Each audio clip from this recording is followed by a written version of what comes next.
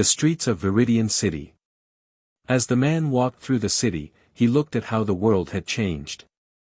It had been a year since he had last wandered through civilization and 3 years since he had spent any large amount of time in it. Technology seemed to be everywhere now, not just in the major cities with large companies running them.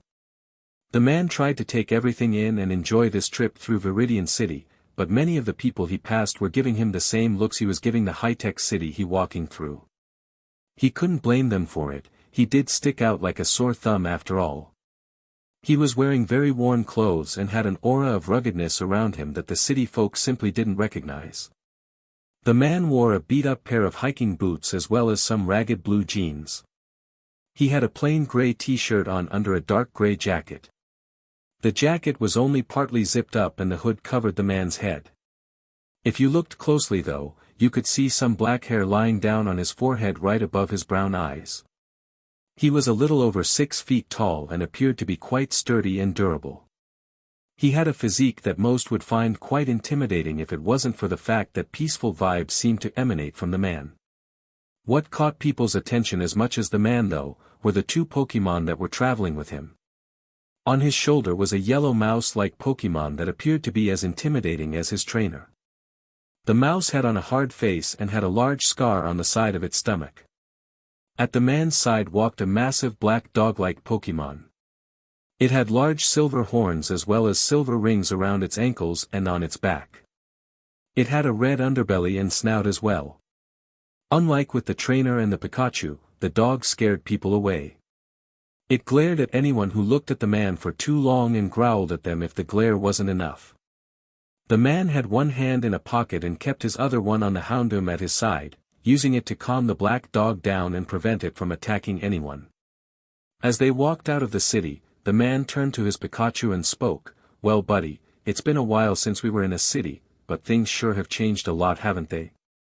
The little yellow mouse turned to look at his trainer and smiled, "Pika Pi Chu Pika," it exclaimed.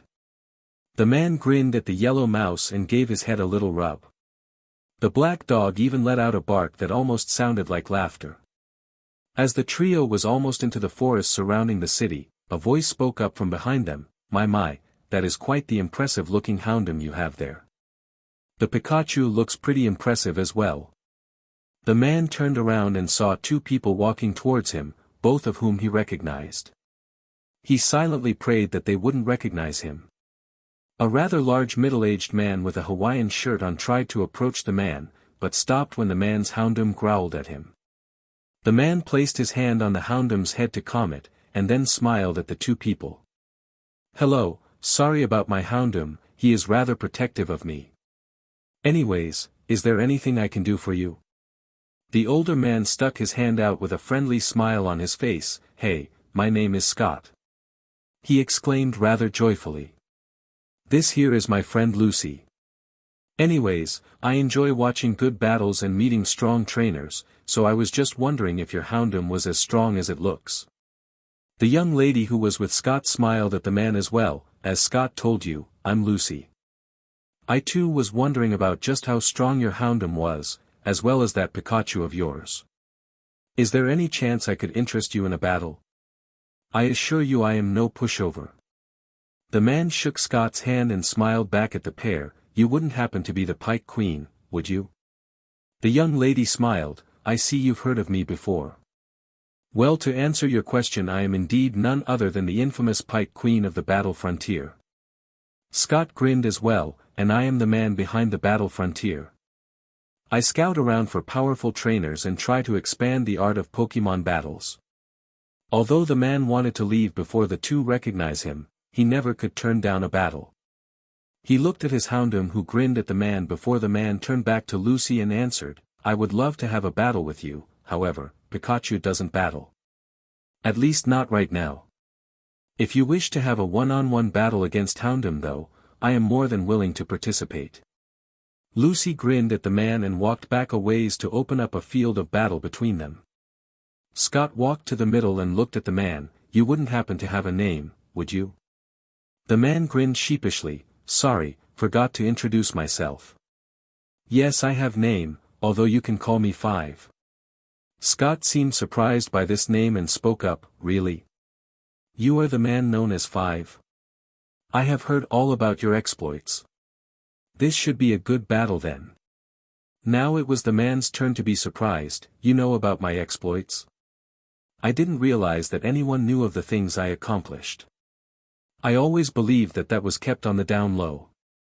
Scott grinned. I am a man with much influence. Although your deeds have been kept secret from the public, I have been made aware of them. Anyways, enough talk, I want to see a battle.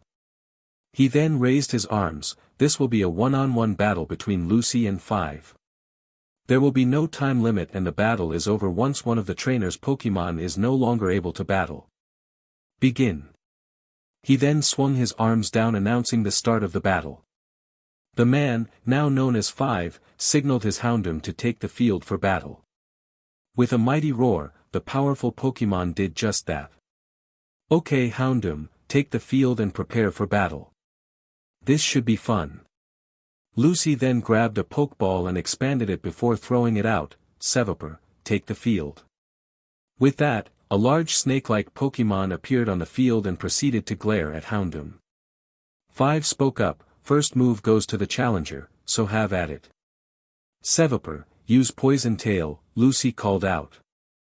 Seviper then shot towards Houndoom at a surprising speed with its tail glowing purple, preparing to strike.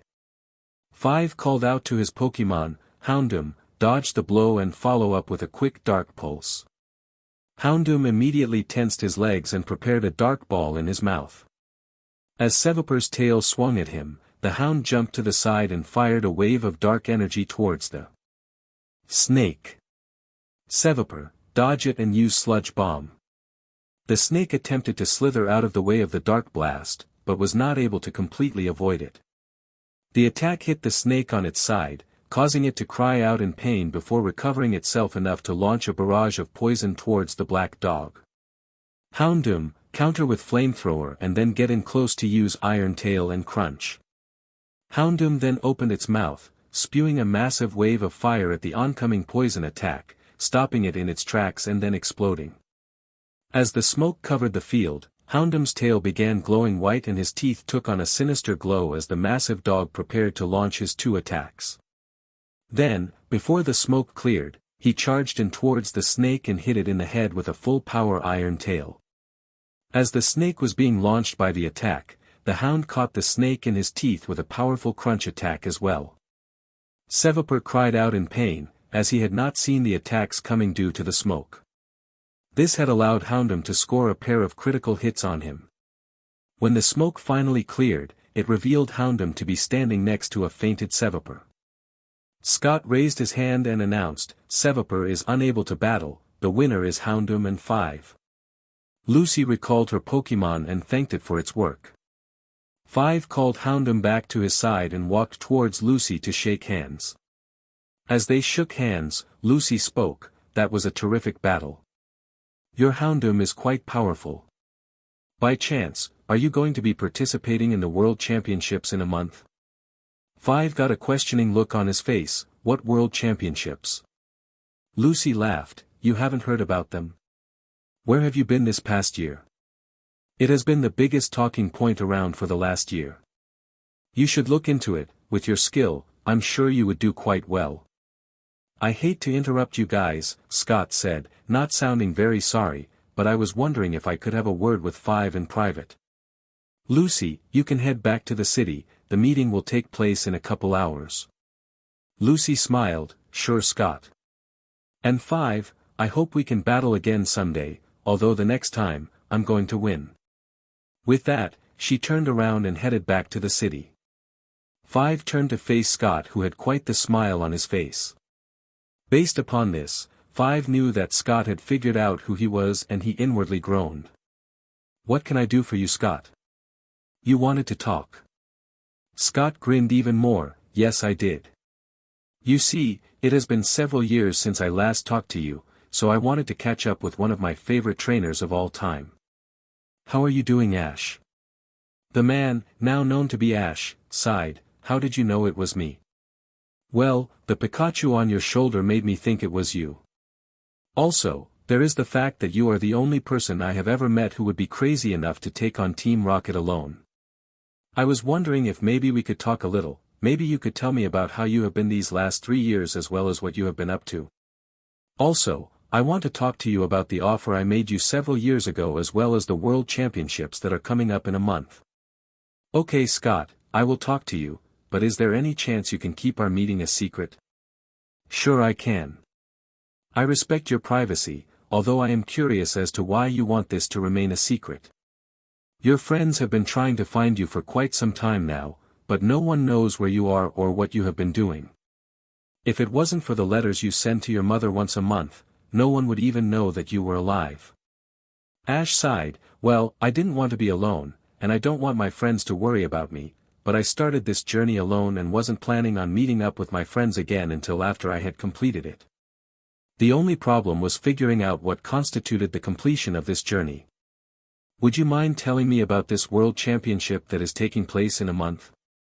I'm wondering if I could use that as a way to finish my current journey and reunite with my old friends. Scott grinned, this World Championship is huge. Normally, every year each region holds its own Pokemon League tournament to find the strongest trainer in the region.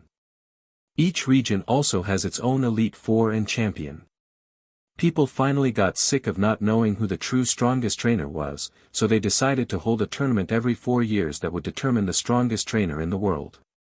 In order to participate, you need to have made it into the top 16 of any league tournament if you are a normal trainer. Other ways to get in are to be a gym leader, Elite Four member, or champion. Also, all of my Frontier brains will be participating as well. Ash got a big smile on his face along with his Pikachu and Houndoom. That sounds like a wonderful tournament for us. Since I haven't been doing any gym battles lately, I can't participate in any of the leagues anyway, but since I have made it to the top 16 in multiple leagues, I can enter this super tournament and when I win the whole thing, I will be the greatest Pokemon master in the world. Scott smiled, calm down there Ash. It's good to see you haven't lost your enthusiasm for battling and Pokemon, but if you enter that way, everyone will know that you are Ash. You told me you wanted to remain anonymous until the end of this journey. Since the man known as 5 has never made it to the top 16, you cannot enter as him in this tournament. Ash frowned, that is a problem. I guess I could enter as me, but I was hoping to keep my identity a secret for a little longer before reuniting with my old friends. Don't worry Ash, I have an idea for how you can enter this tournament as 5. Before I tell you though, I would like to know about what happened to Pikachu as well as what you have been doing these past 3 years. Ash sighed, okay, I will tell you the short story about what happened. After the Sinnoh League, all of my previous traveling companions were out traveling with different people, no room for me alongside them due to the romantic elements between them and their companion. Brock was off in school to become a Pokemon doctor, so I couldn't travel with him either. I also had no clue what I wanted to do when I traveled some more. Eventually, I decided to just wing it. I did what I always do at the beginning of a new adventure and left every Pokemon except for Pikachu at the lab and headed out on my own in Kanto again. I figured I would just go wherever my feet took me. A few days into my journey, I was ambushed by a large group of Team Rocket grunts and a few higher-ups as well. Like always, they were going after Pikachu. At the time, Pikachu was my only Pokemon, so the battle didn't go too well. We managed to defeat all of their Pokemon, but by that time, both Pikachu and me were exhausted while the grunts still had plenty of energy. They tried to take Pikachu by force. Some things happened and Pikachu wound up taking a knife to the stomach. As soon as they critically injured Pikachu, they decided he would never be able to fight for them, so they left us in the forest. I tried to get Pikachu to a Pokemon Center, but I didn't have enough energy and wound up passing out. This is where Houndoom comes in. He was still a Houndour at the time, but he ran off and got help for Pikachu. After that, he decided to travel with me and help get back at Team Rocket for what they did. I decided that my goal for my current travels was to destroy Team Rocket once and for all. For the next year, I did nothing but train and gather Pokemon that wished to help me shut down Team Rocket for good. After a year, we began interfering with them and their operations, shutting down as much as we could. It was around that time that I took the name 5. Since Team Rocket knew me as Ash and who my friends were, if I went around as Ash and messed with them, it would put my friends and family in danger. I decided on the name 5 and went around causing trouble for Team Rocket. After another year, I decided I was ready to destroy Team Rocket for good, so along with my Pokemon, I went to their main base and attacked it. I left 4 of my Pokemon outside to prevent anyone from escaping and went in with Pikachu on my shoulder and Houndoom at my side. Together, we defeated every Team Rocket member in sight as well as finding Giovanni. He tried to escape, but all of his escape vehicles had been destroyed by my Pokemon. He finally gave in and battled me. Houndoom defeated every one of his Pokemon and then knocked him out. I then alerted the police about what I had done and then left the scene before they could arrive. Scott looked at me, okay, so that was a year ago. If defeating Team Rocket was your goal, why didn't you return to your friends after you defeated them?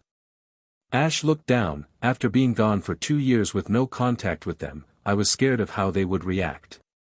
Whether they would be mad at me for just leaving or if they even liked me anymore. I decided I would train for a tournament and reveal myself then to deal with the consequences of having disappeared. For the last year, I have been on Mount Silver, training and living there. Scott grinned. Well then, I think my idea will actually work pretty well for you then. You said that after Sinnoh you didn't know what to do with yourself. You didn't really have a set goal or destination. This tournament will give you a chance to prove yourself as well as serve as an end to your current journey, but what about after this is over? Ash looked at Scott quizzically. What does that have to do with this? I have no clue what I want to do after this, but I will figure that out when the time comes. I will probably just travel around and look for challenges to complete and such. Why? Well Ash, remember when you beat the Battle Frontier? I offered you a position as a Battle Brain. If you become a Battle Brain, you can enter the tournament as 5, protecting your identity.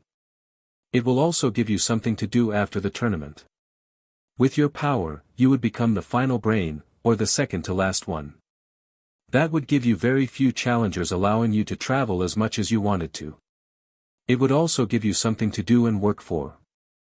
You could also have all of your Pokemon with you at your battle facility, not just the 6 you are currently limited to.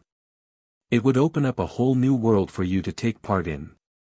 You don't need to answer me now, but if you want to enter the tournament as 5, you will need to answer me within a week. Ash froze as he heard what Scott was proposing. After he had initially beaten the Battle Frontier, he hadn't wanted to join them because he wanted to continue traveling with his friends. Exploring and adventuring. Now that he was older and more experienced, he could see the logic in Scott's proposal. Working as a frontier brain would provide him with something to keep him motivated all the time as well as allow him to continue traveling around as he wanted to. He would be a little restricted as to how much traveling he could do, but it wouldn't limit him too much. Overall, Ash decided it was actually a pretty good idea. After thinking on it for a few minutes, he turned back to face Scott. That sounds like a good idea actually. I think I will do just that. Enter me in the tournament as 5, I will be your newest Battle Brain. Scott grinned at him and shook his hand. Awesome. I know you won't regret this decision. I will get you registered for the tournament. Once you show up, I will have paperwork for you to fill out in order to be a Battle Brain. Now, is there anything you need before I go? Ash thought about it for a few seconds before responding. Where is this tournament going to be? If I'm going to participate, I need to know where I'm supposed to go. Ah yes, of course. The tournament is going to be at the Indigo Plateau. They have spent the last year remodeling the place so that it could host this huge tournament. The plan is to have it rotate through all of the different leagues, so in 4 years, it will be held in Sinnoh, then Hoenn. I don't the full order of it, but those are the first 3 locations for the tournament. Anyways, be at the Indigo Plateau in a month for the tournament and I will meet you there. Thanks Scott, Ash said. I will make sure to be there. Once I win the tournament and become a Battle Brain, I will be the greatest Pokemon master ever. As Scott turned around to leave, he had one last thing to say. Don't go thinking this will be easy for you Ash. I know how good you are, but some of your old rivals will be taking place in this tournament, such as Paul. Also, the league champions aren't pushovers either. I also believe I heard a rumor that your old friend Max made it to the final 16 in the Hoenn Pokemon League and will be participating in this tournament. You might be good, Ash, but there will be many challenges for you to face during this tournament. Ash grinned. That's good, it's been a while since I had a real challenge. Hopefully someone in this tournament can push me a little. With that, Ash walked off into the forest while Scott went back into the city. In the city at the meeting Scott mentioned. Gathered in a large conference room around a fancy mahogany table sat 7 powerful Pokemon trainers. At the head of the table sat a rather large older man wearing a Hawaiian shirt. After looking at each other with serious expressions and no noise for several minutes, the man we know as Scott smiled. He raised his arms and brought them out in a welcoming manner before speaking. Hey guys, thanks for making it to this conference. I'm sure you are wondering why I brought you all here, and I will get to that in a minute. First, I want to ask, how have you all been doing lately? For the next couple minutes, the 7 Frontier Brains exchanged pleasantries and greeted one another. After a while though, the oldest person at the table noticed that a certain dark-haired Pike Queen wasn't being overly enthusiastic about everything, instead watching Scott the whole time. The old man turned to the younger lady. What seems to be troubling you, Lucy? That silenced the other brains, as they too wanted to know what was on her mind. Lucy sighed and spoke up. Nothing is troubling me, I'm just thinking about the battle I lost before coming here. A rather gruff and powerfully built man spoke up. We lose battles all the time, it goes with the job, what makes this one any different? Lucy smiled at the man. Thanks Noland, but this was different. It was a one-on-one battle and he completely destroyed me. I didn't land a single hit against his Pokemon and he defeated my Seviper. Now all of the brains were looking at her. It wasn't uncommon to lose a battle, but to be beaten so soundly while being so powerful yourself is something that is incredibly rare for the brains. Finally a purple-haired girl spoke up. Who was this trainer? He sounds like an interesting guy. Before Lucy could respond, Scott broke in. Thanks for bringing up this topic, Lucy. I was going to get to that in a little bit. I would prefer it if you kept the man's identity and Pokemon a secret for now. That man, after all, is going to be the 8th battle brain of the frontier. At that all of the brains turned to Scott and looked at him in surprise. After a little bit, the old man spoke up. Scott, if this man is going to be a battle brain, why can't we know who he is? Also, what qualifies him to be a brain? Did he defeat the battle frontier before? Scott grinned. You can't know who he is because he will be taking part in the upcoming championship tournament. I feel like it will be more exciting if you don't know who the new brain is until he reveals it himself, in order to keep you all on your toes. As for what qualifies him to be a brain, just like all of you, he is a powerful trainer with a love of Pokemon and battling. He also single-handedly defeated Team Rocket a year ago. Once again, gasps could be heard from the Frontier brains. After getting a good look at their shocked faces, Scott chuckled before continuing. I see that was rather surprising information to you all. Not many were made aware of this feat as nothing was known about the trainer other than a name. In case the man turned out to be a rival criminal, his name was left off all reports made to the public and general population. I was made aware of the man because I am a person who exists in many of the higher circles of the League and the police. I was sworn to secrecy though, to not tell anyone about it. Anyways, now that I have met the guy and learned about his past, I can assure you he is a good guy and will make a fine addition to the battle frontier. After digesting this news for a little bit, another older man spoke up. He was dressed in a green suit with a red collar and had a look that demanded respect. Okay, so it seems you have decided he will join and it doesn't matter what we say. Since I trust your judgment, I will accept him. What I want to know is what his rank will be once he officially joins us. Will he be the new final brain or will he fit somewhere into the middle of it all? Ah yes, thanks for bringing that up as well, Brandon, Scott said. His final position will be determined depending on where he finishes in this tournament. I feel confident that he will make a strong showing and make it to be one of the top 3 brains in the frontier. I feel there a decent chance he might do well enough to take the position of final brain. If you want to be guaranteed to keep your rank as the final boss, so to speak, you need to not lose to anyone, because I can assure you that this man is rather gifted in terms of battling and raising Pokemon. There were some murmurs going about the group now, but they all seemed to accept the fact that a new brain would join them and that he was quite powerful. After a few minutes of light discussion, Scott spoke up once more. The other thing I wanted to say is that this tournament will be a chance to solidify our reputation as an organization. Currently, we are best known for who has conquered us. With only the strongest trainers able to do this, it allows us to have a reputation of strength. With this tournament, we will not be known for who has beaten us, but whom we have beaten. This is a chance to show that we are a group of elite trainers dedicated to the art of the Pokemon battle and the love of Pokemon in general. So, have fun and battle your hardest. This will be a fun tournament. With that, Scott walked out of the conference room, leaving 7 excited and determined frontier brains to contemplate the near future. As soon as he was gone, 6 heads turned to look at Lucy.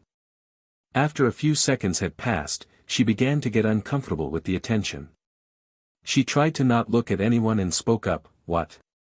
What do you want? Why are you all looking at me?" After a couple of seconds a young blonde girl spoke up, "So I know that Scott wants to keep the guy's identity a secret in order to annoy us, but I'm really curious about him. If he is as strong as you say he is, I want to battle him. Also, what can you tell us about him?" Lucy sighed, "Greta, there isn't much I can say. I can't give you a name or tell you which Pokemon he used. As you have probably figured out, it is a boy. I couldn't really tell how old he was. He could have been 15 or he could have been, it was hard to tell.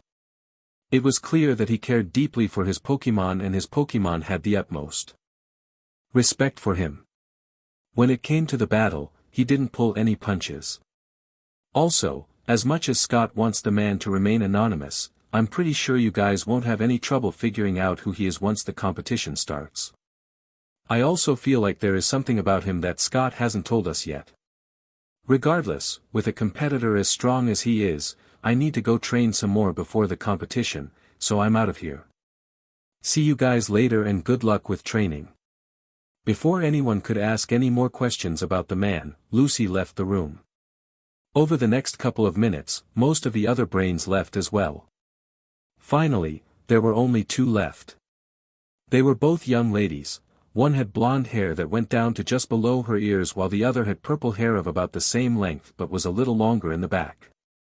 The blonde girl turned to the purple-headed one, "What are you thinking about, Anabel? You seem to be deep in thought about something."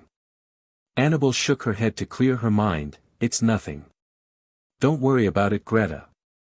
I was just thinking back to all of the challengers that have beaten me as well as looking ahead to the tournament and thinking about the challenges it holds in store." "You can't lie to me, Anabel, I know there is more to it than that. Is there a certain trainer you're hoping to see again?" At the faint blush that appeared on Anabel's cheeks, Greta assumed she was right, but before she could pester her friend anymore, Anabel spoke up. "Fine, you're right. I'm hoping to find a certain trainer at this tournament. He beat the Battle Frontier 4 years ago and then went on to explore Sinnoh. After that, he pretty much disappeared. With his love of battling and Pokemon, I'm hoping to see him at this tournament." With talk of a new brain who happens to be immensely powerful and cares deeply for his Pokemon, I couldn't help but wonder if it was him. Greta got a mischievous smile on her face before answering back, "If I didn't know better, I'd say that you have a crush on Ash Ketchum."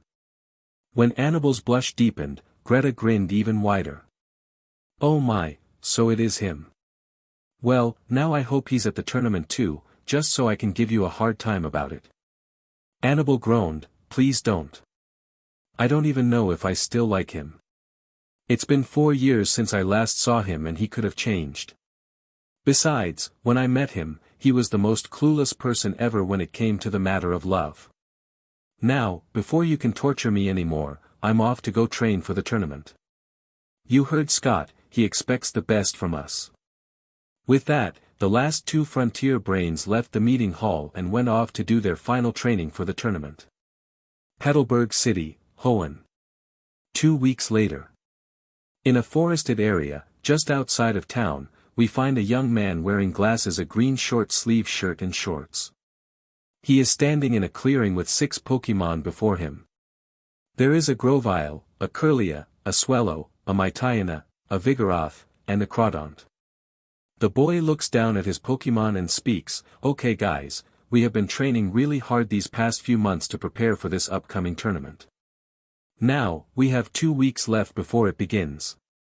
Although our chances of winning aren't good, at the very least we can show the world that we are better than we are believed to be. We will give them everything we have and then give them some more. Whatever happens, I'm proud of all of you for everything that you have done." All of the Pokémon roared in approval at the little speech, and the sound of a single person clapping came from behind the boy. Startled, the boy spun around and came face to face with a beautiful brunette girl. Young lady really, but to the boy, she is just an annoying big sister. The girl looked down at the boy and spoke, "I'm proud of you, Max. You have come a long way during your journey and now you have a group of wonderful and strong Pokémon beside you. Anyways, you are going to have to finish your training at the Indigo Plateau where we will be staying and rooting for you. Get back to the house, we leave early tomorrow." The girl turned back to head to the house, but stopped when her younger brother spoke. "Hey May, do you think Ash will be there?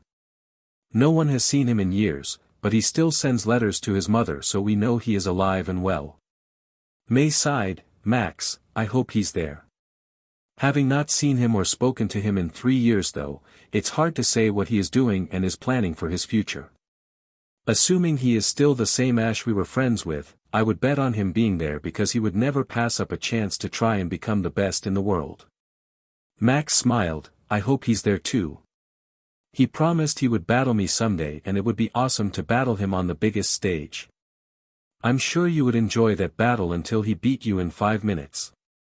You have been a trainer for not even 2 years while Ash has nearly 8 years of experience and training, you're going to need some time before you can stand up to him." Max glared at his sister before smirking, "If I didn't know better, I would say you have a crush on your old traveling buddy. I bet you wish you had accepted his offer to travel with him after he finished the Sinnoh League, don't you?"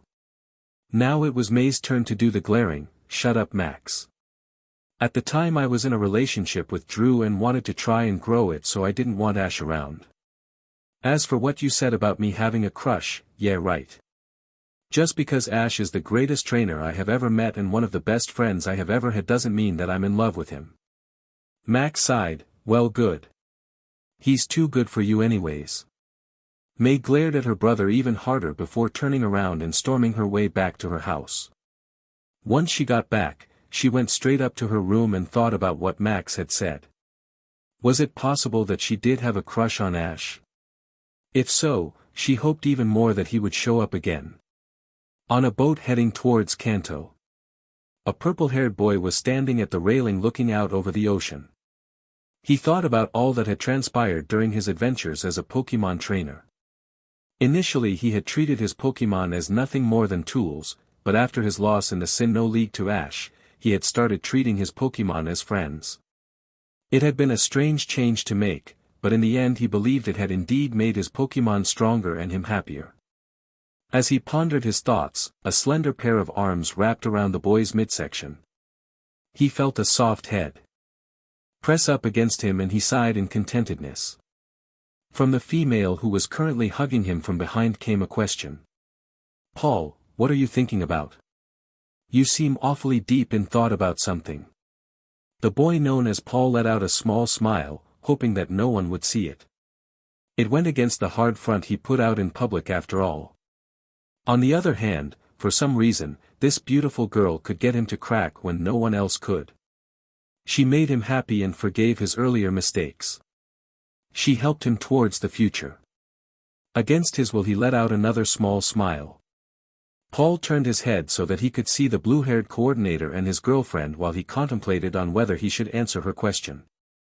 After several moments, he decided to voice his question. "Dawn, you traveled with Ash for a year so you know him pretty well. A lot better than I know him anyway. do you think you will show up at this tournament? The girl known as Dawn smiled up Paul and thought for a few seconds before answering. You really want to show him how much stronger you have gotten, don't you? You want to show him how much you care for your Pokemon now and you want to take him down. He's your biggest rival and you haven't even seen him for 3 years. Dawn giggled at the thought and Paul just looked at her. That didn't answer my question. You knew him a lot better than I did. Will he be at the tournament? Dawn sighed, I hope so. He was a great friend and helped me a lot with the beginning of my journey. As for an answer to your question, I would guess he would be there. If he is still the same Ash he was back when I traveled with him, he would never pass up this chance to prove to the world that he's the greatest Pokemon master ever. Paul looked down at Dawn, do you think he's a better trainer than me? Dawn giggled, well, the last time you guys fought he won, so I'm going to have yes until proven otherwise. Paul glared at her but she just went up and pecked him on the lips before running off back to her room. As she left, she looked over her shoulder at the boy and said, don't worry, I'm sure you could take him now. You have gotten a lot stronger after all. Paul sighed and went back to look at the ocean again, contemplating his thoughts and hoping for a chance to get a rematch with his greatest rival and the man who set his life back on track. Cerulean City Gym. Standing in front of the gym we see 3 people. One of them is an orange-haired girl with a yellow shirt and blue shorts on. She is standing hand in hand with a young man who appears to be around the same age with spiky brown hair, a black shirt, and purple pants on. Facing the young couple is a tan man with incredibly squinty eyes. He appears to be older than other 2 by a few years. He is wearing a greenish shirt with a brown and orange vest over it as well as brown cargo pants. The man with the spiked brown hair turned to his girlfriend, so Misty, are you ready for the tournament? You can show off the connection you have with your water Pokemon as well as how powerful of a gym leader you really are. The girl turned to face her boyfriend and gave him a peck on the cheek, thanks Gary. And yes, I'm ready for this. I might not be the most powerful trainer in the world, but most certainly am one of the best. When this tournament is over, the whole world will have respect for me, the greatest water-type trainer in the world. The man facing them sighed, Misty, you are acting just like Ash. It's good that you're confident in yourself, but don't get too confident and let your guard down. That is an easy way to an early exit. Misty's face went red with anger, Brock. I am not like Ash. He was Dash. Before she could go on about how she wasn't Ash, Gary covered her mouth and Brock apologized. Sorry Misty, I know you don't like being compared to him, but it wasn't a bad thing. Confidence is good. Misty sighed, I suppose that's true, but still, don't do it again. Also, speaking of our old friend Ash, do you think he's going to show up at the tournament? That question stopped the conversation. After a little bit, Gary got a huge smile on his face. You know what? That actually sounds like something Ash would do. Disappear for years, alone on his personal adventure and then suddenly pop up out of nowhere in the biggest tournament ever held. With his competitive spirit, there is no way he would miss this event. Brock grinned as well, you got that right Gary. Ash wouldn't miss this for the world. Assuming he hasn't changed too much while out on his own, I'm positive he will be there. Now, Gary, you said you had a few flying Pokemon that could take us to the tournament, right? Yes, I did say that. With that, Gary tossed out 3 Pokeballs. As the light materialized into Pokemon, the 3 looked on at the Pidgeot, Aerodactyl, and Tropius that stood before them. Gary then looked at his 2 companions, the Aerodactyl is my ride, you 2 each take one of the others and follow me. With that, Misty hopped onto the Tropius while Brock took the Pidgeot. Together, the trio headed off towards Indigo Plateau looking forward to the battles to come as well as holding on to the hope of possibly seeing an old friend for the first time in 3 years. Mount Silver. The man known as Ash Ketchum stood before his 6 battlers with Pikachu on his shoulder. The man held on to the hope that Pikachu would be able to battle again soon, but for now, his 6 other Pokemon would just have to do the job themselves. He also knew that they were more than capable of doing what was necessary for the battles to win it all. He smiled at his team of 6 before recalling 5 of them back into their ball. He turned to the Houndoom that was standing beside him. Well, we're off to Indigo Plateau. With this tournament, I will claim the title of Pokemon Master while all of my faithful friends will be known as the strongest of their kind to have ever been born. Now, Houndoom, the plan is to only use you until you fall in battle. The longer I can keep my party a secret, the larger our advantage will be. It will also help to intimidate our opponents if you build up a reputation of being unbeatable. Before we go though, you need to promise me that you will stay out of fights and not cause trouble. The Houndoom looked at its trainer and barked a few times. Ash sighed, I know you are only trying to protect me, my pride, my honor, and your Pokemon friends, but if you pick a fight with everyone that looks at one of us funny or says something you don't like, we will get kicked out before we even battle. We have to step up and be the better people in Pokemon. Ignore the jabs and show them how powerful we are on the battlefield. Once they catch sight of our power, there will be nothing to worry about. Okay. The large black dog gave a bark of approval before walking out of the cave at his trainer's side. Indigo Plateau. A man is seen walking into a Pokemon Center with a Houndoom at his side and a Pikachu on his shoulder. When he enters the building, everyone temporarily stops what they are doing to look at the man and his Pokemon. The man and his Pikachu ignore the looks they are being given, however the Houndoom is not so friendly. He proceeds to glare at everyone and even gives off a faint growl. The people in the center watch the Pokemon in fear, but the man simply places his hand on the dog's head and rubs it affectionately. Calm down, Houndoom. None of these people are here to threaten us. Just relax. If you can't behave yourself, I will put you back in your ball. The threat made the dog instantly stop growling. He refocused his eyes in front of him and walked alongside his trainer to the front desk. As they walked up, the people slowly went back to doing what they had been doing before the man walked in. A select few of them opted instead to follow the man and catch his name so they could look him up and learn of his accomplishments. These were the trainers who were the most intimidated by the man or the ones who had the most hunger for knowledge of the enemy. Once the man got to the front desk, he spoke to those who had followed him. Without turning around, he said, if you are hoping for information on me, you won't get much. All you will find is that I qualified for this tournament and that I have a Houndoom and a Pikachu. What you won't find is that I do not battle with my Pikachu due to an accident a few years back. Now, kindly leave me in peace so that I may get checked in. As the people left as fast as they could, the nurse Joy at the counter looked at the man and his Pokemon. She immediately spotted the problem with Pikachu and frowned. Hello sir, I understand you are here for the tournament, may I have your Pokédex so that I can verify you are registered? The man smiled at the nurse. In a quiet tone that no one except for the nurse could hear, he said, I am the newest Frontier Brain. Scott registered me. He also told me he left special instructions for my registration that would prevent me from having to hand over my Pokédex. My name is 5. The nurse frowned before going through her papers to see if what the man said was true. When she got to the Frontier Brain papers, she saw that the man hadn't been lying. The paper said the man traveled with a Houndoom and a scarred Pikachu.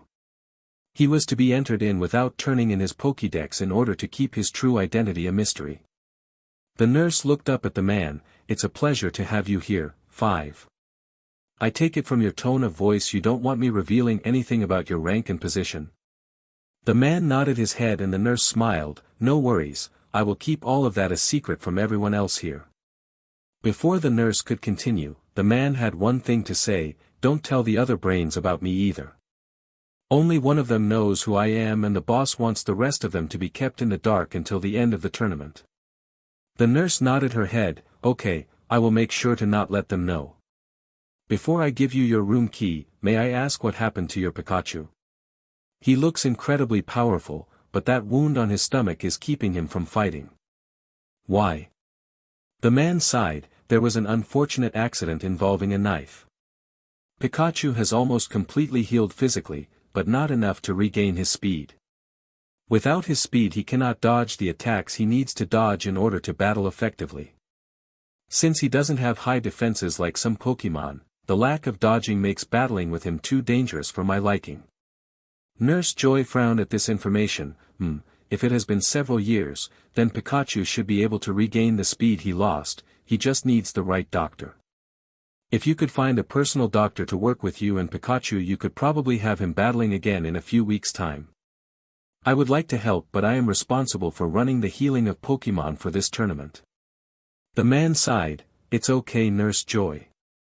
It would be nice to battle with Pikachu during this tournament, but I understand your dilemma. Hopefully after this tournament you can help Pikachu get back to fighting condition again. After a few seconds, the nurse brightened up considerably. Wait! She exclaimed.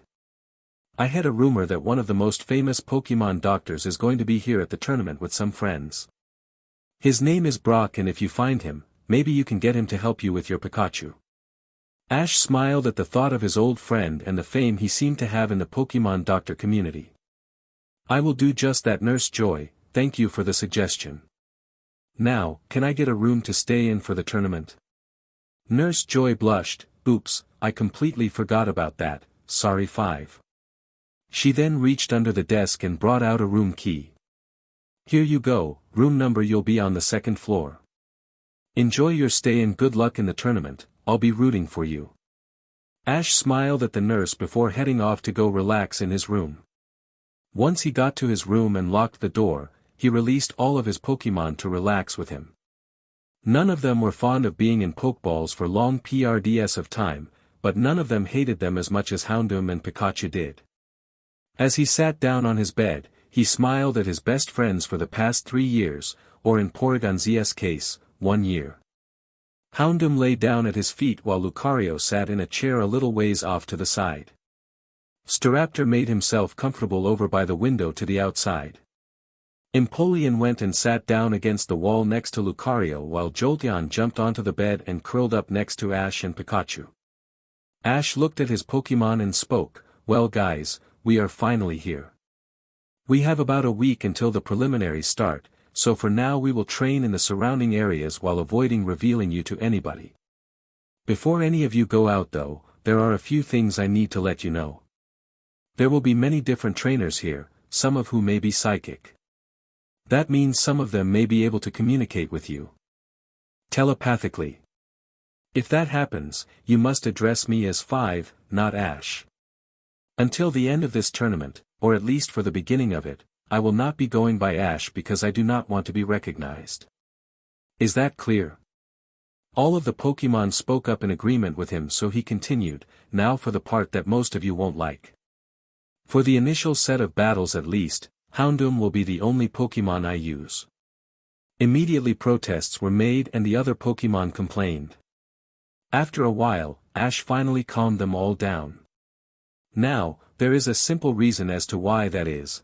I don't want my opponents to know what to expect from me and my Pokemon until absolutely necessary.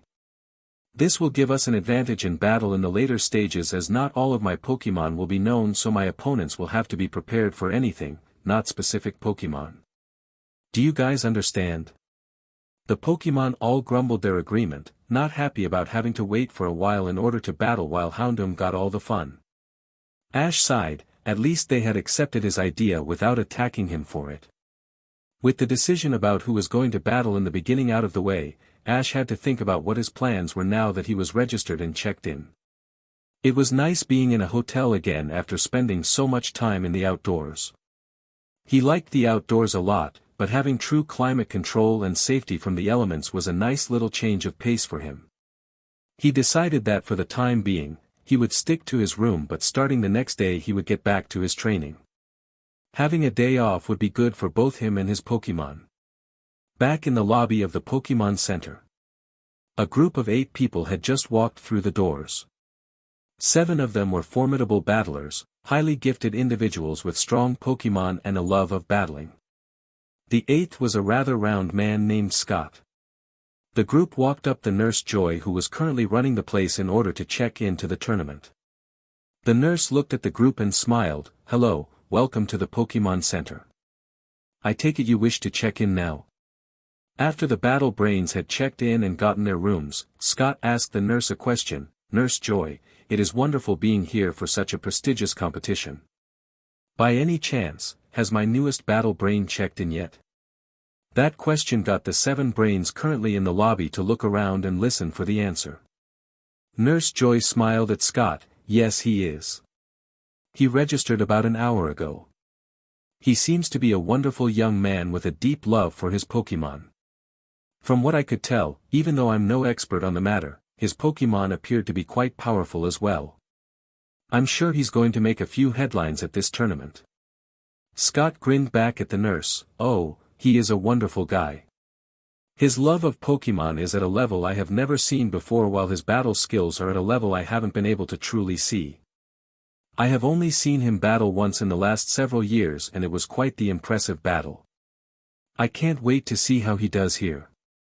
Now, can you give me his room number? I have some things to discuss with him. Looking around, the nurse could see that the other brains were eagerly looking for any information they could get on the man, and Nurse Joy remembered her promise to keep his identity secret from everyone, especially the brains. She smiled at the brains before writing something down on a piece of paper and handing it to Scott. Here you go. He told me to keep as much information as possible about him a secret from everyone, so I trust you can figure out my clues in order to find him. The battle brains let out a small groan at the secrecy, but weren't overly surprised by it. At the same time, Scott gave out a small chuckle. Thanks Nurse Joy, and good luck with your job. With a tournament of this caliber, you are going to have quite a bit of work to do. Scott then turned around and told the brains to get themselves comfortable in their rooms while he went to find his newest brain. The 7 brains proceeded to split up into smaller groups. Brandon went back outside to his battle pyramid, because why stay in a measly hotel room when he could stay in his flying fortress? The rest of the brains went off to drop their stuff off in their rooms until only Anabel remained. The nurse looked at the young girl questioningly. Anabel, is there something I can do for you? The nurse asked. Anabel turned to the nurse and let out a sigh. No, thanks though. I was just wondering about the competition and who all would be here for it. It's supposed to be the best trainers from around the world, but there is one in particular I am hoping to come across and battle.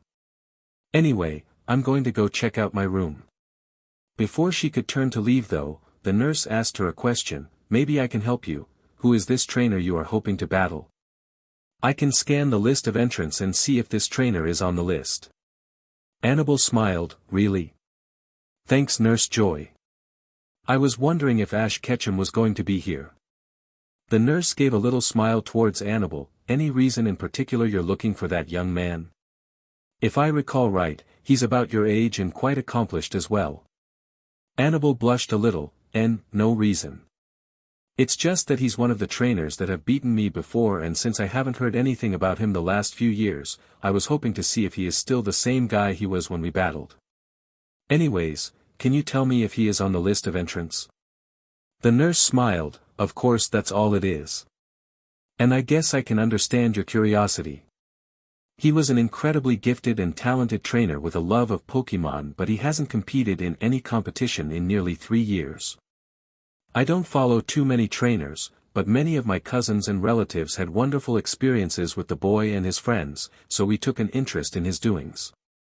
I know that no one really knows what he has been up to the last few years, but I heard a rumor a couple years back that he was busy trying to destroy Team Rocket. Since no details were released about how they were destroyed, I can't help but wonder if Ash played a role in it. Anyways, the nurse continued, completely missing the surprised look on Anabel's face at that information. You wanted to see if he was in this competition? Okay, wait just a sec for me to look through my list here. As the nurse checked her list, Anabel was deep in thought. Lucy thought that Scott was holding something back about the new brain, and Scott told us that this new brain defeated Team Rocket alone. If Nurse Joy heard a rumor that Ash had been busy trying to defeat Team Rocket, is it possible that the new brain is Ash? And even if it isn't, if Ash was working to destroy Team Rocket and this brain really did defeat Team Rocket, isn't it possible at the very least that this new brain knows something about Ash? I'm going to figure out who this new brain is and question him. Anabel's thoughts were interrupted by the nurse clearing her throat. Anabel looked up and blushed. Sorry, I got lost and thought about something. What were you saying? The nurse smiled at the young lady. I was just saying that unfortunately there is no Ash Ketchum registered to this competition. On the other hand, with so many powerful trainers here, it stands to reason at least one of them must have seen him during the last few years and might know where he is right now. I hope you succeed in finding him and good luck during the tournament. Thanks Nurse Joy, Anabel said. I hope I can find him as well. It's been too long since we last talked. Anabel turned to walk to her room when a different voice interrupted her. Hey Anabel, it's been a while, how are you doing? Anabel turned and saw a pair of familiar faces. She smiled at them. Hey May. Hi Max. I'm doing pretty well, are you guys entering the tournament? The brunette coordinator smiled and shook her head. I'm not entering, but my little brother is, so I'm here to support him. Anabel turned to the boy. Hey Max, how have you been? I take it that since you are in this tournament you started your journey and had some success in it so far. Max grinned. Yup. It's been almost 2 years since I started. My first year I made the top 16 of the Hoenn Pokemon League competition, and with this competition I'm going to show the world just how powerful my Pokemon are, as well as the bond one have with them. Anabel smiled. That is some determination you have there. It reminds me of your friend Ash's determination when he battled against the Battle Frontier. Well, I traveled with him for quite some time before I started my journey, and I guess his attitude and beliefs rubbed off on me quite a bit. I don't think I would be the trainer I am today if it wasn't for him, Max said. Speaking of Ash, I was wondering if you knew whether or not he had entered this competition. I really want to battle him. Anabel couldn't help but let out a little laugh at the young trainer's enthusiasm. Max, calm down, I'm sure you will get to battle him someday. However, according to Nurse Joy, there is no Ash Ketchum side up in this tournament. Max's face fell at the news, but before he could say anything, May spoke up. I take it you were hoping to see him again as well since you asked the nurse whether he was here or not. Well, he was always one of my favorite trainers once I saw his love and respect for all Pokemon, so I wanted to have a rematch with him to see if he had gotten any better or what he had been up to these last 3 years. Before May could respond, Max spoke up. Well, even without Ash here, I'm sure we will find him soon. He can't stay gone forever. Also I was wondering if I could challenge the Battle Frontier after this tournament. Anabel smiled. Well Max, you might be a little young, but I will talk to Scott about it. If you do well here, he will probably let you. Also, speaking of the Battle Frontier, Scott told me something about a month ago. Max looked up. What did he say? Well, he held a meeting in Viridian City about a month ago and announced to all of the Battle Brains that an 8th Battle Brain has been selected to join the frontier. A new voice spoke up from behind this small group. A new brain? Well, that sounds exciting. Who is it? The group turned and came face to face with 2 more people. One had purple hair while the other had long blue hair. Anabel didn't know them, but the others did. May spoke up. Hey Dawn, how are you doing? And Paul, I take it you're entering this competition? The purple-haired boy, Paul, nodded his head. Yes, I am entering this competition. I'm going to beat everyone and claim my title as the greatest trainer. Now, what was this I heard about a new frontier brain? Scott gave me permission to challenge the Battle Frontier after this tournament, so I'd like to know all I can before I do that. Anabel grinned at the trainer in front of her. I take it you're a powerful trainer then. Scott only lets the best challenge us. I'm looking forward to the challenge. As for the new brain, I don't know much. Scott wanted us to all be in the dark about it so we would suspect anyone and everyone as being the new brain. All I know is that the trainer is a male and supposedly a younger person. Beyond that I'm not really sure. Scott says the guy is powerful enough to probably claim the title of final brain of the frontier, so there is that as well.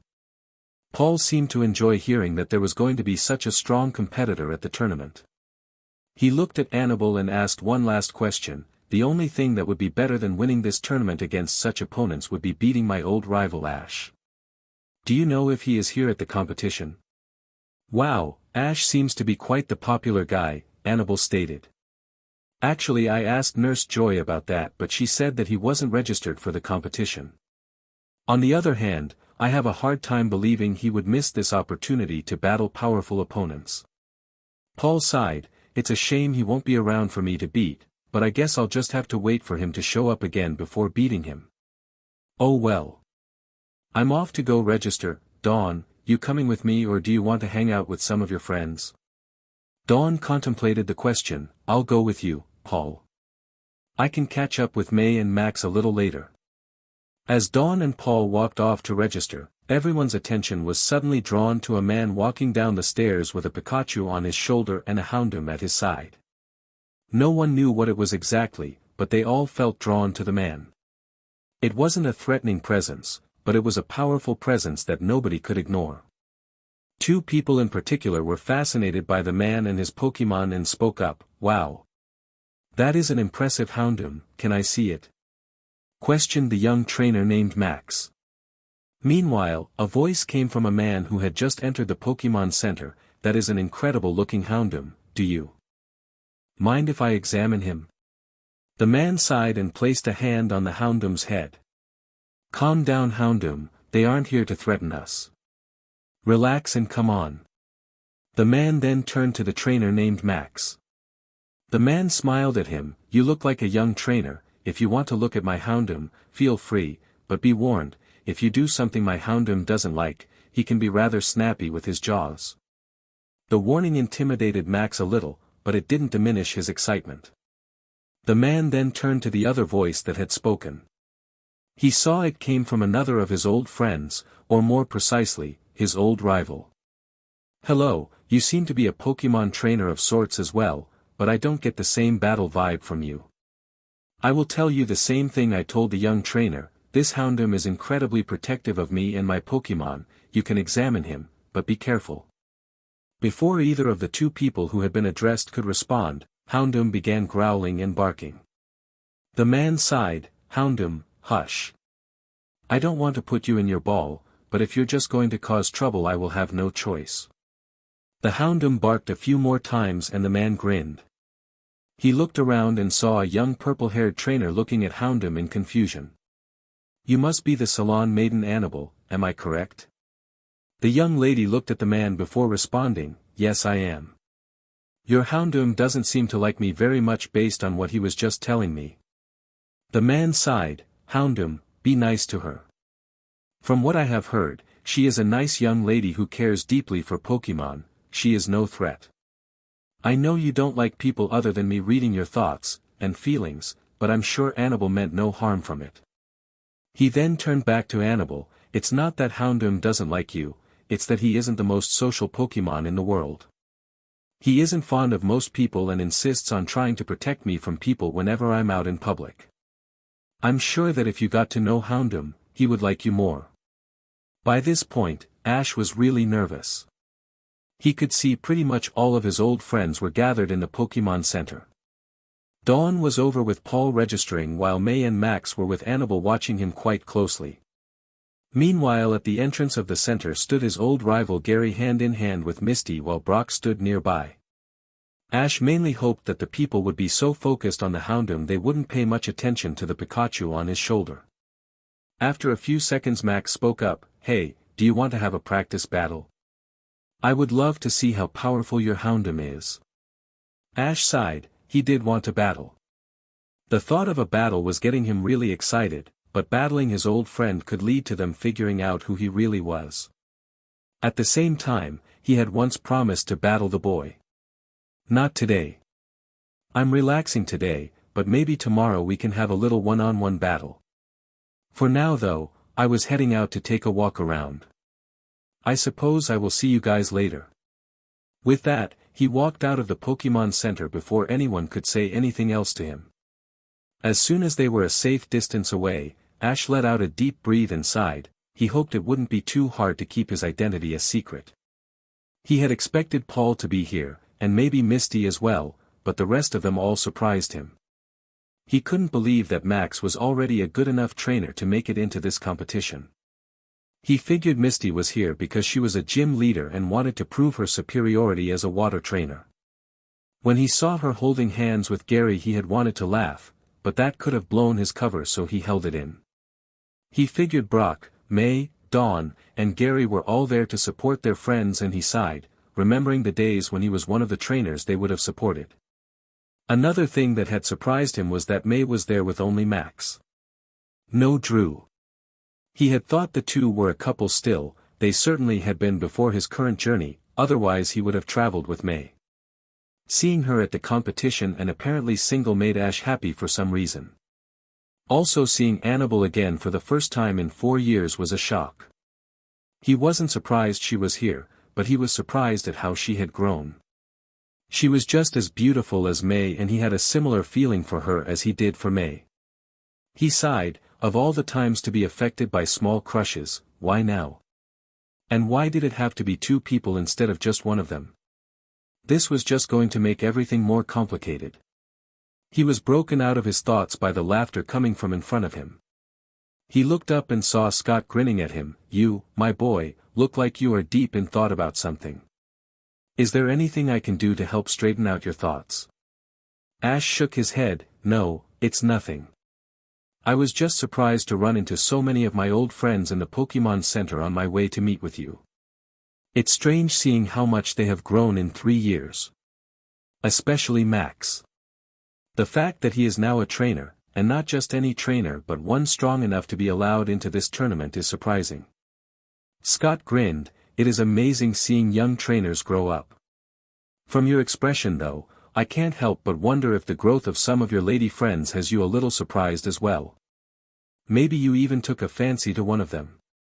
At Ash's blush the man laughed again. Well, it's good to see you are finally figuring out a thing or two about love.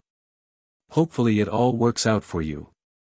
Anyways, I have some paperwork for you to fill out in order to finalize your becoming a frontier brain. Ash took the papers and placed them into his backpack. Thanks, Scott. I will get these finished as soon as possible and return them to you. Is there anything else you need me to do in the meantime? Scott looked at Ash and clapped him on the back. 5. You just need to go out there and show the people in this competition what you're made of. Have some fun and enjoy your battles. Also, it wouldn't hurt if you made friends with the other frontier brains and your old friends as well. I know you don't want them to know who you are, but that's okay. Keep your identity a secret and befriend them as 5. Then once the tournament is over and you announce to the world who you really are, you can really surprise them. Ash grinned. Okay, thanks, Scott. Now I'm leaving before anyone sees us here. I don't want anyone knowing about me being a battle brain. And if I'm seen talking with you too much, people will get suspicious. With that, Ash walked back to the Pokemon Center to get some more rest and think about what he was going to do about his old friends at the competition. As he entered the center, he saw Brock confessing his undying love for Nurse Joy and the nurse looking rather sheepish and surprised by this. When the nurse saw Ash enter, she interrupted Brock's confession. Hey, 5. Welcome back.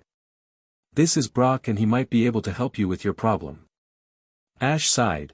Part of him didn't want to get Brock's help because it would involve Brock probably figuring out who he really is. On the other hand, he cared too much for Pikachu to let a small thing like an identity problem interfere with the Pokemon's well-being.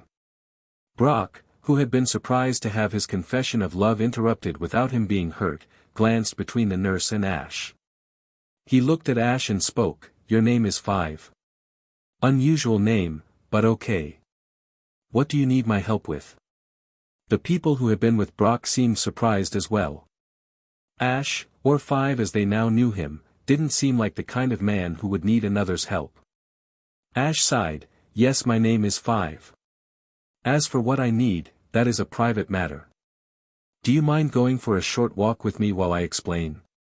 Brock nodded and turned to his friends. You guys go and get set up in your rooms, I will be there in a little bit. First I want to see if I can help 5 with whatever his problem is. His friends nodded and walked off to their rooms while Brock walked over to Ash. Ash smiled at his old friend. Brock, I need your help, but everything I tell you, you must swear not to tell another soul. Not even your traveling companions and friends. As they walked out of the center, Brock pondered these words. Why does it need to be kept a secret from them? And just what is it you need my help with? Ash sighed. As you have probably guessed, my real name isn't 5. In order for you to help me, you will probably figure out who I really am, and I can't have word of my identity spreading around until the end of this tournament. Brock thought about this before nodding. Okay, I promise not to tell anyone any of what you tell me. This will all be kept confidential. Now, what is your problem? As an answer to his question, Pikachu jumped onto Brock's shoulder. Brock was surprised by this action, but once he got a good look at Pikachu he gasped, "What happened to you? That is quite the scar you have." Pikachu nodded, "Pika Pi, Chu Pikachu." Brock looked at the yellow mouse questioningly. "What was that? I don't really understand the Pokemon language too well." Ash chuckled, "Give it time, Brock, I'm sure you will figure it out eventually." As for what he said that it's a knife wound from Team Rocket. Brock gasped again. "What? That's terrible!" he exclaimed. Ash nodded, "That's why I personally destroyed Team Rocket. They pushed me too far and so I shut them down." By now, Brock was getting used to surprises, but hearing this man claim that he had destroyed Team Rocket was still rather shocking. After several minutes, Brock spoke up, "If you don't mind me asking, why was Team Rocket after you in the first place?" Ash let out a small smile before grimacing. "Team Rocket has always been after my Pikachu. Since practically the day I got him, Team Rocket has wanted him. For years they failed to take him, but that was because of the incompetent members they had been using to pursue me. A few years ago, they decided on a different method to get him and it almost worked. In the end it failed, but they still managed to scar him and do serious damage to him with a knife." When he finished talking, he noticed that Brock was no longer at his side. He turned around and saw Brock just standing there staring at him.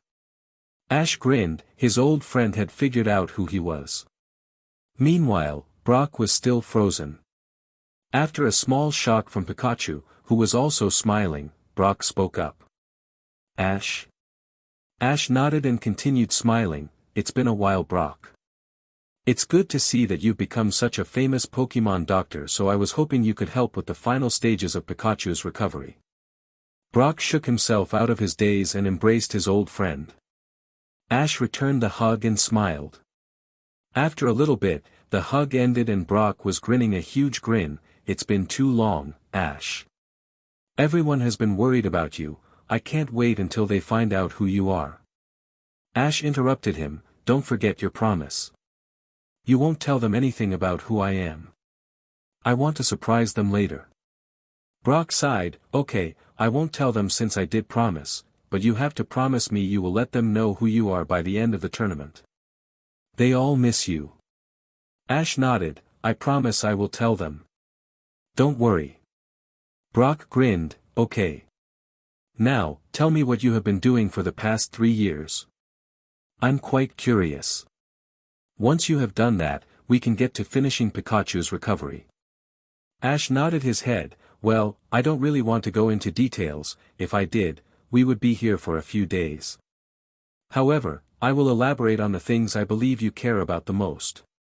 Namely, why I left alone without telling anyone and where exactly I have been." Brock nodded, "That's reasonable, I suppose, but eventually I'm going to want to know all the details of your adventures the past 3 years. Yeah, Ash said, "I know. Anyways, the first point about why I left alone is simply because I had no one to travel with. You see, after the Sinnoh League, I began feeling some strange feelings that I began to believe were feelings of love, or more likely a small crush." "Wait," Brock interrupted, "you fell in love? For all the time I traveled with you, you never showed any sign of such emotion." Ash sighed, "I know. And for the most part of the journey it's true that I couldn't have cared less about love. I was friends with my Pokemon as well as my companions, but I never had any desire for more than that. After the Sinnoh League though, that began to change. I developed a small crush on Dawn." Brock looked like he was about to interrupt, but Ash just held up a hand to silence him. "I know this is surprising for you, but please try not to interrupt me." Brock nodded his head and Ash continued. "Anyways, I didn't really know anything about relationships or crushes or love or any of that because I had never given it much thought. I asked Dawn if she wanted to continue traveling with me with the hope that I could begin to understand my feelings better and maybe have it grow into a relationship. The problem was, I was a little too late. Dawn informed me that she had just begun a relationship with her childhood friend Kenny and wanted to travel alone with him to try and grow their relationship. I told her that was fine with me, although it did hurt a little. I decided to try and move on. I thought back to previous friends and gave May a call to see if she would travel with me. She, however, had the same problem as Dawn. May had just started a relationship with the coordinator named Drew and wanted to be alone with him to build their relationship. I tried to think about who else I might want to travel with, but no one I could think of would be able to. You had just started medical school to be a Pokemon doctor, so I wasn't going to ask you. Misty was a gym leader, so I wasn't going to pull her away from her job to travel the world with me. Max still wasn't old enough to be a trainer and was instead busy studying up for when he could become one, so I didn't want to bother him. Eventually I ran out of ideas and decided I would just travel alone, at least until I came across someone who wanted to join up with me. Then came my next problem. I had no clue where I wanted to go. I had traveled through the regions and collected gym badges as well as having taken part in the Pokemon League tournaments in them. I didn't really want to go on a repeat run of something I had already done, but I did want to do something. I eventually decided that I would just wander. I would start my adventure with just Pikachu and myself like I normally did and then go wherever my feet took me. I knew that my mother would never approve of such a plan, especially with no one to watch over me. I love my mother and all, but sometimes she can be a little too overprotective of me. Anyways, I decided to drop off my Pokemon and set out without telling her ahead of time. I left a note and promised to stay in contact with her. With Pikachu on my shoulder, I set out to start a new journey. It was silent for a few minutes before Brock spoke up. Okay, so then why didn't you ever contact us? I know you sent letters to your mother every month, but you never bothered contacting anyone.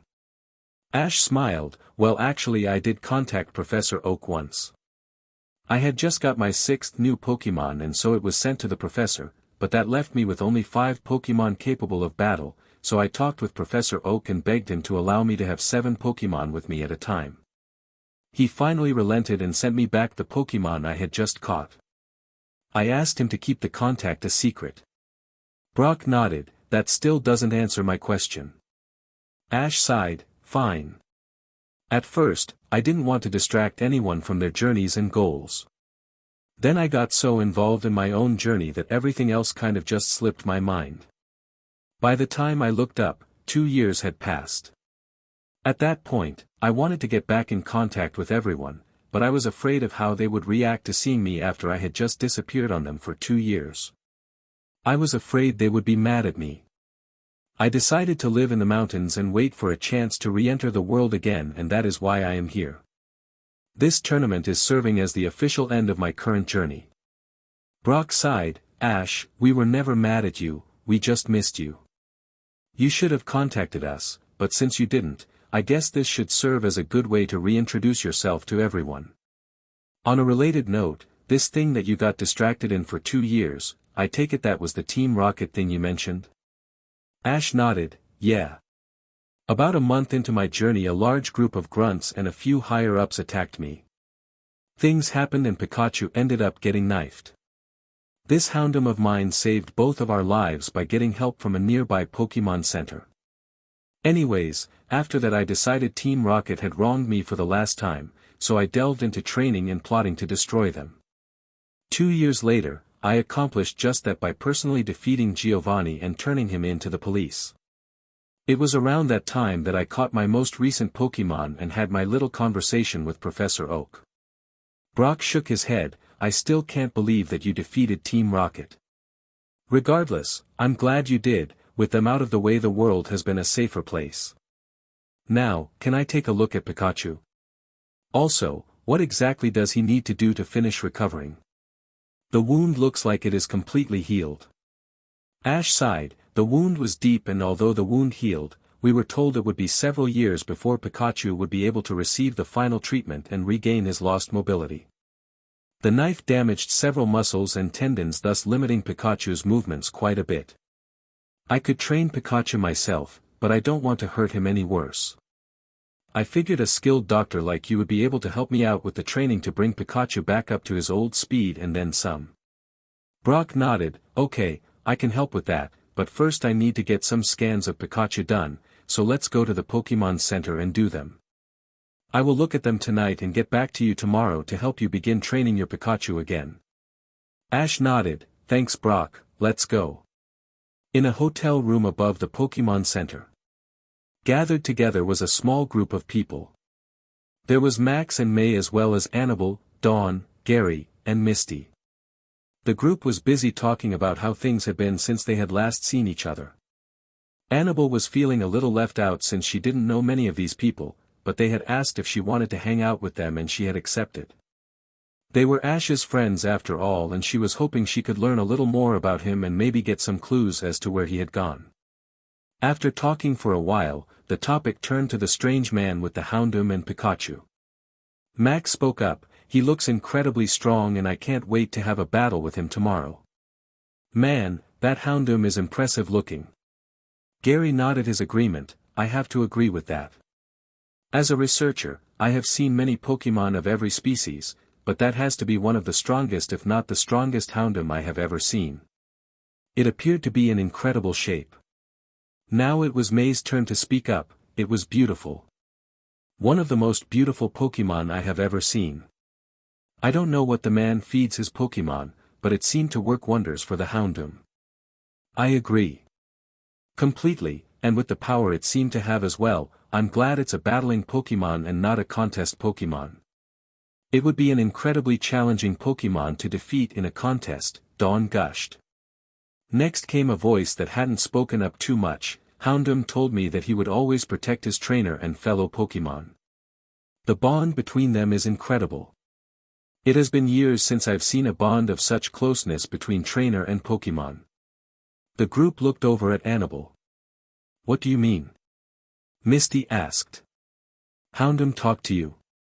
Anabel nodded. I suppose you don't know. I can feel Pokemon's emotions and communicate with them telepathically. When the man told his Houndoom to be nice to me, it was because I had tried to communicate with him mentally and the Houndoom didn't appreciate it. He said some not so nice things as well as telling me that he would always protect and serve his master. Now Gary spoke up. Does this man have a name? I heard Nurse Joy call him something before he left with Brock, but I didn't really catch it. When no one spoke up, Anabel answered, I don't think it's his real name, but the Houndoom referred to the man as 5. I believe that's a codename of sorts, but it is also probably the closest to a name we will get until he chooses to reveal his identity. Speaking of Brock, Dawn said, where is he? 5, or whatever his name is, said he had a problem he needed Brock's help with and Brock said he would be gone for a little bit to help him with it, but he's been gone for quite some time. May then spoke up, I don't know where he is, but I'm sure he's fine. If he needed Brock's help and Nurse Joy recommended him, it's probably a medical issue that she can't deal with due to the current busyness of the center. Anyways, speaking of missing people, where did Paul go? He took one look at the Houndoom and decided he wanted to get some last-minute training in, Dawn responded. He is taking this tournament incredibly seriously. He really wants to show the world how he has changed since he lost to Ash as well as prove how powerful he is. He was hoping Ash would be here, but it seems he isn't. Max sighed. Ash might not be here, but I agree with Paul about the Houndoom. Seeing it makes me think I still have to train if I want to do well in this competition. That Houndoom looks incredibly powerful. Suddenly Anabel spoke up, hey, did you guys see the Pikachu the man had on his shoulder? Everyone stopped for a few seconds and thought about it. After a few seconds they were all nodding and Misty spoke up, now that you mention it, I do remember that. It didn't draw attention to itself the way the Houndoom did and we were all so distracted by the Houndoom we didn't pay the Pikachu much attention. Why? Anabel thought about it. Well, the Pikachu said hello to me as if I was an old friend or something. He asked me how Espion was doing. I was wondering how he knew about my Espion. I have only met one trainer who traveled around with a Pikachu on his shoulder, but I have met several trainers with Pikachus. What really stood out to me about the Pikachu was the scar it had on its stomach. It looked like it had been stabbed or something. It has, spoke a voice from the doorway. Everyone turned to see Brock standing there. After everyone had greeted him, Anabel asked Brock to explain what he had said. Well, I can't tell you much because Five asked me to keep it a secret, but many years ago his Pikachu was involved in an unfortunate accident involving a knife. The Pikachu lost most of its mobility and Five was wondering if I could help Pikachu recover fully so he could battle again. That is all I'm telling you though, everything else I am sworn to secrecy about. This man takes his battles seriously and wishes to hold as many advantages as he can. He also said he is looking forward to his practice battle against Max tomorrow as it has been a month since his last trainer battle. After that, he went back to his room, so yeah. After several minutes of thinking and silence, May spoke up. Well guys, regardless of this strange man named Five, we are finally here at the Indigo Plateau.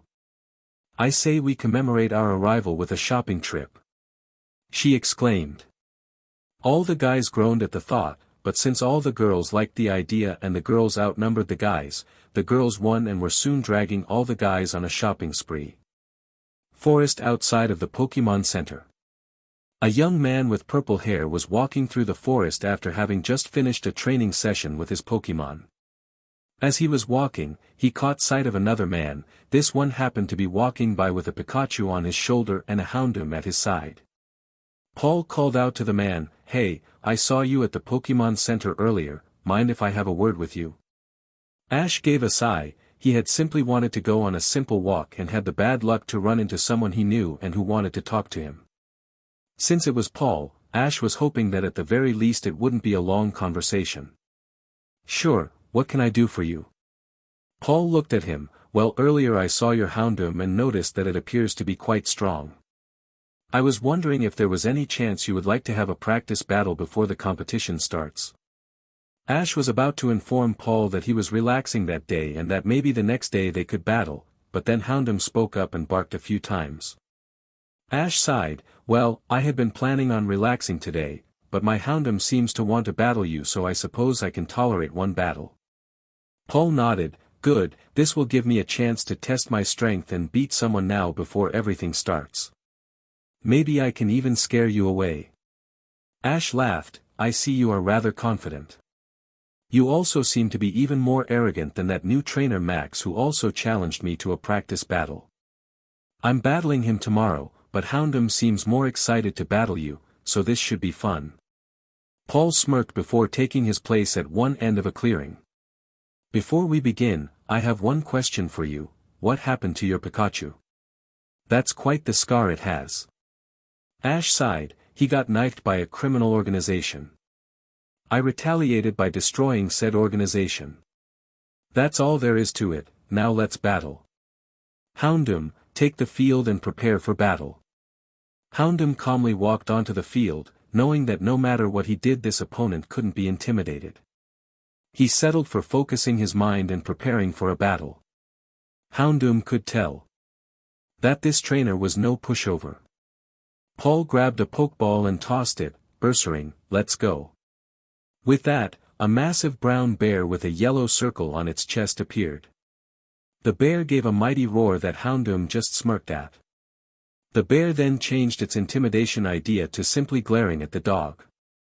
Ash spoke up. "As the challenger, I give you the first move."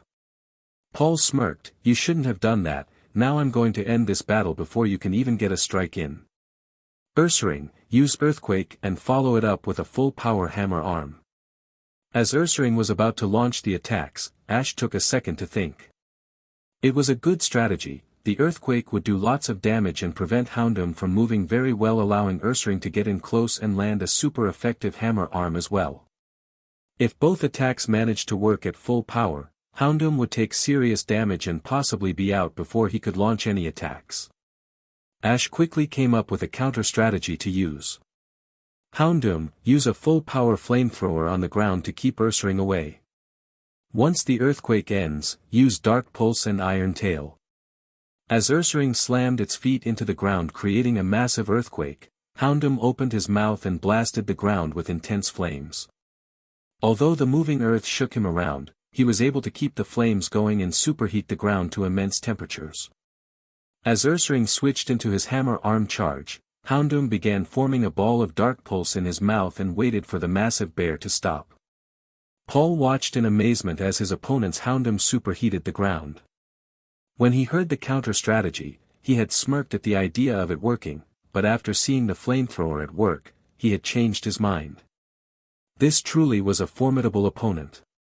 He watched as his Ursaring became unable to take the heat and jumped back. At the same time, Houndoom released its dark pulse, landing a direct hit while Ursaring was unable to dodge. As Houndoom's tail began glowing white, Paul realized he needed to quickly come up with a counter of his own. Ursaring, use Focus Blast to keep him away while you charge a Focus Punch. Obediently, the bear launched a ball of focused energy at Houndoom, forcing him to jump out of the way and delay his strike. At the same time, the bear's fist began to glow white. Ash saw this happening and already had a counter lined up. Houndoom, keep it up and prepare to use it. Houndoom agreed and began focusing his energy into his throat to build up a super powerful blast of fire. Paul, who was unaware of what Houndoom was doing, sent his Ursaring to use Focus Punch on the hound. Ash smirked, block it with Iron Tail and then use Overheat. Houndoom jumped and spun so that his tail would make contact with Ursaring's glowing fist. As the two made contact, they pushed back at each other. Paul called out, full power. Go full power and push that mutt back. Ash sighed, Houndoom spin away and launch your Overheat. At the instant Ursaring increased his power, Houndoom backed off on his attack, spinning away. This caused Ursaring to overbalance and fall. Before he could pick himself back up, Houndoom unleashed a massive stream of intense flames. As the attack hit its mark, Ursaring called out in pain. When the attack ended, Houndoom went back to stand by his master's side while Paul was left to look at his fainted Ursaring. Ash watched as Paul went over to his fallen Pokemon and thanked him for his work. Ash smiled at the sight and went to shake Paul's hand. Congratulations Paul, that Ursaring of yours is pretty strong. It's been a long time since Houndoom put that much effort into a battle. If he hadn't been going full out, you would have won. Paul looked up with a triumphant look in his eyes, thanks, but I don't recall having introduced myself to you. How do you know my name? Ash groaned, he had gotten so caught up in everything he had forgotten that he wasn't supposed to know any of these people. Thinking quickly, he came up with something, I saw you on TV. You are quite the gifted trainer. Paul laughed, you have a Pikachu on your shoulder and you know who I am. You are a powerful trainer who is obviously closely bonded with all of his Pokemon. Also, the way you battle, there is only one person who I have met that battles with that intensity. I don't know why you're hiding, but this should fun. Ash laughed, of course you would figure out who I am. Well Paul, you have certainly improved. Anyways, until I tell other people who I am, I would appreciate it if you referred to me as 5. Paul let out a mocking laugh, that's your codename. That is lame. On a related note, you wouldn't happen to be the new frontier brain I've heard rumors about, would you? Ash smiled, what do you think? Paul grinned, well, it's good seeing you again, but when we get to the tournament, I'm not going to hold anything back. Now that I know who you are, I can be prepared to beat you in our next battle. Anyways, I'm out, gotta get my Ursaring healed. Before Paul had gone too far, Ash spoke up, it's good to see you caring for your Pokemon. I'm glad you are treating them well now. Anyways, good luck in the tournament and hopefully we can battle each other in it. May the best trainer win. Paul raised one hand and gave a short wave as he left the clearing to go back to the Pokemon Center. Ash then resumed his walk, preparing himself for the upcoming tournament. Early morning in the forest. With the sun barely above the horizon, a man is seen sitting near a lake he found in the forest. He walked several miles through the dense foliage until he heard the sound of flowing water. He had then followed the small creek up to its source another mile or so away. Now, the man was leaning back watching his Pokemon play around and have a good time. Many people would have a hard time believing that such powerful Pokemon could play around and goof off in such a lazy and haphazard manner. Especially the Houndoom. After how the dog-like Pokemon had behaved the previous day, most believed him to be a brute and a hard ass of a Pokemon. However, when alone in the forest with no one else around, the Pokemon let their shields down and just enjoyed their relaxation. In the lake, Empoleon was playing with the water and Porygon Z. The penguin would make different shapes with it and then the odd little normal type would freeze them with an ice beam. The two of them were enjoying themselves and having fun. On the shore, Jolteon was chasing Houndoom around. In a tag-like game. Eventually, Jolteon managed to catch the larger dog and the two switched roles. With Houndoom chasing Jolteon, Jolteon had the advantage in speed. This was giving Houndoom a hard time, so he resorted to launching weak attacks to try and get Jolteon. As they ran, you could hear something that sounded like laughter coming from the two Pokemon. A little farther away at the forest's edge, two more Pokemon were having a discussion. Pikachu and Lucario were both just conversing with each other about recent events and what to do in the future. The two were the most level-headed of the Pokemon, so when it came to calm discussions, those were the two that normally would take part. Above everyone's head a Staraptor was flying around. He was a proud and fast bird and prided himself as being the fastest bird in the skies. He was busy playing with several younger wild bird Pokemon and occasionally racing a more experienced one who thought to defeat Staraptor's speed. The young man was sitting and leaning back on his hands as he watched his Pokemon play. The sight brought immense happiness to the young man and a smile could be seen on his face. After having spent the previous day worrying about his old friends, the tournament, and his future, it was incredibly relaxing to sit down in nature and relax. As he was relaxing, the young man saw his Lucario tense. The Pokemon turned to look at him and informed him that he had sensed a presence nearby. The man sighed. He should have known he wouldn't be given much privacy even this far into the forest. The fates seemed to be intent upon forcing the man back into civilization. The man didn't want to make his Pokemon return to their ball, but at the same time, he didn't want them to be seen by other competitors. He wanted them to remain secret until he decided otherwise. The young man then got an idea. Hey, you guys, we're going to have some company, so go for a little run and don't make yourselves visible to strangers. Houndoom and Pikachu can stay here since they are already known, but the rest of you should go get some exercise. Training will begin after breakfast. With that, Jolteon, Lucario, and Empoleon took off into the forest for a jog. Porygon Z followed behind them, but was floating along. Staraptor, who had heard the commotion, moved a ways off into the forest to not be seen while he played with the younger birds around him. A few minutes after the Pokemon had left, the young man heard the sounds of the brush moving as someone walked into the small clearing and saw the lake. He heard a small gasp from behind him and decided to speak up. It's a beautiful spot, isn't it? From behind him, he heard a female voice respond, Hey, sorry, I didn't know you were here. Hopefully I didn't disturb you. And yes, this is a beautiful spot. How'd you find it? Based on the fact that Houndoom wasn't acting very threatening, Ash could only assume that the female behind him was someone he knew. He thought back to the voice and put a name and face to it. Don't worry, Anabel, you didn't disturb anything, you just got me to start my Pokemon's training a little earlier than planned. As to how I found this place, I was wandering through the forest and came upon it. How about you, how did you find it? Behind him, he could hear the footsteps moving closer to him before stopping a little off to his right side. Well, I was walking through the forest, enjoying the early morning, when I heard some commotion. I decided to check it out and it led me to here. I take it your other Pokemon have been returned to their ball now?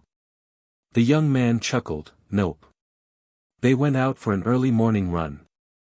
Houndoom decided to stay since he knew someone was coming and Pikachu can't really run too well right now. Hopefully in the near future he can, but not now. How about you, do you have any Pokemon you want to let out? This is a great location for them to play around and have fun. The young lady thought about it. well, maybe like you I want to keep my Pokemon a secret from my opponents. I suppose I can understand that sentiment, but since you are a rather well-known and famous trainer, your Pokemon are pretty well-known. If I recall my research correctly, you have an Alakazam, a Metagross, and an Espeon at least. As for the others, I'm not sure, the man said. Anabel sighed, it's hardly fair. You know 3 of my Pokemon while I only know one of your battling Pokemon. Still, I can understand the strategy you are using. Keeping your opponents in the dark is a good idea. However, since you know 3 of my Pokemon, I guess I can release them to play around out here for a little while. With that, 3 Pokeballs were thrown and 3 Pokemon appeared in the clearing beside the lake. Almost immediately, the Espeon took an interest in Pikachu. Before Anabel could ask about that though, Pikachu led the purple feline away into the forest. Anabel sat down beside Ash and asked him a question, do you know why our Pokemon ran off like that? Normally Espeon sticks around better and doesn't leave without asking me. Ash smiled, since Espeon ran off with Pikachu, they won't go far. At least not very fast anyways. My guess is that Pikachu had a quick conversation with Espeon and wanted to tell her a secret or something.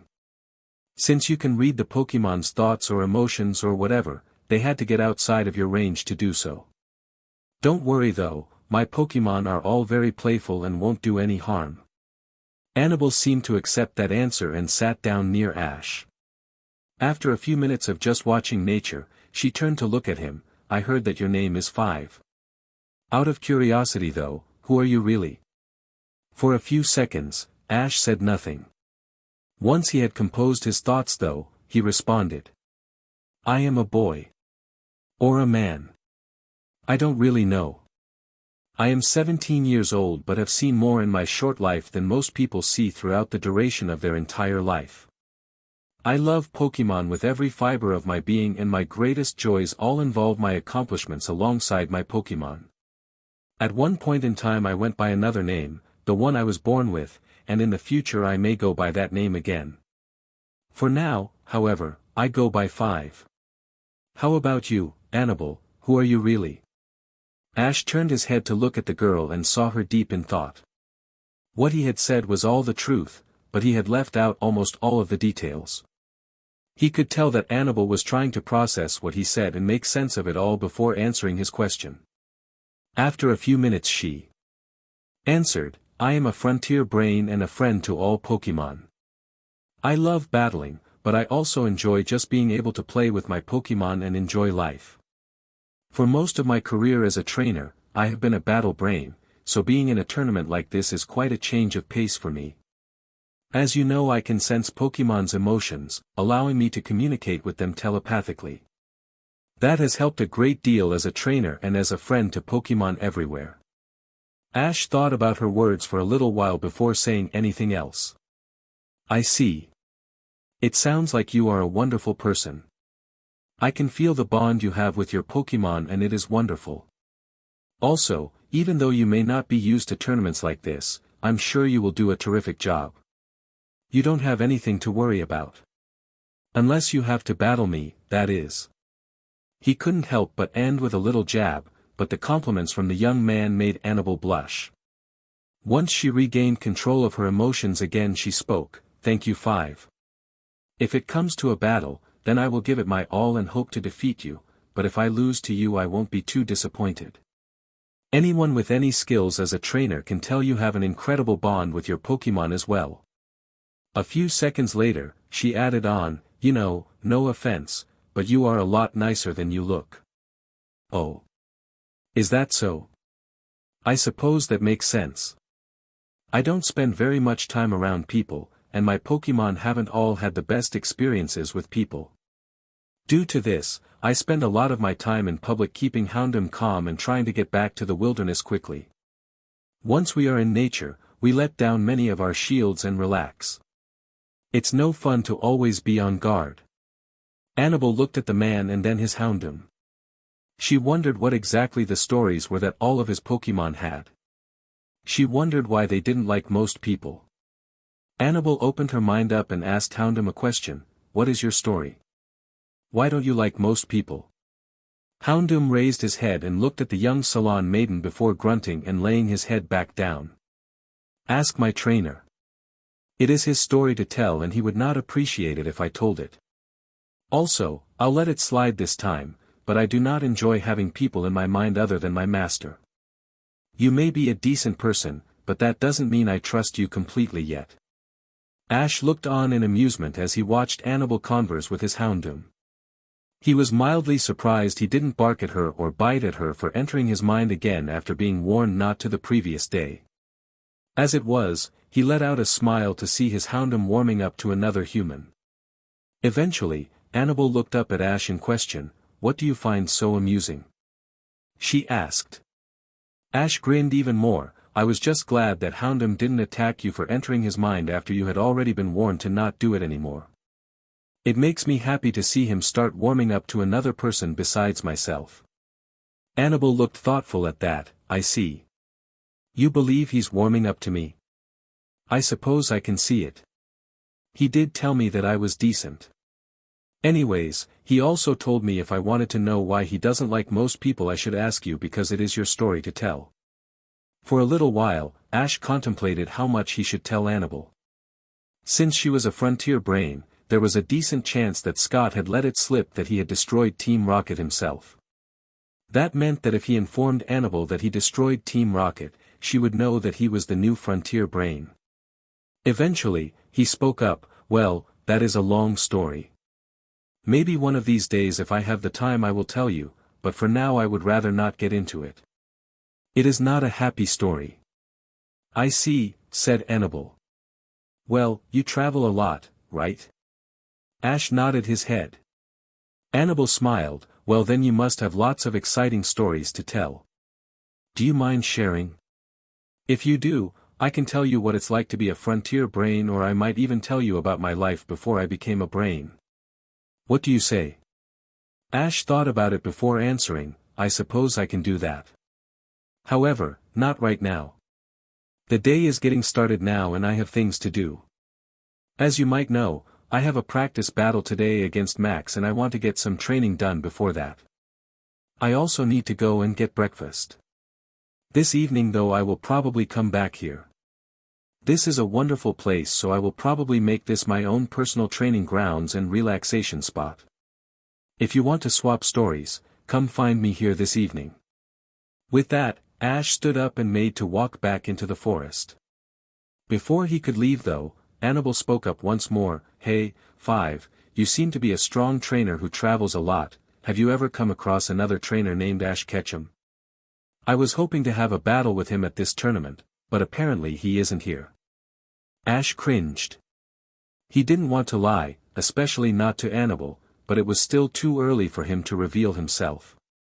Yes, I have met the guy. It was a little over a year ago. That is a story for another time though. It is also his story to tell. Anyways, I'm off to go gather the rest of Pokemon and get breakfast. After that I'm going to train. If you see Max, tell him I will battle him after lunch on a practice field outside the Pokemon Center. As he finished talking, Pikachu came back into the clearing, closely followed by Espion. The two appeared to be rather happy and playful, causing both of their trainers to smile. Ash picked Pikachu up. Come on buddy, let's go gather the rest and get started on our training. With that, Ash disappeared into the forest. When Espion walked over to Anabel, she looked at her Pokemon with a grin. Say, Espion, did you have a good time with Pikachu? He's definitely a pretty little Pokemon. A little bit of color rose on Espion's cheeks, causing her to glare at her trainer. I had as much fun with Pikachu as you had with his trainer from the looks of things. Now it was Anabel's turn to blush as she quickly recalled her Pokemon and walked back to the Pokemon Center. Pokemon Center Cafeteria. With the sun up and time running out before the tournament, several young trainers were busy eating breakfast while surrounded by their friends. Talking was common and the mood was light. However, one trainer remained distant from the conversation and his food. Most of the people didn't really consider this a problem, as most of the people didn't know Paul well enough to see that something was clearly amiss. Luckily, he had a girlfriend who did notice his strange behavior. Dawn turned to her boyfriend and asked him, "Paul, what's on your mind? Ever since last night you have been quieter than usual and staring off into space. What's up?" The people who had been talking got quiet because not much bothered Paul, so if something did, it had to be important. After sighing, Paul spoke up, "It's nothing. I ran into 5 yesterday in the forest and asked him for a battle. He didn't want to but his houndom did so he agreed to it. I'm just thinking about how it went." With the mention of the mysterious 5, all the people were now incredibly curious. This time Max spoke up, "Can you tell me anything about his battle style or moves? I feel like he's incredibly powerful, so anything you can offer to help me out would be appreciated." This time Paul laughed, "Kid, 5 destroyed my Ursaring. Sure, he was a little tired from the training we had just done, but his houndom is a piece of work.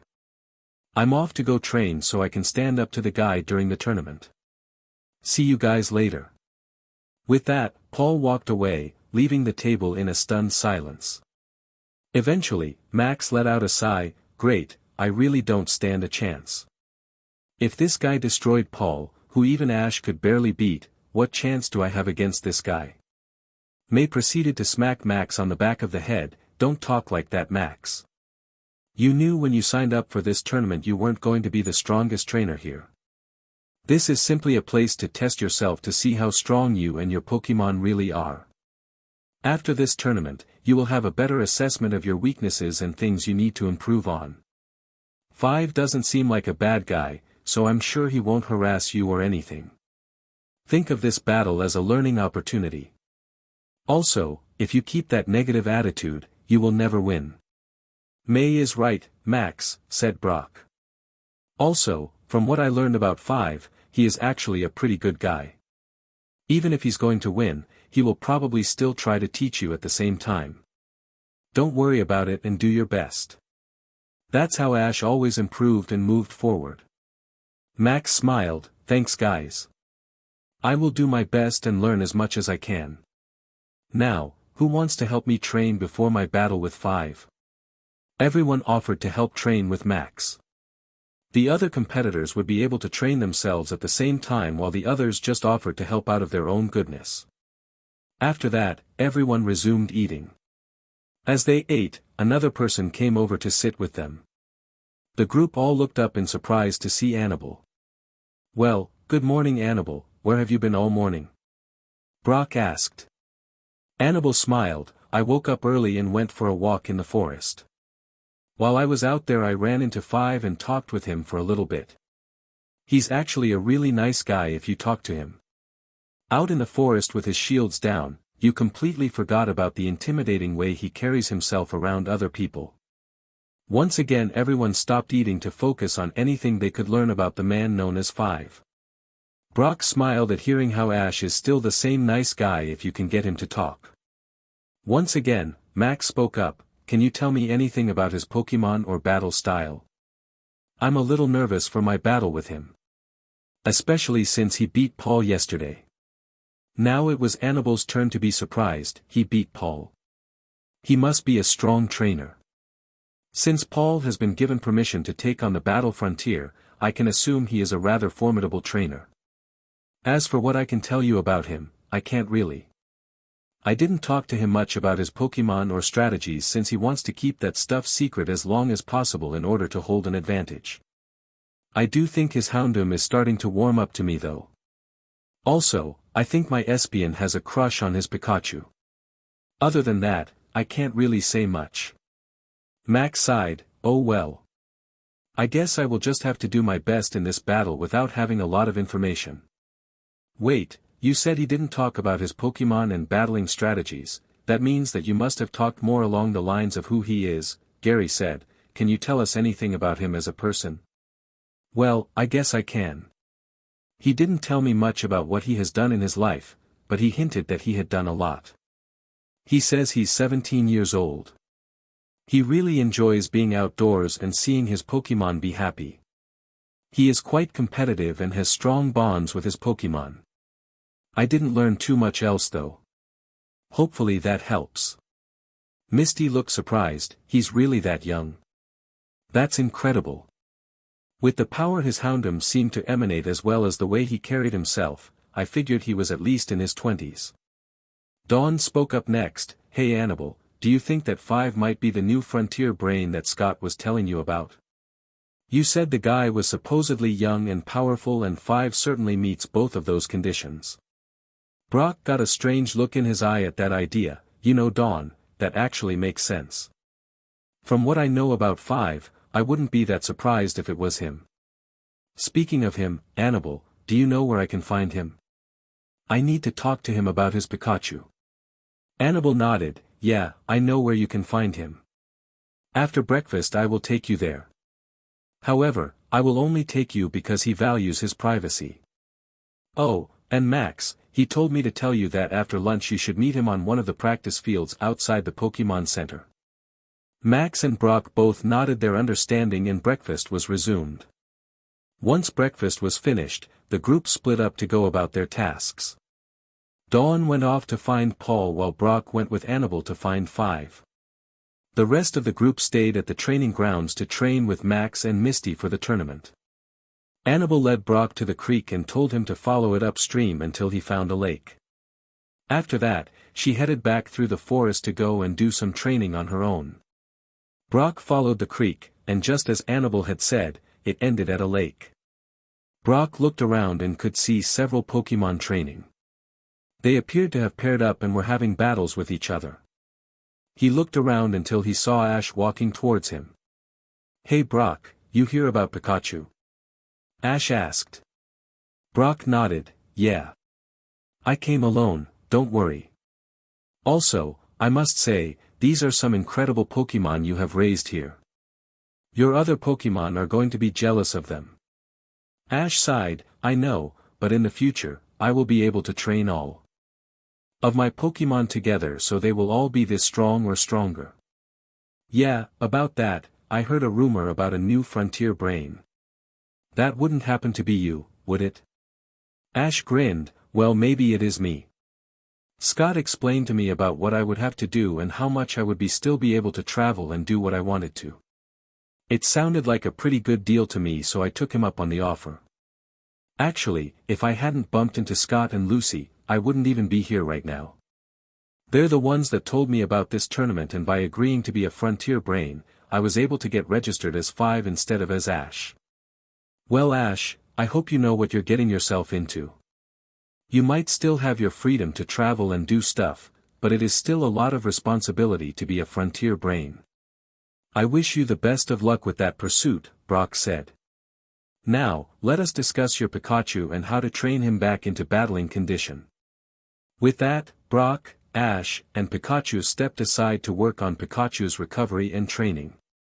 Practice fields outside the Pokemon Center. On a battlefield stood 2 tired Pokemon. On one side was a Kirlia. Facing the Kirlia was a Starmie. Both of the Pokemon had weathered many attacks from their opponent and both were struggling to remain conscious. As the Pokemon glared at each other, they could hear their respective trainers encouraging them and urging them to fight on. With one last burst of strength, Kirlia launched a barrage of leaves that zeroed in on the Starmie and seemed to follow it as it tried to dodge. After the leaves had made contact, the Starmie was exhausted of its energy and passed out on the field. At the same time, a bright white light surrounded the Kirlia, encasing the Pokemon and transforming it. For several seconds, the 2 participating trainers as well as the several spectating ones watched in awe as Kirlia evolved. When the light died down, in place of the Kirlia was a beautiful Gardevoir. Max ran to his newly evolved Pokemon and congratulated it on evolving and winning its match against Misty's Starmie. It had been a close battle, but being able to use Thunderbolt and Shadow Ball had given the Pokemon an advantage over the Starmie. After the battle, it reaped the rewards of its hard work and finally evolved. On the other side of the field, Misty recalled her Starmie and thanked it for its hard work in the battle. She was upset about the loss, but was glad to see Max's Pokemon evolve and grow stronger. She also knew that if she had been battling on a water field she would have been the victor. At least, that's what she told herself. Soon, Gary walked up to Misty and gave her a hug. "That was a great battle," he said. "It could have gone either way, but Curlia found the energy to use one last magical leaf attack before you could launch one final attack. I'm sure that next time you will win though." Misty smiled at her boyfriend. "Thanks Gary. Do you know how long Brock's going to be gone for? With him around to take care of our Pokemon, they recover a lot faster during training." Gary thought about it before answering. "It's hard to say how long he will be gone. If Pikachu's wound is as bad as it sounded, the special training to help it completely heal could take a lot of time and effort. It will also require a skilled doctor for most of the training as well. My guess is that Brock will be helping 5 until after lunch when 5 battles max. After that, Brock will probably work with us for a while." "Okay, that makes sense," Misty responded. She then turned to face Max. "Hey Max, do you want to have another battle or do you want to let your Pokemon rest up for your battle against 5? Max thought about it for a few minutes before answering, "No thanks Misty. Maybe we can battle some more later, but for now I'm going to let my Pokemon rest while I come up with some strategies to try on 5. Around noon, people began joining back up with the main group. First, Anabel came out of the woods from her training and rejoined the group. After her, Brock came out of the woods as well. From the other side of the Pokemon Center, Dawn appeared with Paul. Dawn looked immensely happy with herself while Paul seemed to not be in quite as bad a mood as usual. The group waited a little bit longer, but with no sign of 5, they decided to eat their lunch without him. During lunch, the group caught up with each other about how training had gone during the morning. The biggest news was Max's Curlia evolving, and for some reason, Paul congratulated him on that. That got him some strange looks since Paul is never that nice. This led May to ask a question, "Paul, what did you and Dawn do before rejoining us? You seem unnaturally happy while Dawn seems to be ecstatic about something." This question caused the normally stone-faced Paul to blush and Dawn to giggle. This reaction caused many of the people at the table to erupt into laughter. After Paul finished glaring at everyone, he changed the subject before anyone could ask any more questions about him and Dawn. "So, Max, you ready to lose to 5 after lunch?" Seeing that Paul was back to his usual self, the group seemed to relax a little while also glaring at Paul for the way he worded his question. Max took a breath before answering, "I'm as ready as I can be to battle him. I might not have much of a chance of winning, but I will still try my hardest. Who knows, I might get lucky and pull off the upset." Paul snorted, "Kid, luck will only take you so far. If I got lucky, I might be able to beat him. If you got lucky, you might be able to put up a fight before losing. Regardless, have fun in the battle." Dawn whacked him in the head, "Paul, be nice or we won't continue what we were doing before lunch later." That got Paul to shut up and the table to laugh again. Paul glared at everyone before storming off. After he was gone, May turned to Dawn, "So, what were you two doing before lunch?" Dawn giggled, "Nothing. Nothing at all. Let's just say that deep down, Paul is a hopeless romantic. That's all you need to know." Dawn then turned to Brock. "Paul told me that 5's Pikachu looked to be an incredibly strong Pokemon if he was capable of fighting.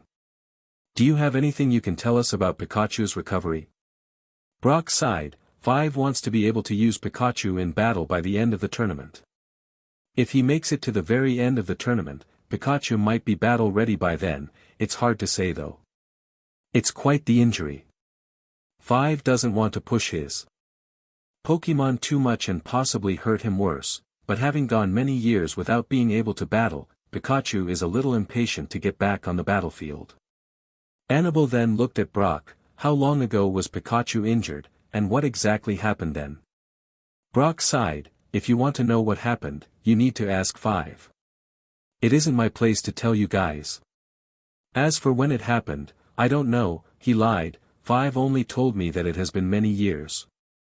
Anabel sighed, "It really is too bad that Pikachu got hurt. I can tell how much he cares about his Pokemon, so having one of them get hurt so badly must have been incredibly hard on him." It also is terrible for Pikachu because I could sense that the little guy had an incredible fighting spirit. I hope Pikachu recovers soon, because he has the makings of an amazingly powerful Pokemon. Brock laughed, "You have no idea." When everyone looked at him funny, Brock grinned, "Pikachu's injury is purely a physical thing. It only limits his capability to run, jump, and dodge. It does nothing to hamper his natural power. 5 showed me one of Pikachu's thunderbolts and I nearly said myself at the power. The only reason he doesn't battle with Pikachu is because he doesn't have the defensive capabilities to take blows during a fight. As soon as Pikachu recovers his speed, he is going to be beyond powerful."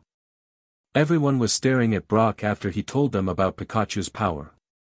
Max finally spoke up, "Well, I'm glad I don't have to fight Pikachu then. He sounds even stronger than the Houndoom. Are you sure you can't tell us what 5's other Pokemon are?" "Wait, Brock, do you even know what his other Pokemon are?" Anabel asked. "I mean, you only needed to help him with Pikachu, so would he even show you his other Pokemon who he's trying to keep secret from everyone?"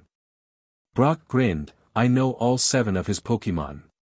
He wanted me to do a checkup on all of them to make sure they were all healthy." This time Gary interrupted, "Wait, did you say 7 Pokemon? Isn't that against the rules or something?" Brock shook his head, "No. Normally it is against the rules, but 5 got a special exception to the rules due to his Pikachu not being fit for battle.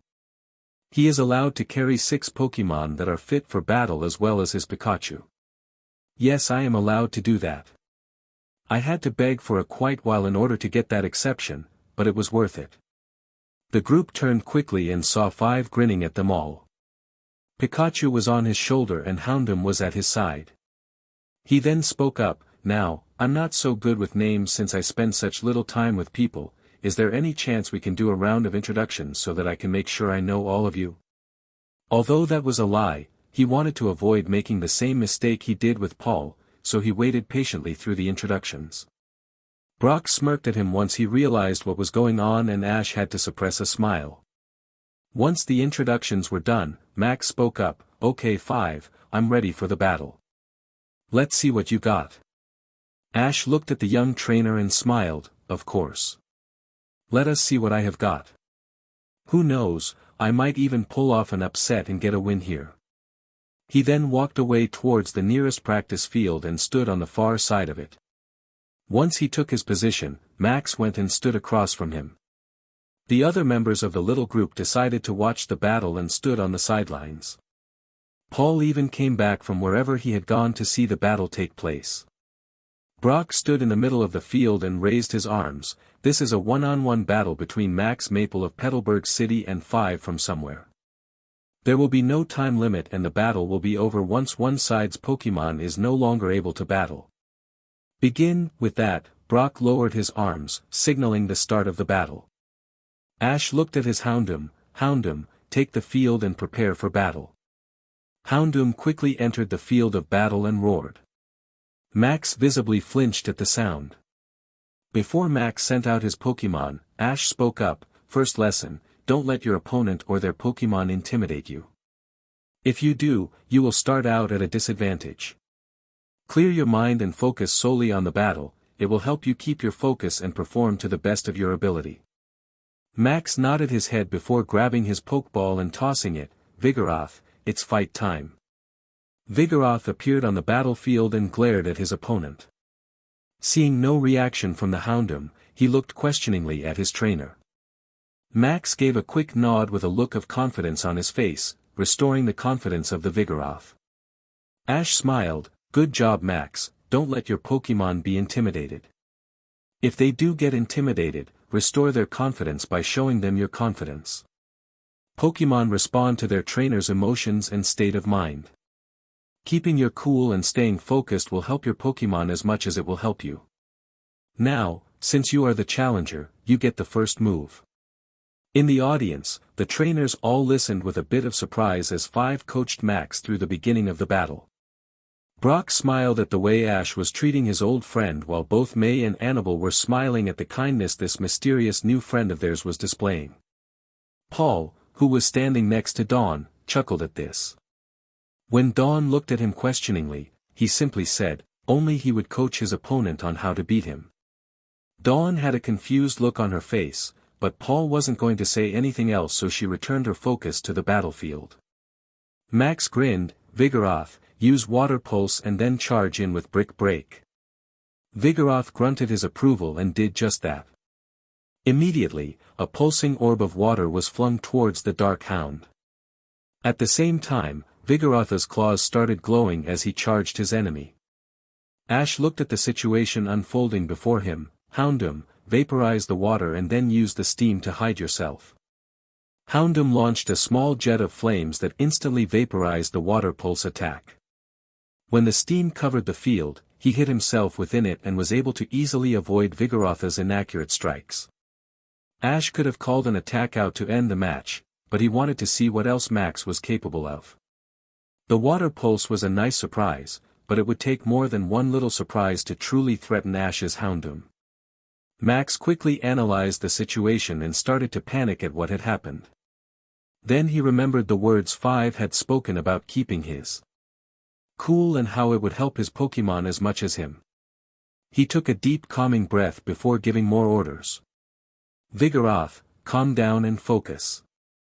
Use Blizzard to draw Houndoom out, then charge a focus punch, and as soon as you find Houndoom, use it to strike him. Ash smiled.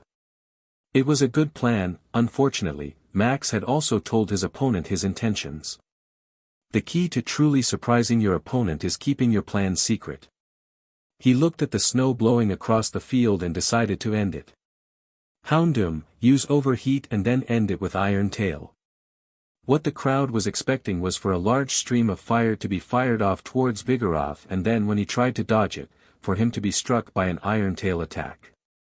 What they weren't expecting was for a massive sphere of fire to appear in the middle of the blizzard attack and melt it. What they really didn't expect was for the sphere of fire to then move at a high speed towards Vigoroth. Both trainer and Pokémon were stunned by this strange attack and didn't realize until too late that they were supposed to be dodging it. As the sphere approached Vigoroth, it jumped in the air and spun. It then made contact with the wild monkey Pokémon, causing fire damage and a burn. The sphere then broke and a glowing white tail made contact with the Pokémon's head. Houndoom then jumped back to his trainer's side while Vigoroth fell to the ground unconscious. After recovering from the initial shock, Brock brought a hand into the air. Vigoroth is unable to battle. The winner of this battle is Five and Houndoom. Ash smiled at Max as he recalled his fallen Pokémon. Max, you have quite a bit of talent. Keep working on it, and in a few years you may be as good as I am. Now, do you want to hear what I noticed about your battle? Max nodded his head. Yes, anything you have to say is bound to be good information. You're a great battler and I want to learn all I can. Ash laughed. I like your enthusiasm. You remind me of me. Anyways, your Vigoroth had some surprises for me, which is good. However, you did too much explaining to your Pokémon. You need to reach a level where you give commands and your Pokémon knows what you want it to do without extra talking. Sometimes, you won't even need to give the command for your Pokémon to know what you want to do.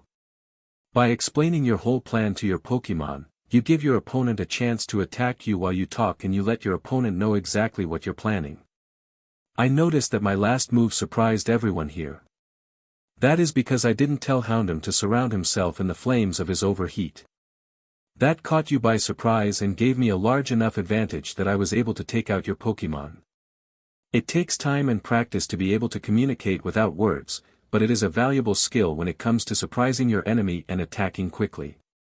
Understand? Max nodded his head quite vigorously. Yes. I think so anyways. I hope I can do that soon. It sounds really cool and it worked quite well for you. You are awesome. Ash laughed. I don't know about that, I just have a lot more experience than you.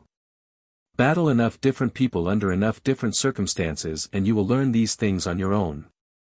Paul then decided to be annoying. So, 5, you say you have many experiences battling many trainers in different circumstances.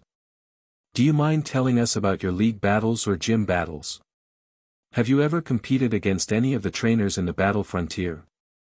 Ash glared at Paul while Paul simply smirked at the situation. After looking around, Ash realized that he now pretty much had to answer. I don't like talking about my past battles too much, but if you must know, I have made it to the final 16 in the Kanto Pokemon League competition. I have done more than that, but that is all I feel like telling you guys. At least for now. Anyways, if any of you guys wish to battle my Houndoom, feel free. I'm willing to give out battle advice as well if you want it. After getting people back on the topic of battling him, Ash spent the next hour and a half battling almost everyone. Paul had wandered off to train alone again and Anabel didn't want to battle him until the competition started, but everyone else tried at least once to take down Houndoom. After the hour and a half of non-stop battles, Houndoom had gotten quite tired. Not defeated, but he probably wouldn't have lasted much longer. Ash decided to rest Houndoom before he fainted. Once Ash had finally announced he was done with practice battles, everyone stared at him until he got uncomfortable. Why are you all staring at me like that? Is there something on my face? Eventually Anabel spoke up, just how strong are your Pokemon?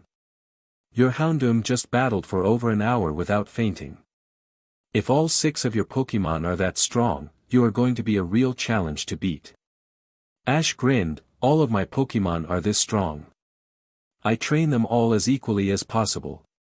As for this tournament, I don't know how well I will do. I haven't had a full 6-on-6 battle in nearly 3 years. I haven't lost more than 2 Pokemon in a battle in 3 years as well. Most of my excitement for this tournament is to see how I rank against the league champions of each region. Since they are supposedly the strongest in the world, I'm hoping that I can end up ranked among the best. Wait, said May, what exactly have you been doing for the last 3 years then? Ash had to suppress a groan for letting a little bit of his timeline slip. Well, I have been training my Pokemon and traveling. I finally decided it was time to test myself and my Pokemon, so I entered this tournament. Max looked up at Ash. Well, I'm pretty sure you could give the champions a run for their money with your skill level. What are your plans for after this tournament? Well, I haven't really decided yet. I will probably continue traveling though, Ash told him. Being out in nature with wild Pokemon and my Pokemon is incredibly fun, so hopefully I can continue my travels for a long time. Anyways, I'm heading out now. Houndoom is a little tired and my other Pokemon want to get some training done, so I will see you guys later. As Ash turned to head back into the forest, May spoke up, Hey 5, do you mind if I come with you for a little bit? Ash considered it. I suppose you can come for a little bit, but I do need to train eventually. With that, Ash walked into the forest with May just a few steps behind him. After a few minutes of silence, Ash decided to speak up, So, May, is there anything you wanted? May didn't answer immediately, instead thinking about why exactly she had wanted to go for a walk with 5. After a little bit she answered, Well, I wanted to say thanks for helping my brother. He's always wanted to be a Pokemon trainer and seeing you help him get better even though he's your opponent was really nice. Ash smiled, Well, I know what it's like to be a young trainer, trying to be the best. Along the way, many of my opponents helped me and taught me to be better, I was just passing down the same knowledge. Do you mind telling me about your journey as a trainer? May asked, I mean, you seem like a nice guy, but none of us really know anything about you. You use a codename and keep your Pokemon hidden from us. You have obviously seen a lot and grown a lot as a trainer and I'm curious as to the details. Ash sighed, Well, my journey was exciting, I guess. I traveled through many different regions and places. I collected gym badges and competed in several leagues. I befriend as many people and Pokemon as I could, although lately it has mostly been Pokemon since I have been living out in the wilderness of Empty Silver. May thought about what Ash had said and was about to ask for more details when Ash decided to change the subject. How about you, May? I don't really know anything about you or your friends. I know that Brock is a doctor, Misty is a gym leader, Max is a trainer, and Anabel is a frontier brain, but I don't really know anything about you. Well, May began, I'm a coordinator. I take part in contests with my Pokemon to show off their beauty. Over the course of my journey, I have been to many regions and competed in contests in all of them. 2 years ago, I won the Grand Festival in Johto. Ash grinned. Hearing about the success of his friend was a gratifying experience. He hoped that soon he would be able to share his successes with everyone as well. That's pretty impressive, May, good job. Do you have any rivals you have to deal with that push you to be your best? Well, yes I do. I think all trainers who take part in some competition or another do, May stated. At the beginning, my biggest rival was a guy named Drew, but I haven't seen him in a couple of years. Actually, I've been avoiding competing in the same region as him.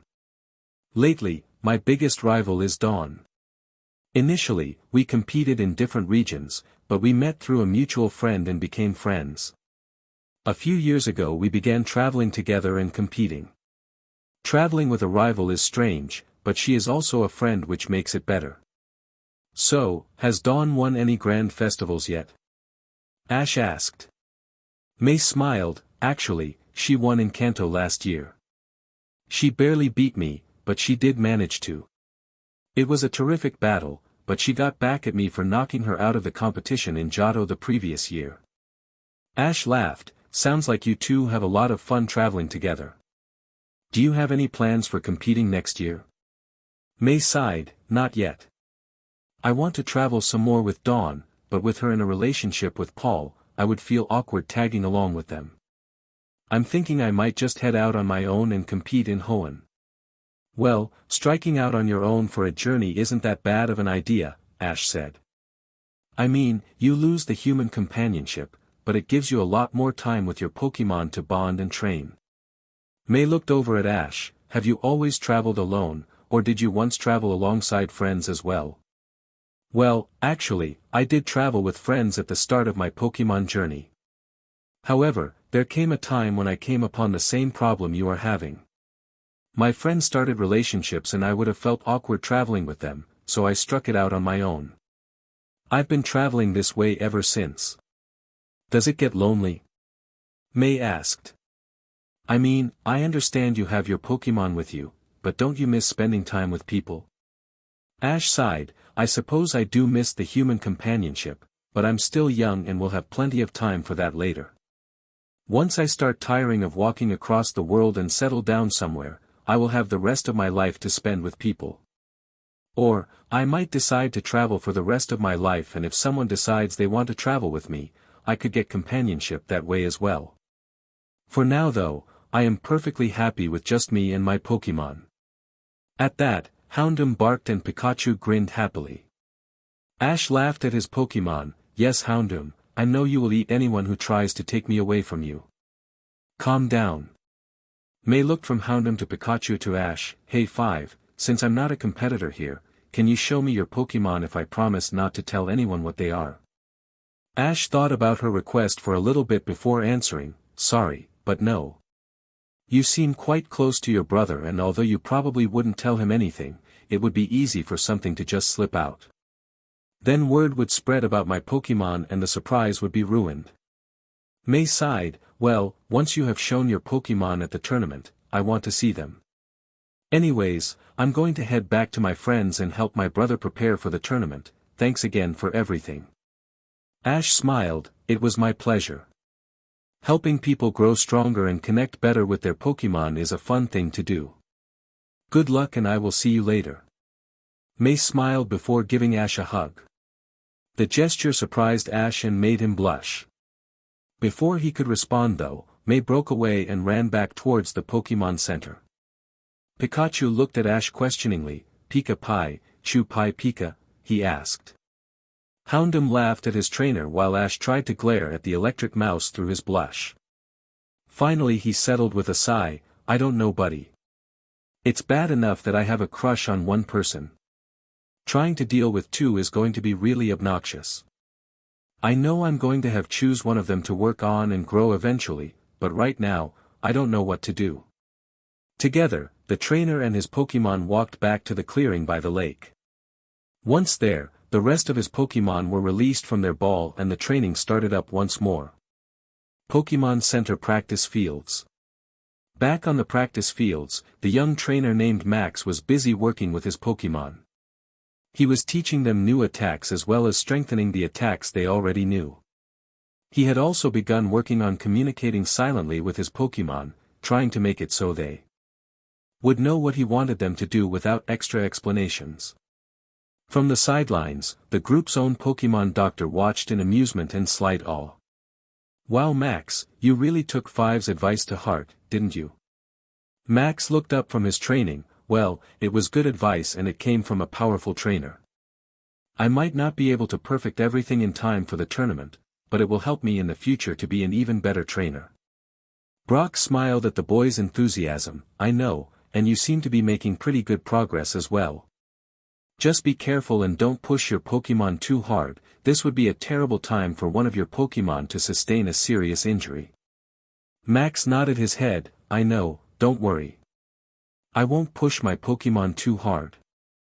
As Max continued to train, a young man with spiky brown hair walked over to Brock. "It looks like he's making pretty good progress as well, I see," Gary observed. Brock nodded his head. "Yeah, he really took Five's advice and has been working really hard." "How about Misty and Anabel? You've been watching them train and battle for a while, how are they doing?" "Well, they tried battling, but Misty got frustrated by Anabel's battle style and started working on honing her Pokémon's moves instead of continuing to battle," Gary answered. "They both seem to be making some progress and took Five's advice into consideration for training. At least Misty did, since Anabel didn't battle him, she didn't get any pointers from him." Brock nodded. "Well, that's good to hear. That guy, Five, is quite the impressive trainer, especially considering his young age. It's really something else." "Oh yeah," Gary agreed, "I was really surprised to see how powerful his Houndoom was. He lasted for over an hour of battling before getting tired. Since Five wants to keep his Pokémon secret as long as possible, I have a feeling it's going to be a long time until we see any of his other ones." "Well, I have seen his other Pokémon and they are impressive," Brock bragged. "It is astounding how gifted they all are, although based on what Five told me about his training and life, it doesn't surprise me too much that they are powerful." Gary glanced over at Brock again. "Oh yeah, he let you see all of his Pokémon, I forgot about that. I suppose you won't give me any hints about them?" Brock shook his head no, and Gary laughed. "Oh well, I guess I'm just going to have to wait and see. Can you tell me anything about his past? You seem to know more about that than anyone else here." Brock sighed. "Sorry, but I can't. He made me promise not to tell anyone. However, I made him promise that he would tell you guys eventually, so just be patient and you will learn more about him." Seeing that he wasn't going to get anything else out of Brock about Five, Gary decided to change the subject. "May has been gone with him for quite some time, do you think she likes him?" Brock laughed. "Who knows? I do know that it's really easy to talk to Five, so she could have just gotten wrapped up in a conversation and lost track of time. If she does like him though, I don't think she's alone." "Oh. You think someone else likes him as well?" Gary asked.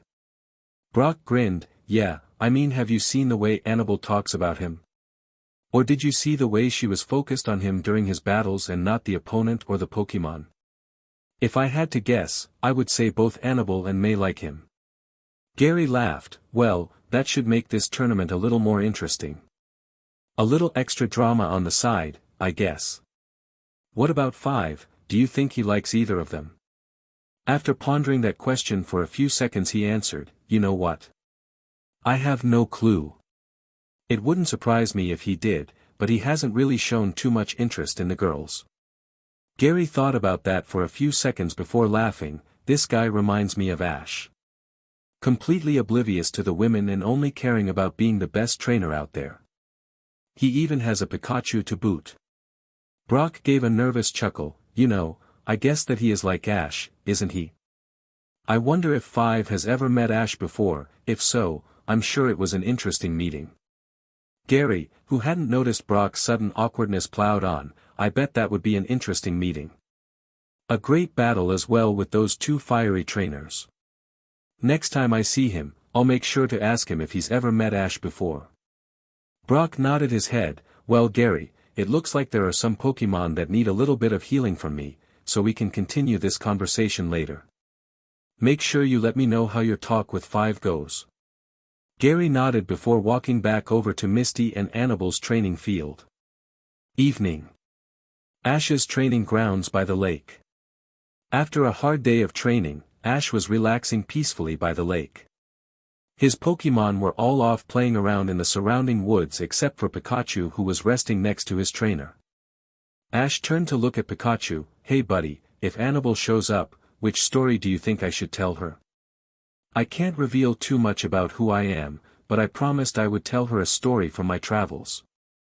Pikachu looked up at his trainer. Chew Pika Pie, Pie Pika Pie. Pikachu then fell over laughing at his trainer. Ash groaned, I should have known you wouldn't be very helpful. And I am not in love with anyone, so stop saying that.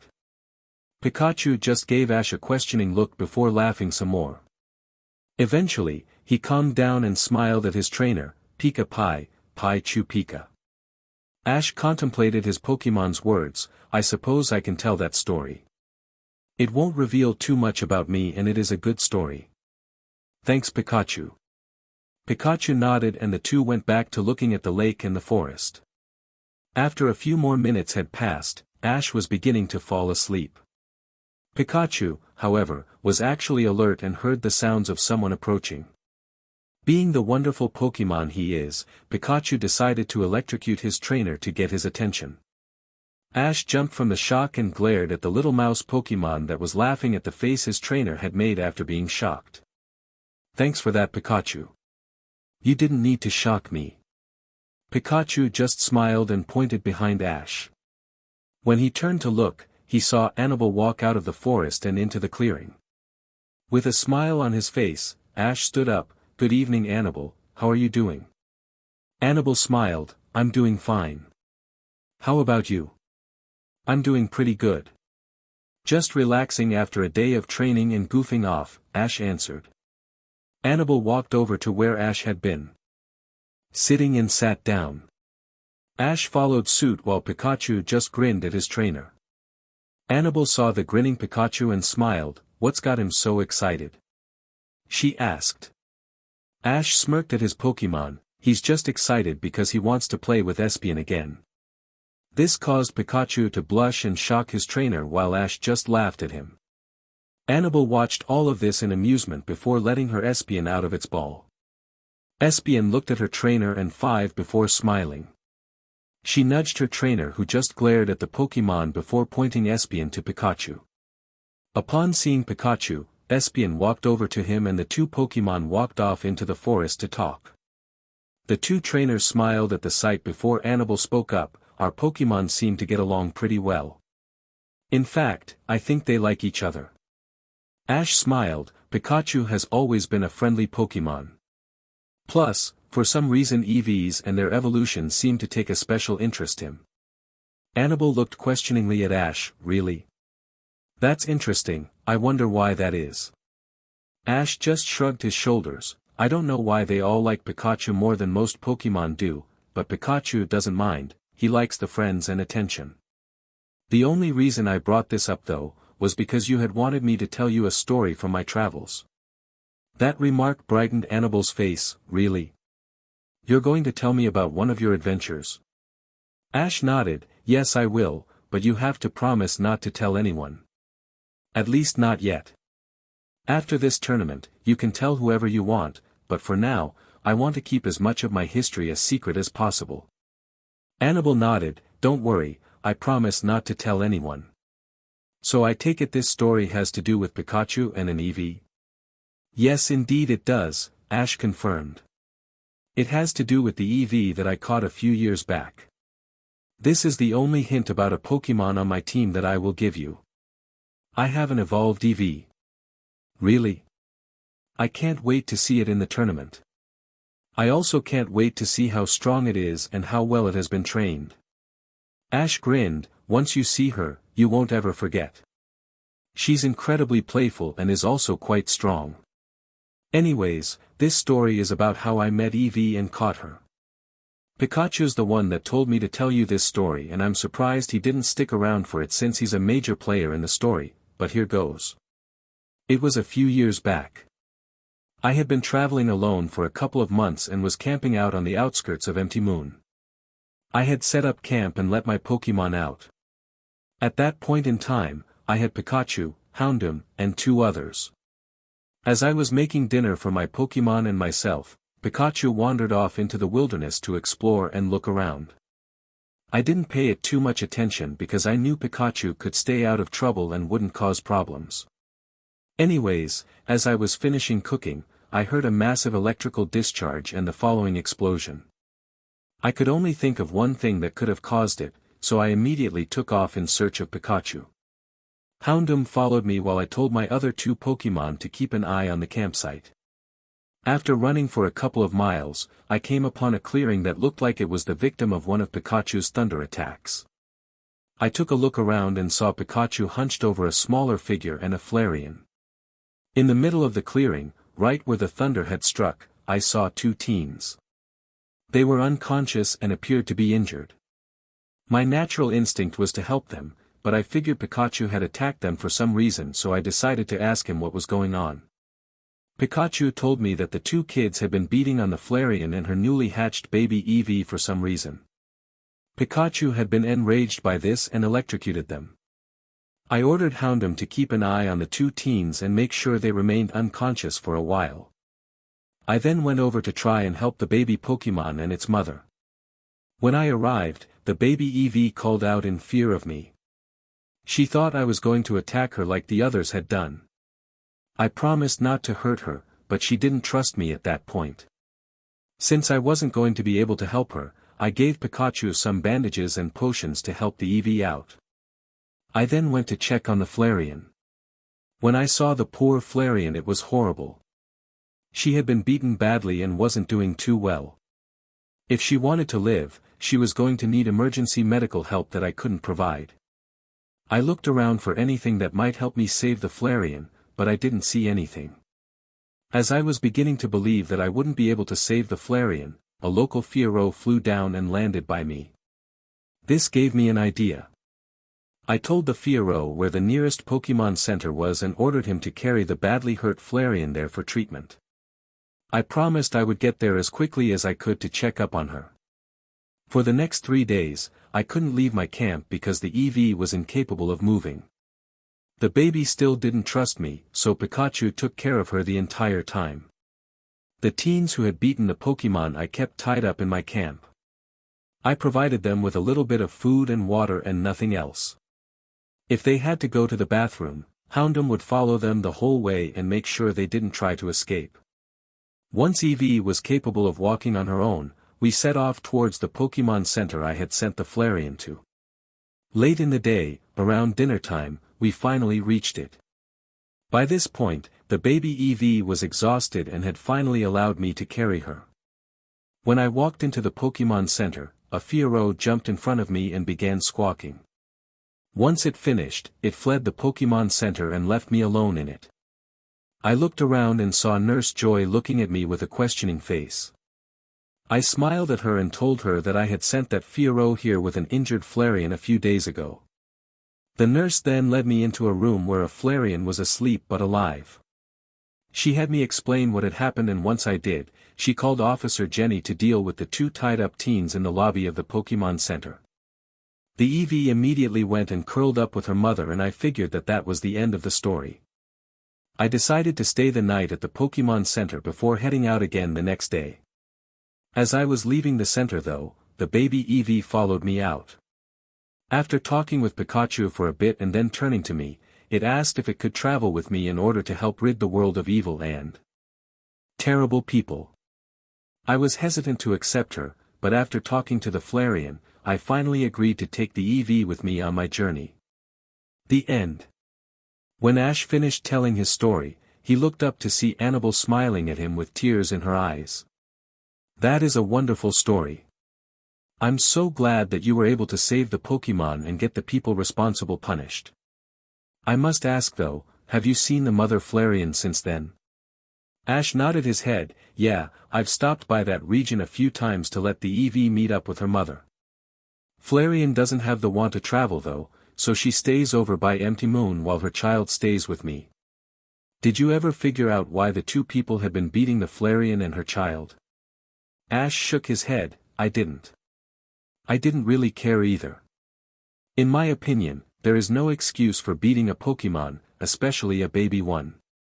After Officer Jenny took them away, I never saw them again. Anabel nodded her head. I agree with you on that, there is no reason to abuse a Pokemon like that. Still, I wonder what was going on in their minds that made them do that. Regardless, I'm glad that story had a happy ending. If it weren't for you, things probably wouldn't have gone so well. You are a good person. Ash smiled. Thanks. I just try to do what I think is right. So far, that has served me well. I'm also sure that if you had been in my place you would have done the right thing as well. Thanks, 5. You really are a great guy. Don't forget that or let anyone tell you otherwise. Ash just smiled and watched as the sun sunk below the trees and the moon rose overhead. For quite some time, the two trainers sat there doing nothing, just resting in the comfortable silence that had fallen between them. Eventually, the rustling of Pokemon brought them back to reality. Ash looked over and saw that Pikachu and Espeon had returned.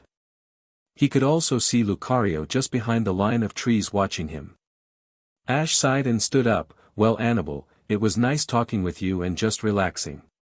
However, it is getting late and my Pokemon are waiting for me, so I think I'm going to gather them and then head back to the Pokemon Center for the night. Anabel stood up as well and stretched after having spent such a long time sitting down. She turned to look at Ash and then noticed some movement from the trees. She tried to see what it was, but whatever it had been, it wasn't there anymore. Hey 5, did something just move in the trees? She asked him. Ash looked at her and grinned. Yeah, my Pokemon are getting a bit restless here. He then lifted up several Pokeballs and pointed them one at a time into the forest, silently recalling each of his Pokemon. Anabel nodded. Well, I guess we should head off to the center now, shouldn't we? Ash nodded and then began leading the way through the forest, back towards the Pokemon Center. As they were walking, Ash had a strange thought. Hey Anabel. Do you know much about the format of this tournament? I never really looked into it. Ash turned his head towards the sound of muffled laughter and saw Anabel covering her mouth with her hand and trying to suppress giggles. Wow 5. You really need to get out more.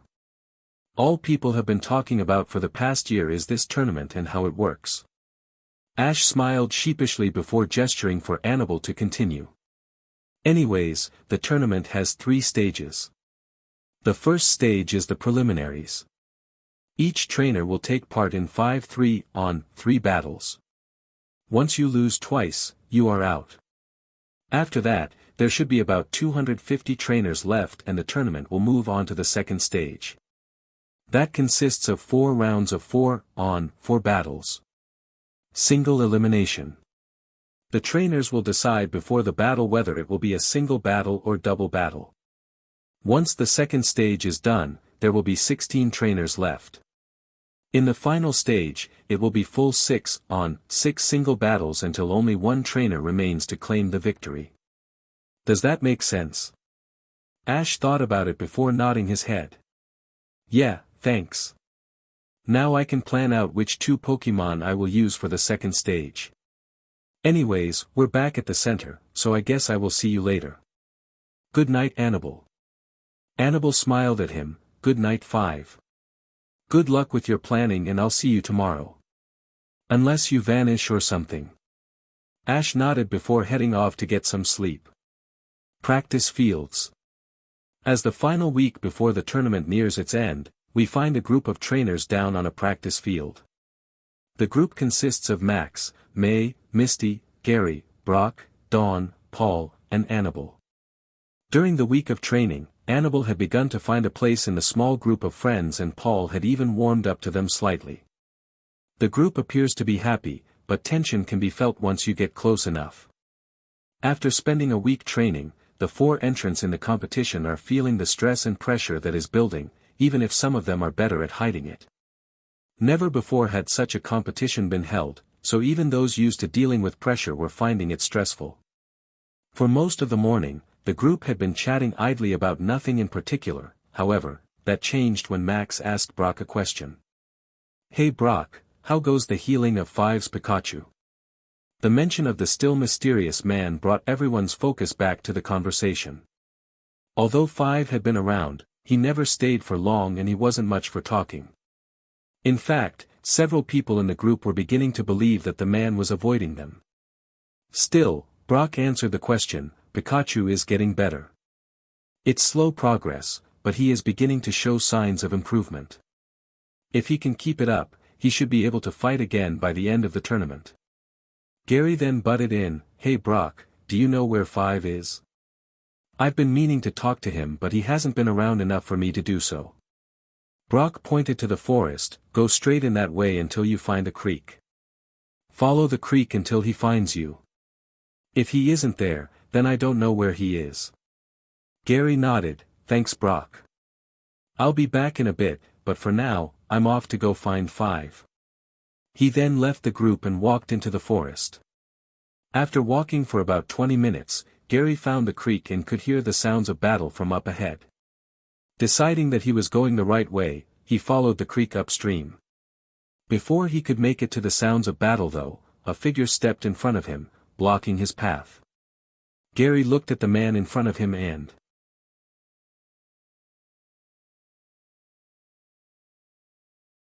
care about right now is winning this tournament. Gary laughed, "I can't believe it, little Ashy boy is growing up and taking an interest in girls. So, who is it?" Still refusing to look at Gary, Ash responded, "It's nobody. I told you, I only care about winning this tournament." "Really? Then why won't you look at me? Is it May? Or maybe it's that frontier brain, Anabel. Or is it one of the girls currently in a relationship? You can tell me, I won't tell anyone." Ash walked away from Gary and over to his Lucario. "Hey Lucario, want to do some sparring with me?" he asked. Lucario nodded and the two took their positions and began. Gary watched this and smirked again. "Fine, be that way. I'll find out eventually though. Anyways, I'm heading back to the group, I'll see you later." He then turned back into the forest and headed towards the Pokemon Center. Practice fields. As the week had passed, many more trainers had shown up for the tournament. Gym leaders from all 4 regions as well as powerful trainers trickled in and took up space. The practice fields were now so crowded that no group could hold more than one field. This left Misty, Max, Paul, and Anabel to try and share a field while the rest of the group observed from the sidelines. Eventually, Paul went off into the forest to train alone while everyone else decided to stay put. As the training was about to resume, a familiar melodic voice was heard. "Why hello my friends. It is good to see you all once more." The group turned to see a tall man with long black hair. On his head was a forest green hat while around his shoulders was a cape of the same color. The man held a golden mu-shaped harp in his hands. Those that knew the man smiled at him and Dawn spoke up, "Hey Nando, what are you doing here?" Nando smiled at the young coordinator. "Hello to you too Dawn. I am here for the competition that starts tomorrow. My Pokemon and I have been training for the past year for this. Our musical talents have been honed so we could compete at such a high level. If I may ask though, who are the rest of these people? I do not know most of them." This time May spoke up, "Well Nando, you already know me, Dawn, and Brock. Paul went off somewhere to go train. This little guy is my little brother Max while the orange-haired girl is the Cerulean City gym leader Misty. The girl with purple hair is Anabel, the salon maiden of the battle frontier. We have a couple more friends who aren't here at the moment. One of them is Misty's boyfriend Gary. Gary is a Pokemon researcher from Pallet Town. The other is a rather mysterious man whom we met here who goes by the name Five." Nando smiled at all the people gathered around on the practice field. well, it is certainly a pleasure to meet all of you and I hope to meet these other friends of yours soon as well. Nando then played a few chords on his harp before continuing, now, you must tell me, is Ash in this tournament? My Pokémon have been looking forward to a rematch with him. The group frowned before Brock spoke up, unfortunately, there is no one named Ash in the tournament's registry. However, I have a hard time believing he will remain gone for much longer. It has been 3 years after all and he probably misses us. Nando sighed, well, it is disappointing to hear that Ash is not here, but alas, my Pokémon and I shall have musical battles until we can battle no more. Would anyone like to have a practice battle with me? I would like a warm-up before the competition begins. Well, I don't know you or your battle style, so it would be good practice for me to battle you, Max said. If you would like, I will battle you. Nando smiled, of course. I would be delighted to participate in a battle with you. If you are as good at battling as your sister is at contests, then this should be a terrific battle. Max looked at Nando in question, do you mean that you do contests as well as battles? Isn't that a little hard to handle? Nando smiled at Max, well, my Pokémon love to show off their many talents in all forms of competition. As such, they simply demand I allow them to partake in both contests and battles. Now, how about a 2-on-2 battle for now? Max grinned before running to one end of the field, sure, sounds good. Brock, can you be the judge? Brock nodded before walking to the middle of the field on the side. This will be a 2-on-2 single battle between Max Maple from Petalburg City and Nando from Sinnoh. The battle will be over when one trainer's Pokémon are unable to continue battling. There will be no time limit. Begin. With that, both trainers grabbed a Pokeball and threw it onto the field. In a flash of light, 2 Pokémon appeared and looked at each other. In front of Max stood a red lobster-like Pokémon with a large gold star on its forehead. He stood on 2 powerful legs and had 2 more powerful pincer-like claws protruding like arms. Crawdaunt grinned at his opponent before slamming his pincers into the ground to try and intimidate his enemy. Standing in front of the Crawdaunt was a blue bird with cloud-like wings. The Altaria flew around the field a little bit while singing a few notes in preparation for the battle. She then landed in front of Nando and smiled at Crawdaunt. Nando spoke up, you may have the first move. Crawdaunt, use Ice Beam and follow it up with Night Slash. Max called out. Crawdaunt responded by opening one of his pincer hands and blasting a beam of ice towards the graceful dragon. Nando saw the attack and called out, hurry Altaria, dodge the attack and retaliate with Sing. Altaria immediately swooped up in the sky to avoid the ice attack and stay out of range of Crawdaunt's Night Slash. She then opened her mouth and sang a lovely tune that sent musical notes down towards the determined lobster. Crawdaunt tried to run from the music, but was not able to accomplish the task. Max watched as his Pokémon fell asleep on the battlefield and cringed. Crawdaunt, wake up. You need to get up and use Ice Beam again. He called out, but the Pokémon remained asleep. Nando decided to take advantage of the sleeping Pokémon. Now Altaria, use Sky Attack on Crawdaunt. Altaria flew higher up into the sky before her whole body glowed a white color. Once the attack was finished charging, she flew down at a high speed towards the sleeping Pokémon. The attack hit and did quite a bit of damage to Crawdaunt, but the attack also woke him up again. He heard his trainer calling for an Ice Beam and immediately launched one at the retreating dragon.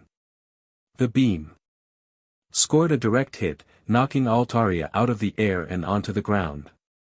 Max saw Altaria falling and called out his next attack, now Crawdaunt, use Bubble Beam and Crab Hammer.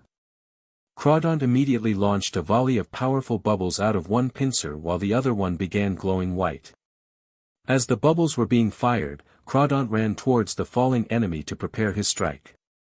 Nando saw all this happening and called out, Altaria, use Dragon Pulse on Crawdaunt and then fly back into the sky.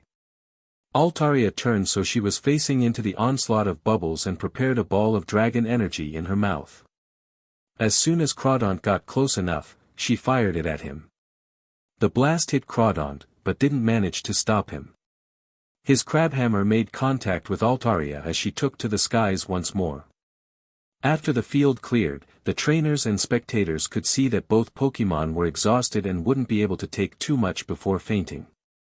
Nando immediately came up with a plan. Altaria, use Sing once more and then Dream Eater to recover your health.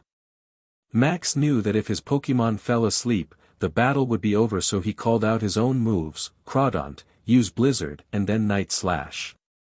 Each Pokémon began working on following their trainer's orders.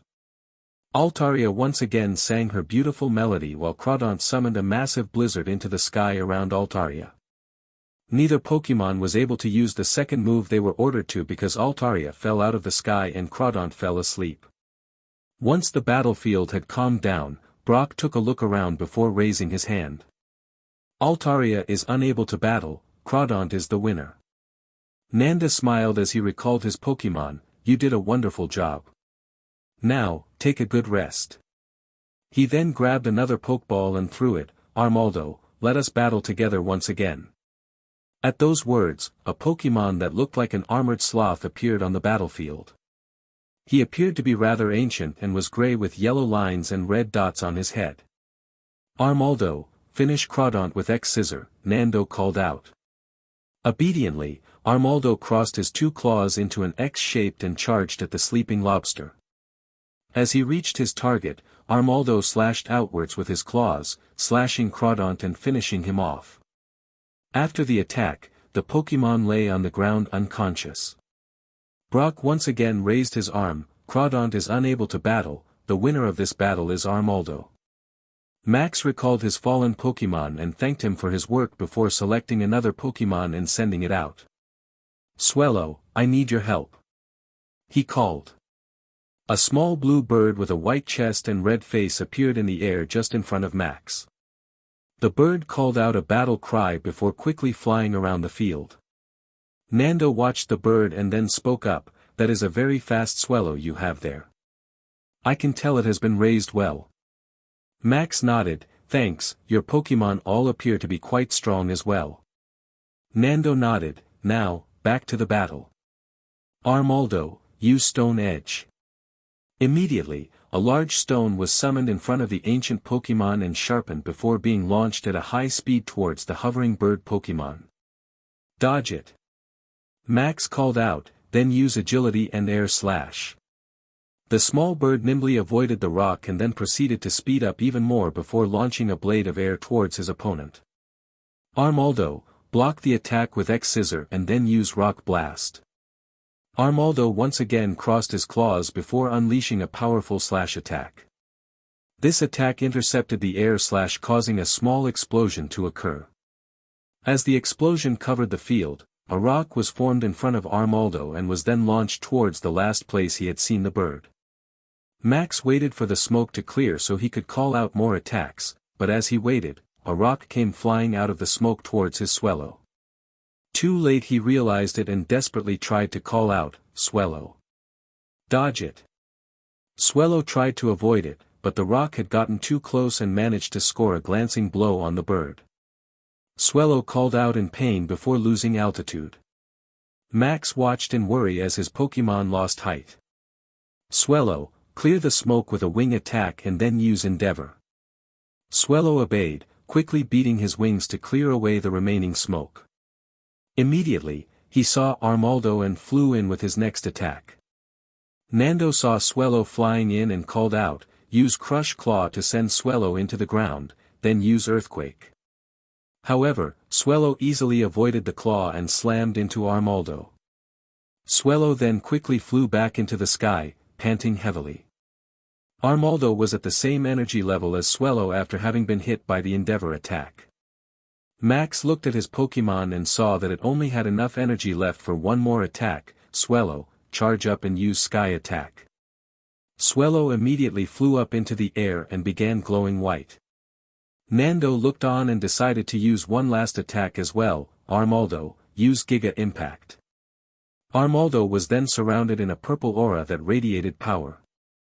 As Swellow flew down towards Armaldo, the rock Pokémon bent his legs and prepared to launch towards the bird. Once the bird was within range, Armaldo gave a full power jump towards the Swellow and the two Pokémon collided. There was a massive explosion upon impact, sending dust, smoke, and debris in all directions. The two trainers waited to see whose Pokémon would remain standing and claim victory. The audience watched in amazement at the power the Pokémon had shown at the end of the battle.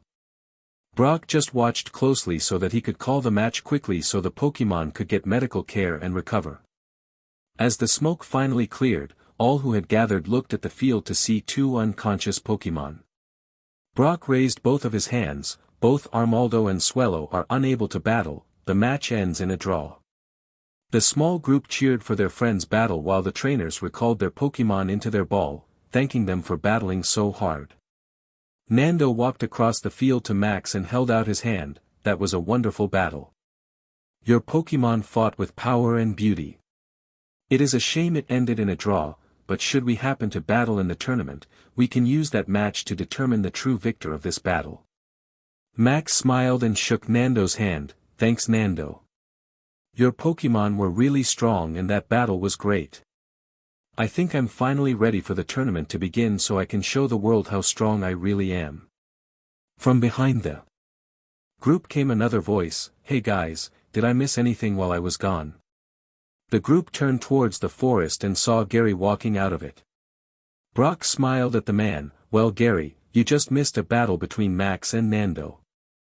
Gary looked at him questioningly. Who's Nando? Nando walked over to Gary and offered him his hand. I am Nando. I am a bard, a trainer, and a coordinator. I travel the world making music with my Pokémon while competing as much as I can. May I ask who you are? Gary shook his hand. My name is Gary Oak. My grandfather is Samuel Oak. Anyways, I'm a Pokémon researcher. I used to be a trainer, but I realized that wasn't my true calling and switched careers. I see, said Nando. As a trainer, how far did you make it? Gary thought about it. I made it into the final 16 in the Silver Conference before losing to my old rival Ash Ketchum. After that, I decided to become a Pokémon researcher like my grandfather. Nando nodded. So you too know Ash. It's a real shame he isn't here at this tournament to compete against.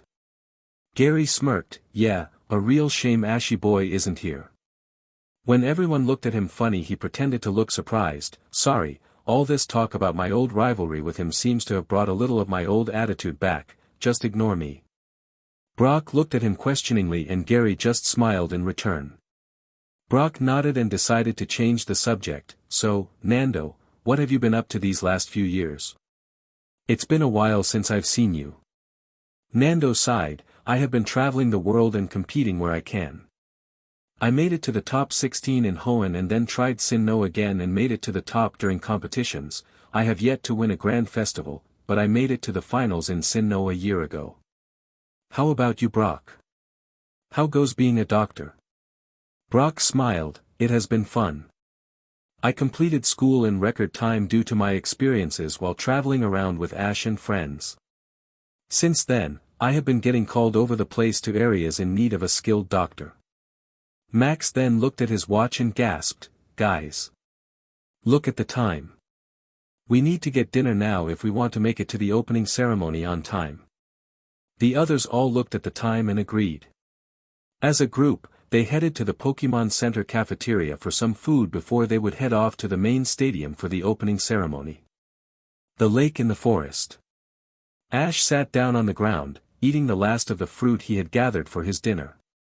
In front of him sat all of his Pokémon eating their dinners as well. As soon as he finished eating, he looked at them and spoke. Well guys, this is it. The ultimate tournament to show the world what we are made of. You guys have all been with me through thick and thin. Together, we defeated Team Rocket. That might be our biggest accomplishment, but don't forget about all the individual Pokémon we have helped throughout the last several years.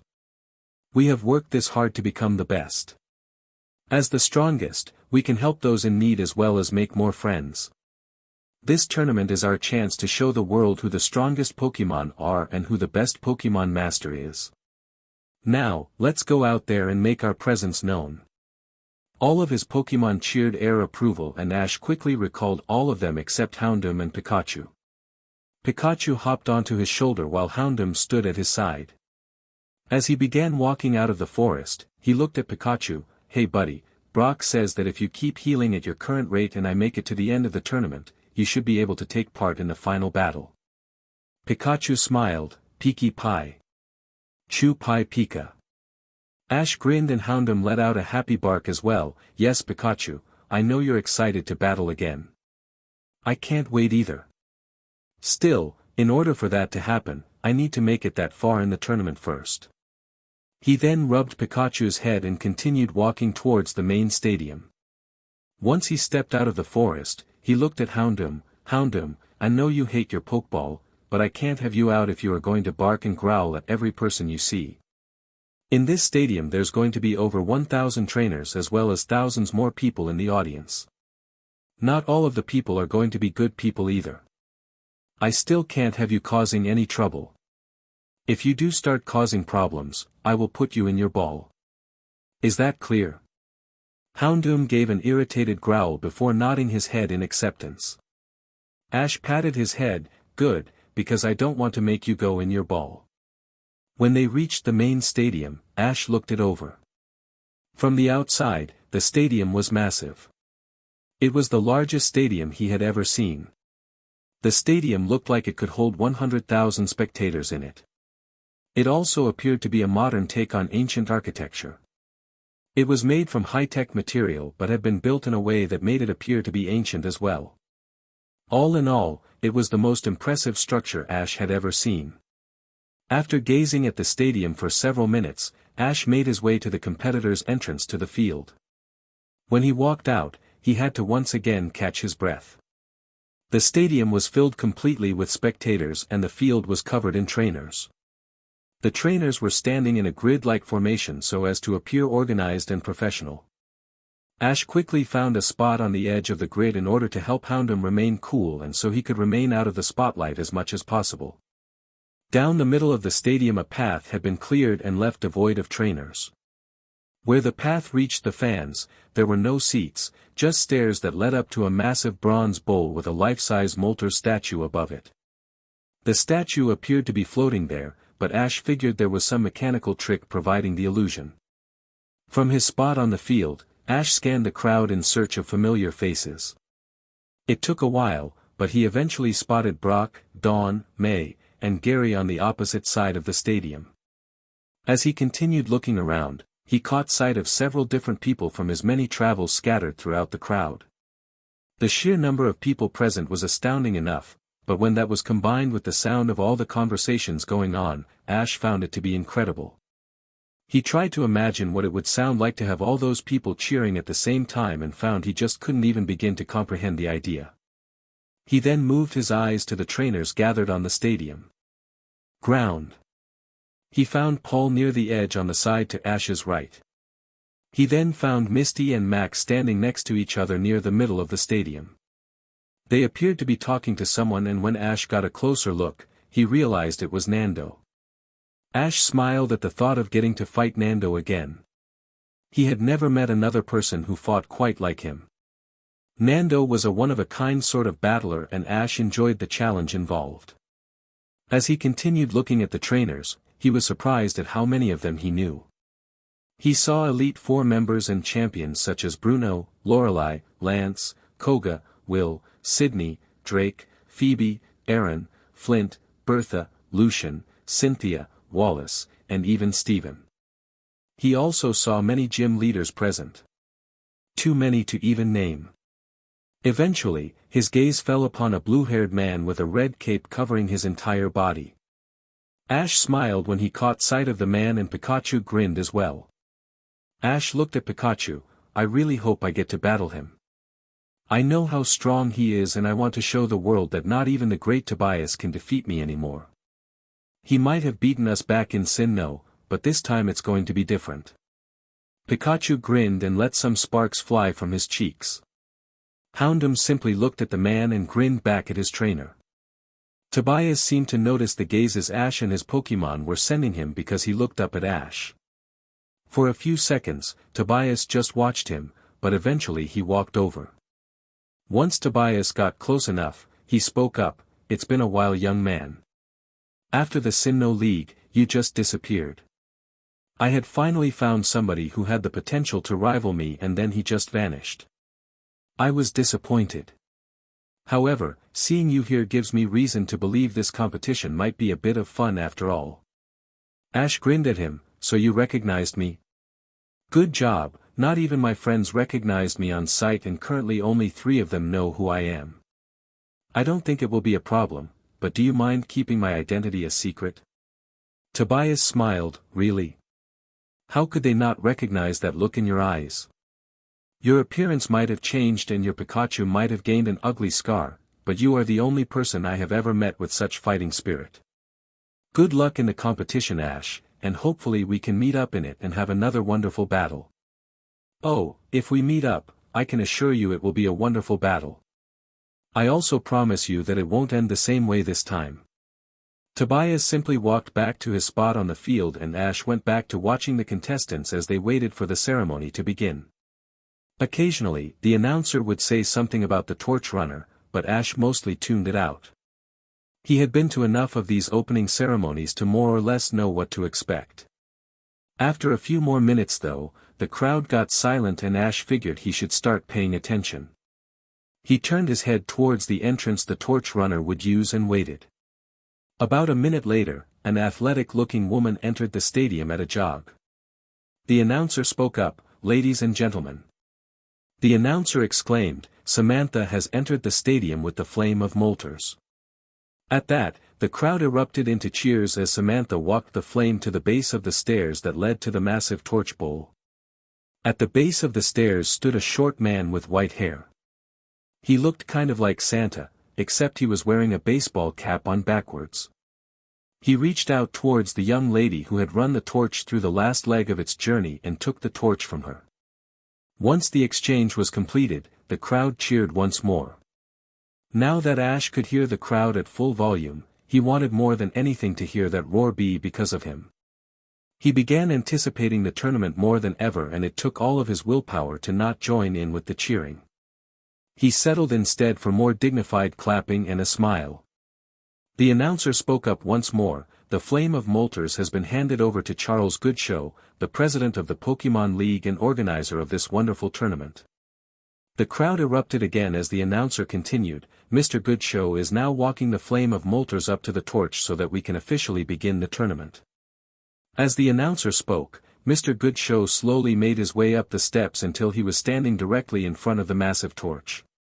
With a dramatic bow and spin, he brought the Flame of Molters into contact with the massive torch and set it alight. As the torch lit up, the crowd gave one final cheer before quieting down again. Mr. Goodshow was then joined on the platform by several prominent figures from Pokemon Society. There were the individual directors of each Pokemon League as well as Scott, president of the Battle Frontier. Mr. Goodshow walked up to the front of the platform and brought out a microphone that had been hidden. He raised it up and spoke, "Welcome everybody to the first ever Pokemon World Championship." He began. The crowd cheered for a little bit before settling down. Mr. Goodshow smiled at them all, "The support we have had for this tournament has been astounding, but since I know you didn't all come here to listen to me speak, I will keep things brief. However, before I begin, my good friend Scott says he has an announcement to make that should make this tournament even more exciting. So, without further ado, say hello to Scott." The crowd cheered as Scott stepped up. He took the microphone from Mr. Goodshow and spoke, "I came here for the battles, so I'm going to make this brief. Many of you know about the Battle Frontier that I started several years back. Over the years, it has gained popularity and grown. It is famous for the 7 battle brains that test trainers in many different aspects of Pokemon battling. Well, today I am here to say that there will no longer be 7 battle brains." Scott gave a dramatic pause and waited for people to settle down after the first part of his announcement. After a minute, he continued, "After this tournament ends, there will be an 8th battle brain in the frontier. I will not tell you who the new brain is until the tournament ends, so just know that any trainer in this event could possibly be the newest battle brain." As the crowd cheered the news, Ash just smirked. He knew who the new brain was and he wasn't going to tell anyone. At least not yet, he wasn't. Scott then handed the microphone back to the president and stepped back. Mr. Goodshow gave a smile to the audience and an inquisitive glance to all the trainers gathered on the field as if he was trying to figure out which one of them was the new battle brain. After a few seconds, he raised his head again and spoke, "Well, that certainly is some exciting news Scott had for us, and I'm sure it will make this tournament that much more exciting. Now, back to the opening ceremonies." He then spread his arms and gestured to all the trainers on the field before talking again. "You all are the greatest trainers the world has to offer. This tournament was set up to find the best of the best, and so only those who had had much success in battle were invited to join. With all of you high-quality trainers, we are sure to see many high-quality battles until only one trainer remains. The last trainer standing will earn the title of World's Greatest Pokemon Master." At that, the trainers gathered on the field cheered along with the crowd. Once the noise died down, the president continued, "That title will give you the respect of all those you encounter as well as cement your place in history. Once you get the title, it is yours to keep for 4 years. In 4 years, you will have to defend your title in this tournament once again. Now, the first stage of the tournament starts tomorrow, so I recommend you all get some sleep so that you can be prepared for your battles tomorrow. Congratulations to you all and I wish you the best of luck." With that, the crowd gave its final cheer of the night before beginning to disperse. As the crowd dispersed, so too did the trainers. Ash made his way out of the stadium as quickly as he could so he wouldn't get caught up in traffic. As soon as he was free, he headed back out into the forest. He knew he wouldn't be able to get any sleep that night, so he decided to relax in nature one last time before the tournament truly began. Pokemon Center. Gathered into one room sat a group of 8 people. They sat together and talked about the next day's events. Brock turned to Max and spoke, "So Max, are you ready for your first battle tomorrow?" Max grinned, "I'm ready, but I don't think I'm going to be able to sleep tonight. I checked the schedule though and my battle is at 9:30 in arena. My opponent is some guy named Timothy. How about you Misty, are you ready?" Misty nodded, "Yep. I'm certainly ready. I even got a lucky draw because I'm in Arena 4, which is a water field. My opponent is some guy named Devin. What about you Anabel, you ready to show the world the power of a frontier brain?" Anabel sighed, "I suppose. I've never really competed in a tournament though. I became a frontier brain before I ever had to, so this is a new experience for me. The fact that it just so happens to be the largest tournament in history just makes it even more intimidating." May spoke up, "Don't worry about it. Once you get out there, the adrenaline from battle will block out the crowd and the pressure. You'll do fine." Anabel smiled, "Thanks May." She then looked around before speaking again, "Guys, I think I'm going to go for a walk to try and clear my head. I'll be back later." The others nodded and Anabel walked out of the room. After talking for another half hour, the group went to their individual rooms to try and get some rest before the big day. The lake in the forest. Ash lay down on his back and looked up at the stars. Pikachu was resting on his stomach while Houndoom lay by his side. As he relaxed, he tried to prepare himself for the next day and the rest of the tournament to follow. He looked down at the yellow mouse on his stomach. "Hey Pikachu, are you ready for the tournament?" Pikachu raised his head and looked at his trainer. "Pika Pi Chu Pikachu," he said. Ash smiled, "I know you aren't going to battle. At least not at the beginning, but still, I was just curious." He then turned to Houndoom, "How about you, are you ready to start your battles tomorrow?" Houndoom looked at his trainer and released some smoke from his nostrils. He then gave his head a quick nod before lying back down. Ash sighed as he went back to looking at the stars. "I wish I could be as relaxed as you guys are.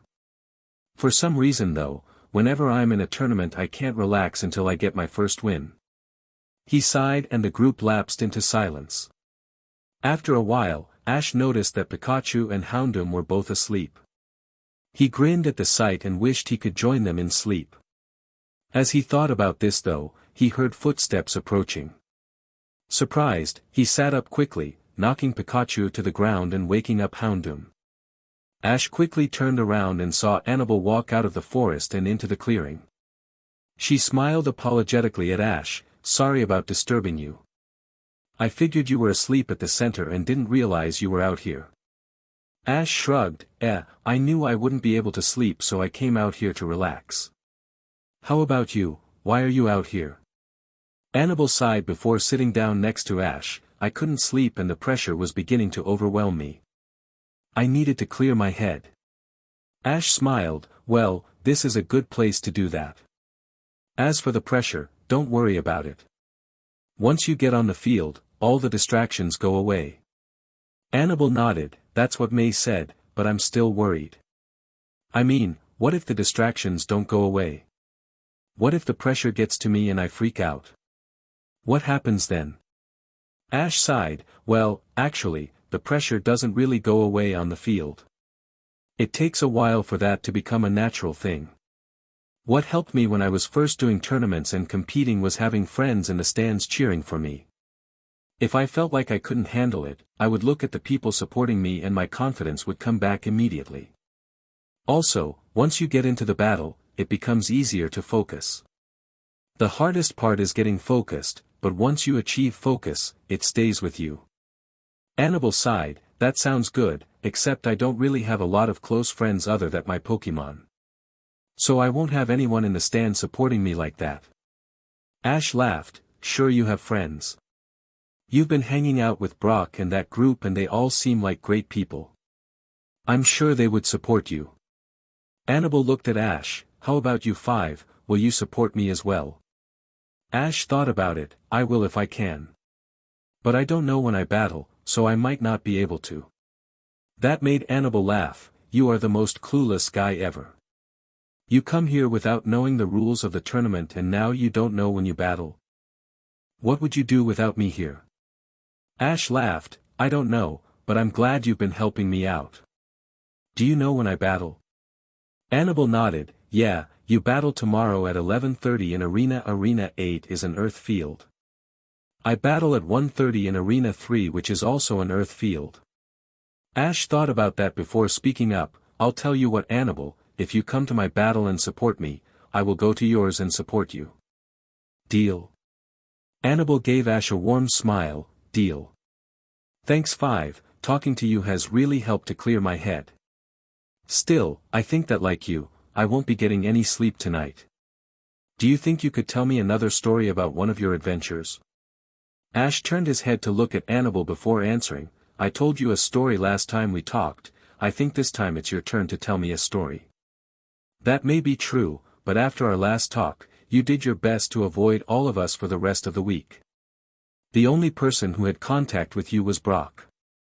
I say that you owe me a story for just disappearing like that. Speaking of which, why have you been avoiding us all?" Ash gulped, "Fine, I will tell you another story. As for why I've been avoiding you all, I haven't. My training has been rather intense. That has led to me going to sleep early. Since I eat out here in the forest, I was never going to be having meals with you guys anyways." Anabel looked at Ash funny, "Still, it wouldn't have hurt you to say hi to us every now and then. I think you have spent plenty of time in the wilderness. Now you need to get your social skills back." At that comment, Pikachu began laughing and Houndoom let out a snort. Ash glared at his Pokemon. "Pikachu, it's not that funny. And Houndoom, you're hardly one to talk about social skills. I seem to recall having to spend most of my effort during the opening ceremonies preventing you from attacking every person that looked at me." Anabel smiled, "You seem to have quite the friendly relationship with your Pokemon. It's really fun watching you all interact with each other. Now for your story, can you tell me about how you met Houndoom? You told me about Eevee, but never Houndoom." Ash sighed, "Well, the story about how I met Houndoom is not fun. At all. It really is a sad story with a sad ending. Houndoom was the first Pokemon I caught on my current journey and at the beginning of my current journey some bad things happened." Ash then looked at Pikachu and Houndoom, "Do you guys want me to tell her this story? It involves both of you, so if you don't want me to tell then I won't. Anabel watched as the two Pokemon contemplated letting her hear this story. After hearing about how bad the story might be, she was wondering whether she actually wanted to hear it or not. The story with Eevee hadn't been good, but this one sounded like it might actually be worse. After several minutes of contemplation, both Pokemon gave their approval to tell the story. Ash nodded, "Well, if you still want to hear the story, then I guess I can tell you." Anabel thought about it. "Yeah. I want to hear the story. It might not be pretty, but I can tell the story still troubles you and it might help if you let someone know what happened." Ash smiled at Anabel. "Yeah, it does still bother me. It probably always will as well. Anyways, here goes. -3 years ago. Viridian Forest.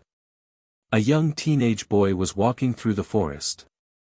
He had a Pikachu on his shoulder, a baseball cap on his head, and a smile on his face. He had been traveling for several weeks and was busy exploring the depths of the forest. Since he had no timeline to stick to, he had no need to hurry through the forest like he had the previous times he had been here. As he was exploring, he heard a small cry come from behind him. He turned around quickly and saw a Houndour in the brush staring at him. The boy smiled at the small Pokemon and spoke, "Hey there, my name is Ash. What are you doing out here alone? Don't you have a family to be with?" The little Pokemon bared his teeth at Ash and then barked and growled. Ash looked at the scene in confusion. "Do you want to battle me? Is that it?"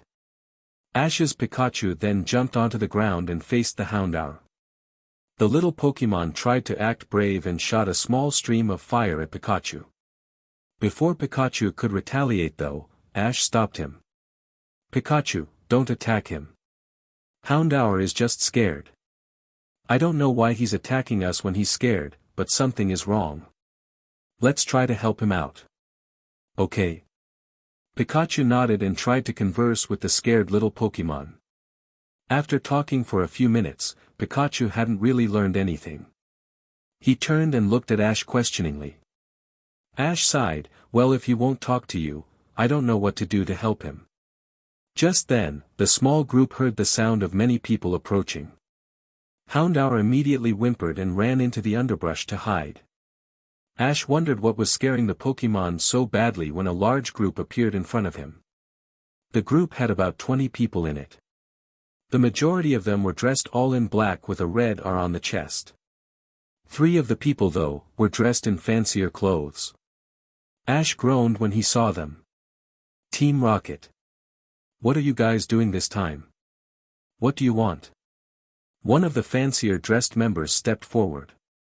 It was a lady with long red hair, black pants, and a white, black, and gray shirt on. "Ash Ketchum, I presume?"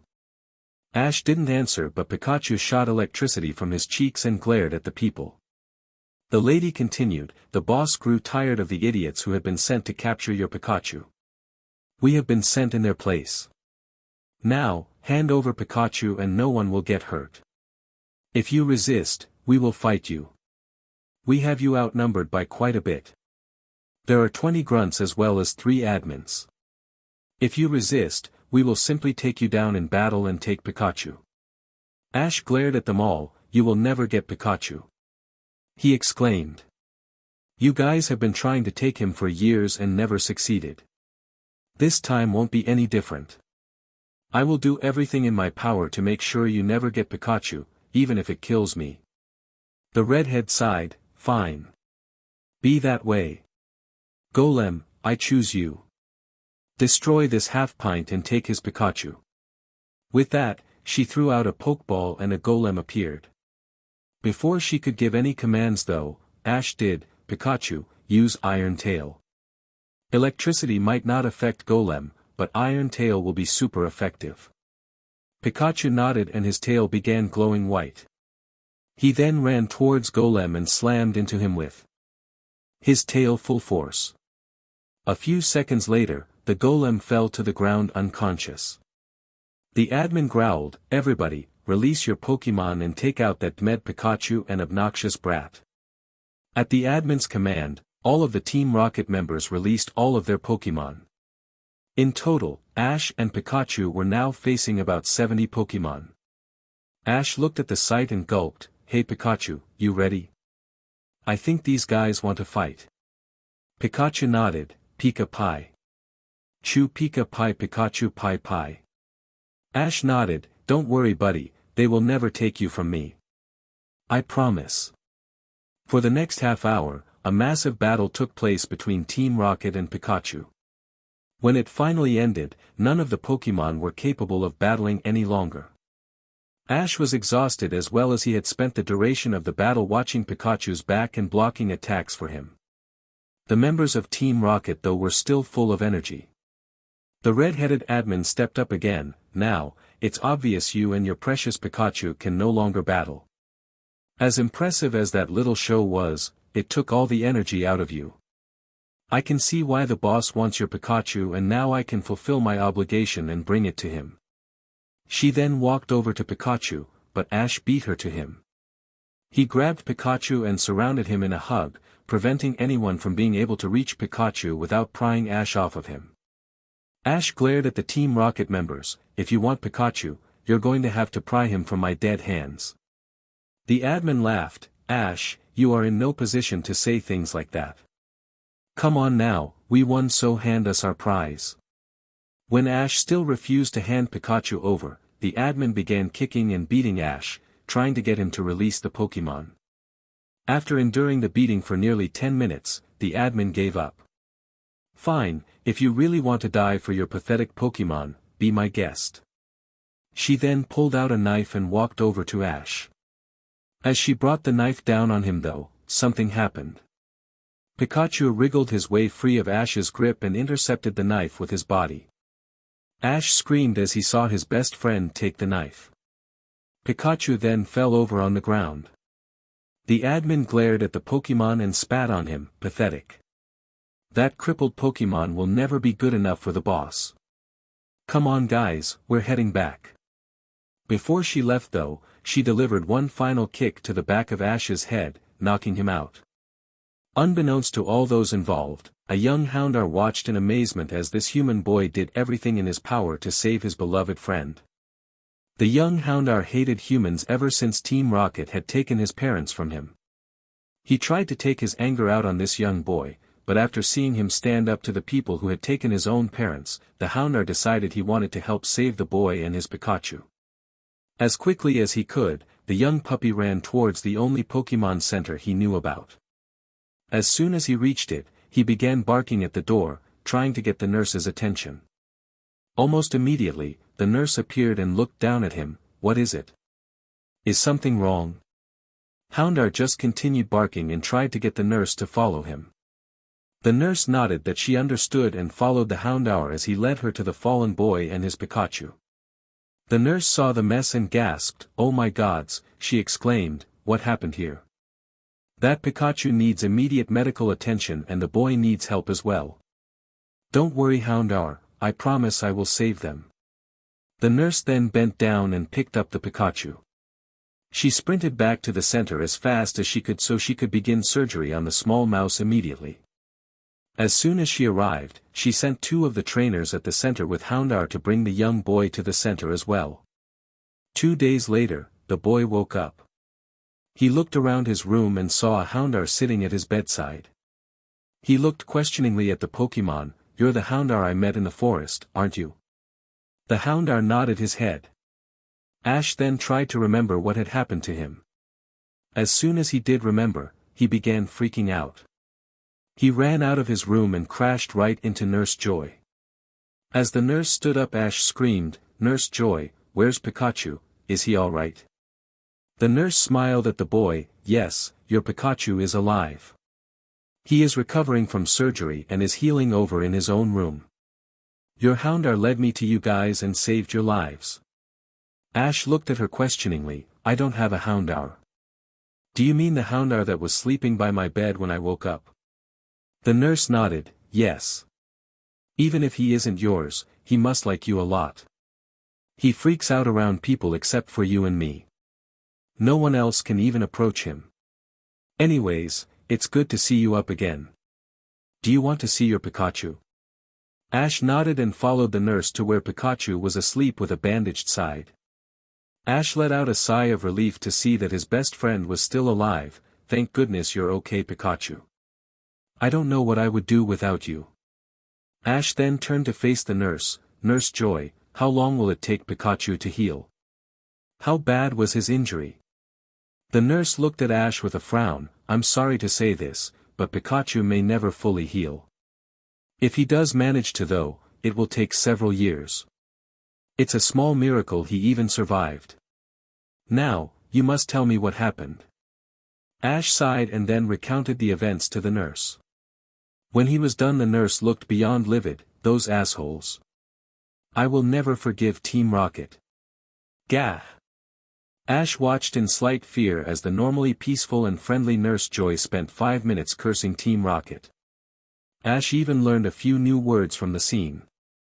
When the nurse finally calmed down, she looked at Ash sheepishly. I'm sorry about that, it's just, what Team Rocket does and did to you is absolutely horrible. I just can't stand them. Ash nodded. I know what you mean. I've helped stop Team Rocket's plans before and they have always been after my Pikachu. I can't stand them either. This time though, they went too far. This is beyond unforgivable and I vow that I will stop them once and for all in order to prevent situations like this from ever happening again. For the next week, Pikachu was forced to stay at the Pokémon Center and Ash stayed by his side the entire time. Once Pikachu was well enough to travel, Ash decided he would leave and then begin training to take down Team Rocket. As he left the Pokémon Center, Nurse Joy wished him luck on his journey. Once he had gotten back into the forest, he looked around and saw a Houndour at his side. Ash smiled at the young Pokémon. Do you want to go with me on my quest to destroy Team Rocket? The Pokémon looked at Ash and barked an affirmative. Ash smiled. Well, if you want to come with me, you have to let me catch you first. You ready? Houndour nodded as Ash pulled out an empty Pokeball. He held it down at Houndour's level and waited for Houndour to let himself be caught. After a few more seconds, Houndour nudged the button in the center of the ball with his nose. A bright light engulfed him as he was sent into the Pokeball. As soon as the Pokeball signaled the catch, the ball opened itself up and Houndour stood by Ash's side once more. Ash looked at the Pokémon. So, I take it you don't like being in the Pokeball? Houndour nodded and Ash laughed. Okay then, I guess you can just walk alongside us on our journey. Now, let's go. And just like that, Ash caught a Houndour and began his journey to destroy Team Rocket. Present day at the lake. As Ash told his story, Anabel listened in horror as the events unfolded. When he finally finished, she wasn't really sure what to say. She couldn't think of any way to express how she felt about the events that had taken place. All she knew was that she felt awful for Five and his Pikachu. She also felt bad for Houndour who had lost his parents to Team Rocket as well. After a few minutes of silence, she finally spoke up. You were right, that is a terrible story. I'm at a loss for words on how to react to that. I feel really bad for you and I'm sorry that a good person like you had to suffer through that.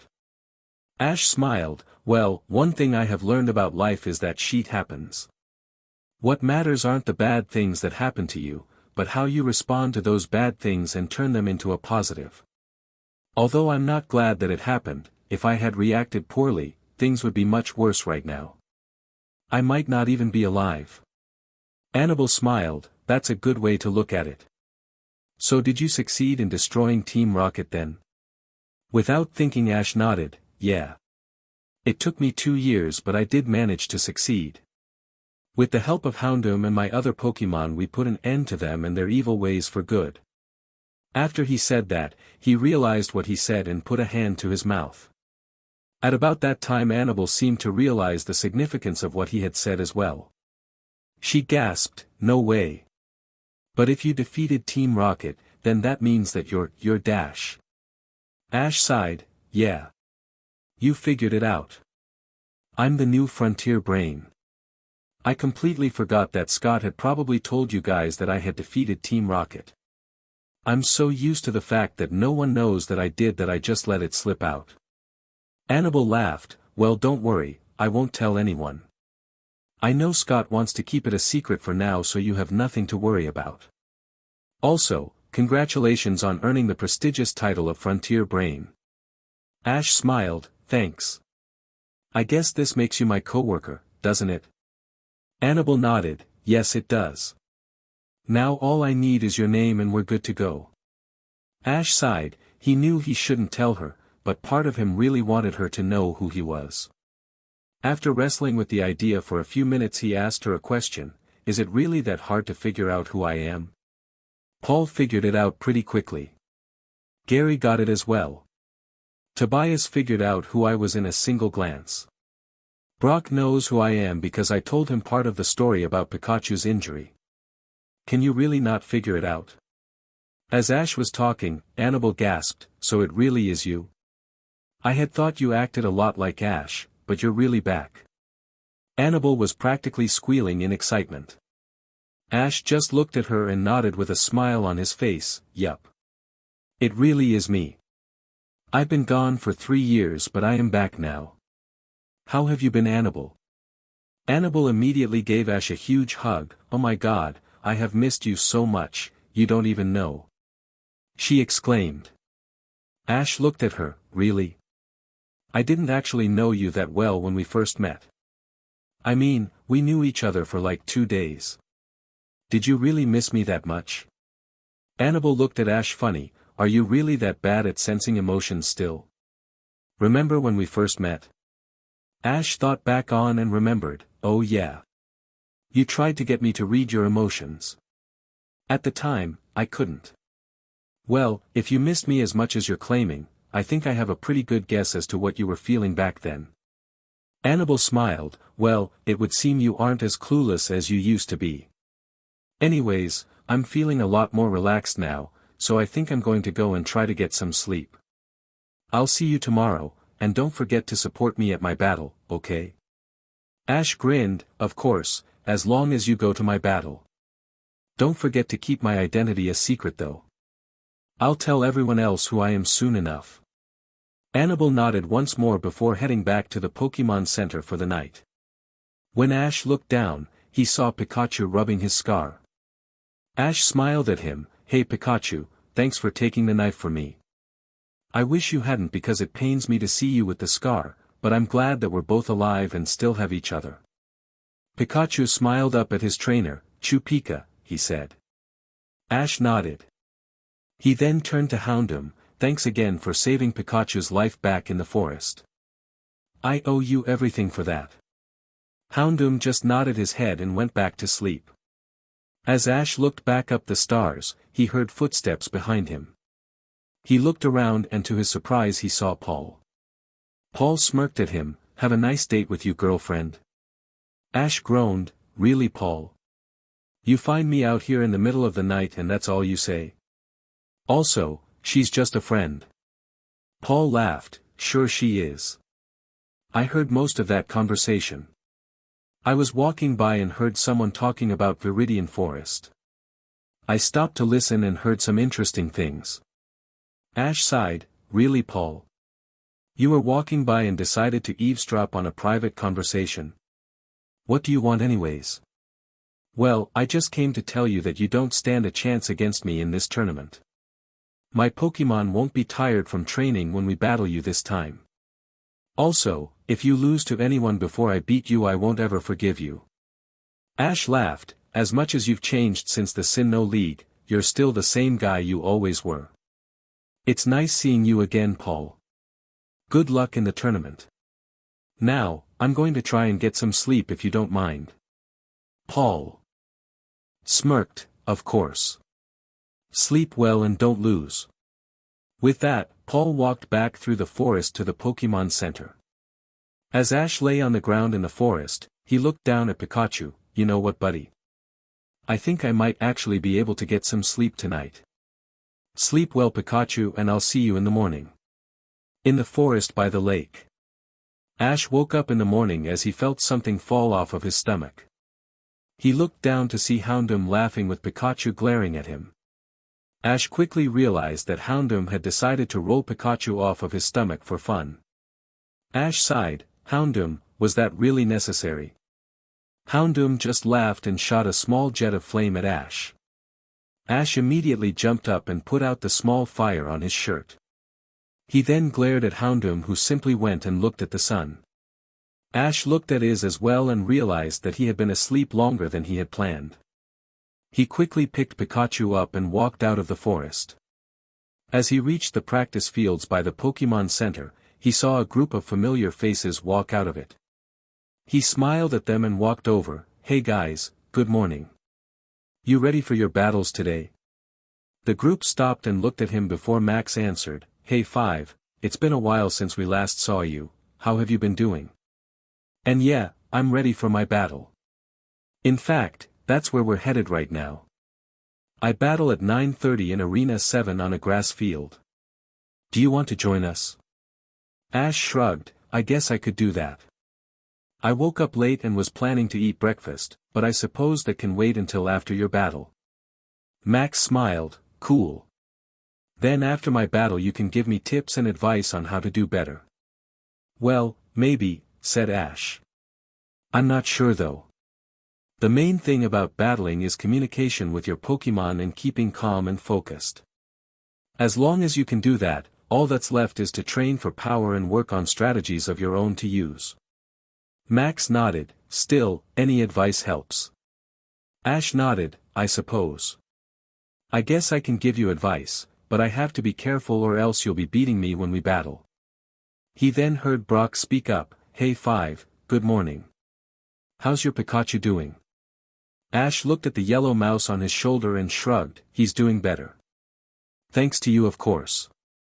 You really are a great doctor." Brock nodded his thanks. "Still, don't go too hard on the training yet. If you do you could just re-aggravate the injury." Ash nodded. "Don't worry, I won't push him." Ash then turned to everyone else. "So, did you all sleep well in preparation for your battles today?"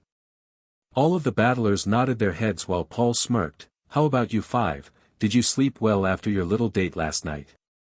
Ash blushed as everyone looked at him. Ash noticed that Anabel had a faint blush as well and wasn't looking at anyone. Ash sighed. "Shut up Paul. That's really none of your business." May then spoke up with a sad tone. "You had a date last night?" Ash sighed. "No. I couldn't sleep and another competitor who was having difficulty sleeping ran into me. We talked for a while before going our separate ways for the night. Paul decided to eavesdrop on the conversation and insists on bugging me about it." Dawn smacked Paul on the head. "Paul. It's not polite to eavesdrop. Keep your nose out of other people's business." Paul groaned. "Fine, I'll try to stop eavesdropping on people.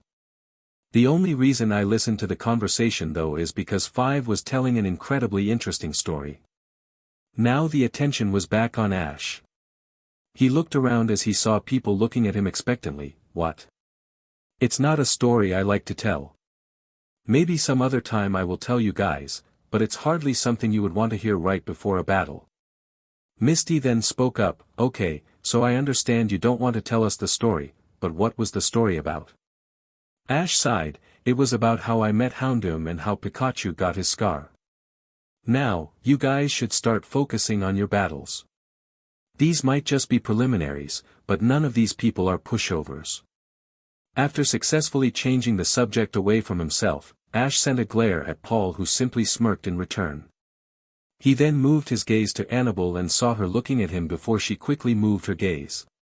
Ash felt a blush rising to his cheeks, so he tried to listen back into the conversation before anyone noticed. "Don't worry, I know my opponent's going to be skilled, but I'm telling you that I can take him. Timothy only made it to the top 16 in the Silver Conference, and even that was 3 years ago. I'm pretty sure I can take him." "Well, has he competed in any tournaments since then? Because if he hasn't, it's entirely possible he has been away training and gotten much stronger," Brock advised him. Max shook his head. "No, he made top 32 in Sinnoh last year and 2 years ago he didn't make it past qualifying. He has skill, but not enough to take me down." Gary then decided to speak up. "Still, he could surprise you. You never want to count anyone out until after you have beaten them." Max nodded his head. "Guys, I know all this. Stop pestering me about it. I'm going to go battle, and I'm going to win. I don't care who my opponent is or how strong they are. Now leave me alone. Why don't you bug Misty about her match? Or maybe Anabel or Five? Because, said Misty, we all have more experience than you, so we don't need to be bothered. Also, since it's your battle we're going to see right now, we want to make sure you're ready for it.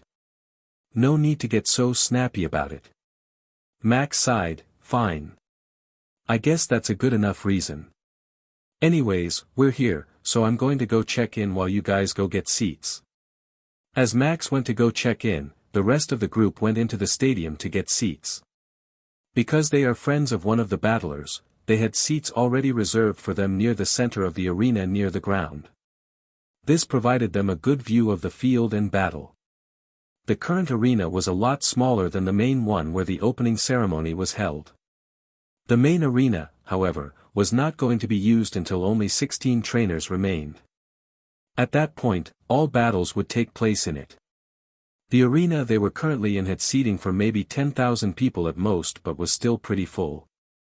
With 10 arenas that seated 10,000 each, that provided 1,000 seats, the same amount as could fit in the main arena. At least, that was the goal. As the group took their seats, Ash wound up sitting next to Anabel and Brock. Ash turned to Anabel. Hey, did you sleep well once you got back to the Pokemon Center? Anabel turned to Ash and nodded, yeah. Talking with you really helped me to calm down and clear my head. Although I think part of that was the story you told me. Compared to what you and Pikachu went through, this tournament's pressure really isn't that bad. Ash laughed, you know, I never thought about it that way, but now that you mention, I guess that is true. Brock then spoke up, so it was Anabel who you ran into last night? And you told her the whole story about what happened to Pikachu? You never even told me the whole story about that incident. Ash smiled sheepishly, sorry Brock, but it is true that I don't like telling the story. Also, nighttime is a good time to talk to me if you want to hear me reminisce about my past adventures. Also, Pikachu and Houndoom both told me I should tell her. I can't really tell the story without their permission. Brock sighed, okay, but you better tell me eventually. It might not be a happy story, but I do feel like I have a right to know. Ash nodded, don't worry, I'll tell you. I promise. Now, let's watch this battle that looks like it's about to start. And watch they did. The battle took about 20 minutes and Max managed to pull off a win. He used his Grovyle, Gardevoir, and Vigoroth in battle to defeat Timothy's Steelix, Hypno, and Empoleon. In the end it had come down to Grovyle and Empoleon, but Grovyle's Leaf Blade managed to take down its opponent. Once the battle ended, the group walked out of the arena to meet up with Max once more and congratulate him in his victory. Hey guys, Max called out, did you see me win that match? He put up a good fight, but he didn't stand a chance against me. Brock grinned, you did a good job Max, but it was a close battle that could have gone either way in the end. You were lucky that your Grovyle had a little more energy left than Empoleon did. Regardless of how it happened though, congratulations on the win. Max sighed, I know, he was actually a really good trainer. I shouldn't have been surprised by that since this is a competition for the best trainer in the world, but still, he was better than I had expected. Gary nodded his head, you got that right, these are indeed the best trainers around. Winning any of these battles is something to feel proud about, it means that you really are a strong trainer. Max nodded before turning to Ash, so, 5, what did you think of my battle? Do you have any suggestions for future battles? Ash laughed, not really. All you need is more experience. You have the capabilities of a skilled trainer, but it takes you a little too long to come up with and execute your strategies. That is a problem that can only be fixed through experience though, so good job with your battle and good luck in the future. Max nodded his head, thanks. Hey, when's your battle? I want to watch it and see how well you fight in a longer battle. Ash laughed, my battle is at 11:30 in arena if you want to watch it, feel free. How about you Misty, when's your battle? Well, my battle is at 1:30 in arena. How about you, Anabel? When is your battle? Anabel sighed, well, it seems we battle at the same time. I also battle at 1:30, although I am in arena 3. That's too bad, said May. That means that we can't all go to watch both of you battle today. What should we do? Brock thought about it. Well, it just means we are each going to have choose one of the battles to watch. It's too bad we can't all be there to support both of you, but I suppose we can split the group in two and send half of us to each battle. Gary nodded, that makes sense. I'll be going to Misty's battle. Ash laughed, of course you will. Gary blushed at that, but Ash just continued talking. Anyways, I'll be going to Anabel's battle.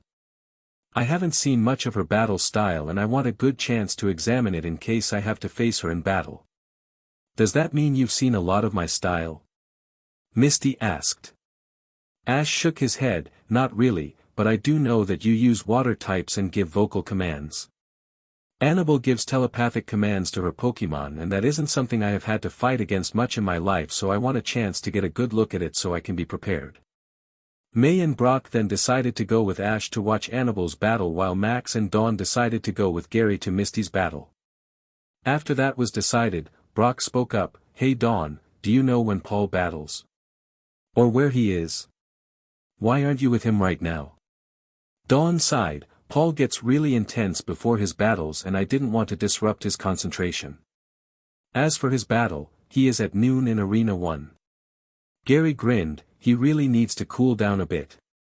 If he keeps getting so worked up, he's just going to end up losing or giving himself a slide. Dawn giggled, I don't know about that, I think it's kind of cute how he gets so into his battles. When everyone just looked at her funny, she just shrugged. A large rumbling noise was then heard from within the group and everyone turned to look at Ash, whose entire face had turned red. Sorry guys, I told you I hadn't had breakfast yet, so I'm going to go get some food before my battle starts. I'll see you guys later. With that, he took off towards the Pokemon Center with his Houndoom close behind. The group watched as Ash left before trying to think of what to do next. Eventually though, Brock did ask, anyways, we have an hour and a half until 5's battle, so what do you guys want to do now? Anabel looked around before speaking up, why don't we go sightseeing? I mean, I've been here for almost a week and haven't actually looked around at all. The group agreed and decided to go and explore the sights of Indigo Plateau. Arena 11:30. A young man walked out onto the battlefield and looked around. The sight wasn't as impressive as the main Colosseum, but it was still an impressive sight to behold. The seats weren't full, but the young man assumed the people were away getting lunch. It was that time of the day after all. In fact, the man thought he could go for some food as well. He looked at the people who were in the audience and thought to himself, these people are probably expecting another less than stellar preliminary battle. Although this won't be the most exciting thing they have seen, I'm pretty sure they are about to be surprised.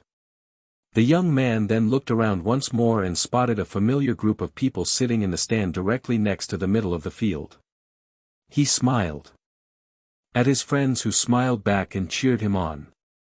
Ash sighed, it had been too long since he had had people cheering him on like that. He had almost forgotten the feeling. Now however, it just made him smile a little more and wave at them. His eyes met each of his friends individually for a brief moment. He thought he saw May and Anabel blush, but he just moved his gaze onto his opponent. His opponent was a tall lady. Almost as tall as himself. She had long brown hair held up in a simple ponytail. She had hazel eyes as well as a sturdy-looking body. Ash crossed to the middle of the field and shook her hand. Good luck in the battle, the woman said, I can promise that you're going to need it. Just because you have some codename doesn't mean you scare me. Ash grinned, well, I'm glad I don't scare you. My only goal is to win. I let my Pokemon do the scaring. To emphasize his point, Houndoom let out a low growl and bared his teeth. Ash laughed, anyways, good luck in this battle. Hopefully you can give my Pokemon a workout. With that, the competitors went to opposite sides of the field and took their places in the trainer boxes. The battle judge raised a flag. This will be a 3-on-3 battle between Susan Slate from Sinnoh and 5 from Kanto. There will be no substitutions and no time limit. The battle is over once one trainer runs out of usable Pokemon. Begin. With that, he brought his flag down, signaling the match's beginning. Immediately, Houndoom jumped onto the rocky earth field. Susan smirked. I figured you would start with your mutt. She then grabbed a Pokeball and tossed it. Rhydon, let's battle. Ash looked at the massive rock Pokemon that stood before his own Pokemon and smirked. Well Houndoom, let's get this over with. I don't want to reveal too much, so end this quickly. Flamethrower, agility, and then Iron Tail should do the trick. At the same time, Susan called out, Rhydon, knock that dog down with an earthquake. Then charge in and use Hammer Arm. As Rhydon began shaking the ground with a massive earthquake, Houndoom ran at full speed while launching searing flames at his opponent. The shaking ground didn't even cause him to stumble as he had trained against more powerful earthquakes than this one. Before Susan could react to Houndoom not falling to the earthquake, Houndoom jumped in the air with a glowing tail and struck his opponent at full power right in the head. After enduring intense damage from Houndoom's flamethrower, the super effective Iron Tail was too much to handle. Rhydon fainted onto the ground, silencing the crowd. Not even 10 seconds into the battle and Ash had already knocked out one of his opponent's Pokemon. After getting over his initial surprise, the ref raised his flag. Rhydon is unable to battle, Houndoom is the winner. Susan raised a Pokeball. Rhydon, return. Good job and don't worry, we'll win this battle for you. She then grabbed a new Pokeball and raised it. Macamp, let's finish this. Before Houndoom, a massive muscle-covered Pokemon with 4 arms stood. Macamp glared at the dog who just seemed to smirk at his opponent. Macamp didn't like that and proceeded to stomp the ground to show off his power. In return, Houndoom just let out a little smoke from his nostrils. Before Macamp could get any angrier, Susan called out, calm down and don't let him get to you. That's what they want to have happen. Now, get up close and use Cross Chop. Ash looked at his Houndoom, just dodge for now. He'll wear himself out eventually. For the next several minutes, Macamp attempted to strike Houndoom with a super effective fighting move, but Houndoom managed to nimbly evade all of them. With each dodge, Macamp got even more upset and angry. He wasn't used to this happening and couldn't comprehend this dog Pokemon mocking him this way. Eventually, Macamp stopped listening to his trainer and focused solely on trying to hit Houndoom. Ash grinned when he saw this happen. Houndoom, use a constant flamethrower on him until he drops. Houndoom barked his agreement before launching a powerful flamethrower that followed his opponent wherever he went. Susan could only watch as her powerful fighting Pokemon got burnt by the unending stream of flames. She knew that Houndoom had won this battle. After about half a minute, Macamp finally fell to the ground unconscious. The ref raised his flag again. Macamp is unable to battle, the winner of this match is Houndoom. Susan returned her Pokemon and hesitated as they decided on her next Pokemon. Deciding a change of plans was in order, she sent out her next Pokemon. Electivire, let's go. She called. When Ash saw his next opponent he grinned, hey Houndoom, this battle might actually be fun. You ready? Houndoom barked before letting loose a powerful stream of flames into the air. Ash smiled, okay then, start out with agility and nasty plot. Susan looked on in surprise, what? But how? You can't use nasty plot on the move. Ash just smirked. Susan groaned, fine, Electivire, use Screech and then set up a light scream. Electivire obliged and let loose an ear-splitting cry that startled all who heard it. Although the sound was quite horrendous, Houndoom refused to give in to the sound and kept up his rapid running. Once Ash saw that Houndoom had finished his stat-boosting move, he called out, now, use Giga Impact followed by Overheat. Faster than many thought possible, Houndoom charged at Electivire, covered in a purple glow. Susan, however, called out, intercept it with Thunder Punch. As Houndoom approached, Electivire's fist began sparking with electricity. As Houndoom made contact with his opponent, Electivire struck Houndoom in the side with a powerful punch. Houndoom called out in slight pain as he was forced to the side, but didn't break his concentration for his next move. As he was thrown away, he launched a power-boosted overheat directly at Electivire's torso. The light screen could be seen blocking some of the attack, but after a few seconds the shield gave way to the flames and Electivire was blasted with the full force of the powerful attack. When the attack died down, Electivire fell to one knee. Houndoom resumed his position in front of his trainer. As the electric type stood up, Ash grinned, "Wow, that is a powerful Pokemon you have there. I can't even remember the last time I faced an opponent who didn't fall to that attack. Anyways, it's time to end this." Houndoom, fire blast into Iron Tail. Houndoom instantly launched a powerful wave of fire at his opponent while charging in with a glowing tail. Susan saw the approaching flames and called out, "Quick! Block it with a thunder attack." Electivire did just that, and although the attacks cancelled each other out, Electivire was not prepared to get hit with an Iron Tail attack at the epicenter of where the overheat had hit earlier. The damage caused was too much and Electivire fell to the ground. The ref looked at the fallen Pokemon and raised a flag. Electivire is unable to battle, the winner of the match is Houndoom. The winner of this preliminary battle is 5 and his Houndoom. With that, the crowd erupted into cheers. The battle had been pretty one-sided, but they had gotten to see an obviously powerful trainer make himself known. The people couldn't wait to see how well the man known as 5 did in this competition. Up in the crowd, a small group of people just watched the battle in slight amazement. Eventually, Gary spoke up, "Well, we already knew that his Houndoom was strong, I guess seeing it action though was rather surprising." Max nodded, "I know. I mean, I battled him, but it wasn't the same since he was trying to make me a better trainer. In this battle though, he had no mercy for his opponent and annihilated her. It was incredible." Anabel agreed completely. Since she knew who 5 really was, she found the battle even more impressive. She realized that Ash still had the same enthusiasm for battle, but controlled himself better and was able to direct the flow of the battle to fit his needs. He no longer recklessly charged in, instead opting to devise a strategy first. She assumed this was a direct result of spending several years battling with more than a tournament at stake and losing not an option. She felt bad that he had had to go through such an experience, but it was clear that it had made him an even more formidable foe. Eventually, she spoke up, "I agree.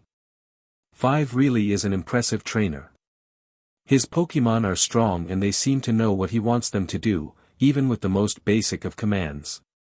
Although he doesn't command them telepathically as I do, he speaks quiet enough that his opponent probably can't hear most of what he says on the battlefield.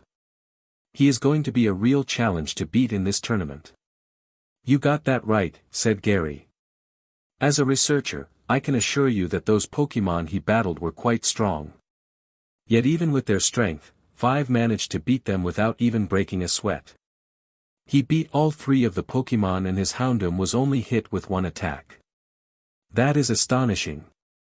Brock nodded, "Yeah, he was only hit with 1 attack. That attack also happened to be a powerful Thunder Punch.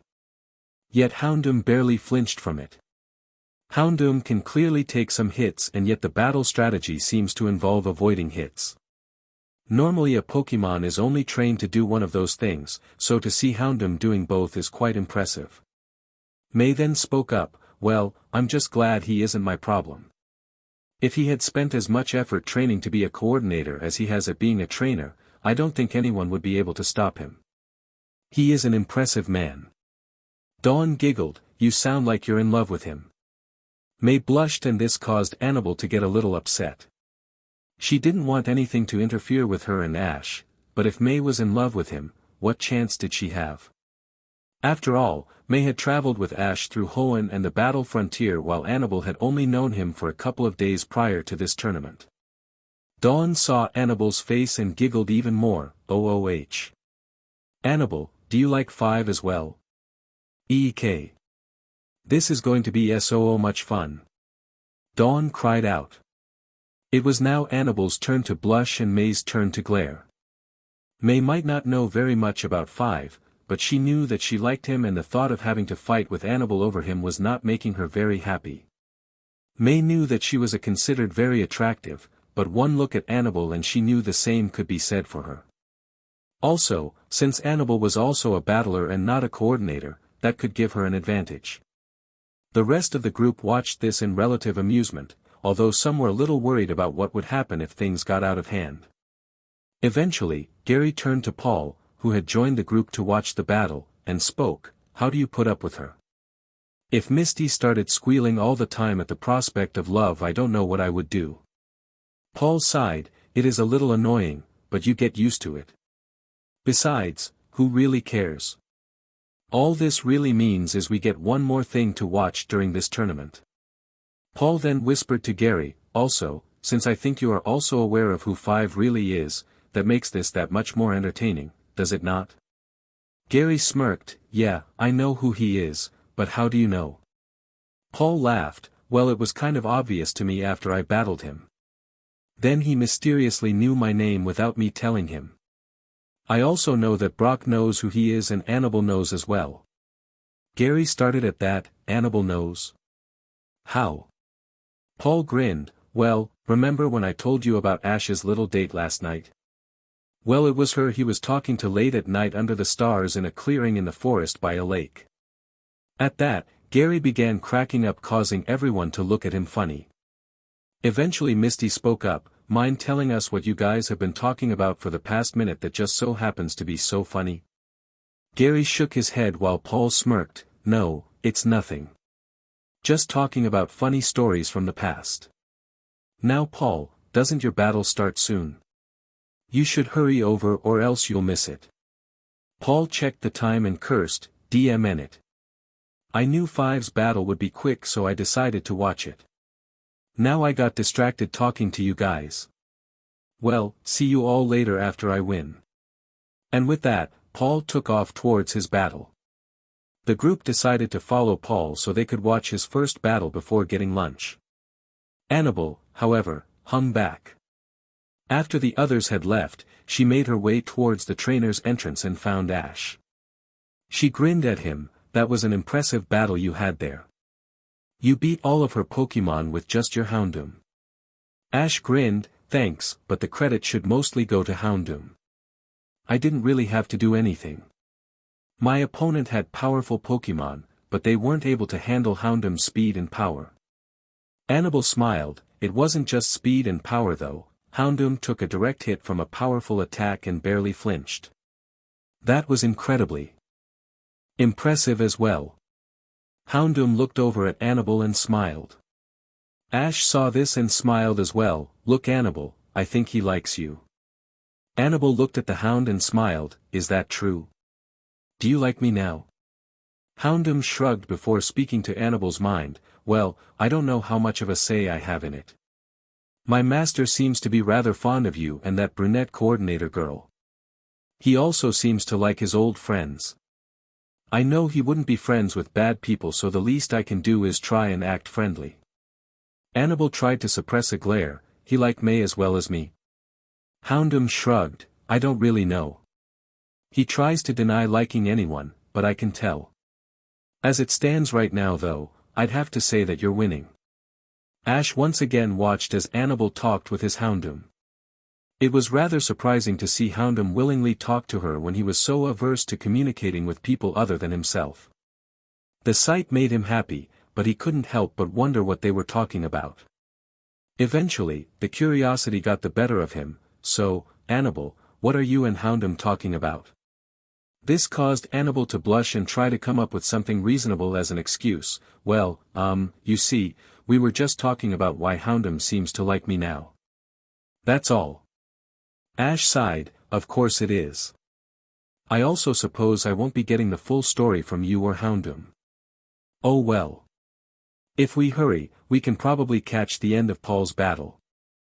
I want to see him battle as well because knowing him, I'll probably get stuck battling him at some point in this tournament." Anabel looked at Ash, "And are you worried about facing him? Didn't you beat him in the Sinnoh League and then beat him right after you first got here?" Ash shrugged, "So what? Those were all past battles. Besides, a one-on-one battle isn't very telling when it comes to overall ability. Paul at the time didn't know it was me, also he had just finished a training session so his Pokemon was already tired. With better preparation and more energized Pokemon, he will be a bit more challenging to beat. How about you? Are you worried about facing anyone in particular during this tournament? Anabel shrugged, not really. I don't have a lot of rivals like you do. In fact, you're the only person here besides Brandon who has beaten me before. As I said, I've never really done these tournaments before. That has prevented me from building up the large number of rivals that you seem to have. Speaking of which, I saw Tobias was here. Isn't he the guy who beat you pretty bad in the Sinnoh League? Yup.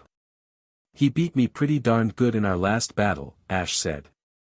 This time though, things will be different.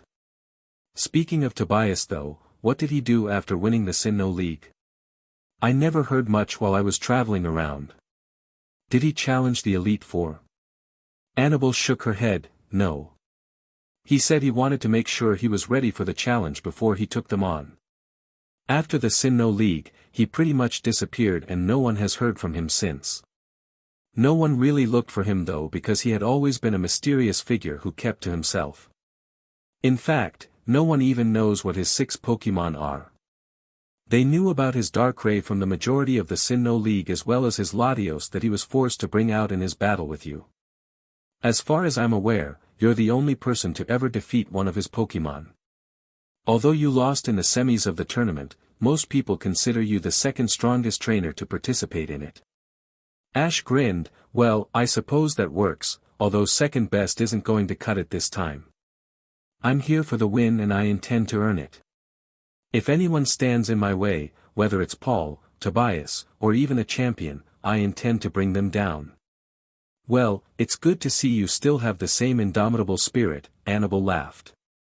Your confidence is rather impressive and I'm sure your Pokemon find strength in it. Ash grinned, thanks. Anyways, we're finally to Paul's battle arena. Let's go and check it out. With that, the two walked into the arena and found their group of friends. Ash took a quick look at the battlefield and scoreboard inside, just as I figured, Paul is crushing his opponent. He's yet to lose a Pokemon and from the looks of this battle, it's going to end that way. I probably won't be able to learn more about his fighting style until the later rounds. At the sound of his voice, the group of friends turned to face him. Gary spoke up, hey Five, did you have a nice walkover? Gary then glanced from Ash to Anabel and back again. Ash sighed and tried to fight back a blush, yeah, it was a great walkover. Anyways, how's Paul doing? He already knew the answer, but he really wanted to change the topic seeing as May was glaring daggers at Anabel who wasn't as good at hiding her blush from Gary's question. Max spoke up to answer Ash, well, he seems to be doing almost as good as you did. His Torterra has been taking some hits, but doesn't seem to be taking very much damage from them all. His opponent is getting demolished by Torterra's power. Still, I think your battle was a little more impressive.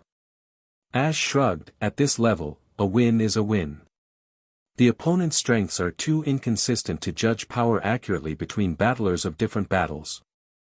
You need to wait for a few rounds before making those conclusions. By the third or fourth battle of the preliminaries we should have a better idea of each opponent's power. Max nodded, I suppose that makes sense, but still, your battle was amazing. I mean Dash. Ash cut him off, we can talk about my battle later, for now we should watch Paul as he finishes his. Max nodded his head and went back to watching Paul's Torterra land a final blow on his opponent's Sizer. As the Sizer was rendered unable to battle, the crowd erupted in cheers at Paul's dominating performance. Dawn immediately rushed down to meet Paul while the rest of the group slowly followed suit. Once everyone had met up, they decided to head out and get lunch together before the afternoon battles took place. As the group ate, the talk centered around the two battles that had just taken place. So, what did you think of your first opponent 5? Max asked. Ash shrugged his shoulders, she had powerful Pokemon, but they weren't ready to compete on an elite level. With the right training they could get there, but if she keeps training the way she probably has been, she won't get much further than where she currently is. How about you, Paul? I didn't get to see much of your battle. How was it? Wasn't even a challenge, he smirked. The guy landed some hits on Torterra, but that's just how Torterra battles. No real damage was done. I hope my future opponents can at least push me a little bit. Ash sighed, well, it is just the preliminaries.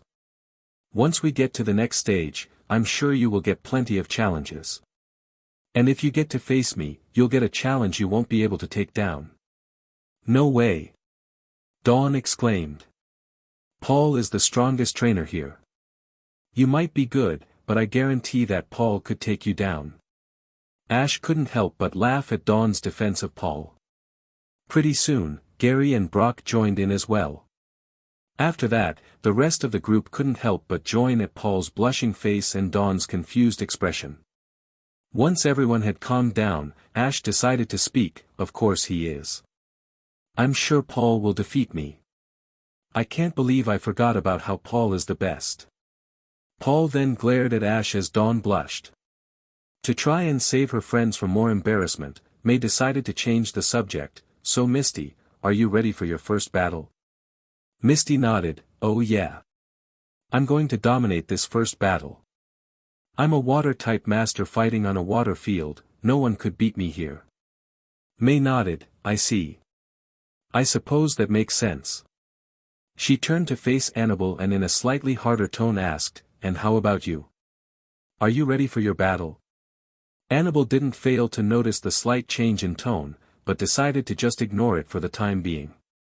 Yes, I'm ready. I'm battling on an earth field and arena. I don't expect too much of a challenge, but I am going to be careful so as to not make any mistakes. May then turned to Ash. Hey 5, I never got a chance to tell you what a wonderful job you did in your battle today. You showed that Susan lady who the best trainer was. Watching you battle was pretty impressive and I can't wait to see your future battles.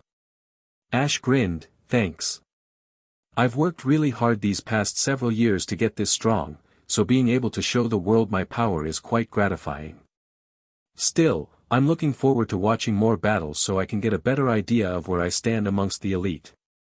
Anabel then interrupted. Geez 5, calm down. You will be able to prove your strength to the world soon enough. Don't worry about it.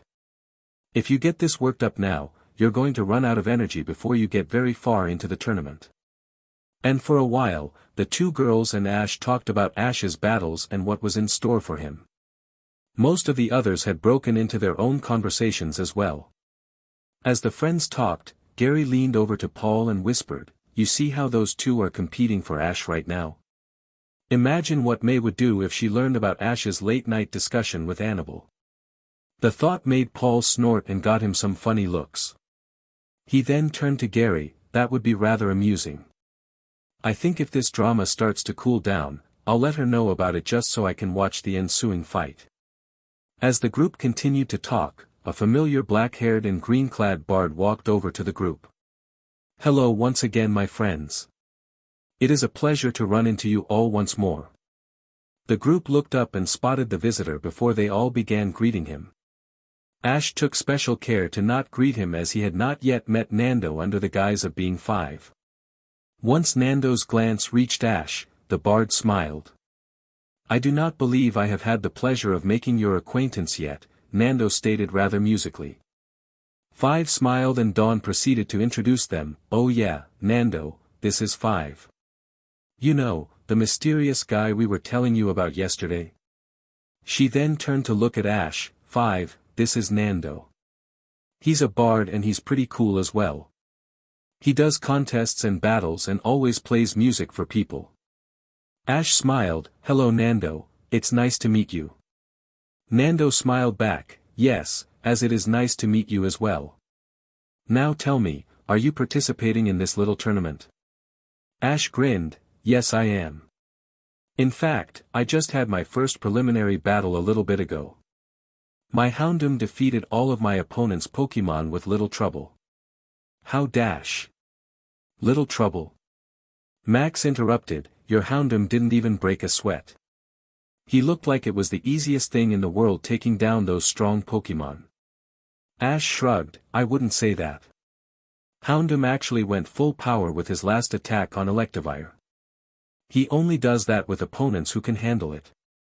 Electivire was a decent amount stronger than the lady's other Pokemon, so Houndoom wasn't quite ready to be hit by the Thunder Punch that was delivered. I could tell because he lost a little concentration after being hit. Anyways, as I was saying, how about you, Nando? Have you battled yet today? Nando smiled, indeed I have. Although it sounds like I had a little more trouble than you did. My opponent managed to defeat my Sunflora and I was forced to finish him off with Lopunny. Nando then turned to face the rest of the group, and how about you guys? How have your battles been so far today? Well, I managed to win my battle, but it was a close one. My opponent put up a real fight, Max said. Paul demolished his opponent almost as quickly as 5 did. Misty and Anabel both battle at 1:30, so we're eating now before the battles. Nando smiled, I see, well it's good to hear that you guys have been winning your battles. And to you ladies, good luck in your afternoon matches. Now, I must be off to spread my music. I shall see you all later. With that, Nando walked off, leaving the group to finish their lunches. Once everyone was finished, the group split in two to support both of the trainers who had battles. Dawn, Gary, and Max walked to Arena 4 with Misty while May, Brock, Ash, and surprisingly Paul walked to Arena 3 with Anabel. Ash turned to Paul, so, why are you coming with us? Don't you have your training to get on to? Paul looked at Ash, well, I could train, or I could focus on learning about my opponent's battle technique. Like you, I consider Anabel a larger threat than Misty and so I'm trying to learn as much as I can about how best to battle her. Ash looked at Paul, I don't know if Anabel is a bigger threat, but her battle style is a lot harder to plan for than Misty's. Misty is quite skilled with her water Pokemon, but only using one type makes her predictable as well. May then interrupted the two, can you guys talk about anything except battling? I mean, I know that this is a battling tournament, but there are other things to talk about. Paul groaned, May, you really need to understand the importance of this. This is a once every 4 years kind of tournament.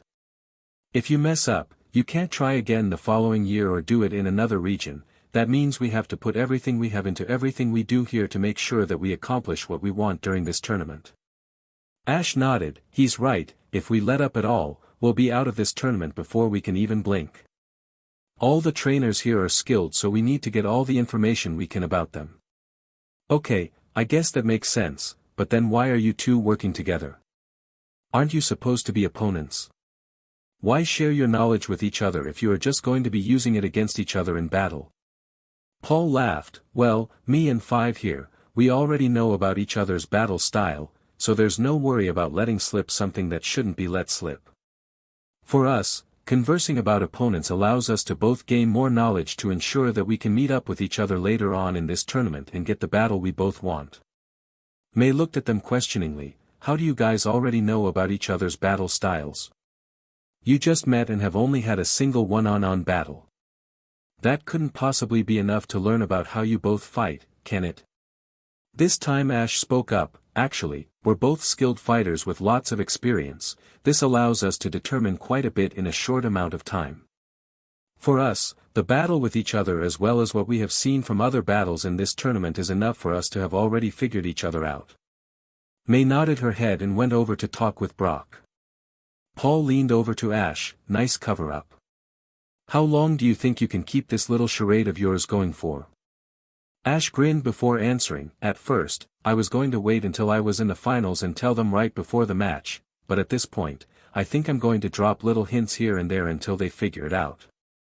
Since most of you guys already know who I am, I find it rather entertaining to see how long it takes the rest of them to figure it out as well. Paul glanced at Ash, how many people have figured it out so far? Well, you were the second person to do so. First, I had to tell Brock so he could help heal Pikachu.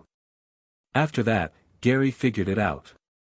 During the opening ceremonies, Tobias took one look at me and figured it out. Then last night Anabel figured it out. That leaves May, Dawn, Misty, Max, and Nando to guess it, and I'm pretty sure Nando will figure it out before long.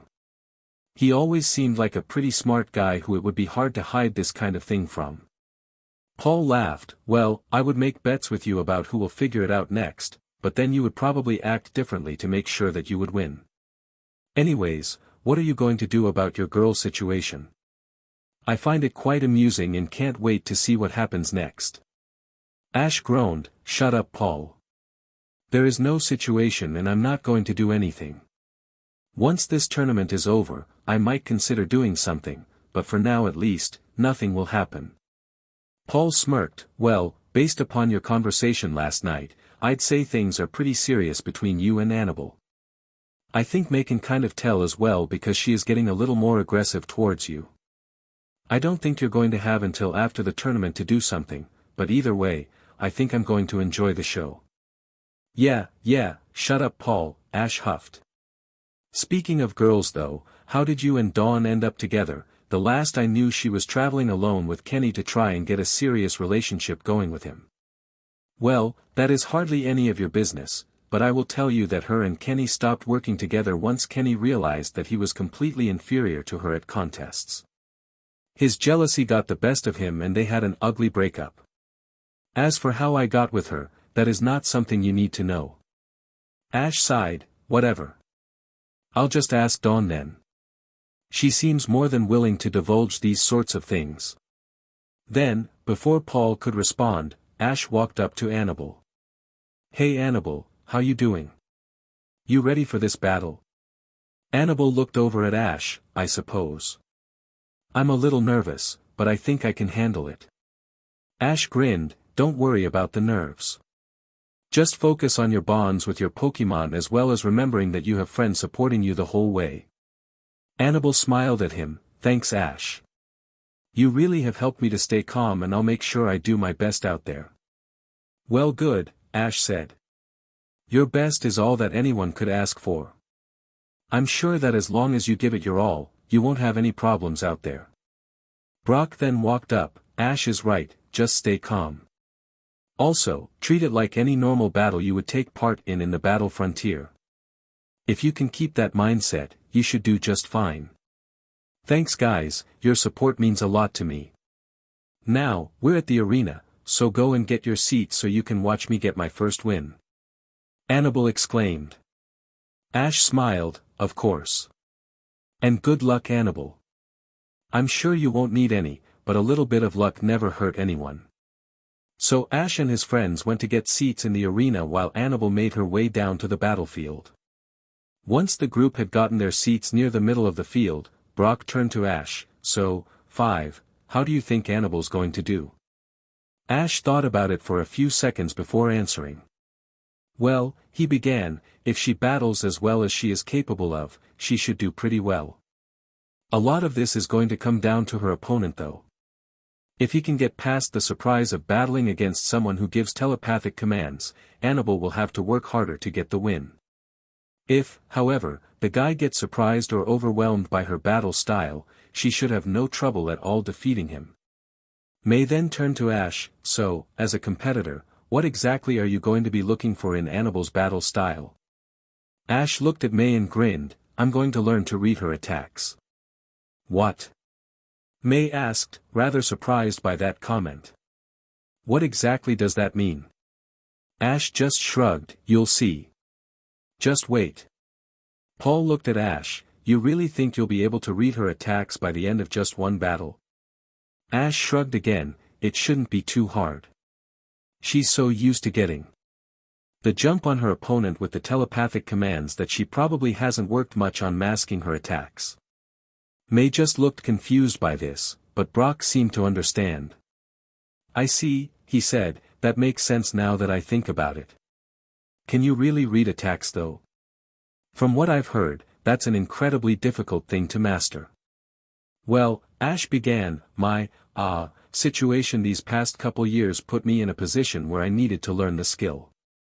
It took some time, but I've pretty much got it down now. Brock just nodded his head.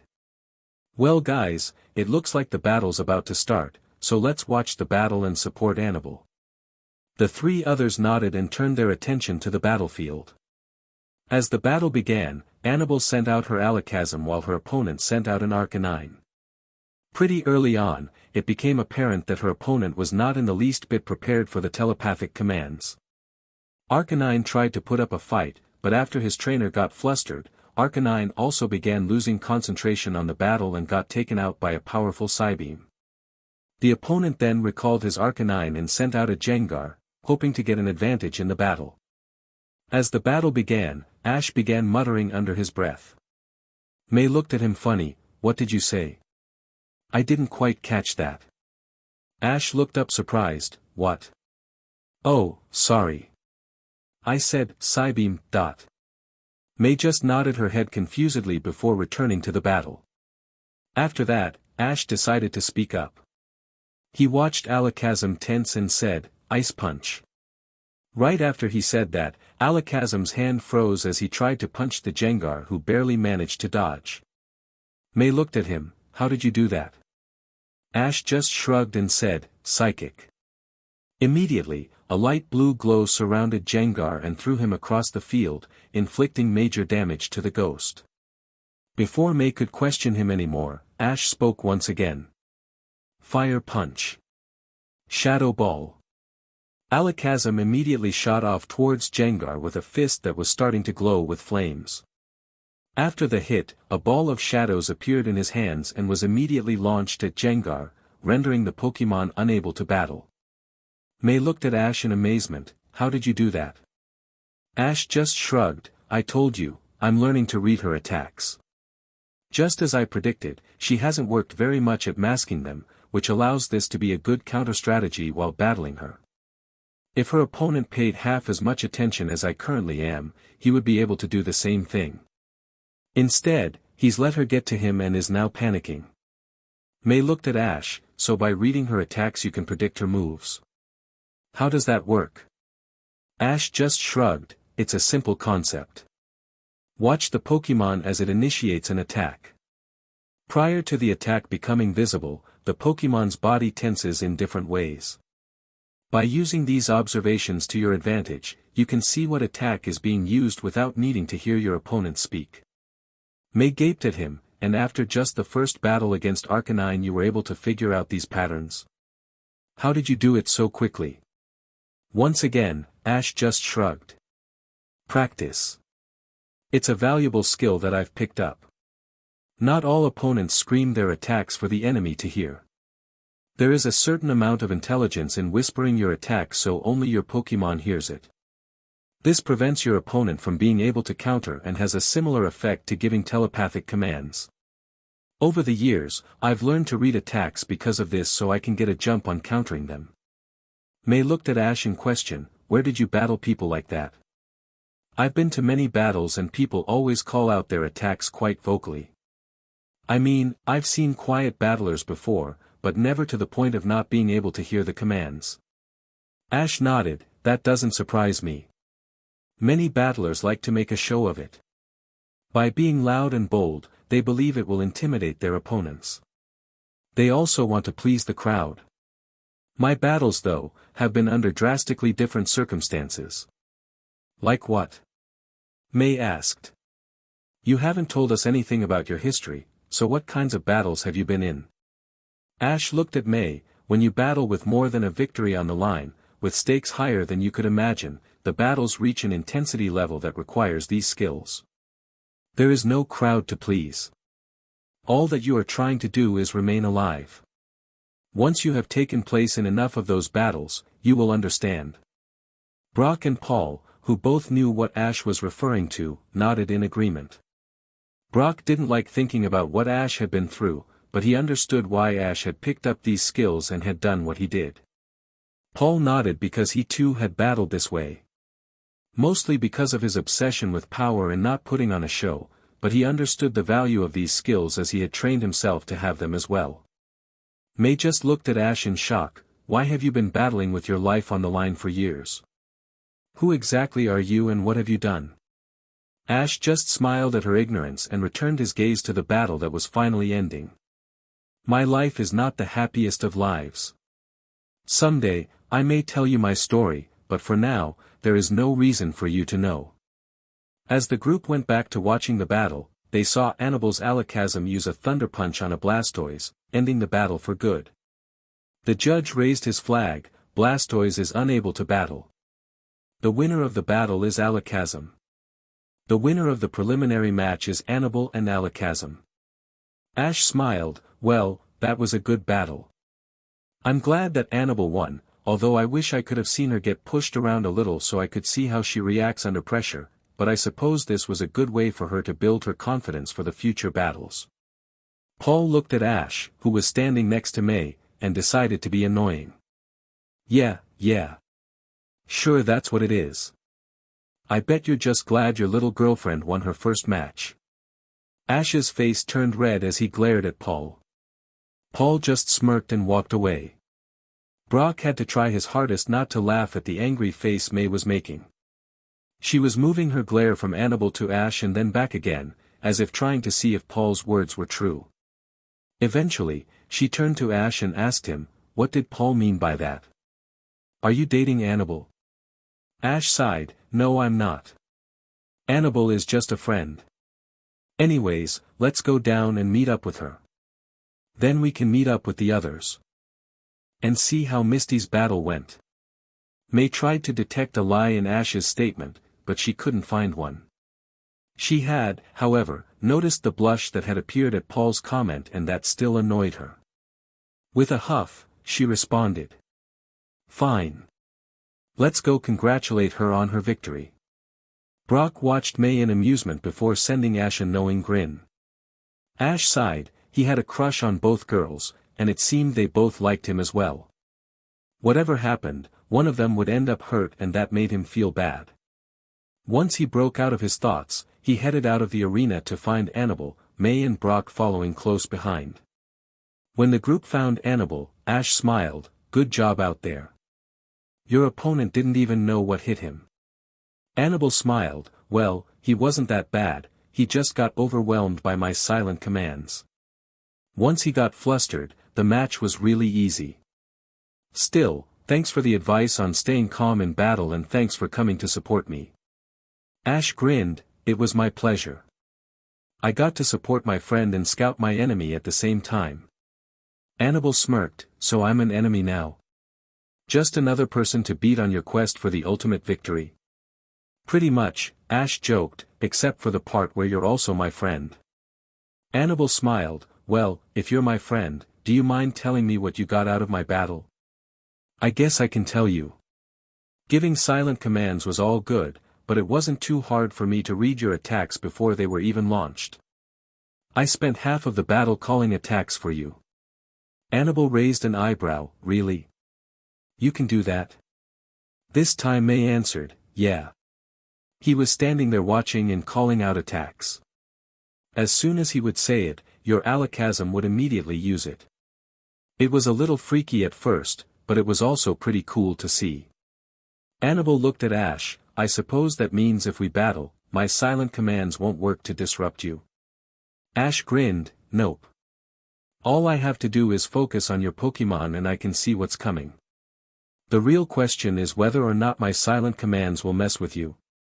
Anabel laughed, well, if we battle, I'm sure we'll find out. Brock then spoke up, well Anabel, that was an impressive battle. Did it help calm your nerves for this tournament? Yeah, it did. Going out there and just battling like that was fun and helped me to calm down. I think in the future I won't be nearly as stressed, she informed them. Ash shook his head, well, yes and no. You will still feel the stress and pressure, but it will be different. You will be more in control of it and it will do more to serve as encouragement to do your best and less as a distraction. As Anabel considered this, the group had made its way over to the outside of Misty's battle arena. As they got there, they spotted the other group of their friends walking out. Once the groups met, Anabel looked at Misty, so, how did your battle go? Misty grinned, I won of course. No one can beat M on a water field. How about you? How was your battle? Anabel smiled, I won. My opponent couldn't keep up with my attacks and didn't put up much of a fight. Misty sighed, you're lucky you can do that, it makes it easier for you to get through the earlier battles and work your way to the later stages. Anabel shrugged, I guess, but just beating an opponent who gets flustered doesn't really prepare me for when I battle someone who doesn't get overwhelmed by my ability. Misty said, I never thought about it that way, but I guess it does make sense. Still, congratulations on your win. You too, Misty, Anabel said. May then came up with an idea, hey, now that today's battles are done for all of us, we should go shopping. Ash's eyes widened at the thought. He had been shopping with May, Misty, and Dawn individually and that was bad enough. The thought of going with all three at the same time was rather terrifying. He quickly stammered out a response, well, you girls have fun with that, as a competitor though, I need to scout my opponents, so I think I'm going to have to pass on this and go watch some battles. Dawn looked at Ash, well, 5, I guess that excuse will save you for now, but once the battles are done, we're going to force you to come with us, whether you like it or not. Gary then tried to worm his way out of the trip as well, you know what, I think I'm going to stick with 5. As a researcher, these battles are rather fascinating to observe. Misty glared at him, I don't think so. You can observe battles for your research later. Besides, it's not until the later rounds where the really good battles will be. Gary sighed, fine. I'll go with you. Brock. May called out, just where do you think you're going? Brock turned around and tried to come up with an excuse, well, you see, I was just Dash. Ash cut him off, he was going to help me with Pikachu before I went and watched some battles. I'll send him to find you when he's done. Brock gave a sigh of relief while May considered this, fine. For now, but you will be coming with us later, so be ready. She then turned to Max, no excuses from you. You're coming with us whether you like it or not. Max groaned, but knew there was no way out of it. Anabel then decided to speak up, well, I think I'm good on shopping for now. I got enough done last time we all went, so I'm going to watch some battles and prepare for tomorrow's battle. With that, the group split up to go about their afternoon activities. As Brock walked away with Ash, he turned to the younger man and spoke up, thanks for the save man, I owe you one. Ash laughed, I know what it's like to go shopping with them and it isn't something I would wish upon my worst enemies. I figured you'd done it enough times you deserved a break. Plus, I owe you for helping Pikachu. Besides, I think Gary and Max should be more than enough as bag boys for them. As they continued walking, a familiar purple-haired boy appeared. Well, it seems they're off to the mall without me. I'm glad I heard what they were up to before I walked over to you guys. If I had shown up, Dawn probably would have forced me along as well. That made Ash laugh, you let her drag you on shopping trips. What happened to the tough guy who didn't take orders from anyone? Paul glared at Ash, shut up. Once you get a girlfriend, let's see you try and avoid shopping. It won't be so funny then. Now, what are you guys up to?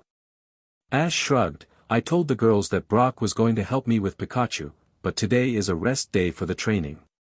It was simply a lie to save Brock's butt. I was planning on watching battles, unless someone had a better suggestion. Well, I have an idea, Paul said, we should go check our opponents for tomorrow and see if they've battled yet today. Then we can watch their battles and get a head start on preparation. Ash looked at Paul quizzically, I thought they only announced the next day's match after the current day's matches were completed. Paul shook his head, well, after the second day they will, but since no one can get eliminated on day 1, they publish the first 2 days' battles at the same time. After that they wait for the end of the day to post matchups in order to account for the people that have been eliminated. At that point, Anabel walked up to the group, so, weren't you guys going to go do something? What are you just standing around here for? Ash looked at her, hey Anabel, I could ask you the same thing, didn't you want to go watch battles or something? Yeah, but then I saw you guys were just standing around doing nothing. If the other girls see you, they're going to be pretty mad that you lied to them. Ash paled, good point. I don't really feel like doing anything though. Paul looked at Ash. Well, why don't you tell us a story from your past? Since all three of us know who you are, there shouldn't be any problem there, right? Ash thought about it before grinning. Actually, I do have a story for you guys. Let's head over to the lake and I will tell you all. With that, the group set off to Ash's hidden little training area. When they had all sat down, Ash looked at them and spoke. Remember Jesse, James, and Meowth? This brought about groans from all of them. Gah, they were the most annoying people ever. They were worse than you, Ash. Always disturbing our battles and trying to take our Pokemon, Paul complained. Yeah, said Brock, they never left us alone, following us around for 4 years. Anabel nodded. They were the Team Rocket people who attacked us twice while you were at the battle tower, right? The ones who captured me and Pikachu. Ash nodded. Yeah, them. I see you all remember them fondly. Anyways, do you want to know what happened to them? Well, Brock began, since you destroyed Team Rocket, I would assume they were arrested and imprisoned with the rest, but from the sounds of it, that isn't what happened. Ash shook his head. You got that right. They quit Team Rocket not long after Pikachu got injured. This brought about some questioning looks. Really? Brock asked. Why? Ash grinned. I talked them out of it. When the others looked at him questioningly, he explained. You see, about a month after we left the Pokemon Center that Pikachu had initially been healed at, they came and captured Pikachu like they always do. This caught me off guard because when Pikachu was injured, I was told that he was no longer good enough for Giovanni. I figured that meant Team Rocket would be leaving me alone. Anyways, before having my Houndour attack them, I decided to try and talk with them. At first, they didn't want to, but eventually I convinced them to listen to me. Anyways, I explained to them how Pikachu got seriously injured and was declared unsuitable for Giovanni. Jesse and James both seemed surprised to hear this. They immediately called to confirm this, and when it was confirmed they were irritated for not being told earlier. After that, I explained to them that it was clear Team Rocket didn't respect them, so I asked them why they stuck with them. They couldn't think of anything to say to that, so they asked me what I thought they should do. I shrugged my shoulders and told them they just follow their dreams. I told Jesse to go back to nursing school and try once more to graduate. As for James, I didn't really know what his dream was, but I told him to follow it. I left Meowth to do whatever he wanted as well. The trio agreed to it, and that was the last I saw them. About a year ago though, right after I shut down Team Rocket, I got a message from James who told me he was traveling around the world with Meowth as an official battle judge. He also told me that Jesse had finally graduated nursing school and was an assistant at a Pokemon Center in Vermilion City. Anyways, I'm glad they got their lives on track. Evil just never seemed to agree with them. Also, I never really hated them. They were annoying, but that was all. After that, the group just looked at Ash. You're serious? Paul asked. Ash nodded. Yup. That's what happened to them. Last I heard anyways. Who knows what they're up to now? After that, the group just talked for a while about miscellaneous topics before heading back to meet up with everyone else around dinner time. When the two groups met up, May looked at them and asked, So, how was training with Pikachu and the battles you guys watched? Brock shrugged. Training was fine. The battles weren't very exciting. Most of the good battles were earlier in the morning, so the afternoon ones weren't too exciting. Ash nodded. Yup. I didn't even get to watch my next opponent battle since he also battled in the morning. Tomorrow though, I battle in the afternoon. Anabel looked at Ash. Really? When do you battle? Ash just shrugged. 2 o'clock in Arena Grass Field. Max battles at 10:30 in Arena 9, which is a water field. Misty battles at 12:30 in Arena 3, an earth field. Paul battles at 4:30 in Arena 10, a forest field. Nando battles at 3 o'clock in Arena 6, an ice field. You, Anabel, battle at 5:30 in Arena. Does that answer your question? Everyone in the group was staring at Ash, who tried to shrug it off to eat, but was finding it hard. He finally spoke up, "If you guys keep looking at me like that, Houndoom is going to eat you. He really isn't liking these looks you're giving me." That caused most of the people to quickly look away and Misty to speak up, "Well, I guess I don't have to look up my next battle then. I just have to follow 5 everywhere and ask him. He seems to know all about these battles." Ash merely shrugged, "You could also just turn around. There's a video board right behind you displaying all the information." At that, the entire group turned and looked behind Misty to see that Ash was right. Ash looked at their faces and started laughing. He couldn't help it, their expressions were priceless. Pikachu found it amusing as well, while Houndoom merely shook his head at the whole situation. Once everyone had gotten over their shock, and Ash had calmed down, they finished eating in silence. As the meal was finished, Ash spoke up, "Well, I'm going to do a little bit of last-minute training before tomorrow. That means I would appreciate it if there were no late-night visitors," Ash said. At that, he glared at Paul before giving Anabel a quick glance. "Anyways, tomorrow should be a fun day and we can all talk more then. If you really want to talk to me, find me in the morning. In fact, it would be nice if someone would make sure I was awake on time so I don't sleep in late like I did today. If I'm not in my room though, I'll be out in my own little training area. I'll see you guys later." With that, Ash left the group and headed off into the forest. When he arrived at the lake, he let his Pokemon out and looked at Pikachu. "Hey buddy, go relax or something. I'm just going to take it easy." Pikachu looked at Ash, "Pika. Chu Pike Pi Pikachu." Ash looked at him and sighed, "No, we're not going to train. That was merely an excuse to be alone. As much as I like them all, I've been a little too social today. I'm not used to it and it's rather exhausting. I just want some alone time now with just you guys." Pikachu smiled before speaking once more, "Chu Pi Pikachu Pika." Ash groaned. "Okay, fine, I like both of them. Although right now I think I like Anabel more, but still, I want some alone time. If she wants to talk to me some more, this tournament is going on for a couple more weeks. There will be plenty of time to talk throughout. Besides, I can hardly tell her any more stories until she has seen my Pokemon. Also, I don't want to rush into anything. I've been away from people completely for a year and been away from most people for nearly 3 years. Jumping into something too quickly will just cause problems. Does that make sense?" Pikachu nodded before curling up next to Ash to get some sleep. Ash looked at his Pokemon and spoke, "Okay, how many of you want to spend the night out here? We can go back to the Pokemon Center and sleep there, or we can stay here. I'll let you guys decide." After talking for a few minutes, they all decided to sleep out in the forest once more. Ash nodded his head before leaning back and falling asleep. By the lake in the forest. Ash woke early the next morning to the sounds of his Pokemon. He sat up and rubbed his eyes before looking around the clearing to see what the excitement was. What he saw was a soaking wet Houndoom and a laughing Empoleon. As he watched, Houndoom proceeded to launch some flames at Empoleon, probably to get back at him for the dousing.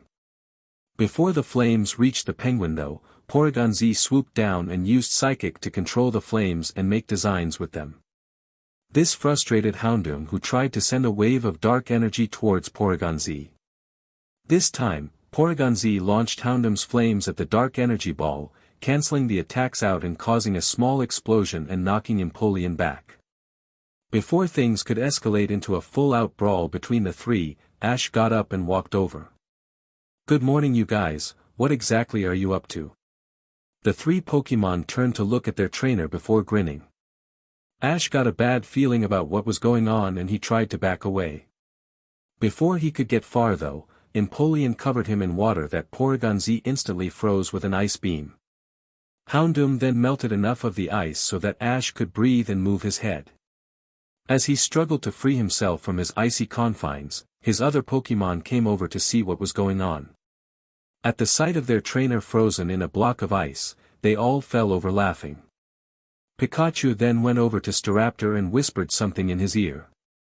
Staraptor got a mad glint in his eye before flying over to the block of ice and carving words into it with his beak. Ash had no clue what Staraptor was doing, but when he finished, it just served to make all of his Pokémon laugh harder. Jolteon then decided to join in the fun of torturing Ash. She walked over and released a small, steady stream of electricity into the ice.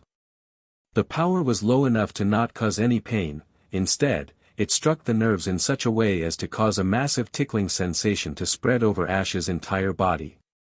For the next couple of minutes, Jolteon kept up this little trick, causing Ash to laugh and cry at the same time.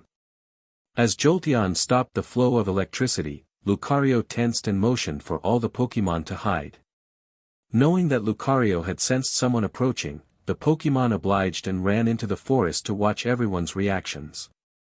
About a minute after the Pokémon had hidden themselves, Paul and Gary walked into the clearing. They took one look at Ash and fell over laughing. It took several minutes for the pair to calm down, but once they did, they just stood in front of Ash, admiring his prison. Finally, Paul spoke up. "Well Ash, I must say, this is some pretty impressive ice sculpting. I'm not sure which Pokémon you have that did this, but make sure to congratulate them for me." Ash groaned, "Can you just set me free please? I'm getting a little cold here." Gary grinned, "Well, you see, we simply came to wake you up as you asked us to. Now that we're here, we see that your Pokémon apparently did the waking up for us. Since that job is done, I think we'll be leaving now." "Really? You're just going to leave me here at the mercy of my Pokémon? Can you at least tell me what was carved into the ice?" Gary contemplated it before answering, "Well, it's simply just your Pokémon bragging about their most recent catch. It says, 'Look, we caught an Ash.'" Ash sighed, "Great. Just what I wanted. To be frozen in a block of ice with my name on it. If you're not going to free me, at least get rid of my name." Paul smirked, "Fine. Magmortar, come on out and melt the top layer of the ice." As soon as the massive flaming Pokémon appeared, he sprayed a wave of fire over Ash's entire body, melting a layer of ice as well as barbecuing his face. Ash groaned. Paul returned his Pokémon before walking away. Before Gary left, he had one last thing to say, "So, Ash, which one of your girlfriends do you want us to send to save you?"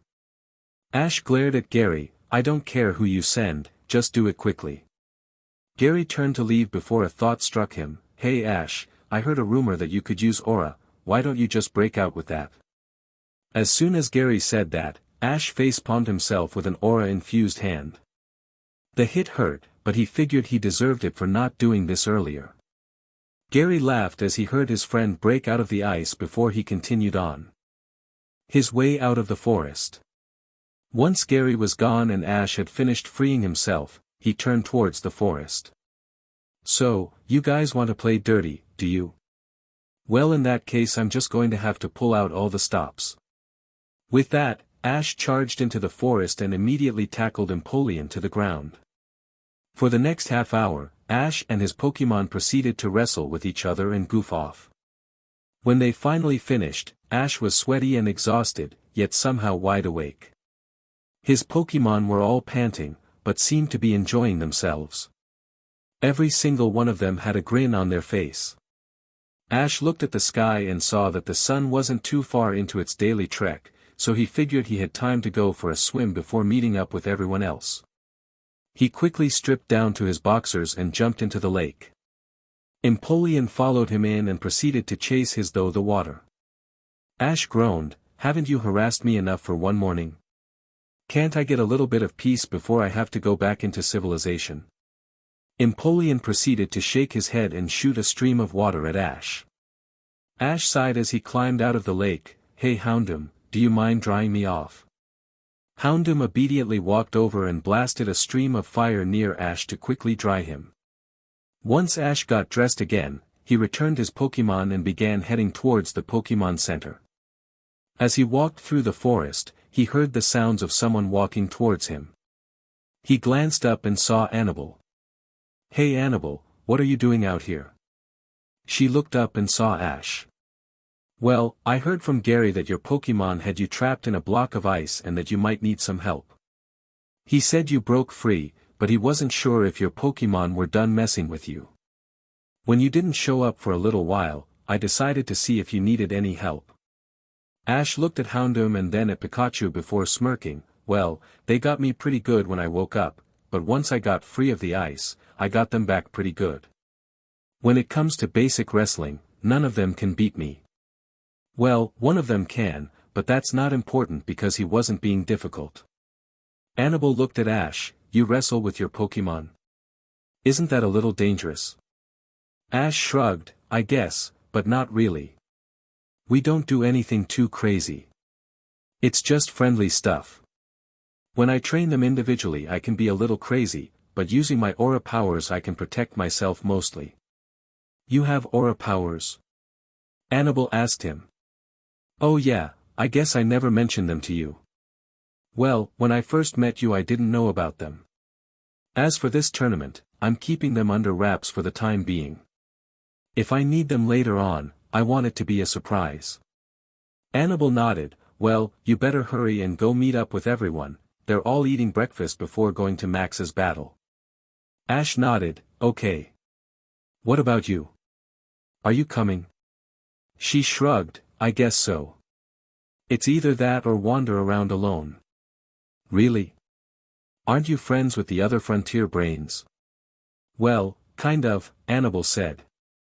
I mean, we all like and respect each other, but none of them are really close to my age except for Greta. Lucy is around the same age as Brock, but other than that, they are all old people.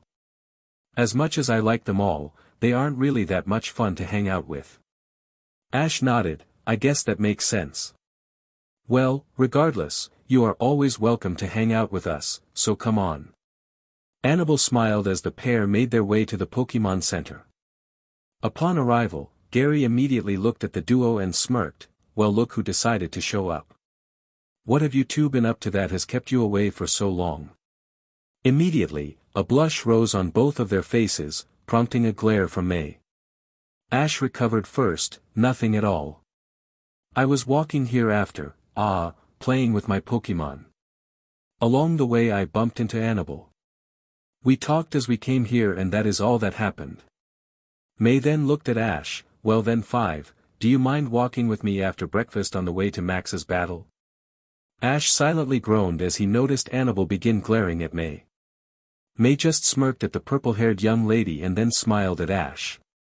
Ash shrugged. I suppose I can. Now, how about some breakfast? As Ash tried to change the subject to something that didn't involve who got to spend time with him, he noticed Gary, Paul, and Brock were all sending him smirks and trying to hide their laughter. Misty and Dawn were busy watching the drama and having a quiet conversation regarding the competition for the mysterious figure while Max simply sat there eating his breakfast, completely oblivious to what was going on around him. As Ash sat down to eat, he turned to look at Max. So, Max, are you ready for your battle today? You have to battle on the water field. Do you have a plan thought out yet? Max looked up and nodded. Yeah, since it's a water field, Crawdon should do pretty well on it. I'm also going to use Swellow who doesn't need land in order to battle. He can stay up in the air out of range of an opponent's water Pokemon and fight well from there. As for my third Pokemon, I haven't decided yet. Do you have any suggestions? Ash shrugged. Just do whatever you feel the most comfortable with. Also remember that sometimes relying too much on an advantage can lead to a disadvantage. Max nodded as he continued eating. Yeah, I suppose, but I'm still sticking with my plan. Ash nodded. Of course. Confidence is a good thing to have. As long as you believe in yourself and your Pokemon, you will be able to perform at your best. By giving your best in this tournament, you will find your strengths and weaknesses, thus allowing you to become an even better trainer. You have some pretty good advice, Brock stated. I take it you learned all of this from personal experience. Ash nodded. Yeah. Friendly advice I was given at one point or another that I never really appreciated until now. With all of my experience, I understand what people meant with this kind of advice and it has helped me analyze my performances from my past to figure out what I need to do to improve. Misty looked at Ash. well 5, what do you need to improve on? Before Ash could answer, Paul cut in, he's too nice. If his Houndoom had battled at full power yesterday from the beginning, he would have taken out Electivire without getting hit at all. Since he was holding back a little to avoid possibly hurting his opponent, he allowed his own Pokemon to take some damage. Ash sighed, well, based on the power of her previous Pokemon, I didn't want to possibly hurt Electivire by going overboard. If I were battling you, I wouldn't even think about holding anything back. I'll do to all of your Pokemon what I did to your Ursaring a week ago. Paul smirked, of course you would. Except that my Pokemon would be able to take the hit and keep fighting. Just because you defeated my tired Ursaring doesn't mean you stand a chance against me in battle. Well Paul, I hope we get to battle in this tournament then so we can settle this debate for good, Ash announced with an air of confidence. He then turned to look around the table, anyone know where Nando is? He seemed like he knew you guys and you all seem to like him, is there any reason he doesn't hang around more? Dawn looked at Ash, well 5, like you, Nando kind of does his own thing. He's cool and all, but he never seems to stay put for very long. He's always wandering around playing music. Ash nodded, well he's lucky. You guys harass me to spend time with you all but you allow the mysterious Pokemon Bard to do whatever he wants. Seems fair. Dawn glared at Ash, are you saying that you don't like us? That you want us to leave you alone? Well excuse me for trying to be your friend, next time I guess I won't bother. Ash glanced around nervously from the coordinator's little outburst and noticed that his friends seemed to be trying to hold in laughter. Paul just smirked at him. Finally, Ash sighed, sorry Dawn. I didn't mean to offend you. I like being your friend and hanging out with you all, so please don't be mad. When Ash looked around, he saw Paul grinning at him with a rather scary look. When he turned his gaze to Dawn, he saw her smirking at him, well 5, if you really are sorry, then you have to do something to make it up to me. Ash sighed, fine. What do I need to do? Now Dawn had an almost evil grin while Paul was trying to contain his laughter and failing. Ash had a feeling that Paul had helped Dawn plan this little stunt in order to trap him. Finally, Dawn spoke up, well, that's simple. Tomorrow when you have a few free hours, you have to go shopping with us all. No backing out of it this time. It will just be you, me, Misty, May, and Anabel.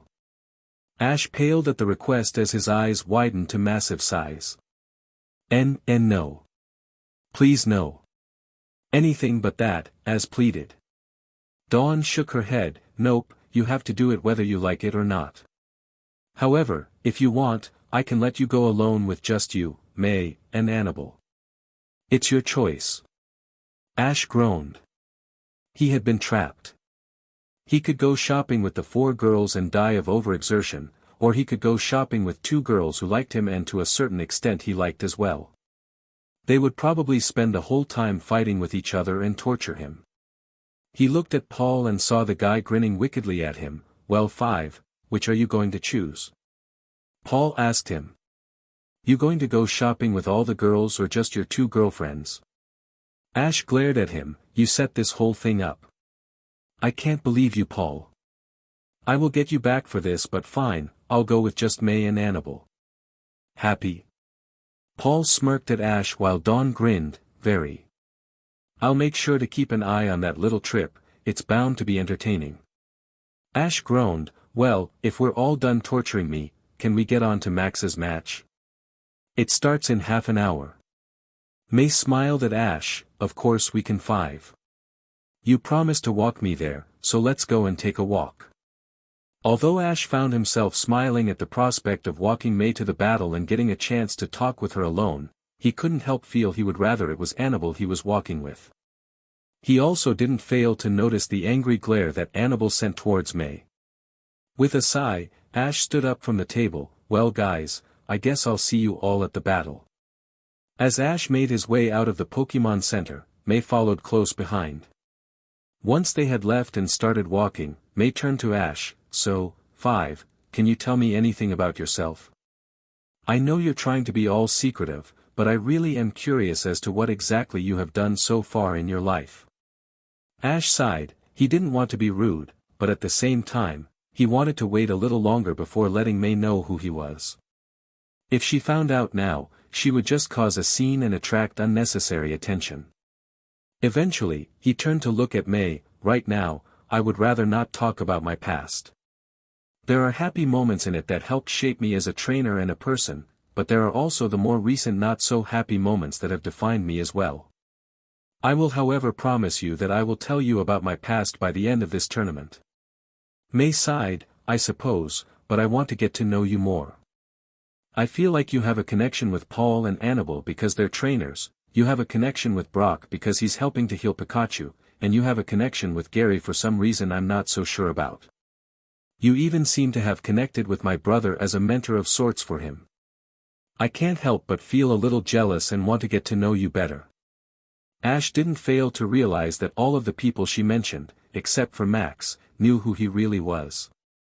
He figured that was why they seemed to connect with him better than May could. That made him feel guilty about hiding his identity. He had initially been planning on surprising them all at some point near the end of the tournament, but instead his group of friends had found him and befriended him as 5. Over the past week, many of them had figured out who he was because of this. After pondering these thoughts for a few minutes he finally spoke up, I think to a certain degree you are right about that, but I think there is also something more to it. Maybe if you tell me more about you though, I can relate to it and we can talk that way. May smiled, I suppose that works. Well, as you know, I'm a coordinator. I have been taking part in contests for 5 years. I started my journey in Hoenn and branched out to other regions over the years. Ash nodded, that makes sense. I started my journey in my home region and after a year, began traveling in other regions to compete. Really? Where did you start? May asked him. Ash shrugged, Kanto. Born and raised. The bulk of my memories, good and bad, are from there. I have also been through Johto, Hoenn, and Sinnoh though. They're all wonderful regions, but with Kanto being my home, it has always been my favorite. May looked at Ash, well, where? In Kanto are you from? Also, since you spend so much time in Kanto, have you ever met a guy named Ash? Before Ash could respond to that though, he saw the arena in front of him. He also saw the Pokemon bard Nando. Nando had heard the question and decided to join the conversation. Well, according to the trainer information I've been able to find, it says that 5 is from Viridian City. As for Ash, I too am curious as to whether you've met him or not. Ash let out a sigh of relief. Nando had taken the pressure off of him for the time being, allowing him to think clearly and offer a better response. No, I've never met Ash before. I've heard mention of him several times from your friends though, as well as hearing about him competing in the different Pokemon leagues. May sighed, oh well. I was hoping he would be here, but I guess I'll just have to keep looking. Hey Nando, have you heard anything about Ash these past several years? With a shake of his head, Nando responded. Alas, I have heard nothing of our friend. It is a shame, but I'm sure he'll show up soon. Now, where were you two headed? Ash looked at Nando and smiled. Well, Max battles on the water field and we were heading to his battle to support him. With that, the group of 3 entered the arena and found their seats. A few minutes after the 3 had gotten their seats, the rest of their group walked in. Dawn looked at May and Ash before speaking up. So, what happened on your walk over? Anything exciting? She punctuated the last question with an eyebrow wiggle. When May blushed, Anabel glared and Ash groaned. Nothing happened. We talked a little about our journeys but that's all. We ran into Nando and are now here to support Max during his battle. Now come on, the battle's about to start. Sure enough, at that moment the 2 battlers walked onto the field and exchanged greetings. They then took their places and the battle began. Max faced his opponent, a young boy not much older than himself, and threw out a Pokeball. In a flash of light, a Crawdaunt appeared in the water and began swimming around. His opponent followed suit and sent out a Luminion. The water field now held 2 water Pokemon, ready to do battle and claim superiority of the waters. The field was a giant pool with a large platform in the middle. Scattered throughout the water were several smaller platforms, capable of holding a single Pokemon. The 2 Pokemon ignored the platforms, as that was not their natural home. Both Pokemon were proud water types who were ready to stake their claim to this pool of water. Deciding the staredown had gone on long enough, Max called out his command, Crawdaunt, use Taunt and then follow it up with Swift. Obediently, the lobster began taunting his opponent. As the spectators watched, the fish grew more and more incensed at this and prepared to launch his own attacks right back. Luminion's trainer, who had been trying to call for a rainy day attack, grew frustrated at his Pokemon's inability to launch said attack. Growing angry at the strategy, he called out, Luminion, block the Swift with Water Pulse and follow it up with Silver Wind. As the Swift and Water Pulse collided under the water, it created a shockwave in the pool that pushed both Pokemon back and sprayed water over the trainers. While his opponent was distracted with the drenching, Max called out, dodge the Silver Wind and follow up with a Giga Impact. As commanded, Crawdaunt swiftly evaded the attack before forming a purple glow and launching himself full speed at his opponent. The opposing trainer finally shook himself out of shock from the drenching and watched as Crawdaunt slammed into his Luminion. The trainer called out, Luminion. Are you okay? Please get up and keep fighting. Max watched this, but decided to finish before Luminion recovered enough to defend itself. He looked at Crawdaunt and called out, Crawdaunt, finish this with Guillotine. Crawdaunt nodded his head before allowing both of his pincers to glow white and charging his opponent once more. Luminion had finally recovered from the earlier hit he had taken, but wasn't quite fast enough. He looked up in time to be hit by Crawdaunt's powerful attack. The shock from the attack once more caused the water field to explode. When the water finally calmed down, Luminion could be seen floating on the surface of the water, no longer capable of battling. The judge raised a flag, Luminion is unable to battle, Crawdaunt wins this round. The trainer recalled his Pokemon before sending out his next one. Lantern, let's light up this battle. In the water, a blue fish appeared. It had yellow surrounding its eyes like a mask, as well as yellow on the bottom of its tail fin and yellow ball on the antenna on its head. The fish looked around the water and saw Crawdaunt celebrating his earlier victory. Max looked at his opponent, well, you can go first this time. The trainer nodded, Lantern, use Thunderbolt on Crawdaunt. Then follow it up with Signal Beam. Instantly, the antenna on Lantern's head began sparking with electricity. The Pokemon then launched it at Crawdaunt, who was barely able to avoid it. As the bolt was dodged, another wave of energy was sent directly at him. This one was a rainbow-colored one that landed a direct hit. Crawdaunt cried out in pain at being hit with the super-effective bug-type attack. Max watched this happen before retaliating, Crawdaunt, use Toxic in the water and then jump onto a platform. Crawdaunt obeyed the command, letting massive amounts of toxins be released from his claws as he jumped onto the center of the large platform. When the attack was done, the water was murky with the purple poison.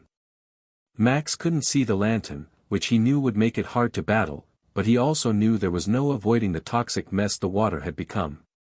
Lantern wouldn't be able to last for long in the poison soup that had been created. The opposing trainer watched in horror as he saw his Pokemon get badly poisoned. There was no way this water would be safe for any Pokemon for the remainder of this battle. He knew his Lantern wouldn't last much longer, but he wanted to make sure Crawdaunt had been defeated before losing Lantern. He looked into the water and called out, Lantern, Crawdaunt can't enter the water, since he can't dodge, use a full power thunder on the field. For several seconds, nothing happened. Then, a yellow glow could be seen through the murky purple water and Lantern was seen jumping high into the air.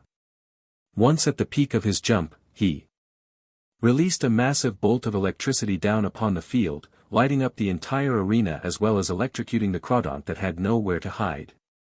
When the attack was over, Crawdaunt fell to the ground unconscious while Lantern simply returned into the poisoned water. The judge raised a flag and announced the end of the round. Max recalled his fallen Pokemon, good job buddy, you did your best and that should make this our victory. Take a good rest while the rest of us finish this battle up. Max then reached to his belt and grabbed another pokeball. He threw the ball and called out, Grovyle, let's finish this battle. In a flash of red light, Grovyle appeared and took up position on the center platform. Max looked at his Pokemon and spoke, keep on guard and don't let the water touch you. Stay on your toes and avoid getting poisoned. Grovyle nodded and began scanning the water for any signs of movement.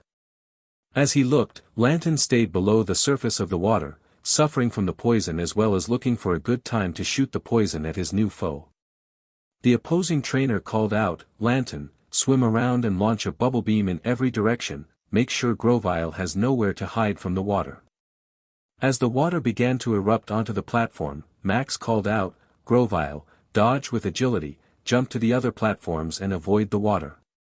Obediently, Grovyle complied and began jumping from one platform to another, being careful to not let the water land on him.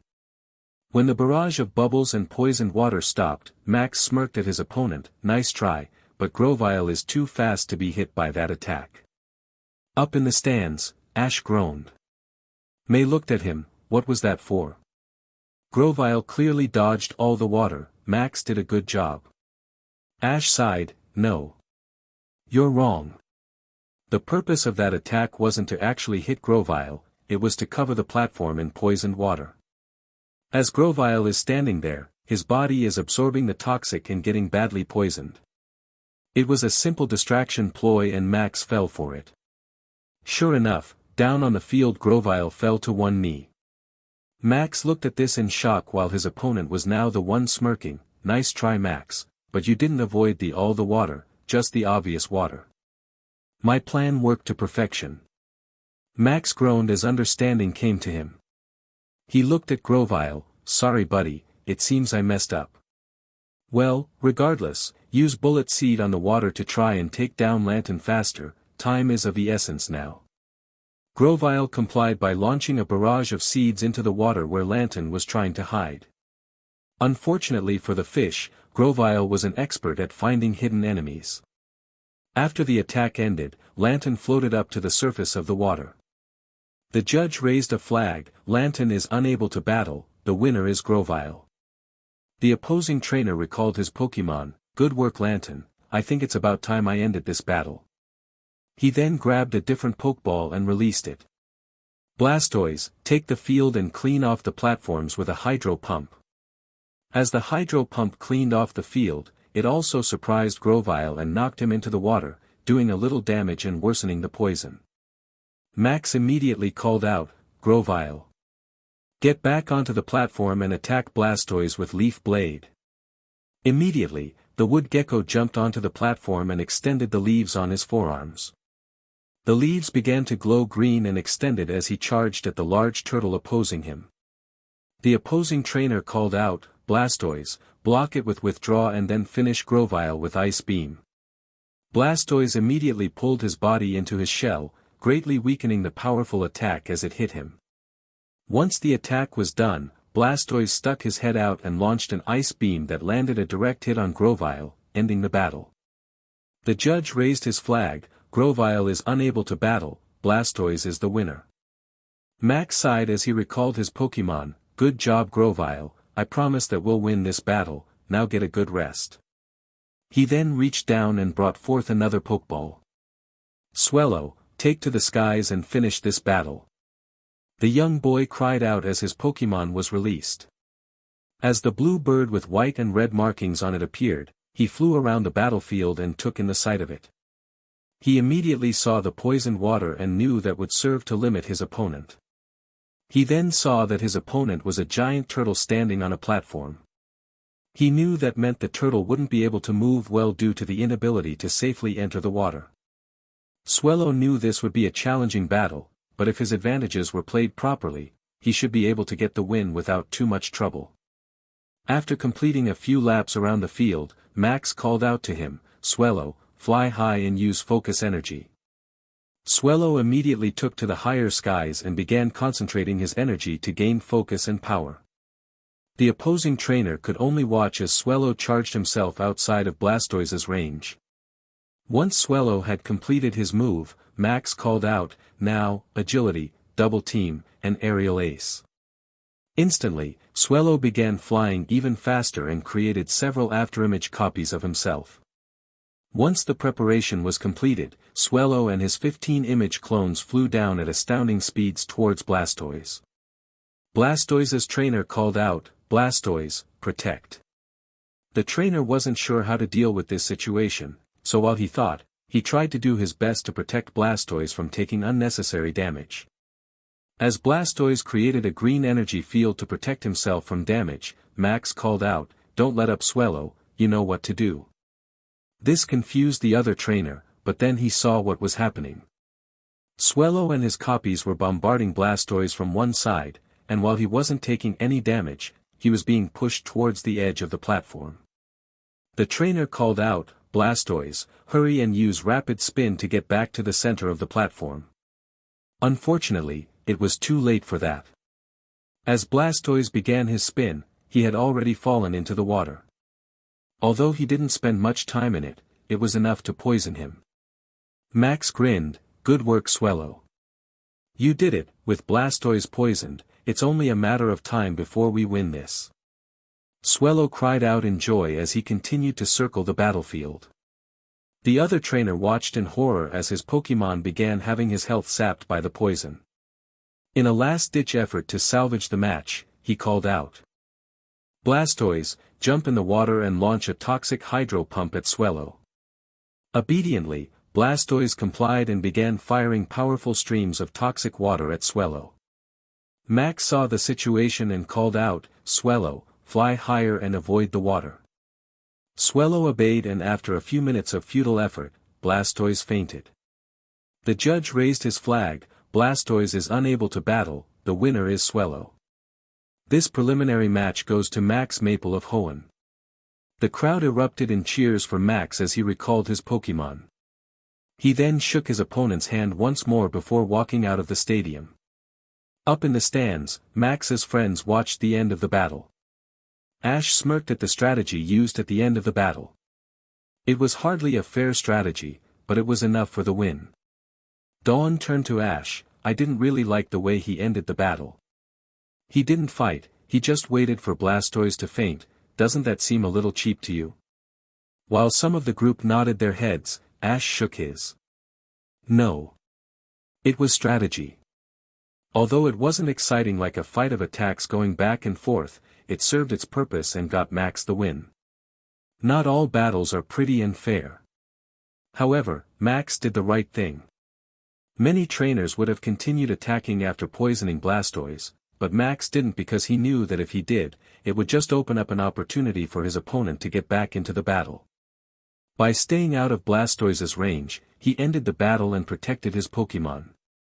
Not a pretty strategy, but definitely an effective one. Dawn sighed, "I suppose, but that doesn't mean I liked seeing it." Ash nodded, "Yeah, it isn't the prettiest sight to behold, it also isn't very much fun giving the command to do it, but if all you're looking for is a win and you don't care about how ugly the win is, then it is a perfectly reasonable strategy." As the group made its way out of the arena, people continued talking about the battle. As soon as Max saw them though, he ran up to Ash, "Hey 5, what did you think of my battle?" Ash groaned, "Max, do you really need my opinion on everything you do in battle?" Max shrugged, "Well, you are an incredible trainer, so any insight you have is bound to be useful." Heaving a sigh, Ash spoke, "I guess. Well, you started out great. You defeated Luminion by taking advantage of a distracted opponent. When he sent in a Pokémon with an advantage over you, you retaliated by poisoning the water and taking away that advantage. Since Crawdaunt could fight on land as well as in the water, losing the water wasn't the end of the world for you. Once you sent out Grovyle though, you got a little cocky. You got so caught up in your advantage, you failed to notice your opponent's plan and fell right into it, allowing your Grovyle to get badly poisoned. After that, you picked yourself up and won that round, but due to the poison, you lost Grovyle right after the next round started. When you sent out Swellow, you executed your plan to perfection.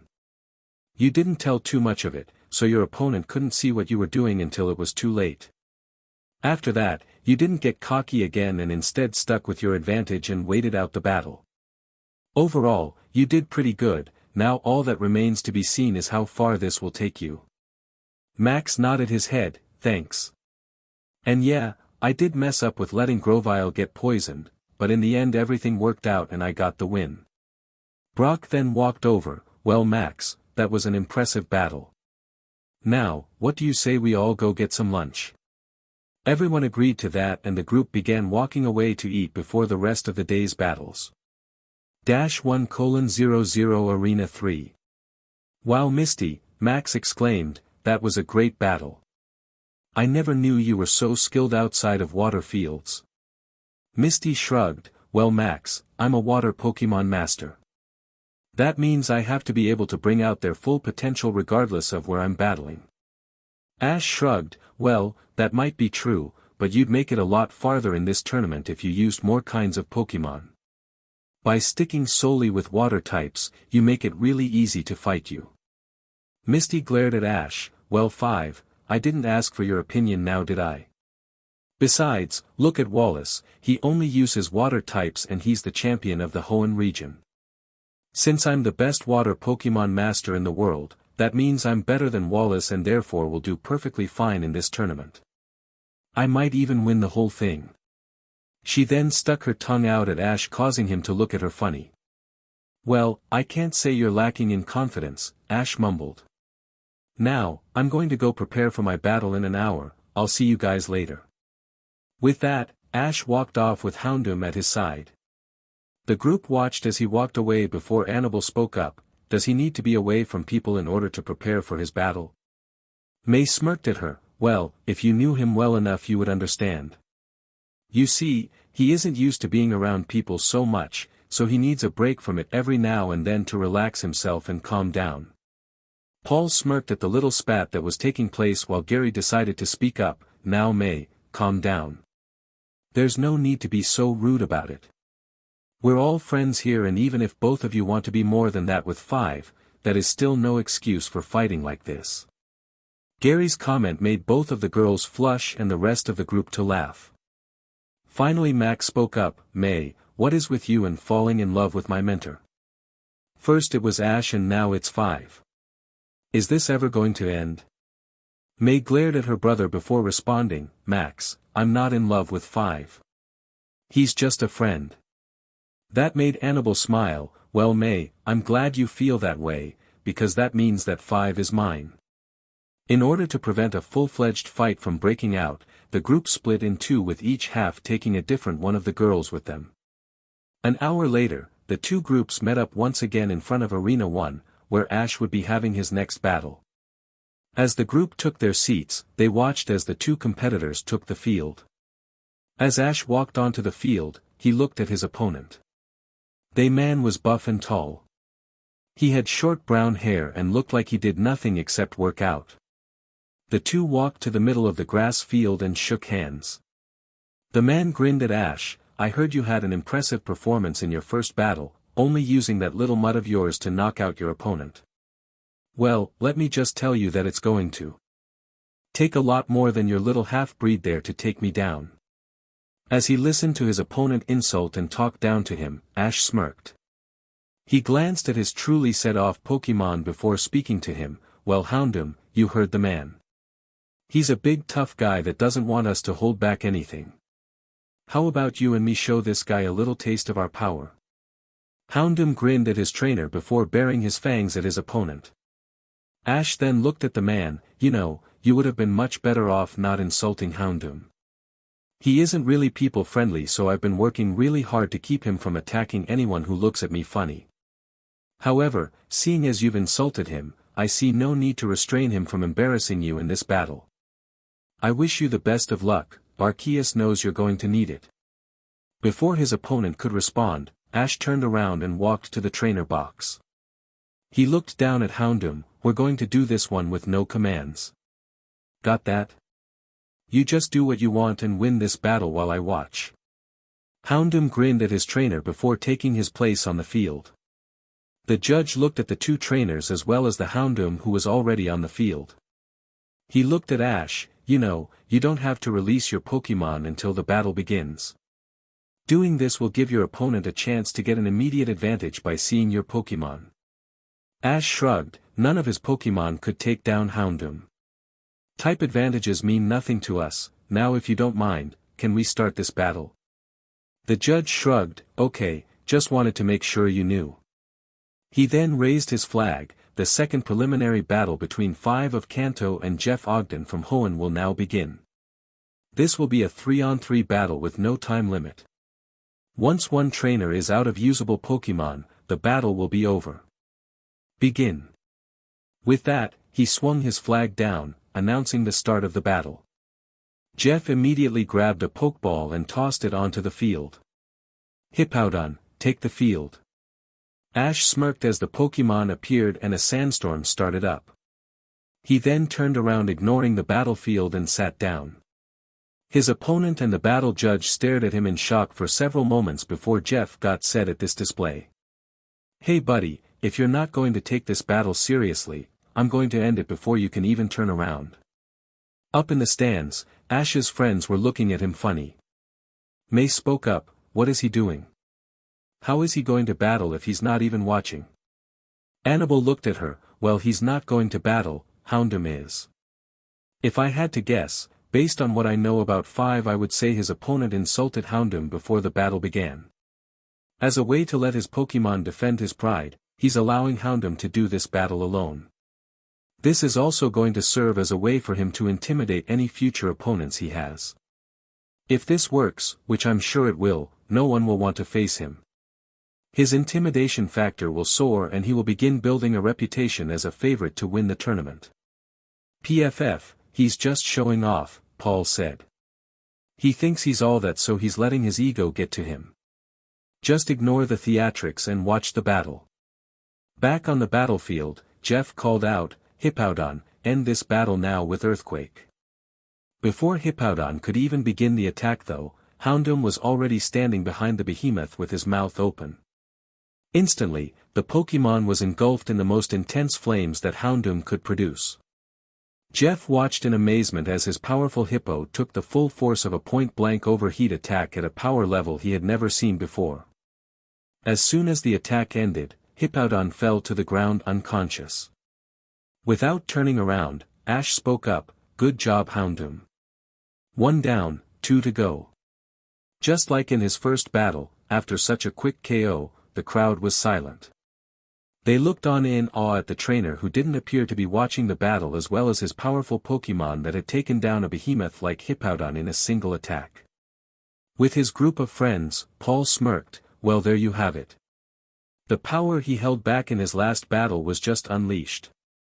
That's the attack that defeated my Ursaring. His Houndoom is no pushover and not something to be underestimated. This Jeff guy doesn't stand a chance, especially if he made Houndoom angry. The last time someone set off 5 and his Pokemon, well, let's just say some bad things happened to the people. Those that knew what Paul was talking about nodded while the rest just looked confused. What are you talking about, Paul? Dawn asked him. Who else made him mad? What happened? Paul just looked down at the battlefield. As much as I would like to tell you the answer to that question, I'm afraid I can't. That would be 5's story to tell. Now, let's watch Houndoom destroy 2 more Pokemon. On the battlefield, Jeff looked at the judge. Ref, isn't it against the rules to attack without a command from the trainer? The judge shook his head. There is no rule against that. Besides, it's also possible he gave silent commands or telepathic commands. Regardless of how it happened, no rules were broken. Send out your next Pokemon or forfeit the match. Jeff grunted as he recalled his fallen Pokemon. I might have underestimated you a little, but I promise that your mutt isn't going to make it past my next Pokemon. An audible groan could be heard from across the battlefield. Jeff, every time you insult my Houndoom, you're just making your punishment worse. If you would have just apologized, Houndoom might have taken a little pity on you, but at this point, you're screwed. Houndoom, have fun finishing this guy off. I think I'm going to take a nap. Those words served to anger Jeff even more. That's it. He yelled. I didn't want to use this guy until later, but you have pushed me too far. I'm going to destroy you and that pathetic dog of yours. He then grabbed a ball from his belt and threw it. Garchomp, destroy this pathetic trainer and show him true power. Ash let out an audible fake snore at this and Houndoom just puffed a little smoke out of his nostrils. Jeff's face went red and then purple with anger. Garchomp, use Dragon Rush to end this round.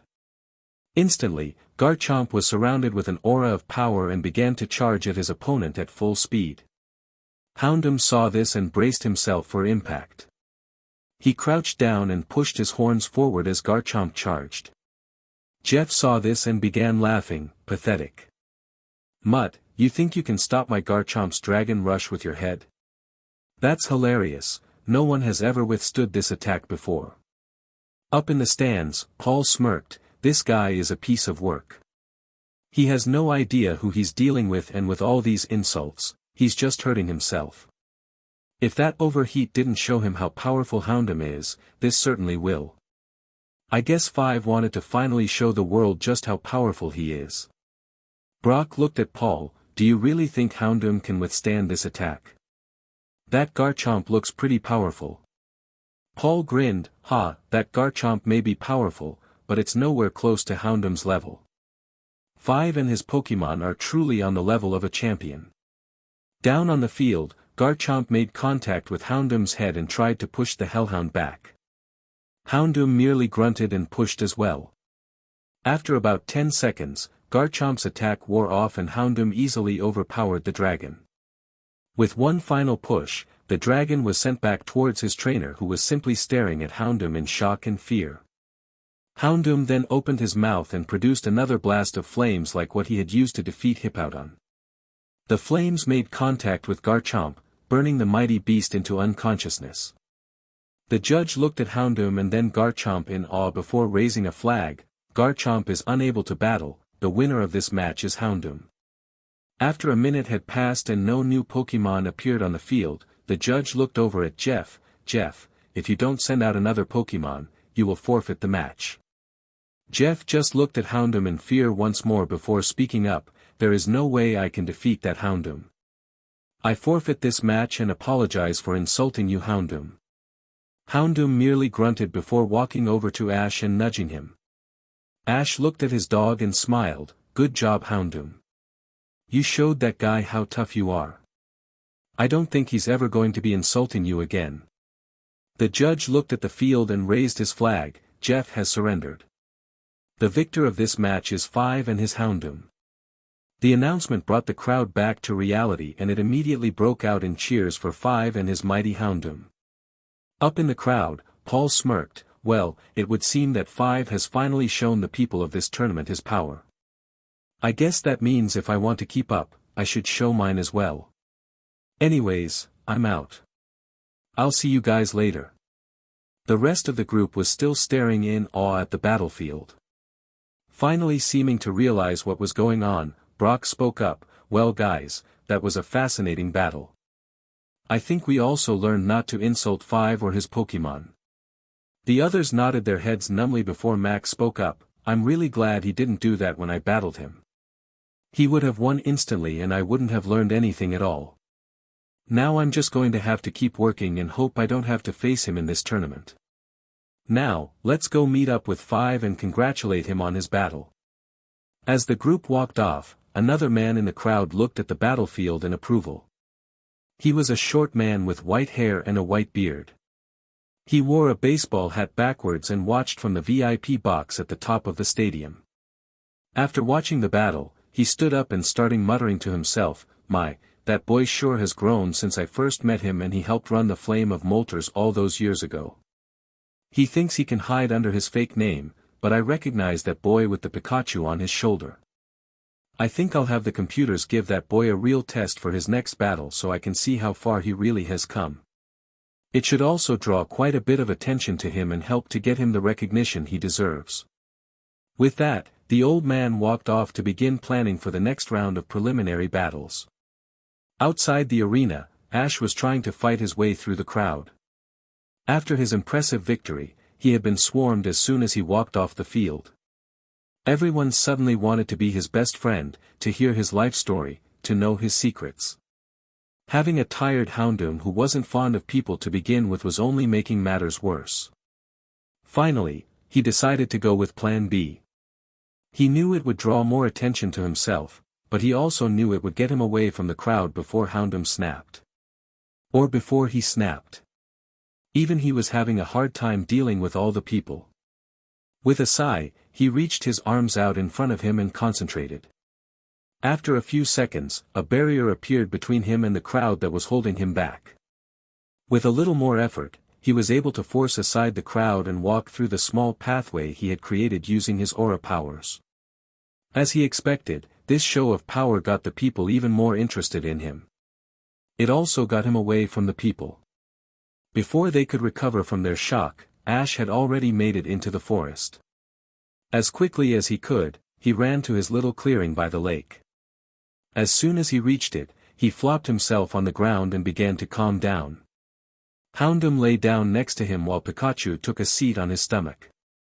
After he had regained his breath and calmed down, he turned to look at Houndoom. "Good job out there. You fought well in battle and you didn't attack any of the people that crowded you after it. On the other hand, it might be a good idea for us to stay out of sight for a little bit. With as many trainers as there are in this tournament, it shouldn't take too long for someone else to get everyone's attention." Houndoom barked his response and Ash smiled. "Yes, Houndoom. I saw you use overheat twice without losing any power. I know you've been working at being able to do that for a while now, and seeing you do it in battle was impressive. At the same time though, I can see how much it tired you out. You know as well as I do that overheat is supposed to get weaker every time in order to prevent you from exhausting yourself. Breaking that barrier is great for you, but you still have some work to do if you want to be able to do that in longer, more challenging battles." Ash then reached down to his waist and released his other Pokémon from their ball. He looked at them all and spoke, "As you guys know, I am planning on only using Houndoom for the first stage of this tournament. However, I can't help but feel that something is coming up that Houndoom alone will be able to handle. When the time comes, you all need to be ready, so do some training or meditate, or do something to prepare yourselves for battle." With cheers of approval at the news, the rest of Ash's Pokémon began preparing themselves for a possible battle. Ash then resumed his relaxation by the lake. As he lay there, he felt Jolteon join him and lay down at his side as well. He smiled at the electric cat-like Pokémon that for some reason had taken an electric mouse for a father. "Hey Jolteon, how are you doing?" Jolteon looked up at Ash and smiled, "Jolt Jolien Jolt." Ash grinned, "I see. You really want to get out there and battle, don't you? Well, maybe you'll get lucky. We'll see. For now, let's just relax and wait for tomorrow's battle before deciding anything." Jolteon nodded before curling up into a ball by Ash's side. At the comfortable sounds of a sleeping Jolteon and Houndoom, Ash decided to try and get some rest as well. He rested his head on the ground, closed his eyes, and drifted off. Outside of Arena 1. "I don't think we're going to be able to find 5 in this crowd," Dawn said. "I mean, look at it, there must be 1,000 people here trying to get his attention. How are we supposed to fight our way through here and get to him?" Paul provided an answer for her, "We could just leave him in there to suffer. He did this to himself by showing his power so soon. If he had waited for a later round to show off, he could have escaped some of this attention. He also could have been escorted out by officers to keep the people back. I say we let him fight his way out of the mob and then talk to him." "I hate to say it," Brock began, "but I think Paul is right. There's no way for us to get through this crowd, so we should wait dash." His response was cut short as a massive wall of aura pushed the crowd aside and Ash ran out of it and into the forest. The group watched in awe at the display of power before Dawn spoke up, "Wait, 5 can use aura? I thought only Ash could do that." "Not quite," Brock said, "remember Riley? We met him on Iron Island, he could use aura as well. It's a rare talent, but there are other people who can use it."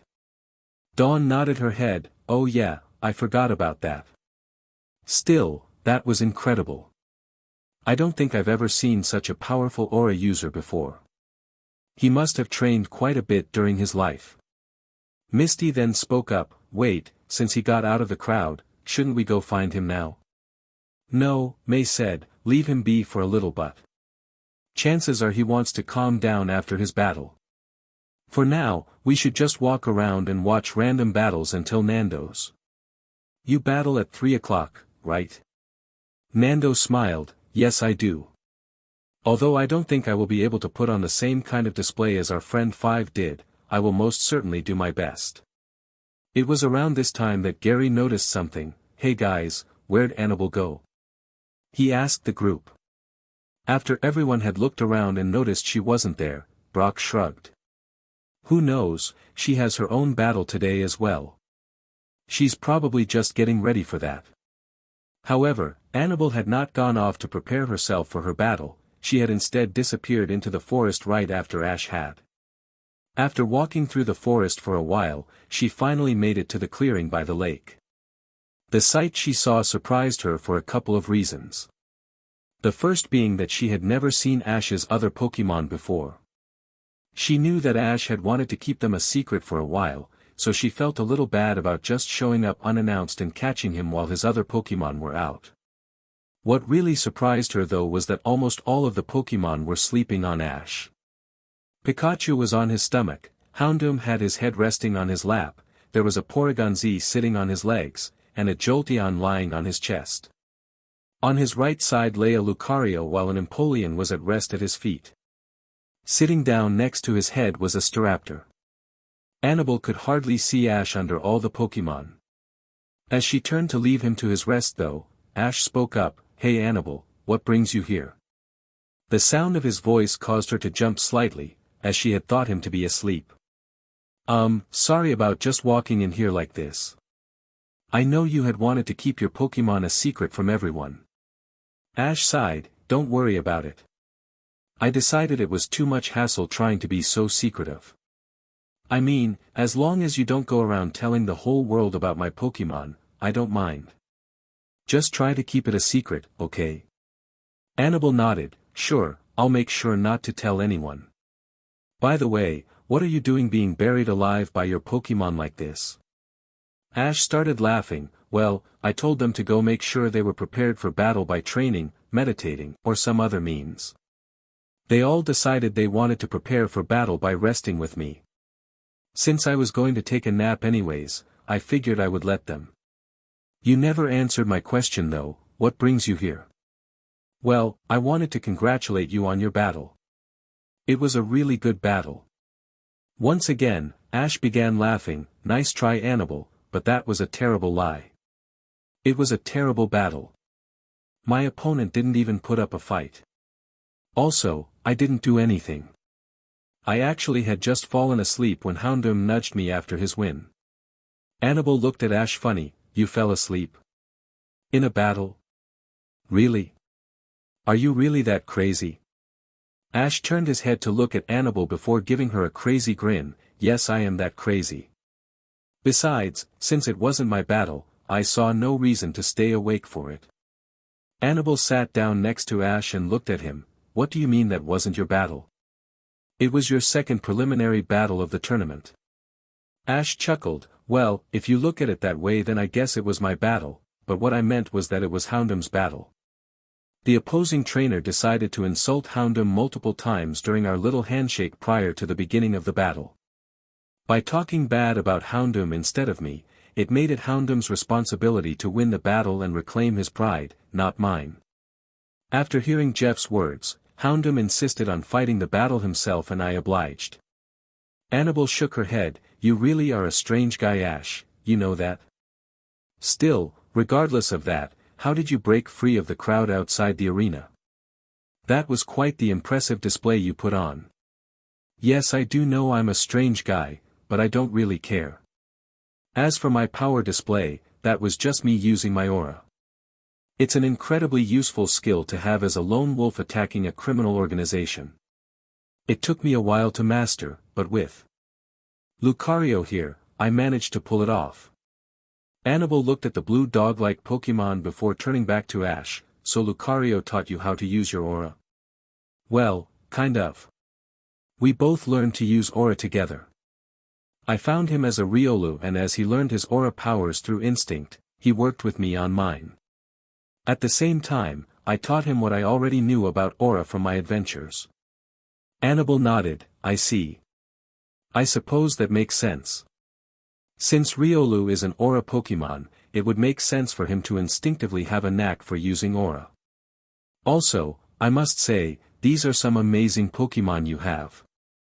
It's been quite some time since I've seen such a powerful group of Pokemon gathered in one place.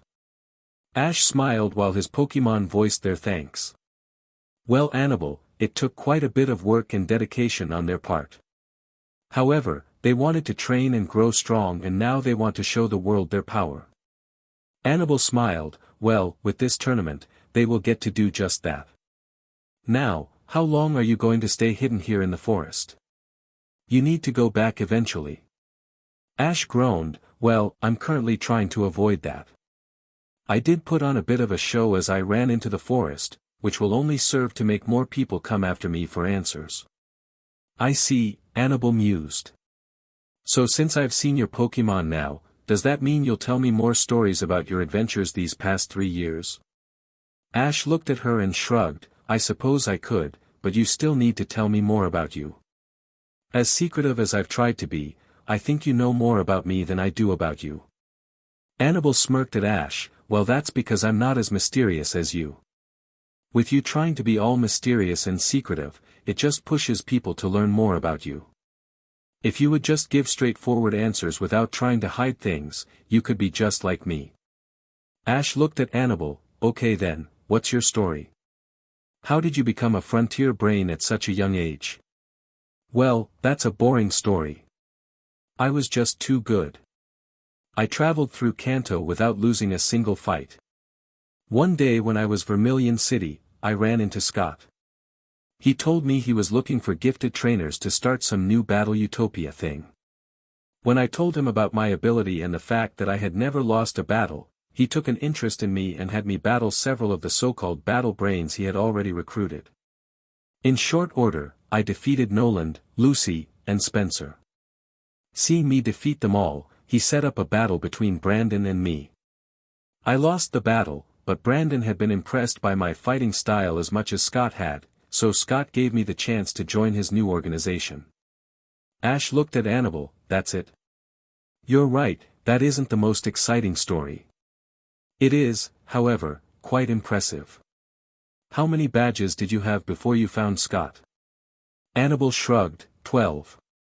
Ash looked at her. Why did you get 12 Kanto badges? You only need 8 to participate in the Pokemon League. Anabel nodded. I know, but I really enjoyed battling, so I took on as many challenges as I could. I never could resist a good battle. Ash nodded. I can understand that, but still, you never lost a single battle until you faced Brandon. Anabel nodded. Yeah, he was the first person to ever defeat me. It was actually really cool. At first I was upset about it, but then he explained to me how I could learn from it and get better as a trainer. In the end, he actually helped me out quite a bit by defeating me. As the pair continued to talk, Ash's Pokemon watched in silent happiness for their trainer. They had done everything they could to make him happy, but the joy Anabel seemed to bring him was something they hadn't ever seen from him before. Before long though, most of the afternoon had passed. Ash caught sight of the sky and gasped, "Holy crap! How long have we been talking?" he asked Anabel. She looked down at her Pokemon communicator and gasped, "Oh my, it's already 4:15. Ash immediately shot up. Crap, I have to go. Paul battles in 15 minutes and I can't miss that. He then immediately recalled all of his Pokemon except Houndoom and Pikachu and took off sprinting for the arenas to watch Paul's battle. Anabel sighed as Ash ran out of the clearing. She then looked out over the lake. Well, that was a fun conversation. Still, I can't believe how quickly the time passed. I really like you, Ash, and I hope you feel the same way about me. She then shook her head to clear her mind before jogging out of the forest after Ash. After sprinting for 10 minutes, Ash made it to Arena 10 where Paul's next battle was to take place. He quickly entered it and took a seat next to Dawn. As he sat down, he decided to let the others know that he was there. "So guys, did I miss anything exciting while I was gone?" At the sound of his voice, everyone turned to face him before simultaneously exclaiming, "5. Where have you been?" Ash shrugged sheepishly. "Well, I wanted to avoid the crowds and lay for a while, so I went to my little hidden training grounds and rested for a while. I got distracted by what I was doing and by the time I looked up, it was 4:15. Gary looked at Ash, "And what exactly were you doing that was so distracting? Did it involve anyone in particular?" Ash did his best to shrug nonchalantly before answering, "I was just talking with my Pokemon." Based upon the angry and slightly jealous look on May's face, he figured he didn't do a very good job of it. "Anyways, I came to watch Paul's battle, so let's watch that and talk later." With a huff, May turned to face the battlefield. Gary then looked at Ash with a smirk while Ash just glared at him. Down on the battlefield, Paul walked up to his opponent. The other trainer was a middle-aged woman who was a little on the short side and maybe a little overweight. She had short brown hair with a little bit of gray. The two trainers shook hands before walking over to their respective sides of the field and grabbing a pokeball. The judge raised a flag. This is a 3-on-3 battle between Paul from Sinnoh and Elizabeth from Johto. There is no time limit and the battle will be over once one trainer is out of usable Pokemon. Begin. With that, he lowered the flag to signal the start of the battle. Simultaneously, the two trainers threw out their Pokeballs and in the flashes of light, two Pokemon appeared. In front of Paul stood a tall flaming Pokemon with what appeared to be cannons for arms. On a forest field, Magmortar could do some real damage. In front of the Lady A. Four-legged green dinosaur-like Pokemon appeared with a wreath of flower petals around its neck. Ash looked at the Meganium and immediately felt bad for her. This battle would be over pretty quickly. Paul started the battle immediately. Magmortar finished this with Fire Blast. Immediately, Magmortar raised his armed cannons and blasted out immensely hot and powerful flames towards the slow-moving grass-type Pokemon. Elizabeth tried to call out to her Pokemon, Meganium, "Stop the flames" with Petal Dance. And to her credit, the Meganium's Petal Dance slowed down the flames for a brief moment. That moment, however, was short-lived as the flames quickly overcame the attack and landed a massive blow on the opposing Pokemon. As soon as the flames cleared, Meganium fell to the ground, unable to continue. The judge looked at the scene and raised a flag. Meganium is no longer able to battle, Magmortar is the winner. Elizabeth recalled her fallen Pokemon and thanked her for trying. She then grabbed a different Pokeball and threw it out. "Crobat, let's have some fun." As soon as the Pokemon was released, Paul called his attack. Magmortar, set fire to all the trees so that Crobat can't get close. Magmortar obliged, and soon there was a miniature forest fire burning on the field. Crobat tried to attack his opponent, but the flames were keeping him away. The fact that he couldn't find Magmortar in the flames wasn't helping. Elizabeth saw the mess and tried to fix it. Crobat put out the fires with a strong wing attack. Paul smirked and called out his attack, Magmortar, Thunderbolt. End this battle. Instantly, a massive bolt of lightning flew out of the forest and hit Crobat, who was busy trying to attack all of the flames. The bolt was too much for the Pokemon as he fell to the ground unconscious. The judge once more raised his flag. Crobat is unable to battle, Magmortar wins. Elizabeth quickly recalled her Pokemon before once more reaching for a Pokeball. This time when she threw it, a blue duck-like Pokemon with a red gem on its forehead appeared. Paul looked at the Golduck and smirked. "You think a type advantage will help you here?" "Not likely. Magmortar, shake things up with Earthquake." Golduck, put out all the fire with Hydro Pump. Immediately, the two Pokemon set to work. As Golduck tried to douse every source of flames in sight, Magmortar began pounding the ground with his feet, causing massive tremors to travel through the ground and knocking Golduck off his feet. After that, the earthquake proceeded to shake the Pokémon around as he continued to try and douse all the flames. When the earthquake died down, most of the flames had been put out and the field had been almost completely destroyed. Golduck shakily got to his feet, panting hard after the intense attack. Magmortar just stood in the middle of the still smoldering field, smirking at his opponent. Paul reacted to the situation first and ended the battle. Magmortar, end this with feint attack. Magmortar then appeared to disappear before suddenly appearing before Golduck and slamming into him at full power. The attack knocked the Pokémon to the ground, too exhausted to get back up. The judge raised his flag. Golduck is unable to battle. The winner of this round is Magmortar. The winner of this preliminary battle is Paul and Magmortar. As the crowd erupted in cheers, Paul recalled his Pokémon and walked out of the arena. Up in the stands, Dawn was jumping in joy. Did you guys see that? Paul totally kicked her butt. No one can beat Paul. Well, he was pretty good there, but whether or not he can defeat 5 or the champions remains to be seen, Brock informed her. Dawn shrugged, I don't care what you say, I already know that Paul is unbeatable. No one is going to stop him from winning this tournament. May then looked over at Dawn and asked a question, speaking of unbeatable, where did 5 go? Wasn't he here at the start of the battle? Dawn looked to her side where Ash had been sitting and looked surprised. I don't know where he went. He was definitely here earlier. I wonder why he was in such a hurry to get out of here. After thinking about it for several seconds, Gary spoke up, well, he probably is still trying to hide from all the attention he drew to himself earlier. He watched the battle and then disappeared before anyone could see him. He'll turn up eventually. May sighed, fine, let's go. I'm hungry and I want to find 5, after all, he might have just gone for some food. As the group left the arena, they bumped into Anabel. May looked at her, hey Anabel, where have you been? We were all watching Paul's battle and you were nowhere to be found. Anabel sighed, sorry, I got a little distracted and lost track of time. When I looked up, it was too late to make it to Paul's battle. I was on my way to get some food before battling though. Did you guys want to come with me? As the group walked to the Pokémon Center for some food, Paul caught up with them. As soon as Dawn saw him, she ran up to him and hugged him. Good job Paul, you completely destroyed that woman. She didn't stand a chance against you. Paul smirked, of course she didn't. The chances of getting an opponent in the preliminaries who could push me is minuscule.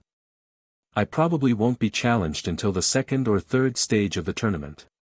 Careful Paul, Brock warned, you're going to jinx it if you talk that way. If your final 3 opponents all happen to be champions, it would be pretty easy for you to miss the cut and get knocked out early. Paul looked at Brock, no need to worry. I can take the champions no problem. He then realized that everyone was staring at him funny while Dawn was giggling again. What? Did I say something funny? Brock gave a small laugh, no, it's nothing. I just can't believe that you've spent so much time with Dawn that you're starting to use her lines. Paul got a confused look on his face before he realized what he had said. He then turned red and looked away. Never mind. Forget I said anything. Gary laughed, no way man, I'm never letting you forget this. Since you can kick my butt in a battle, I need this to get even with you. I can't wait to tell 5 about this. Paul glared at him, don't you dare Gary. If you do, so help me I will rip your throat out. Gary laughed, sure you would. I bet your little girlfriend would stop you first. Misty then turned to Gary, yeah, and your girlfriend is going to stop you from messing with Paul because she likes seeing you alive. So stop it and let's get dinner. After that, the group ate their dinner before returning to Stadium 1 for Anabel's battle. As the battle was about to begin, Ash appeared once more beside his friends. This time, May noticed him, hey 5, welcome back. How have you been? Ash smiled, hey May. I've been fine. Rested up and hid from the publicity. Now it's time to watch Anabel's battle. After he spoke, Anabel took the field and walked to the center of it. Her opponent was an old man, probably close to 70 years old. He had a wrinkled face that showed much experience. He had white hair and was a little hunched in the back. After they shook hands, the trainers took their places on either end of the field. The judge raised his flag. This will be a 3-on-3 battle between Anabel from Kanto and Jonathan from Kanto. There will be no time limit. The winner will be determined when one trainer is out of usable Pokemon. Begin. He then lowered his flags to begin the match. The old man looked at Anabel. Your mind games won't with me, little girl, I'm far too experienced to be caught off guard. He then grabbed a Pokeball and threw it. Hitmonlee, come out and prepare for battle. In front of the man a brown Pokemon with long, powerful legs appeared. He then performed a few super fast kicks to show off his speed and power. Anabel grabbed a Pokeball and threw it as well. Alakazam, let us fight once more. In front of Anabel, a brown and yellow Pokemon appeared holding a spoon in each of his two hands. He looked at his opponent and stood his ground. Anabel looked at Alakazam and spoke into his mind, my friend, start off with a Psychic and then follow with Psybeam. Instantly, Alakazam focused on the fighting-type Pokemon in front of him and surrounded him in a light blue psychic aura. As the Pokemon was thrown across the field, the man called out, Hitmonlee, don't let that stop you, chase him down and use Blaze Kick. As Hitmonlee ran towards his opponent, he had to dodge the beam of psychic energy that was being launched at him by the Alakazam. Anabel looked at the situation. Alakazam, show them your speed that people always seem to forget about. Dodge his kicks and keep firing Psybeams at him. Alakazam obliged the request and nimbly evaded all the kicks that Hitmonlee sent his way. As he dodged, he sent multiple beams of psychic energy at his opponent. For the most part, Hitmonlee was able to avoid them all, but he was not capable of dodging all of them. Pretty soon, Hitmonlee was pretty exhausted while Alakazam had barely exerted himself.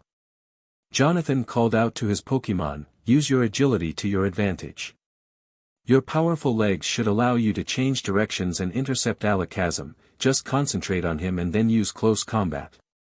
As commanded, Hitmonlee began changing directions quicker and getting closer to hitting Alakazam. Keep calm and focus. As soon as you get an opening, finish this battle with a psychic attack. Alakazam listened to the commands and kept up his current routine of dodging and firing Psybeams towards Hitmonlee. After another minute of this, Hitmonlee finally made contact with Alakazam and immediately took advantage of this to launch a furious barrage of powerful kicks to the Psychic-type Pokemon. When the attack ended, Alakazam saw his chance and once more enveloped Hitmonlee in psychic energy and threw him across the field before slamming him into the ground. The attack was too much for the fighter as he passed out on the battlefield. The judge saw this and raised his flag. Hitmonlee is unable to battle, the winner is Alakazam. Jonathan returned his Pokemon before smiling at Anabel. I must say, young lady, you are quite the trainer. That Alakazam of yours is quite powerful. However, let's see him stand up to this. He then grabbed a Pokeball and tossed it. Weevil, come out and battle.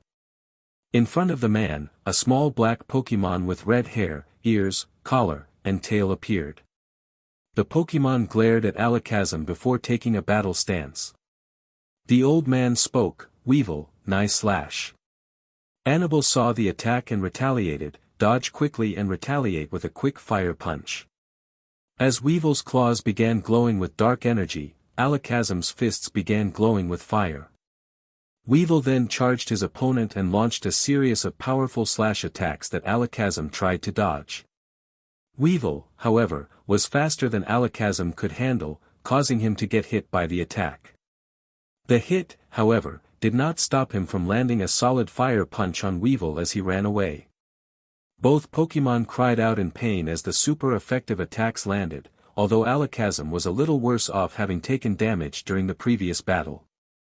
The old man looked at Anabel once more. Your Alakazam may be fast, but there are very few Pokemon who can keep up with my Weevil. This battle will soon be over. Weevil used X-Scissor to finish off Alakazam.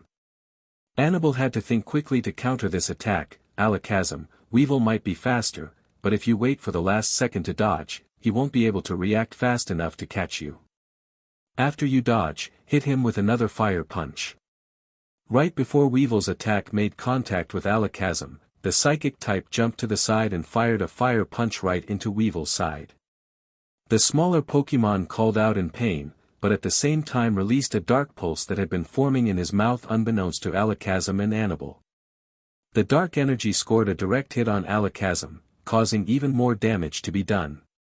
After the exchange of attacks, the two Pokémon resumed their stare down while the old man spoke up. You didn't think you were the only one that could command their Pokémon without vocalizing, did you? I may not be as adept at it as you are, but I too hold my share of surprises. Now Weevil, bring a true end to this battle, use agility and then Night Slash. As Weevil began speeding up, Anabel contemplated her strategy. Finally she made a decision. Alakazam, with that speed boost, there will be no way to dodge the attack. Instead, charge a focus punch and hit Weevil just as he hits you. That should end the battle. Alakazam nodded and began charging energy into his fist. As Weevil began his charge, Alakazam focused on his opponent, intent on bringing down the faster Pokémon even if it meant falling in battle himself. He had a job and he intended to accomplish it. As Weevil's claws made contact with him, he launched his punch right into Weevil's face, scoring a direct and super powerful blow. Although he didn't have a lot of strength, a powerful fighting-type attack scoring a direct hit against a Pokémon with a double weakness to it was bound to cause massive damage. As the dust cleared from the explosion the two attacks had caused, everyone looked down to see both Pokémon had been knocked out. The judge raised his flag. Both Alakazam and Weevil are unable to battle. This round ends in a draw. The two trainers returned their Pokémon and thanked them for battling hard before grabbing another ball. Anabel threw hers first. Metagross, take the field so we can win this battle. The old man looked at the lumbering steel and psychic type before grinning at his opponent. Well Anabel, I must say, you truly are a gifted trainer, however, I'm afraid my next Pokémon will be more than enough to take you down. He has been with me for many years and is truly an incredible fighter. Blaziken, my friend, let us battle together once more. With that, he threw his Pokeball and a large standing chicken-like Pokémon appeared. He was mostly orange, with some yellow as well as cream-colored hair sticking out behind his head. The two Pokémon stared each other down before the trainers decided to issue commands. Anabel looked at Metagross. Be careful, I can tell that Blaziken is quite powerful. Be wary of his fire attacks and start off with Psychic. As Metagross launched a Psychic attack, Jonathan called out, withstand this first attack and then charge in with Flare Blitz. End this battle now. As commanded, Blaziken merely took the beating brought on by the powerful Psychic attack before charging at Metagross while surrounding himself in flames. Anabel watched the charging Pokémon and knew that this attack was not something Metagross could dodge or maybe even withstand. She needed to do something quick. Hurry Metagross, meet him head-on with a Zen Headbutt.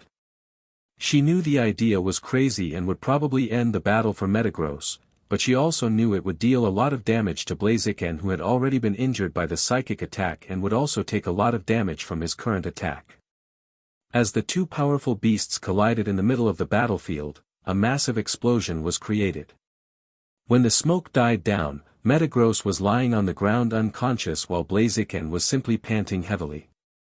The judge raised his flag. Metagross is unable to battle, the winner is Blaziken. Anabel recalled her fallen Pokémon before turning to face Jonathan. That is an impressive Blaziken you have, being able to withstand all this damage and still be standing. However, I'm afraid he won't be able to withstand my final Pokémon. She then reached down and grabbed her third Pokeball and tossed it out. Espion, my friend, come out and battle. On the field, a small purple cat appeared. She looked at the field and her opponent before letting out a small smile and taking a battle stance. Anabel smiled at her Pokémon before giving a command. Espion, launch a swift attack while running and then follow up with quick attack. Don't let Blaziken hit you. Espion immediately opened her mouth and fired a bunch of stars at Blaziken while also proceeding to run around the fire type in circles. As Blaziken tried to defend himself from the stars, Espeon charged in and proceeded to repeatedly slam into the Pokémon with a quick attack. As fast as it had started, Espeon was standing in front of Anabel again as if nothing had happened while Blaziken panted even harder than before. Jonathan grinned, "That is an impressive Pokémon, you are right, however, this battle isn't over yet.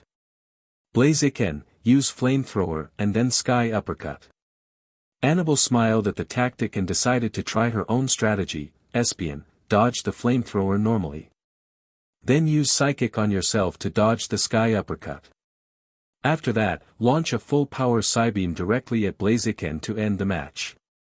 As the flames shot towards Espeon, she nimbly jumped out of the way, only to look up and see Blaziken bearing down on her with a powerful punch charged. She immediately performed Psychic on herself to move herself out of reach of the Blaze Pokémon. This move surprised Blaziken so much he wasn't prepared for the point-blank Psybeam he took in the chest. The attack did massive damage to him and he struggled to get to his feet.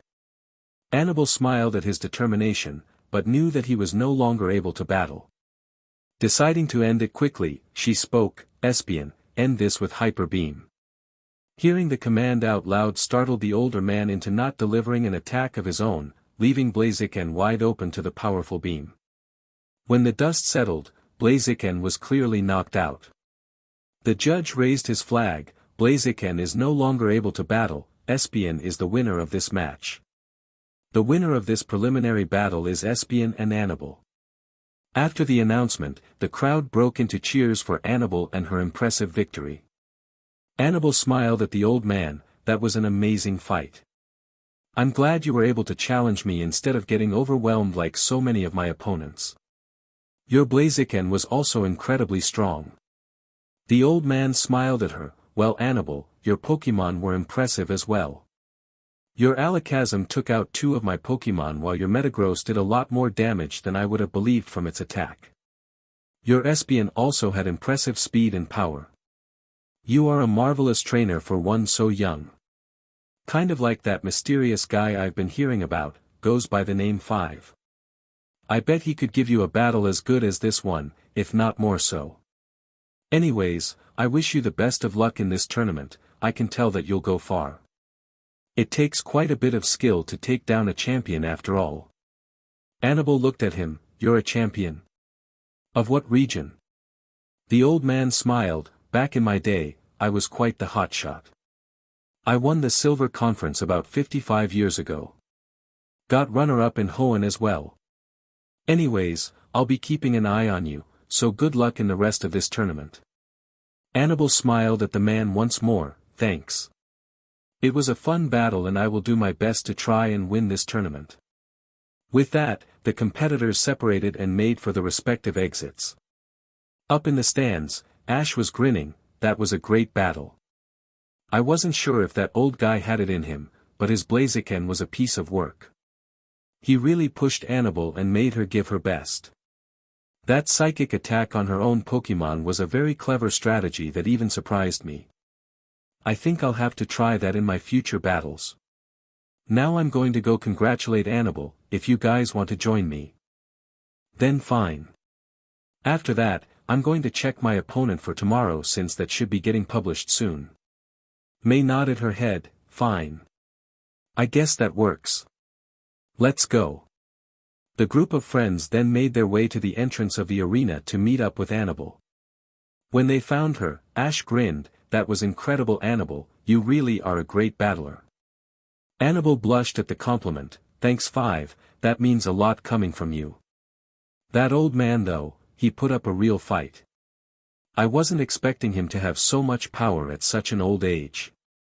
Ash nodded. "I know, he was clearly a skilled battler in his younger days. That Blaziken of his was also incredibly powerful. I couldn't believe it remained standing after its collision with your Metagross. That would have taken down almost every Pokémon in this tournament. You did a great job pulling out a win there." Once again Anabel blushed. "Well, I'm glad you enjoyed my battle. I'm also glad I managed to win." Ash nodded. "Also, that psychic attack you had Espeon use on herself, that was a genius move. I think I'm going to have to steal that for my future battles if you don't mind." Anabel's face was now a deep shade of red at all the compliments. May was red as well, but for her it was out of anger. She wanted to be the one to receive the compliments, and hearing Anabel getting praised by Ash was making her incredibly jealous. Finally, Anabel spoke up, "Well, sure, you can use that strategy. I mean, with everything you've done to help me out, it's the least I can do. Now, where are we headed? I assume you guys have some destination in mind." Ash nodded. "Yeah, the battles for the day should be finishing around now, so I was going to check the Pokemon Center for my next opponent so I can be prepared tomorrow." Anabel nodded. "Yeah, that's a good idea. I think I'll join you all." With that, the group walked over to the Pokemon Center. As they entered, they heard an announcement being made, "Attention all tournament participants, with today's battles finished, your next opponent has been decided and will be up on display in the Pokemon Center. Thank you and have a good evening." Ash grinned and ran over to the battle board to check his opponent. As he scanned the list, he grinned. It looks Paul has his work cut out for him. He's battling Flint of the Sinnoh Elite 4 tomorrow. That should be a fun match to watch. Misty and Max then found their opponents as well. Anabel then took a look and found that she was going to battle a gym leader from Johto known as Whitney. This left everyone waiting for Ash's announcement of his next opponent. However, when they looked at him, they saw him frozen in place with a smile on his face. Anabel nudged him. "Hey, 5, who's your opponent and why is this making you so happy? Is it someone we should know?" Finally, Ash turned to face them. "Well, I would hope you've at least heard of the guy before. I had been hoping to only have to use Houndoom for the preliminaries, but it would seem the fates decided to test me. I had a feeling things wouldn't go so easily for me, but at least my first real challenge should actually be a challenge. This is going to be fun." The group looked at Ash, who still hadn't given them an answer. 5, Brock said, "You still haven't told us who you're facing yet." Ash looked at them all with a huge grin. "Paul got lucky enough to end up against Flint in his next battle. I, on the other hand, got the best luck in the world. I get to face the champion of the Hoenn Elite 4. My next opponent is Wallace." For several seconds everyone was silent. No one made any noise or even moved. They all just looked at Ash, or 5 as some of them knew him, and stared. This guy was thrilled with the prospect of going up against one of the greatest trainers in the world at such an early stage. The concept baffled them.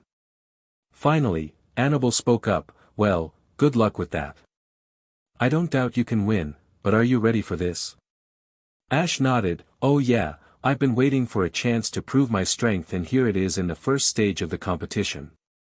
It will probably ruin my plan of only using Houndoom this round, but at the same time, I get a chance to truly test myself and my Pokemon."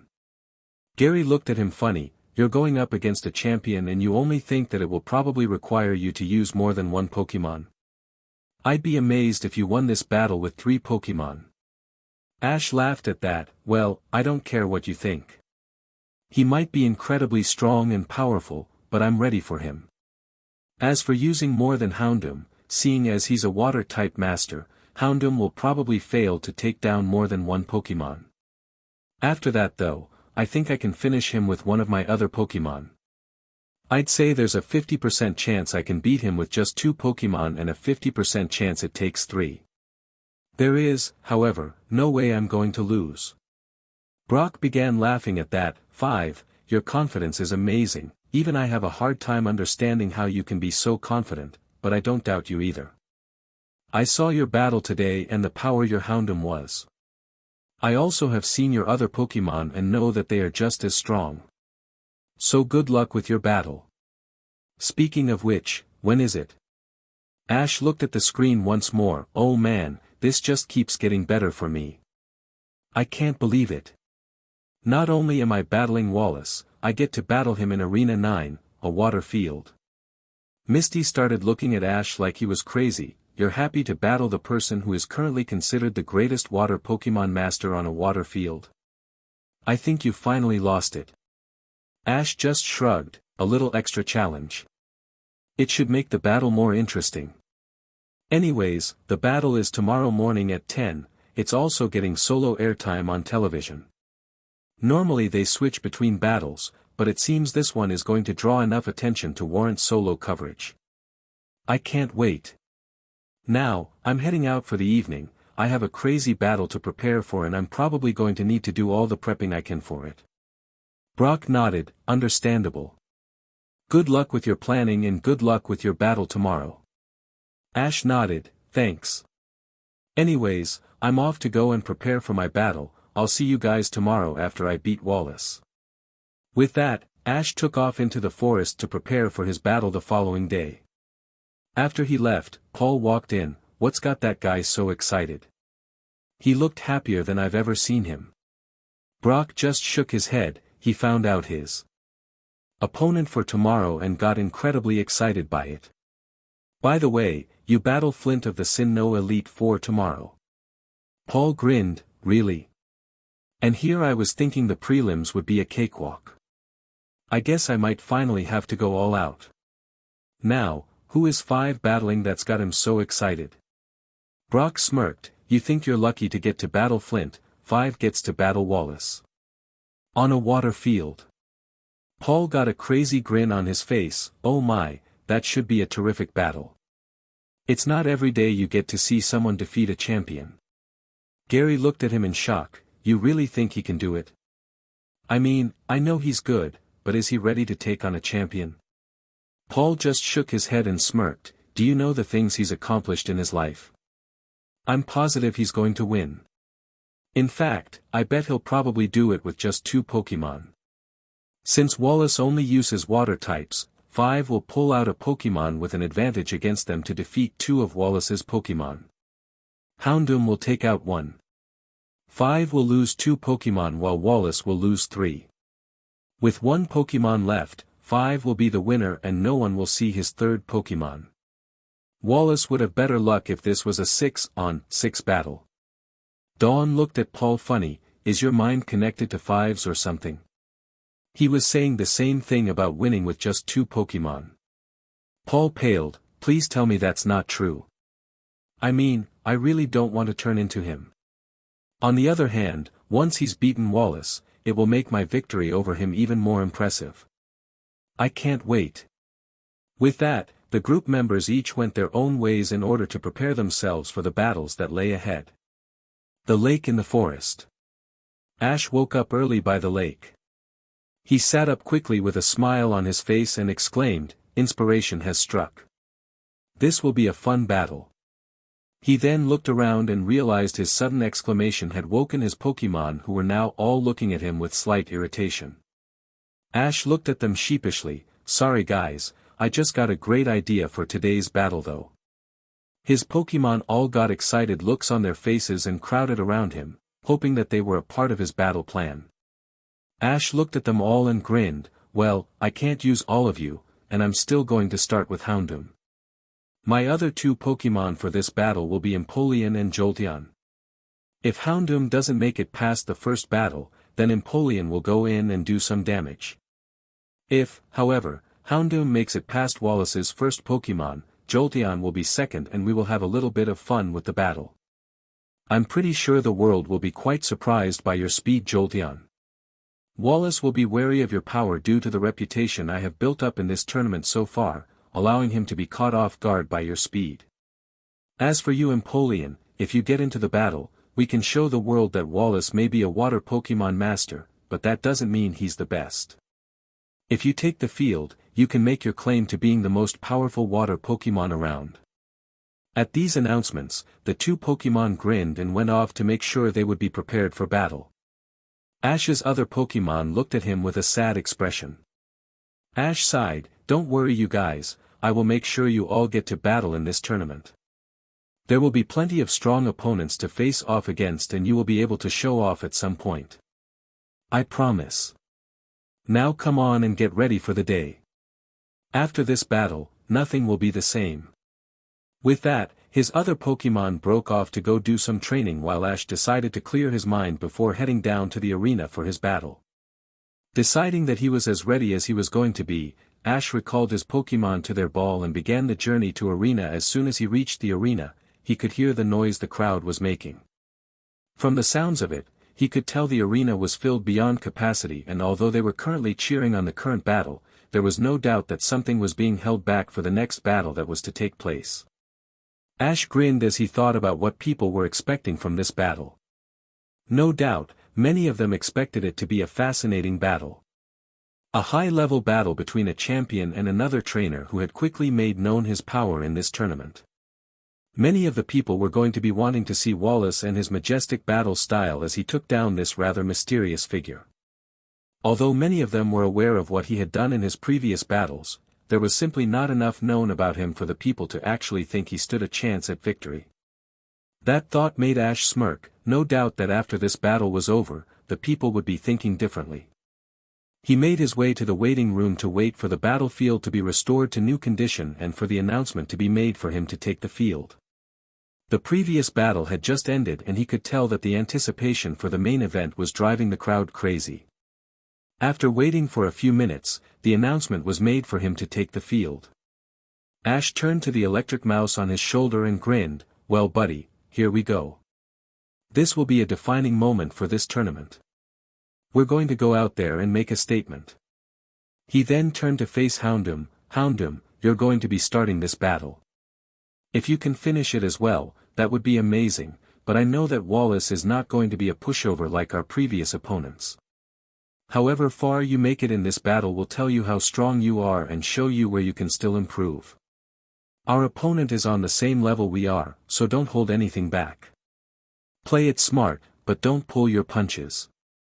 Now, let's go out there and have some fun."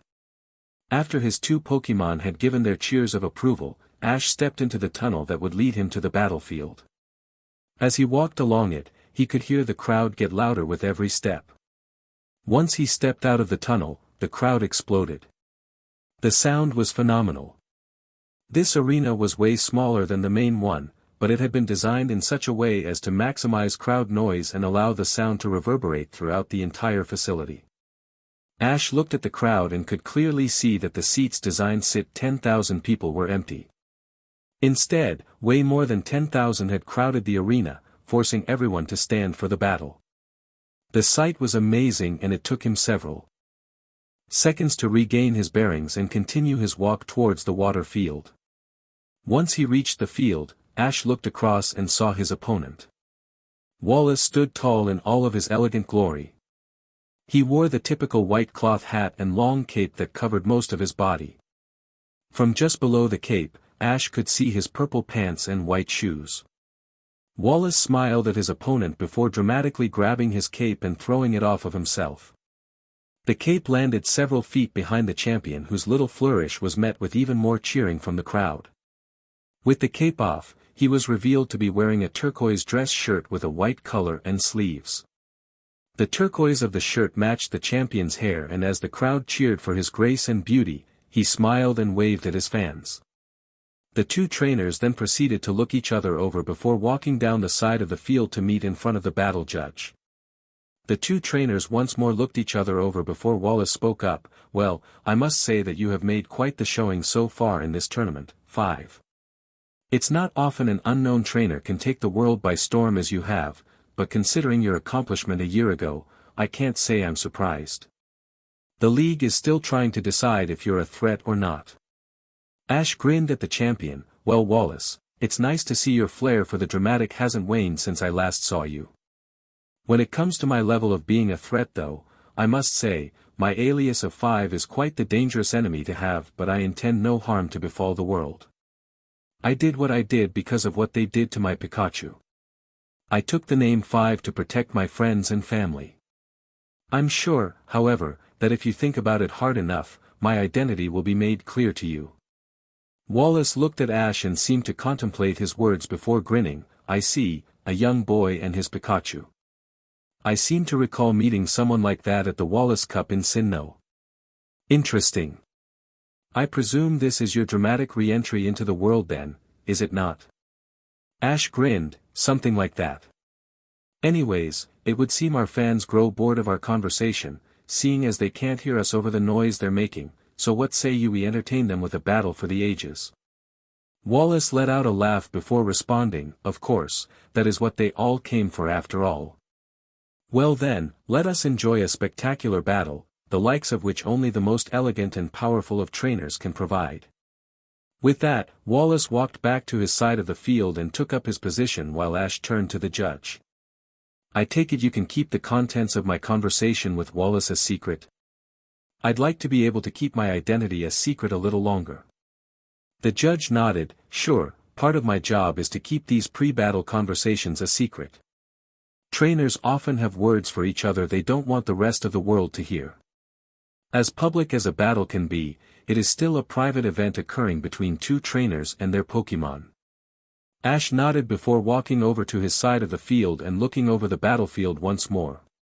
The field was a massive pool, maybe 15 feet deep. The pool took up the entire battlefield, but had several platforms in it for non-water-based Pokémon to stand on. In the center was a large platform, circular in shape with a 10-foot radius. Scattered around the rest of the pool was about 20 smaller platforms, just large enough for a Pokémon to stand on but not be able to move. As Ash looked at the battlefield and thought about what he had planned, he grinned. This was a perfect setup for him. On the other side of the field, Wallace was smiling as well. It would seem you like this field as much as I do. Well, 5, good luck. The judge saw that the battlers were ready, so he raised his flags. This preliminary battle between Wallace, champion of the Hoenn Elite 4 and 5 from Kanto, is about to begin. This will be a 3-on-3 battle with no substitutions or time limit. The battle will be over once one trainer has had their 3 Pokémon declared unable to battle. Begin. With a drop of his arms, the crowd erupted into cheers once more. Ash looked down to the Houndoom at his side and signaled the central platform in the pool. The Hound gave a small smirk before leaping into the water and swimming to the main platform before hopping out and shaking himself off. He then made a show of releasing a massive flamethrower into the air accompanied by a roar that deafened all who heard it. Wallace watched this display and laughed. That was quite the show you put on there. Your Houndoom is indeed a powerful beast. However, was it really smart to start this battle with a Pokémon you know will have the disadvantage in type as well as environment? Well, normally that would be true, but Houndoom loves a good challenge, and after blowing through 2 battles with no challenge, he would be mad if I left him out of the first challenging battle of the tournament. Besides, it's only a disadvantage if it would make it harder for Houndoom to win, Ash announced with a cocky smile on his face and a mischievous glint in his eye. Wallace noted the look and responded, I see. Well then, let us truly begin this battle. He then reached down and grabbed a Pokeball before throwing it. Tentacruel, take the field and show them our power. With a flash of light, a large blue jellyfish Pokémon appeared in the water. He had a blue body with red sacs on either side of his head and a small red gem on his forehead. He also had numerous tentacles on his underside. Tentacruel instantly locked eyes with his adversary and began analyzing the situation. Houndoom also analyzed his opponent and roared his approval for the world to hear. Ash grinned, yes Houndoom, I can feel your happiness. For the first time in nearly a year you are up against an opponent who can push you to your limits. Don't let your guard down and have some fun with this battle. Up in the stands, May turned to Brock. What are they doing? They're talking as if they know each other. I mean, I know the competitors have their pre-battle handshake, but I haven't seen 2 competitors talk this much prior to a battle so far this tournament. What's going on? Brock shrugged. In all honesty, there are several possible explanations. One being that they do know each other. The main thing is that the 2 are happy and appear to be acknowledging each other's ability as a trainer. My guess is they are both so happy about having a challenge so early on that they wanted to say a few things before the battle began. Paul then butted in, yes, to an extent that is true. It could also be that they are testing each other. Trying to break concentration before the battle to gain an advantage or trying to psych out the other. At this level of battle, even the smallest of advantages can play a large role in the battle. However, from what I know of these 2, neither one will be able to psych out the other, and this is simply friendly talking. Okay, that makes sense. Is that the same reason that Houndoom made such a show of entering the field as well? I haven't seen him excited for a battle yet, Dawn asked. Anabel answered this time, yeah. Houndoom made that entry because of the situation. Entering with a disadvantage like he has, showing the utmost confidence in navigating the field as well as in his power is a way to show Wallace that he is more than capable of handling anything thrown at him. I'm really looking forward to this battle though. I can't wait to see what 5 and his Pokemon are truly capable of. Oh yeah, I know what you mean, Gary announced. I mean, it's clear they are strong, but this should be quite the show. We know that 5 is a master tactician and knows quite a bit about controlling a battle. The way this battle plays out will show us how he compares to a champion. I'm curious about the swimming Houndoom though. I mean, I know that dogs normally enjoy swimming, but Houndoom is a fire type, he shouldn't be able to swim, at least not without doing minor damage to himself. What exactly was 5's reasoning for having him take to the main platform that way? In this kind of battle, every move has meaning. Nothing can be overlooked. Misty nodded, that was indeed strange. It would have been easier to jump across the smaller platforms to reach the main one, but the choice of swimming was made instead. It could be he's trying to show off to Wallace the resistance Houndoom has to water, but it could be something more. We'll have to wait and see. Now enough talk, I want to see this battle. Back down on the battlefield, Wallace heard Ash's words of happiness towards Houndoom and grinned as well. It seems that both of our Pokemon are pleased with the challenge being provided. Now, no more words, let our battle be our communication. Tentacruel, start things off with Hydro Pump and Poison Jab.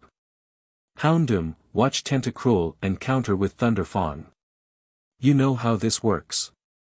As Tentacruel began launching a powerful stream of water at Houndoom, the powerful dog evaded the blast and stayed on his toes. He watched as Tentacruel moved closer while charging his tentacles for a powerful poison attack and waited to us his true speed to dodge. As soon as Tentacruel left the water and lunged at him, Houndoom jumped to the side of the poison jab and grabbed a mouthful of the jellyfish with his electrically charged fangs. The bite hurt Tentacruel, but not enough to prevent him from using his real attack to jab Houndoom with his tentacles. Although the initial move had been evaded, Tentacruel had many of his tentacles charged and still managed to hit Houndoom with 3 of them. Ash saw Houndoom get hit by the attack and grinned, he was looking forward to the challenge this battle posed. He also made a mental to be wary of Tentacruel's many tentacles. Houndoom, release your Dark Pulse and blow Tentacruel away. Ash yelled. Before Ash had finished speaking, Houndoom had fired the ball of dark energy into Tentacruel and released his grip on the jellyfish, sending the Pokemon back into the pool. Before he could follow up though, Tentacruel dove to the depths of the pool to recover from the blow. Wallace looked across the field at Ash and smiled, that was an impressive attack and a good tactic. Throwing me off by having your Pokemon release his attack before you finished calling it. It has been quite some time since I battled someone on this level, but let me just tell you that it will take more of that to defeat me. I'm not a champion for nothing. Ash grinned back at him, well good, I've been looking forward to being challenged like this. A chance to see if my Pokemon are truly as strong as I believe them to be. I can't wait to see where this battle goes. Now Houndoom, heat up the water a little. Flamethrower. Wallace watched Houndoom release a powerful stream of flames onto the surface of the water before speaking, there is much you must learn about water. It has what is known as a high heat capacity. That means it takes a lot of energy to heat the water to a point where it would be a problem for my Pokemon. Even if you could manage it, by the time you succeeded, your Pokemon would be exhausted. Now Tentacruel, scatter some toxic spikes on the platform and then use another Hydro Pump. Ash saw what was about to happen and called out, Houndoom, ignore the spikes, vaporize the Hydro Pump. Up in the stands, some people were scratching their heads at this. May decided to voice her confusion, what's with that tactic? Wouldn't it be best to burn the spikes and dodge the Hydro Pump? What is 5 doing? After a few seconds, Paul spoke up, I think I've figured out what he's doing, but it's a risky gamble. If it pays off though, he could get quite the advantage in the later stages. For now, we'll have to wait and see. Down on the field, Houndoom obeyed his trainer and used a flamethrower to vaporize the powerful jet of water that was being fired at him. Meanwhile, Tentacruel also launched an array of poisonous spikes over the main platform in the pool. When the attacks ended, the field was covered in steam that was incredibly hard to see through. Ash grinned, "Okay Houndoom, time to end the battle. Overheat on the pool, follow up with Giga Impact and Thunderfang." Although Wallace couldn't see much through the steam, he did hear Ash call out an overheat attack on the pool. He thought about the attack and couldn't figure out what was being planned. With no clue what his opponent was up to, he opted for caution. Tentacruel, wait out the flames in the bottom of the pool. Once the attack ends, use Toxic. Ash smirked at the command. A stationary target would make his plan that much easier to pull off. He then looked through the steam and announced, "You only heard me order an overheat, but I planned a little more than that." As he spoke, a purple glow appeared in the middle of the field, right at the beginning of the flames that were being spewed. As the flames began dying down, the purple glow began moving towards the edge of the platform. After a few seconds, Wallace remembered the swimming Houndoom had done to get to the main platform and realized that this dog might not mind getting a little wet if it meant scoring a direct hit. He also realized what the purple glow meant. Wallace called across, "If you think your Houndoom can outpower my Tentacruel in the water, you're sorely mistaken. Tentacruel, meet his Giga Impact with one of your own. Then end the battle with Poison Jab." At the bottom of the pool, another purple glow formed, before it took off towards the surface at the same moment Houndoom lunged off the platform. With an earth-shaking explosion, the two Pokémon met. As they collided and the attacks exploded, the steam was blown away and Wallace realized what Ash had done. The two Pokémon were meeting about a foot above the surface of the water. Houndoom had managed to vaporize the top several feet of the pool's water. As the force of their attacks was about to blast the Pokémon apart, they launched their secondary attacks. Several powerful moves were made into Houndoom's body by poison-charged tentacles while an electrically charged mouth clamped down on Tentacruel.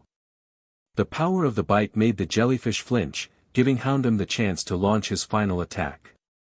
An attack he had been charging on his own, unknown to his opponent and trainer. He opened his mouth and fired out a golden-brown beam of energy. The hyper beam smashed into Tentacruel and launched the unprepared Pokémon into the wall of the arena. Having so many powerful attacks launched once more caused the arena to be shrouded in steam, caused by the attack's explosions. When everything had finally settled down, the sight was rather surprising. Tentacruel lay on the ground unconscious at the base of the arena's wall. Several feet above the knocked-out Pokémon, a large chunk of the wall had been destroyed by the impact Tentacruel had made with it. On the battlefield, Houndoom was panting heavily, barely able to remain standing while the water level appeared to have dropped by about 5 feet. Ash grinned as he surveyed the field and looked at his Pokémon. "Great job Houndoom. That hyper beam was a nice touch. I figured you would go with another Dark Pulse, since that's normally what you're the most comfortable with, but you wanted to make sure you would end the battle. Good job, I'm proud of you." The judge looked at the field and raised a flag. "Tentacruel is unable to battle, the winner is Houndoom." Upon the announcement, the crowd which had become eerily quiet during the final attack erupted into cheering. Wallace recalled his Pokémon before glancing at Ash. That was an impressive attack combination. For your Houndoom to launch that many powerful attacks in short order is incredible. On the other hand, the battle seems to have taken quite the toll on him. I don't think he'll last very long in the next match. Ash shrugged, "Doesn't matter. I wasn't sure if he'd be able to defeat any of your Pokémon. Getting the one victory was my goal, now I'll see how much longer he can make it. Houndoom is a tough one and won't go down without a fight." Wallace nodded, "That much has been made clear to me. Your Pokémon are beasts to be reckoned with. Well, let us continue this battle and determine its winner." Up in the stands, Ash's friends watched the first battle in awe. Finally, Max spoke up, "I can't believe it, his Houndoom defeated Wallace's Tentacruel on a water field. I mean, that's crazy. Just how strong is this guy?" Paul shrugged, "It's impressive, but not surprising. We already knew that 5 was strong. Also, he didn't win by much.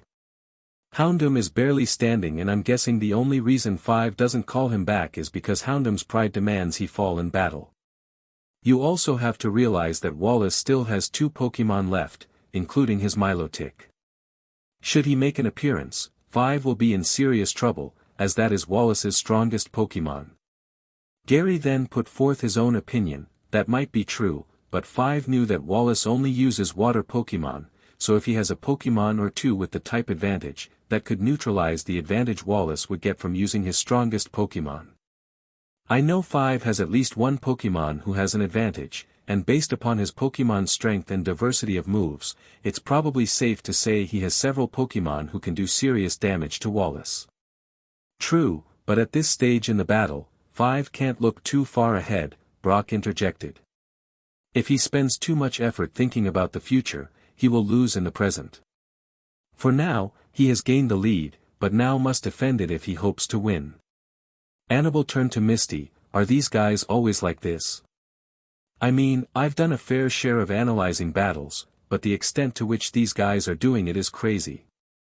Misty shook her head. I've never seen anything like this. My guess is the level of this tournament has them so excited that they're going overboard trying to analyze as much as they can. The more they know, the better they can prepare for battles. As a researcher, these intense battles offer Gary a chance to see things he doesn't normally get to see. It could also provide him with the inspiration to investigate something new. For Brock, he's a breeder, he loves seeing well-trained and raised Pokemon. Also, after working as a gym leader and traveling with Ash for so long, he developed a habit of analyzing every battle to learn as much as possible to help either himself or Ash afterwards. For Paul, he's competing, so he does this for his own personal knowledge. The more he can analyze potential opponents, the happier he is. Anabel nodded. I see. So since you're competing as well, why don't you analyze these battles like they do? I mean, Max is even getting into it. Well, prior to this tournament, I thought I was pretty good, but listening to the things these guys are observing is making me question whether I'm as good as I thought I was. For now, I'm learning as much as I can from them so I can perform at my best during this tournament. Max has turned 5 into his idol and is trying to copy him by getting into this analyzing stuff. Now, let's get back to the battle. It looks as if it's about to resume. Down on the battlefield, Wallace grabbed his next Pokeball and threw it out. Gyarados, let us show 5 our power. With that, a massive blue, tan, and white fish dragon snake appeared in the freshly refilled pool of water and glared at his opponent. At the sight of the beast, Houndoom involuntarily flinched. Ash witnessed this and was rather surprised. Wow, Wallace, that is some Gyarados you have. It's been years since someone managed to intimidate Houndoom in battle. This should be fun. Wallace grinned. Well, it should be short at least. Gyarados, finish this battle with Surf. Ash silently cursed as he saw the massive wave that was forming in the pool. Houndoom, wait for the last second before jumping over it. Then hit Gyarados with Dark Pulse. Houndoom nodded and tried to do that. Unfortunately, the wave was just too massive for Houndoom to avoid. The powerful attack slammed Houndoom back into the platform and drenched him in water. Once the attack ended, it was clear that Houndoom wouldn't be continuing in the battle. The judge raised a flag. Houndoom is unable to battle, the winner is Gyarados. Up in the stands, Anabel watched the attack in wonder. That was an incredibly powerful attack. Even though Houndoom was tired, to take him down with just that one hit is impressive. Brock nodded. Yes, but Gyarados had the type advantage as well. If Houndoom hadn't been exhausted, he might have been able to avoid the attack, but after his battle with Tentacruel, he just didn't have the energy to do so. The other problem is that Houndoom isn't built for taking hits. He's an offensive Pokemon, so it doesn't actually take too many hits to bring him down. Assuming the opponent is on the same level he is, anyways. Anabel nodded. That makes sense, but still, how is 5 going to fight against this behemoth? Well, let's watch the battle and see. He's bound to have some plan for this, Max said. After seeing Houndoom fainted, Ash reached into his pocket and pulled out a pokeball. "Sorry Houndoom, but you're going to have to rest in here for a bit. I'll let you out once this battle is over. Return." And for the first time in over a year, Houndoom was recalled into his ball. Ash then put the ball away and grabbed a different one. "Well Wallace, this morning I got a great idea for how to battle you, so I think I'll show you. Jolteon, take the field and let's show the world your power." Wallace smirked, "Don't forget about the toxic spikes I've spread on the field, your Pokemon is going to start out injured." Ash grinned, "Not quite.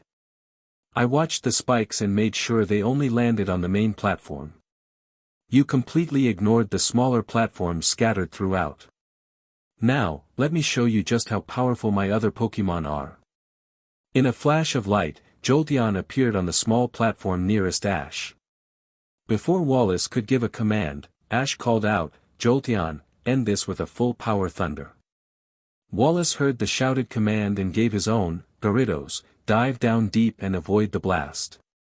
Ash grinned at this and spoke while Jolteon gathered as much energy as possible. "Wallace, as you know, the water will disperse the attack. Most electric attacks can easily be evaded with your strategy because the water simply breaks the attack down before it can reach its target. However, the stronger the attack and the more energy it holds, the further it can go without completely breaking down. This allows for a powerful electric attack to actually cover a wider area while still doing massive damage, making it nearly impossible to evade." Wallace looked at Ash. "That might be true, but Jolteon is known for its speed, not its power." At that comment, Ash's grin got even wider. "My Jolteon is special. Now go, show Wallace the error of his ways and end this." With a mighty flash and bang, the entire world was lit up. For the majority of the audience, it was the most powerful thunder attack they had ever seen. The entire stadium shook from the intensity of the blast, and those who were facing the battlefield, whether their eyes were open or closed, were blinded. The boom of the thunder deafened all those in the stadium and left the audience with their ears ringing. As Ash had said, it was too powerful to be dispersed and broken down by the water before reaching its target. Gyarados, who had been expecting safety from the attack, suddenly found himself in intense pain and unable to move his body. As the electricity coursed through him, he could do nothing but wait for the attack to end. Having a double weakness to electricity, the attack devastated Gyarados. When the attack finally ceased, electricity was seen coursing through the great fish's body and he slowly began floating towards the surface. Ash was the first to recover from the attack and called out to Wallace, "I'm impressed Gyarados is still conscious after that blast. However, if you don't recall him now, I'll be forced to injure him more with another electric attack." Wallace took a quick look at his Gyarados and sighed. He was clearly paralyzed and barely conscious. That attack had clearly ended the battle, and Wallace didn't wish to see his Pokemon take an unnecessary attack. He knew he had lost this round. "Gyarados, you did a terrific job, but I know that you're barely staying awake. Take a good rest and battle again another day. Return." With those words, Gyarados was recalled to his ball. The judge raised his flag. "As there are no substitutions in this battle, Gyarados is no longer able to battle. The winner of this round is Jolteon." Up in the stands, the audience was beginning to recover from the powerful thunder attack Jolteon had just fired. The devastating attack had amazed the people, but had scared them as well. Jolteon clearly held immense power. Well, the attack scared most of them. Paul, however, found this incredibly amusing and was laughing at the spectacle. His friends looked at him like he was crazy. "Paul," Dawn began, "what is so funny about that attack? I mean, I know it was powerful, but do you need to laugh at this?" Once Paul calmed down, he shook his head. "No, it's not that. It's just I can't wait to battle 5. This guy has brought his Pokemon to incredible levels and I can't wait to get a chance to beat him myself. That was probably the most powerful thunder attack I've ever seen. Then again, if I had Electivire charge his thunder attack that long, it would probably be at least that powerful, if not more so." Still, Wallace underestimated Jolteon and got his Gyarados taken down because of it. I already know what Ash has planned for the next battle as well. This should be even more amusing. Misty looked over at Paul. What does he have planned for the next battle? If you're so sure about it, let us know as well. Paul shook his head. Nope. I don't want to ruin the surprise. On the other hand, if you've been watching this battle and listening to Ash speak, you should be able to figure it out as well. Well, if you've figured it out, don't you think Wallace has as well? Brock asked him. Paul shook his head again. No way. After that display of power, Wallace is going to be forced to watch out for it. There is one way to defeat Jolteon, and I'm not sure if this field is set up to allow that to happen. Being on a water field could be his undoing here. Gary nodded. I think I see what you're getting at. I mean, if he goes in the water, what happened to Gyarados will happen again. That means he's now trapped with using a small Pokemon and the small platforms like 5 is doing, or using his favorite Pokemon and powerhouse Milotic on the main platform. With the ability for electric attacks to cover a wide area in the water, it would be dangerous to enter it. Max nodded. That makes sense, but I still don't see what you're getting at. Can you explain it in more detail? Paul shook his head. Nope. As a trainer, you need to be able to figure these kinds of things out yourself. Once you see the strategy, you'll understand. Now, let's watch 5, wrap things up here. Back down on the battlefield, Wallace looked at Jolteon before facing Ash. That was incredible. I have never seen a thunder attack of that strength. Your Jolteon is amazing. Ash grinned. Yeah, she is incredibly powerful. She learnt about power from Pikachu. Since Pikachu taught her and Pikachu can't move very well, they focused primarily on power. Her speed and agility is no laughing matter, but unlike many Jolteon, this one has incredible electric power. Wallace nodded. That does make sense. However, I shall not underestimate your Pokemon again. This final Pokemon of mine will be more than enough to bring about an end to our battle. Now, Milotic, take the field and show us the beauty of your power. On the main platform of the arena, a large and beautiful Pokemon appeared. Milotic's appearance had the crowd swooning at his beauty. Ash didn't fail to notice the power he radiated as well. This was clearly a beast to be reckoned with. When Ash saw Milotic appear, he smiled. His plan was working. Instead of taking to the water as most water Pokemon would naturally do, Wallace had summoned Milotic to the main platform to prevent the risk of another supercharged thunder ending the battle. However, he also knew that although Milotic's movement was limited, this would still be a challenging battle. Jolteon had the power to make hiding in water useless, but Milotic didn't need to be in the water to cause some serious damage. The other benefit to limiting Milotic to the main platform is that was where all the toxic spikes had been released, and a Pokemon of Milotic's size would not be able to avoid them. As Ash watched the beautiful Pokemon get poisoned though, Wallace was already calling out an attack. Milotic, use Aqua Ring. Wallace then turned to Ash. You have done a good job of limiting my movement and forcing my Pokemon to become poisoned, but do you know about Milotic's special ability and the effect of Aqua Ring? Ash thought about it and smirked. I see, that is a good strategy on your part. Using Marvel Scale to raise your defense because Milotic is poisoned, but heal all the poison damage with Aqua Ring. You understand water is a bad choice right now, but you were still able to use the field to your advantage. I'm sure this is part of why you're a champion. Wallace grinned. That may be true, but this battle has shown me and the world that you are capable of battling on this level as well. Unfortunately for you, my Milotic is not going to be going down. As my strongest Pokemon, he will certainly give me the win. We'll see about that, Ash said.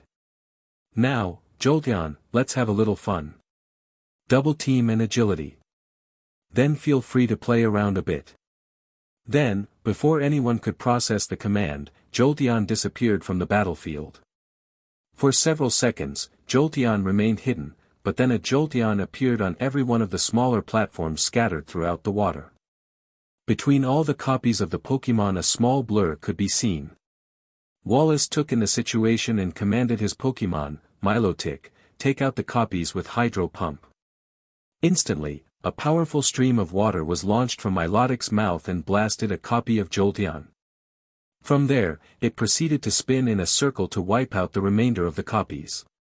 However, this plan didn't quite work, because as soon as a copy was destroyed, it would reappear again.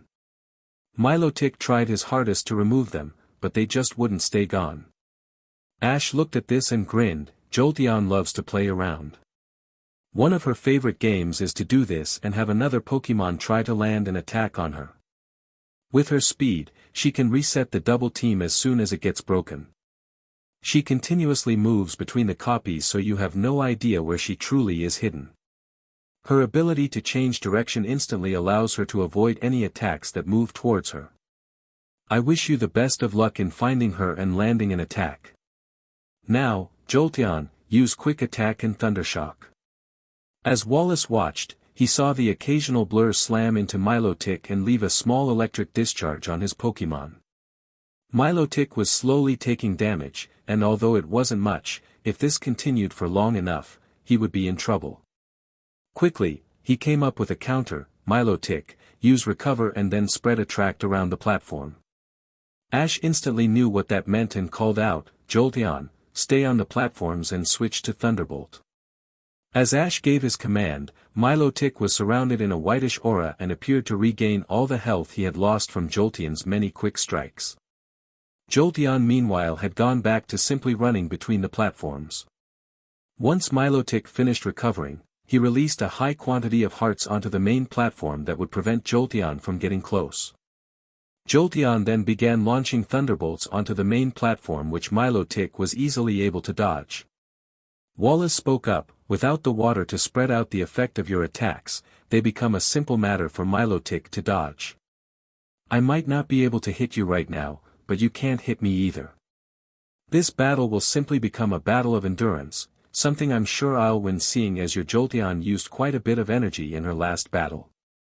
Ash sighed, that may be true, but don't count me out just yet. So far I've simply been testing your move set and strategy for this battle. With my Jolteon's incredible speed and strength, I'm sure you've figured out her weakness. That means I have to be careful about how to attack so that Jolteon doesn't get taken down first. That is true. You have raised your Jolteon quite well, but it is a rather risky way of raising her. Triangle theory dictates that with such high strength and speed, her defense must be her weak point.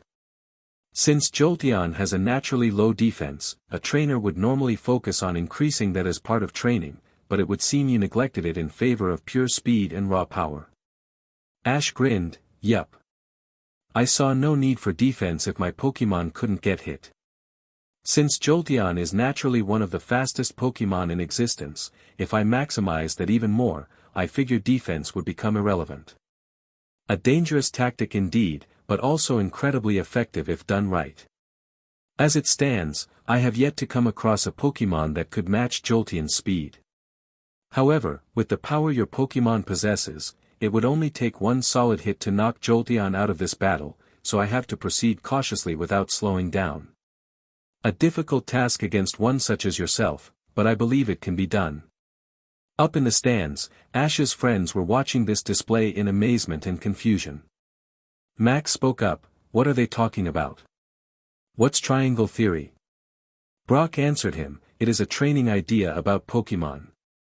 In its most basic form it says there are three aspects of training: strength, defense, and speed. You can try to balance the three corners of the triangle evenly as most people do, but you can also instead focus on two of the three corners of the triangle and leave the third one at a low level. By doing that, one aspect will be quite weak, but it will allow the other two to be much stronger than if you had trained all three equally. This is the most basic version of it, but if you extrapolate from there, you can get into the more advanced parts of the theory and truly help your Pokémon to grow. Paul then decided to add his input, yeah, that pretty much covers it. However, to see the results of this training is incredible. It also seems his strategy worked out great. If Wallace had known how 5 trained his Jolteon before sending out his third Pokémon, he might have chosen a faster Pokémon that would have been able to land a few hits on Jolteon. Instead, he went for his powerhouse who can take hits and deliver them, but doesn't have the speed to keep up with Jolteon. As it stands, 5 has pulled this battle into his favor, although he still has a lot of work to do if he wants to win this battle. Back down on the battlefield, Ash decided he had seen enough. Jolteon, begin charging. You know what to do. Wallace heard the command and retaliated, Milotic, be on guard and prepare to use Hydro Pump. There's no telling what 5 is planning, so fire once you get a lock on Jolteon, before she can launch her attack. The crowd watched as the images of Jolteon began sparking with the currently charging electric power. At the same time, Milotic was beginning to glow a deep blue as he gathered the energy required for his Hydro Pump. After nearly a minute of this display, Jolteon made her move. Faster than anyone thought possible, Jolteon appeared directly in front of Milotic's head. She then tapped her paw onto Milotic's nose and released a small electric current before jumping back into the air and releasing the massive amount of electricity she had gathered. Wallace saw this happen and called out, "Dodge it and fire." To his credit, Milotic tried to dodge. However, the small electric current that Jolteon had released into him had paralyzed the large Pokémon, preventing him from moving. It did not, however, prevent him from firing his powerful Hydro Pump. The two attacks did not collide. Instead, they passed each other by before both made contact with their targets. The result of the two powerful attacks was a pair of explosions. The first was where Milotic was slammed into the ground by a massive electric bolt, dealing massive damage and throwing up a huge cloud of dirt. The second explosion occurred about 10 feet away from where Tentacruel slammed into the arena wall. This time it was Jolteon who made contact with the wall, and this one left an even larger crater in it.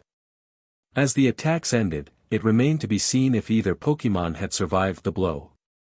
Ash, however, was not going to be caught off guard in case Milotic survived.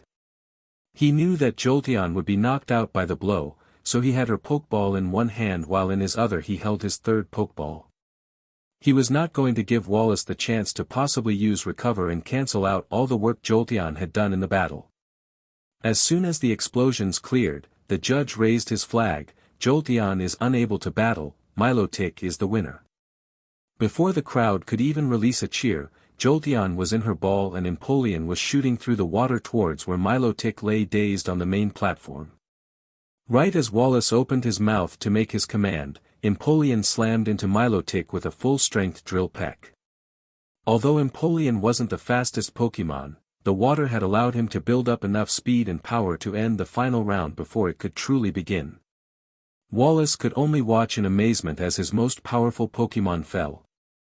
The judge saw the attack and the result of the attack and raised his flag once more. Milotic is unable to battle, the winner is Empoleon. The winner of this preliminary battle is 5. At this announcement, the crowd that had finally begun cheering Milotic's earlier victory was silenced. The sudden change in atmosphere made Ash chuckle. After several seconds of stunned silence, cheering broke out once more, only this time, it was for him. Empoleon appeared at his trainer's side and Ash gave him a pat on the head. Good work, Empoleon. I had been hoping that Jolteon would finish Milotic off with that final thunder attack, but she didn't have enough energy. Trying to use 2 supercharged thunders is still a little bit beyond her capability. However, you did a terrific job of finishing the battle before Milotic could use another recover. You might not have been able to show off much, but you did make a statement. Now, return and we will celebrate this victory later. Ash then recalled his Pokémon as he walked over to Wallace and shook his hand once more. Thank you for that battle, Wallace. It was a wonderful battle and your Milotic surprised me with his ability to withstand that final thunder attack. Wallace shook his head. No, I believe it is you who did spectacularly. It has been a long time since I lost a battle. The fact that your Jolteon did as much damage as she did was incredible. If that thunder had had any more power, you wouldn't have needed a third Pokémon to defeat me. You did a marvelous job of controlling the battlefield and using your advantages the right way. Too often people face me with electric Pokémon and think that will give them the win. You didn't get cocky with the type advantage, you simply executed your strategy to perfection and earned a decisive victory over me. something very few people can claim to have. Your final tactic of paralyzing Milotic before launching your thunder attack was well thought out and executed as well. I am in awe of your prowess on the field of battle. It is no surprise to me that you were able to shut down Team Rocket. With the skills you showed today, it is clear you would be more than capable of that. Also, now that I know who you are, I believe I can get the League to stop investigating you. Ash grinned. Well, the League's investigation of me hasn't bothered me yet, but if you can stop it before it does, that would be great. As for the battle, it was all about timing. If you had managed to use Recover before Empoleon landed his hit, this battle could have had a different outcome. Also, if this had been a full battle, Jolteon would be my only Pokémon with a clear type advantage. There is no telling how that battle would have turned out. That may be, Wallace said, but do not diminish your victory here. Few can claim to have defeated a champion under any circumstances. What you accomplished today is magnificent. I wish you the best of luck in this tournament, and should we meet up in a later round, perhaps we can see which of us would win in that full battle you mentioned. For now though, go celebrate this victory with your friends. With those parting words, the two trainers turned around and exited the arena through their respective exits. Up in the stands, the shock of Ash's victory was still being felt. Misty was the first to recover. I can't believe it, Wallace lost. I mean, I knew 5 was strong, but to defeat a champion, just how good is he? Gary was nodding his head slowly to that before he spoke up as well. I know what you mean. That battle was spectacular, just as we predicted it would be, but 5 controlled that battle almost the entire time. No matter what Wallace threw at him, he had an effective counter for it. That man is on a whole other level. That is true, Gary, Brock continued. I mean, the way that battle played out, even with the type disadvantage at the beginning, he was able to dictate the flow of battle. Once Jolteon came out, he was able to be even more devastating on the field. I know 5 has talked a lot about winning this tournament, but I think I'm starting to believe he might have a chance at actually doing it now. An audible groan was heard from the side, and everyone turned to see Paul. He looked at them and said, "You guys need to stop fawning over the guy. Yeah, he won a battle. So what? Wallace underestimated him twice. If this had been a true championship caliber battle, it would have gone differently. Also, 5 still has some work to do with his Pokémon. Neither of Jolteon's thunder attacks defeated their targets, even though they were super effective and should have. His Houndoom was as impressive as always, but he only won that battle because he was being underestimated. Empoleon only won his battle because he was able to launch a sneak attack. Had that been spotted before it succeeded, Wallace could have avoided it and had Milotic used Recover. At that point, 5 would have been almost guaranteed a loss. Sure, it was an impressive victory, but 5 is not the super trainer you guys are making him out to be. If you want to see how a true trainer battles, come watch me beat Flint later today. That will be an impressive battle." With that, Paul turned and walked out of the stadium. Once he left, Anabel turned to Dawn. What's his problem? Can't he just show some appreciation for a good win? Dawn sighed. Paul's a little over-competitive sometimes. He doesn't want to appear weak and doesn't want to admit that 5 did something impressive. He'll get over it though. Anyways, what are we all going to do now? Well, I have to go find 5 and heal his Pokémon, Brock announced. With his popularity so high, he said he doesn't want to deal with crowds around the Pokémon Center. Besides, his Pikachu needs some treatment as well. I have a battle to prepare for. I'll see you guys at Paul's battle later today, Misty said. Max then spoke up. I battle at the same time as Misty, so I'm going to get ready for that. Well, I'm going to support Max at his battle, May said. Gary looked at the group. I'll be with Misty at her battle. If you see 5 though, congratulate him for me. That was an impressive win he had. Dawn thought for a few seconds before deciding, I'm going to go find Paul and make sure he's ready for his battle. I'll see you guys later then. I think I'll wander around for a bit and prepare for my battle later today, Anabel said. With decisions made, the group split apart and went their separate ways. Once out of the arena and away from everyone, Anabel walked over to Brock. "Hey, do you mind if I come with you? I've already seen all of Ash's Pokemon and I want to congratulate him on his battle." Brock nodded. "Sure, you can come. As long as Ash doesn't have a problem with it, I don't mind having more people around." In front of the arena. Ash walked out of the arena and was instantly mobbed. From all directions he had people poking him and shouting questions. He tried to force his way through, but the crowd didn't give. Everyone seemed determined to get him to talk. All the screaming and prodding was giving Ash a major headache. Just when he thought he would snap, a loud voice was heard over the crowd, "Everyone back up and give 5 room." The voice of an officer Jenny announced.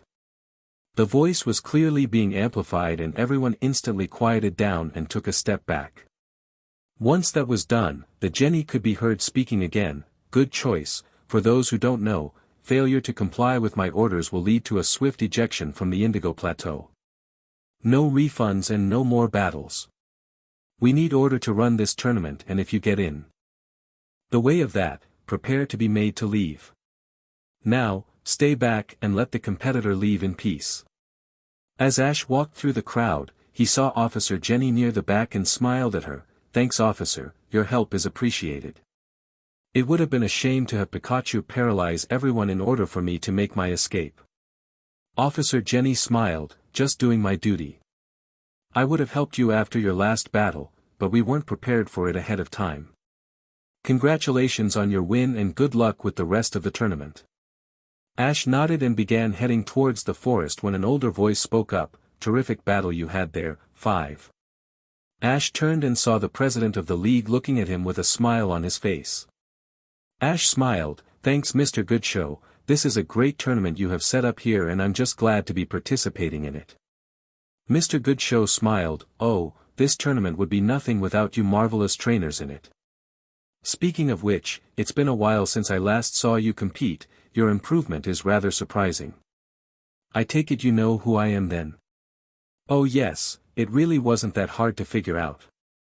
Your ability level has skyrocketed and your looks have changed, but your fighting spirit remains the same. Also, seeing as you were able to enter as 5 and not your true identity, I can only assume that I'm not the first influential person to figure out who you really are." Ash chuckled. "That's true. Scott found me first. It would seem you figured out both of my secrets, not that I'm surprised by that. Anyways, if you don't mind, I was going to get my Pokemon healed."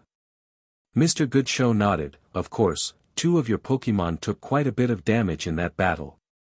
As for your secrets, it's hard to hide some things from the man who's running the entire tournament. Don't worry though, I won't be telling anyone." Ash smiled. "Thanks. And Mr. Goodshow, it's nice seeing you again. It's been too long." With that, the pair split up and went their separate ways. They had been talking while walking along the edge of the forest, but now that he was alone, Ash walked into it and headed towards his hidden lake. As he walked, Ash released his Pokemon from their ball. Houndoom and Jolteon were clearly tired, but they had recovered enough energy to manage the short walk on their own. Ash looked down at them and grinned. "Good job out there you two. Houndoom, you did a great job managing to take down Tentacruel. You executed my orders and plan perfectly and managed to pull off the win. Good job. I probably should have pulled you before Gyarados attacked, but I knew that would just make you mad, so I let you fall in battle." Houndoom acknowledged the remark with a snort and a grin. Ash chuckled. "Yeah, I know you could have won if you weren't tired, don't worry. Anyways, Jolteon, you also did a terrific job. The thunder you used on Gyarados could have been a little stronger and taken him out, but that might have taken too much energy. You made the right choice there and it ended up being enough to get Wallace to withdraw Gyarados. As for Milotic, you did great avoiding his hydro pumps and keeping the double team going. Your final thunder attack did enough damage that Empoleon had no trouble finishing the battle. You were in the battle and know what you need to work on. Those charged thunder attacks take a lot of energy." After that, Ash turned to look at Empoleon. "Well, as I said at the battle, you didn't get to show off much, but you did your job perfectly. You were able to land your attack before Wallace could call a counter. In the future, I will make sure you get a chance to show off your full power, don't worry. At that, Empoleon nodded and the group continued walking through the forest. After a few minutes, they made it to the lake and saw a pair of people waiting for them. Brock looked at Ash and grinned. That was a great battle, Ash. I remember back when I used to travel with you through all the regions and watched you compete. You were good then, but now, you're on a whole other level. Congratulations on the win. Ash grinned. Thanks, Brock. That means a lot coming from you. I suppose I've gotten better, but mostly it's been my Pokemon. All I do is train them, a lot of the battling they do themselves. Speaking of which, can you help them heal up after that battle? Houndoom and Jolteon got hit pretty hard. Brock nodded. Sure, that's what I'm here for anyways. And stop selling yourself short, you did great as a trainer and a battler. Your Pokemon respond to you and what you see. They do the battling, but you direct the battle. The way that battle went, you outshone Wallace, which is quite the accomplishment. Yeah, Ash, you were amazing. Your Pokemon commanded the field and dominated the battle. Nothing Wallace or his Pokemon did could faze you or your Pokemon. It was incredible to watch, Anabel said. Ash turned to Anabel and smiled. Well, thanks. My Pokemon and I have been training for quite a while to be able to perform at this level. It means a lot to see how it is paying off. Anyways, what brings you here? Don't you have a battle today? Anabel shook her head. I have a battle, but not until after Paul's. I also wanted to ask a few questions about your battle. It was impressive, but I was wondering about some of the things you did. Ash pet his head. Oh. Like what? Well, for starters, why did you have Houndoom swim to the center platform? I mean, wouldn't it have been safer to have him jump on the smaller platforms to get there? Ash grinned. Maybe, but then I would have used the smaller platforms. My goal was to get Wallace to lose interest in them. To make him think they weren't a part of my strategy. If that happened, it would hopefully get him to ignore them if he did anything to alter the field. Since Houndoom was my only Pokemon who would be using the main platform, if it got messed up, I didn't really care. On the other hand, I needed the smaller platforms to be in good condition for Jolteon. By drawing his attention elsewhere, I was able to preserve those platforms and give Jolteon a place to battle from. Anabel nodded. I get it, that makes sense. And your plan worked. Next question, your Jolteon was able to avoid all the attract hearts on the main platform right before launching her final attack.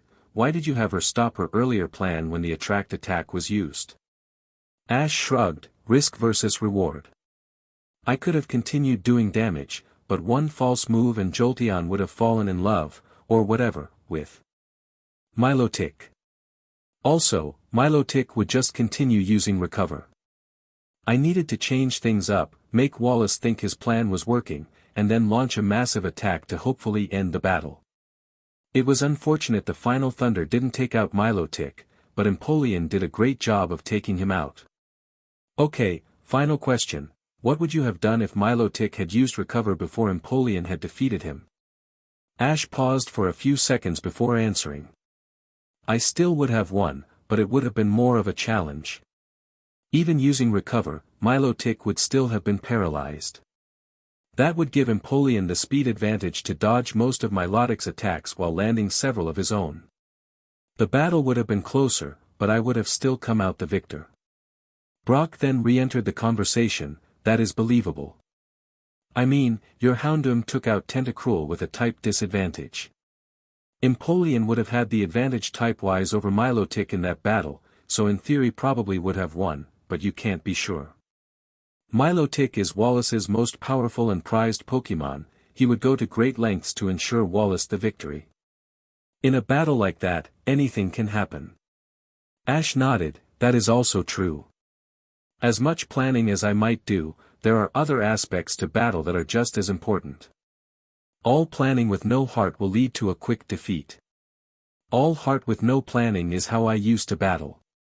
It worked, to an extent. Anyways, that battle is over now, so how about Paul's battle? When and where? Brock looked over again, 2 o'clock in Arena Ice Field. It's about noon now, so you have a couple hours. Ash nodded, sounds good. I think I'm going to relax. When you finish with Jolteon and Houndoom we should work with Pikachu again. With that, Ash walked over to the lake shore and sat down. He grabbed his remaining Pokeballs and threw them out. Well guys, we won our first major battle of the tournament. I have decided, however, that now, since Houndoom has been defeated once, it's time to show you guys off as well. We have 2 more preliminary battles. There are 3 of you who haven't battled at all yet. Staraptor and Porygon Z, you guys will each get one of the remaining preliminary battles. Lucario, you will get the first battle of the second stage, meaning you'll get to take on 4 Pokemon instead of 3. You have to wait a little longer, but you'll get to show off more. For the rest of the second stage, I'm planning on asking for double battles, so it will be 2 of you guys against the opponent's 4 Pokemon. At that, the 3 Pokemon let out their cheers of approval. Ash grinned and continued, Staraptor, make sure your wings are ready for it, people will expect them to be strong, but you need to show them that they still underestimated them. Porygon Z, just do your thing. Your battle style is fun, just be prepared for everything. Lucario, remember what we've been working on lately? Go work on that some more, I want that to be perfected for your first battle. People will expect direct aura attacks from you, this should catch them off guard. The 3 Pokemon nodded and left to go do some training. Ash then looked at Empoleon, I know it seems unfair that you only get to make that one showing in the prelims, but just wait. Who knows what other challenges we might come across in the prelims. If we come across someone else who can defeat one of us, you will be my next Pokemon. On top of that, by only making the showing you did, people might underestimate you in the second round, giving us an advantage. Empoleon nodded his head before laying down to rest. Ash returned his gaze to the lake and grinned, thinking about the tournament and all it still had left to offer. After a couple minutes, he realized someone was sitting next to him. Ash turned his head to see who it was and asked, "What's on your mind, Anabel? You look lost in thought." Anabel started slightly before smiling, "Oh, nothing really. This tournament has really opened my eyes though. I mean, I always knew there were trainers out there who battled like this and were better than me, but being a frontier brain has limited my ability to see all of this. I could have still traveled if I had wished, but I never realized just how much I was missing by staying put. I thought I had reached my peak and would be content just staying at this level, but participating in this tournament has inspired me to want to be better. You especially have inspired me, I mean, you were good when you beat me all those years ago, but seeing the vast improvements you have been able to make on top of that is inspiring. There is so much out there still, it's truly incredible." Ash smiled, "Yeah, the world is an incredible place. I've traveled for years and seen many things people only dream of. I've met almost all of the legendary Pokemon, I've helped stop criminal organizations, heck, I defeated Team Rocket myself. I've seen Pokemon grow and transform, but I've seen just as many people grow as well. The world is vast and I know that it is still hiding many secrets. It serves as a constant reminder that I still have much to learn. I mean, just a little over a year ago, a single wild Pokemon defeated my entire team." At that, Brock turned his head, "I didn't really mean to eavesdrop or anything, but did you just say a single wild Pokemon defeated your entire team a year ago? Wasn't that the same time you were getting ready for your final assault on Team Rocket's HQ?" Ash nodded, "Yeah, it was about a week before I left for that. I wanted to do some final training before heading down and finishing them off. I won't say where, but I came across a wild Lucario. A rare Pokemon, but his strength was incredible. He's actually the one that gave me the idea for my Lucario's current training. And before you ask, no, I won't tell you. It's going to be a surprise for the tournament." Anabel sighed, "Fine. Well, if you won't tell us about that, can you tell us another story? You already told me how you got your Houndoom and Jolteon, how about a different one? Yeah, I'm kind of curious about that." Most of the Pokemon you catch tend to have an interesting story, Brock said. How about your Staraptor?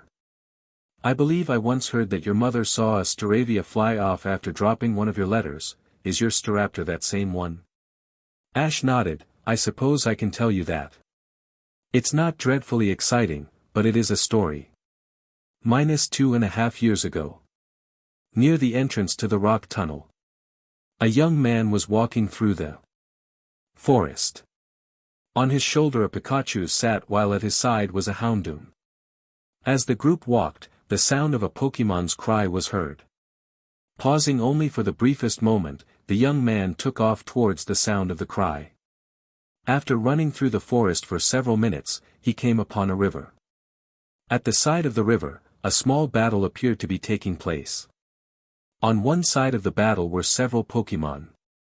A Pidgeotto and a pair of Golbats were surrounding a Starly. As Ash watched, the three larger Pokemon attacked the smaller Starly. Ash was about to jump in, but the small Pokemon succeeded in fighting back his opponents, at least for the moment. The three went back to surrounding the Starly before launching another strike. This time, the Pidgeotto distracted the Starly while the pair of Golbats swooped in and landed hits with their wing attacks.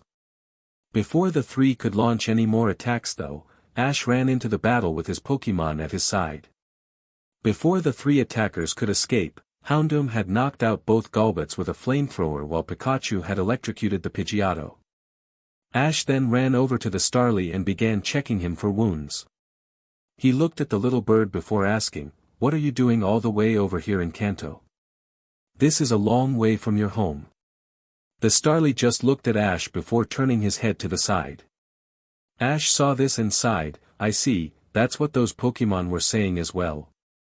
They were trying to kick you out and send you back to Sinnoh, so you were just fighting back. Well, I like you. You're strong and stand up for yourself. Is there any chance I can get you to do a favor for me?" Starly looked at Ash in question before hesitantly nodding his head. Ash smiled, "Thanks. You see, you're not the only one who can't go home. I was wondering if I could get you to drop a letter off at my house for me, to let my mother know I'm doing all right." Starly thought for a few moments before jumping down to the ground and staring intently at Pikachu. He then gestured with his wing and Ash sighed, "You want to fight? If I win you'll deliver the letter." "Sounds good, but Pikachu can't fight, just launch thunderbolts. How about you battle my Eevee, she's new to my team and could use the practice." Starly nodded, so Ash released Eevee from her ball. "Start things off with double team, then quick attack." Instantly, 10 copies of Eevee appeared, surrounding Starly. After a few seconds, a blur slammed into him, sending him tumbling a few feet. Before Eevee could hit again though, Starly took to the skies and hovered just out of Eevee's range. Next, Starly began launching air slashes at the copies of Eevee, searching for the original one. "Eevee, keep the double team going, but throw in a sand attack as well. Keep it on the ground to obscure the sight of the copies." As commanded, more copies of Eevee appeared, before being obscured by the sand and dirt that was now floating in the air, making it even harder for Starly to target from afar. As Ash had hoped, this got Starly to re-enter the battle at melee range. Seeing Starly fly down with an aerial ace made Ash grin. "Eevee, meet him head-on with tackle, then end it with bite." Once Starly had gotten close enough, Eevee shot out and tried to ram into the bird. Unfortunately, the aerial ace outpowered the tackle and knocked Eevee back. As Eevee was launched back though, she latched onto Starly with her jaws, bringing the bird with her. The two collided with the ground, sending up a cloud of dust. Once the dust cleared, both Pokemon were on their feet, panting, but still willing to fight. Before they could though, Ash walked over. "That's enough fighting for now. If you guys do much more, someone could get hurt and I'd rather not see that happen." Ash then bent down and patted Eevee's head. "That was a good fight Eevee, I'm proud of you, you've gotten much stronger."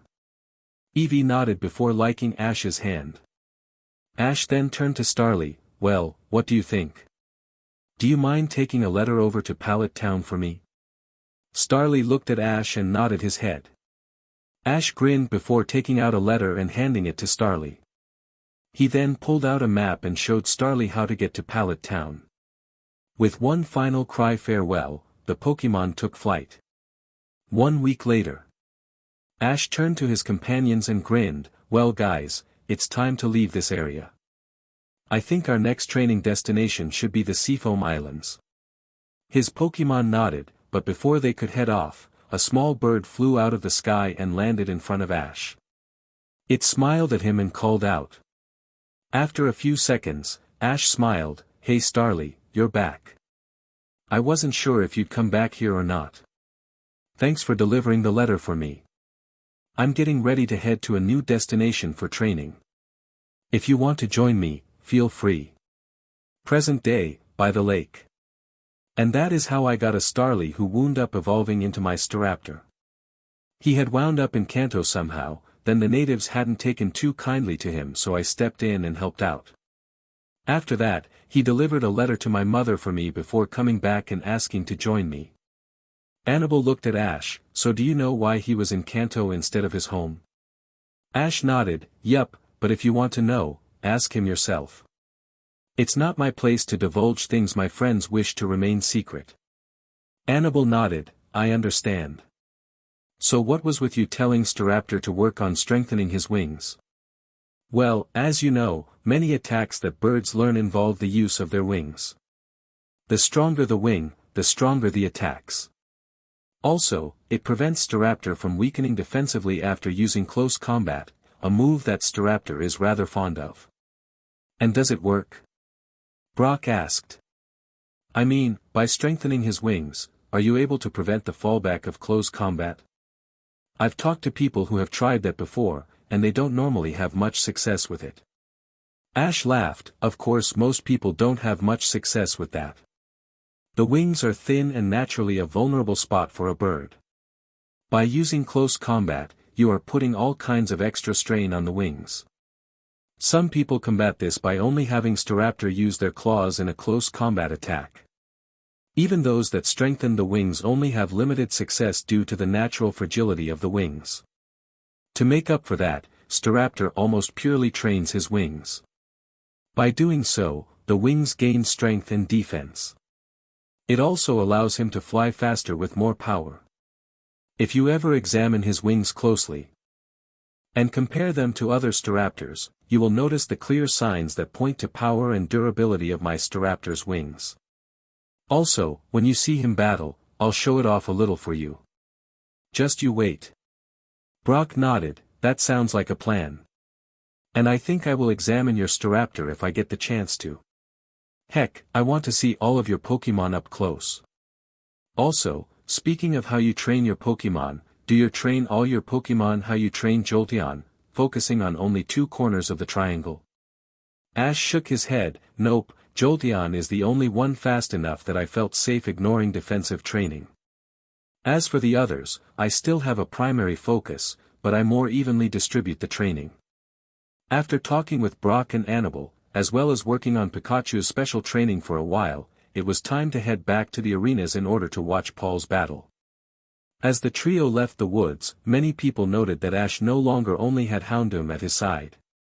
Empoleon walked alongside his trainer on the other side while Jolteon led the group. Brock turned to Ash, "So, are you sure about letting more of your Pokémon out? Won't this increase the chance of one of them picking a fight?" Ash shrugged, "At this stage of the tournament, if people don't know how to behave, my Pokémon will simply be teaching them their place in the world. If this was a simple city or town, then by all means I would keep them in their ball, but although they don't mind being in them, my Pokémon prefer to be able to wander free of their confines. Besides, they deserve a little time in the outside world after their recent victory. Now come on, let's get to Arena 2 for Paul's battle." As the trio settled into their seats in Arena 2, the rest of the group walked over. Max was the first to notice the trio as well as the extra Pokémon laying on the ground.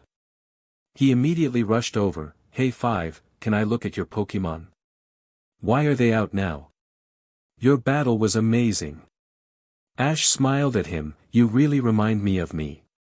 Yes, you can look at them. If I didn't want people to see them, I'd leave them in their ball."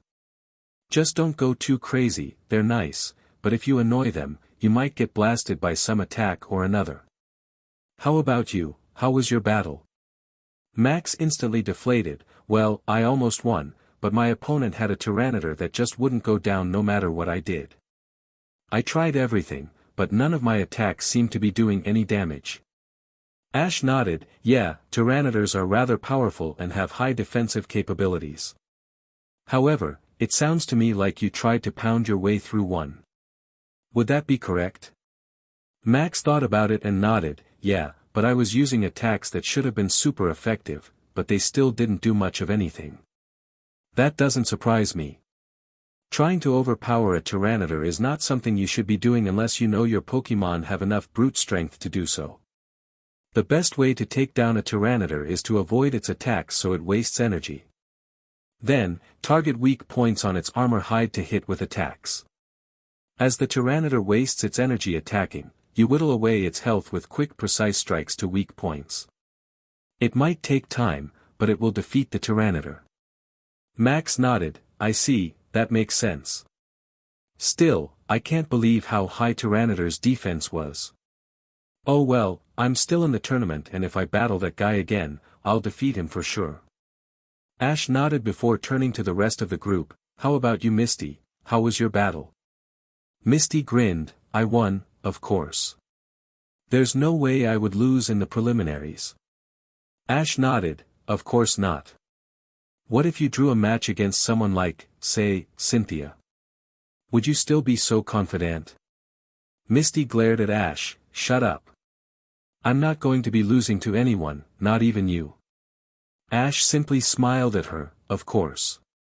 Now, how about we watch Paul's battle? See if he's as good as he claims to be. And that remark sparked an outburst from Dawn. Paul's going to kick Flint's butt. He's the best trainer in this tournament, he won't lose to anyone. Down on the field, Paul had just walked out of his trainer's room and heard Dawn's outburst. He looked towards the noise and saw the rest of their group up there. In particular, he saw Ash smirking at him. Paul glared at Ash before returning his focus to the field. On an ice field, against a fire trainer, he had to be careful not to turn it into a water field. Or maybe that would be a good idea, but not until he was ready for it. Paul arrived at the center of the field and shook hands with Flint. Hey Flint, good luck in this battle. I'm not going to lose, at least not willingly. Flint grinned at Paul. Well, it sounds like you're all fired up for this battle. I too am fired up. There have been some spectacular battles today, but let's make this the hottest of them all. Paul smirked before returning to the trainer's box and grabbing a pokeball. Flint took his position and also prepared a pokeball for the battle. The judge saw that the competitors were ready and raised his flag. This preliminary battle between Flint, of the Sinnoh Elite Four, and Paul, of Veilstone City is about to commence. This will be a 3-on-3 battle with no substitutions or time limit. The battle will be over once one trainer is out of usable Pokémon. Begin. With that, he lowered his flag, signaling the start of the battle. Immediately, both trainers threw their Pokeball, releasing their Pokémon. In front of Paul, a large bear-like Pokémon appeared and let loose a mighty roar. At the sound of Ursaring's roar, Flint's Houndoom released one of his own. Paul called out the first attack. Ursaring, end this now. Earthquake and use our special close combat. Immediately, Ursaring began stomping the ground, causing massive tremors to shake the field and splinter the ice. The shaking didn't disturb Houndoom too much, but the splintered ice caved way into crevices, preventing Houndoom from being able to move freely as he wished. Flint saw the dilemma and called forth, repel him with flamethrower. Houndoom grunted and opened his maw, spewing flames directly into Ursaring's face. The blast didn't appear to affect Ursaring, as he continued barreling towards Houndoom with two glowing arms. Up in the stands, Ash chuckled. I see, an interesting improvement to his strategy, more damage, but doesn't fix the initial problem I caused for it. Down on the field, Ursaring's glowing arms and fists began making contact with Houndoom, brutalizing the Pokémon and dealing massive damage. When the close combat ended, Ursaring was standing over a fainted Houndoom, panting and burnt, but not down. The judge raised his flag. Houndoom is unable to battle, the winner is Ursaring. Flint looked at his fallen Pokémon and recalled him.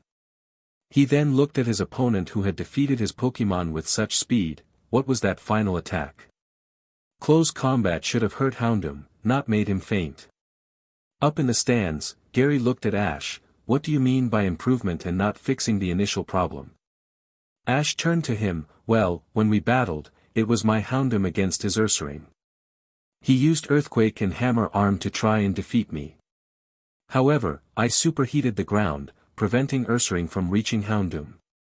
Paul didn't change anything to prevent that from happening again, but he supercharged his Hammer Arm by combing it with close combat. Using both arms instead of just one doubles the attack's power, combining it with close combat does that again.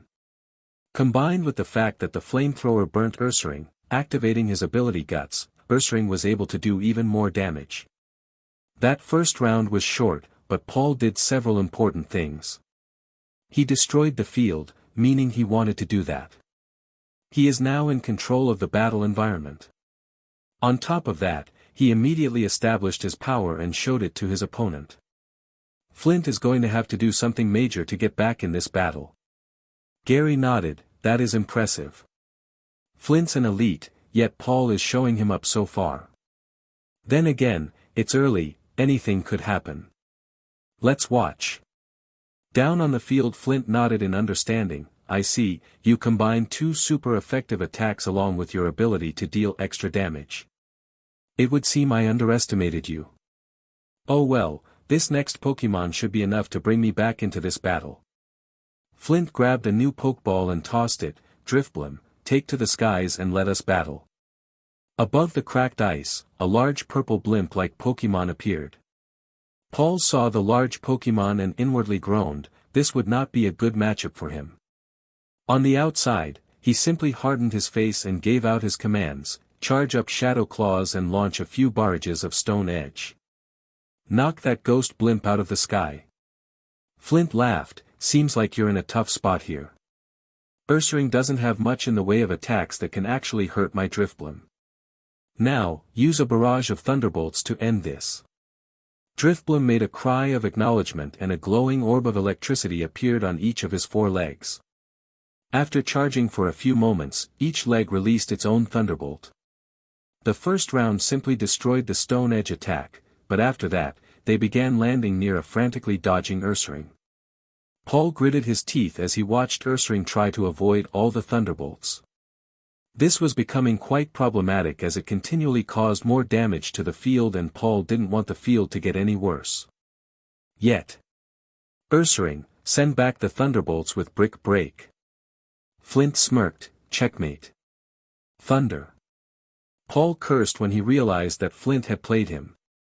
Before Ursaring could dodge, Drifblim drew his four legs together and combined their electricity into one supercharged blast. As the bolt of lightning headed for Ursaring, the bear could only watch in horror and try to block the blast with his charged claws.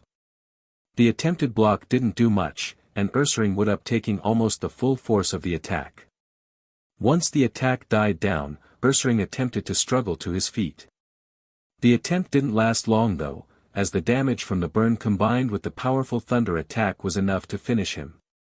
The judge raised his flag. Ursaring is unable to battle, Drifblim is the winner.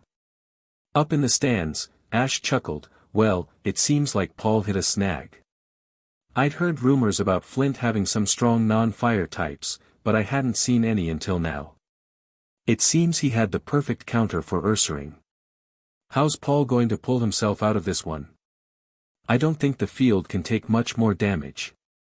Dawn glared at Ash. Shut up 5. Paul's going to win this battle, no problem. You'll see. Ash looked at her and chuckled. Calm down there, I wasn't doubting Paul. I'm sure he can win, I'm just curious to see how he does it. It's clear he didn't want the field to take any more damage, but Flint destroyed it even more. Paul's going to have to adjust his strategy now.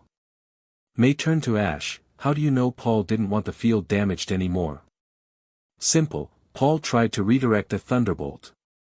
The thunderbolts were destroying the field and Paul didn't like that.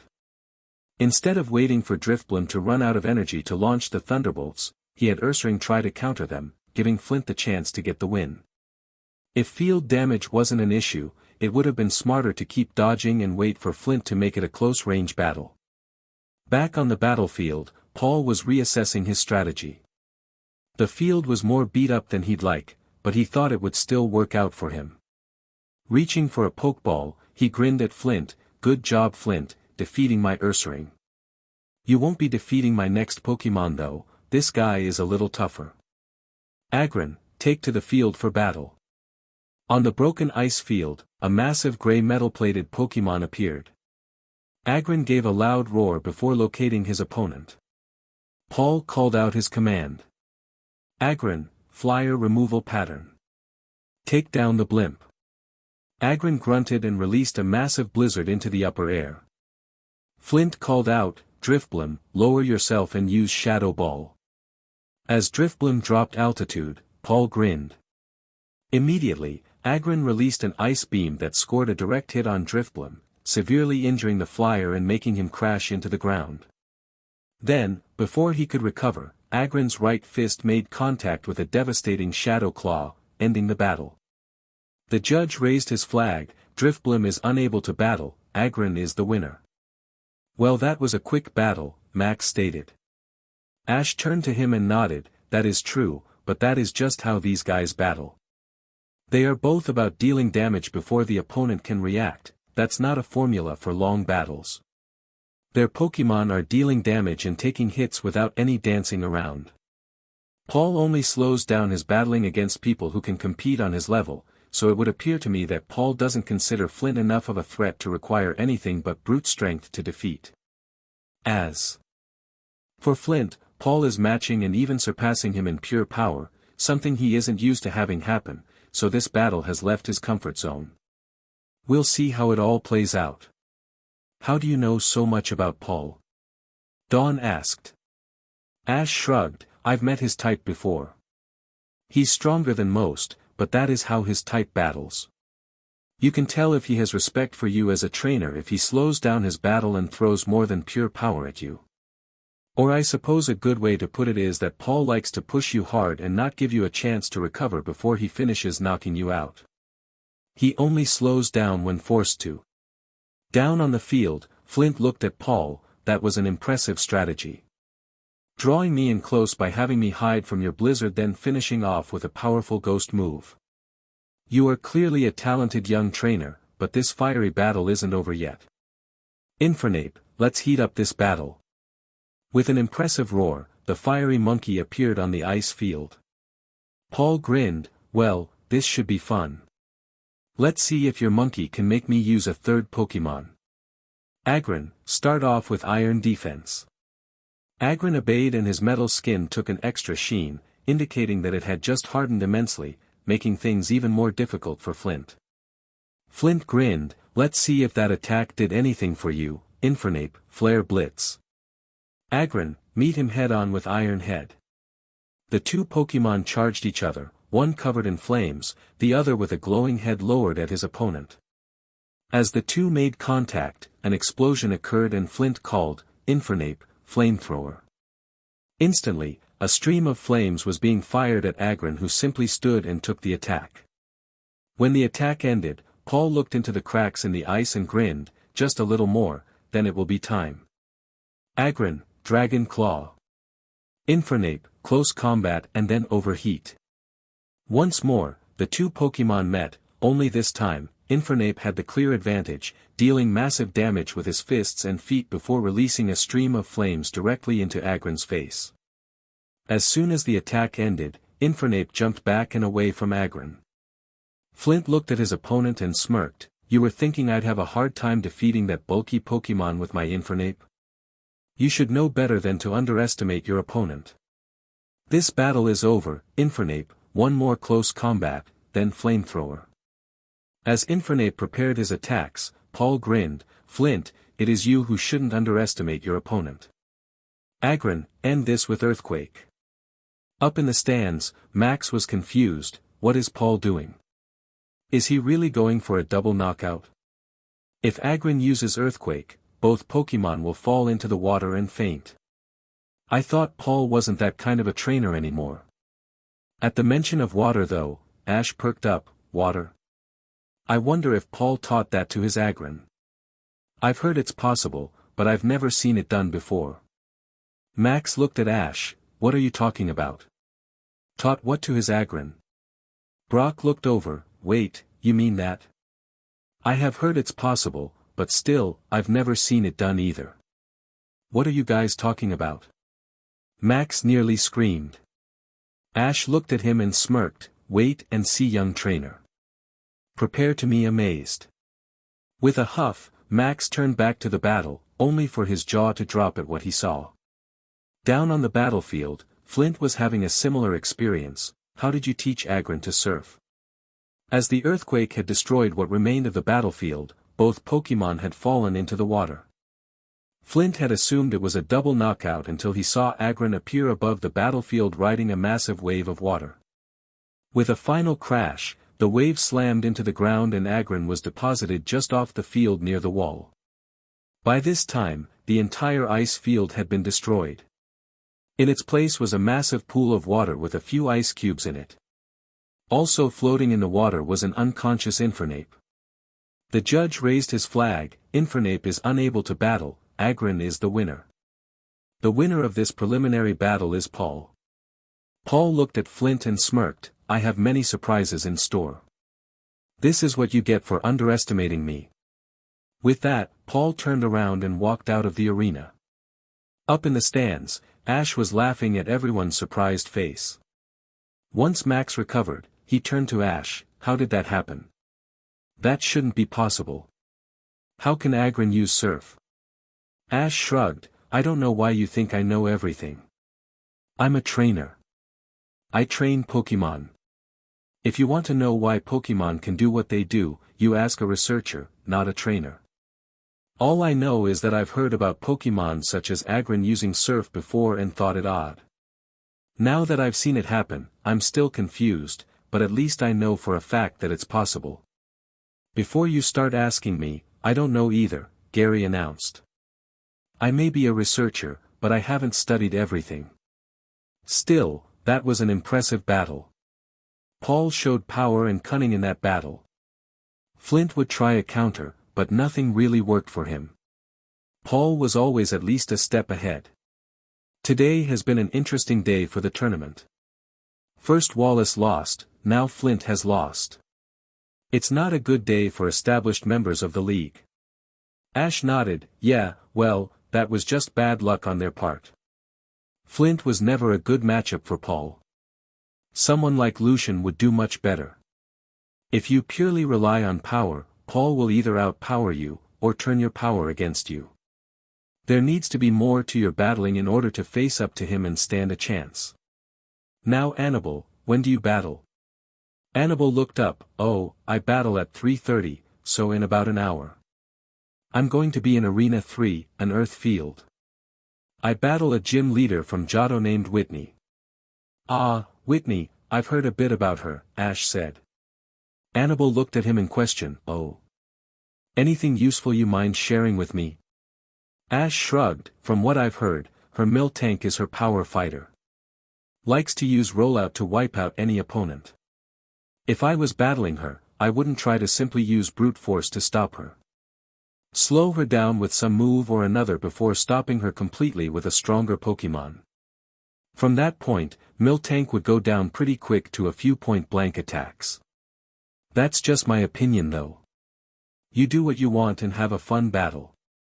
Anabel nodded. That sounds like a good strategy.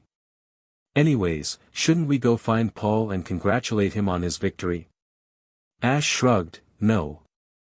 I think Dawn left to go and do that, but I at least am not going anywhere near a crowd. I'm still too popular for that. Paul's going to be dealing with the same problem now, so I'm going to leave him to the reporters for now. If I run into him later though, I'll be sure to give him a hard time about his battle. May looked over at Ash. And what was wrong with Paul's battle? You seem to think he did a pretty good job. Ash shrugged again. It wasn't as amazing as he said it would be. I mean, he almost had his plan ruined by getting the field destroyed before his Agron came out. Also, his Ursaring had no viable counter to Driftbloom. From Paul, I expect better than that. Oh well though, he got the result he wanted, and that's all that really matters. As the group of friends left the arena, a group of fans spotted Ash. Ash noticed this and turned to his friends. It would appear that I've been spotted. I'm going to disappear now and show up either later today or tomorrow. Hopefully by then, my fame has worn off a little. Then, before anyone could object, Ash, along with his Pokemon, vanished.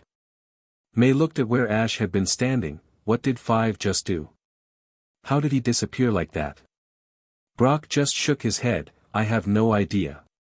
That guy is just full of surprises. Anabel nodded. Yeah, he seems to be rather good at surprising everyone. That was just another example of it. Next time you see him though, ask him. He might even tell you. Anyways, I'm going to go relax and clear my head before my battle starts. With that, Anabel walked off. After walking aimlessly for a few minutes, she decided to go where she knew she'd be able to relax and headed off into the forest. Another couple minutes later and she was by the lake.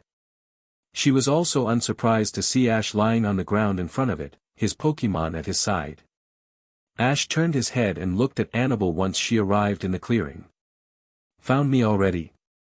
Here I was hoping I'd be able to hide for a little bit. Anabel let out a little laugh. Ash, if you wanted to hide, you should have gone somewhere nobody would look. Besides, I wasn't looking for you, I wanted to clear my head before my battle. Ash nodded. This is a great place to do that. Just sit down and relax. Get away from the noise and activity of civilization for a while. Well, don't let me get in the way. I think I'm going to take a nap. Wake me up when you leave for your battle. Wait, before you go to sleep, how did you do that disappearing trick of yours? Ash laughed. That, my dear friend, is a secret. With that, Ash closed his eyes and fell asleep. When he woke up, he took a look around and sighed. Well, I told her to wake me up so I could see her battle, but I guess she didn't listen. Oh well. Hey Lucario, want to spar? I just slept for 3 hours, so if I'm going to be sleeping tonight I need to burn off some energy. Lucario walked over to Ash and nodded before taking on a fighting stance. Ash stood up and followed suit. After sparring for a while, Ash felt a presence approaching and sent Lucario back into the forest. Ash turned around and saw Nando walking out of the forest. Ash quirked an eyebrow. Hey Nando, what brings you out here? Nando looked at Ash and smiled. Ah, hello Five. I was simply walking through the forest and heard the sounds of battle. Now that I see it was you who was making the noise, I have a question for you. Ash nodded. Alright, ask away. Well, what did you hope to accomplish by going by the name Five? I mean, you aren't fooling anybody, are you? Ash laughed. So you figured out who I am. I guess I have a question for you then. How come so few people recognize me? The only ones who seem to recognize me on sight are those who I didn't know very well. My old friends all seem to have a hard time realizing who I am. When I asked Gary, he said it was because I look so much older than I used to. Something about them not seeing me as I did the bulk of my growing making it hard to recognize me. Nando paused before answering. That might be part of it, but I think part of it has to do with other more subtle changes. You see, you still have your same drive and enthusiasm, but you have it more controlled now. You also are more strategic of a trainer, something you never used to be. Those that knew you well were probably more accustomed to the subtleties that have changed since you disappeared. They realize that in the big picture, you're still the same, but might not recognize you as Ash unless you prove it to them. If you don't mind me asking though, what have you been up to? I hear many rumors during my wanderings, but I'm curious as to what you have to say. Ash thought for several moments before responding. Well, for the first year I simply trained. During my second year, I took the name Five and began beating down Team Rocket. At the end of the second year, I attacked their HQ and shut them down. For the past year, I've been training on MD Silver, growing stronger and helping my Pokemon. What rumors did you hear about me? I tried to stay hidden as much as possible during my travels. Nando looked over at Ash and smiled. The Pokemon tell me many things. I travel as a bard and make music with Pokemon. Although I compete in contests and battles, the bulk of my time is simply spent living in nature with the Pokemon. You might hide from the people, but many of the Pokemon knew of a mysterious man who wandered the world and helped Pokemon in need. They also told me that he was on a mission of revenge against the dark forces. What struck me as strange was that sometimes the person was referred to as 5, other times as Ash. Now that I've met you here, I understand why. I see. The wild Pokemon told you. I never even considered hiding anything from them. I didn't realize anyone would be able to communicate with them as you seem to have done, Ash stated.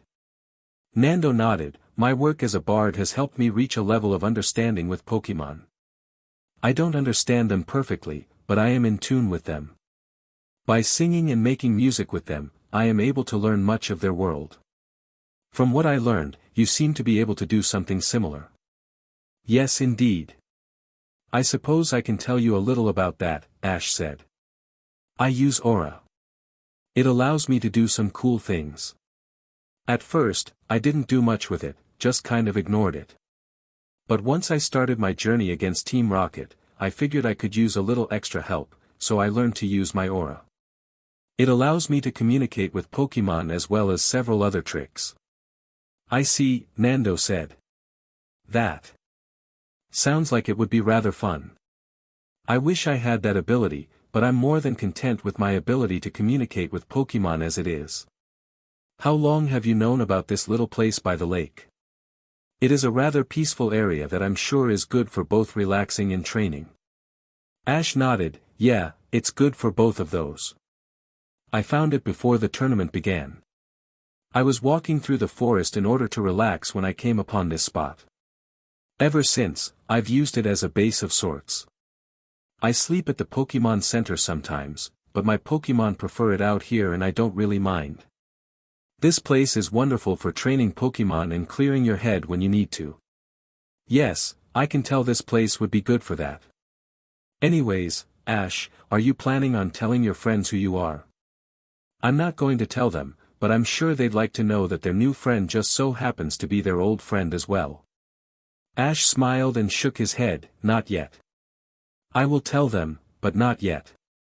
I plan to tell them at the end of the second round, but the way this tournament is going, who knows when it might come out. Nando grinned. Yes, this has been quite the tournament so far. Full of surprises, like an unknown trainer defeating a champion. Then, on the same day, another elite trainer, a member of the Elite Four, was also defeated. Then there is also talk of a trainer who musically and elegantly commands his Pokemon. Ash laughed. Talking about yourself now? I haven't listened to much of the gossip going around, but I suppose you do. Are there any trainers I should be keeping an eye out for? Nando just smiled mysteriously. Well, after today's show, most trainers are scared to face you or Paul. Apart from the elites, it seems you two are the ones who are considered to have the best shot at winning. However, none of the trainers here are pushovers, so be on guard. Ash nodded. Oh yeah, I know that much. I mean, I might be a favorite, but I know that you for one are quite skilled and won't go down without a fight. On top for that, Anabel seems to be quite skilled, and with Brandon being even better than her, they will also be challenges to defeat. Of course I'll be looking out for champions and other elites, but there must be other trainers who are doing well. What about Tobias?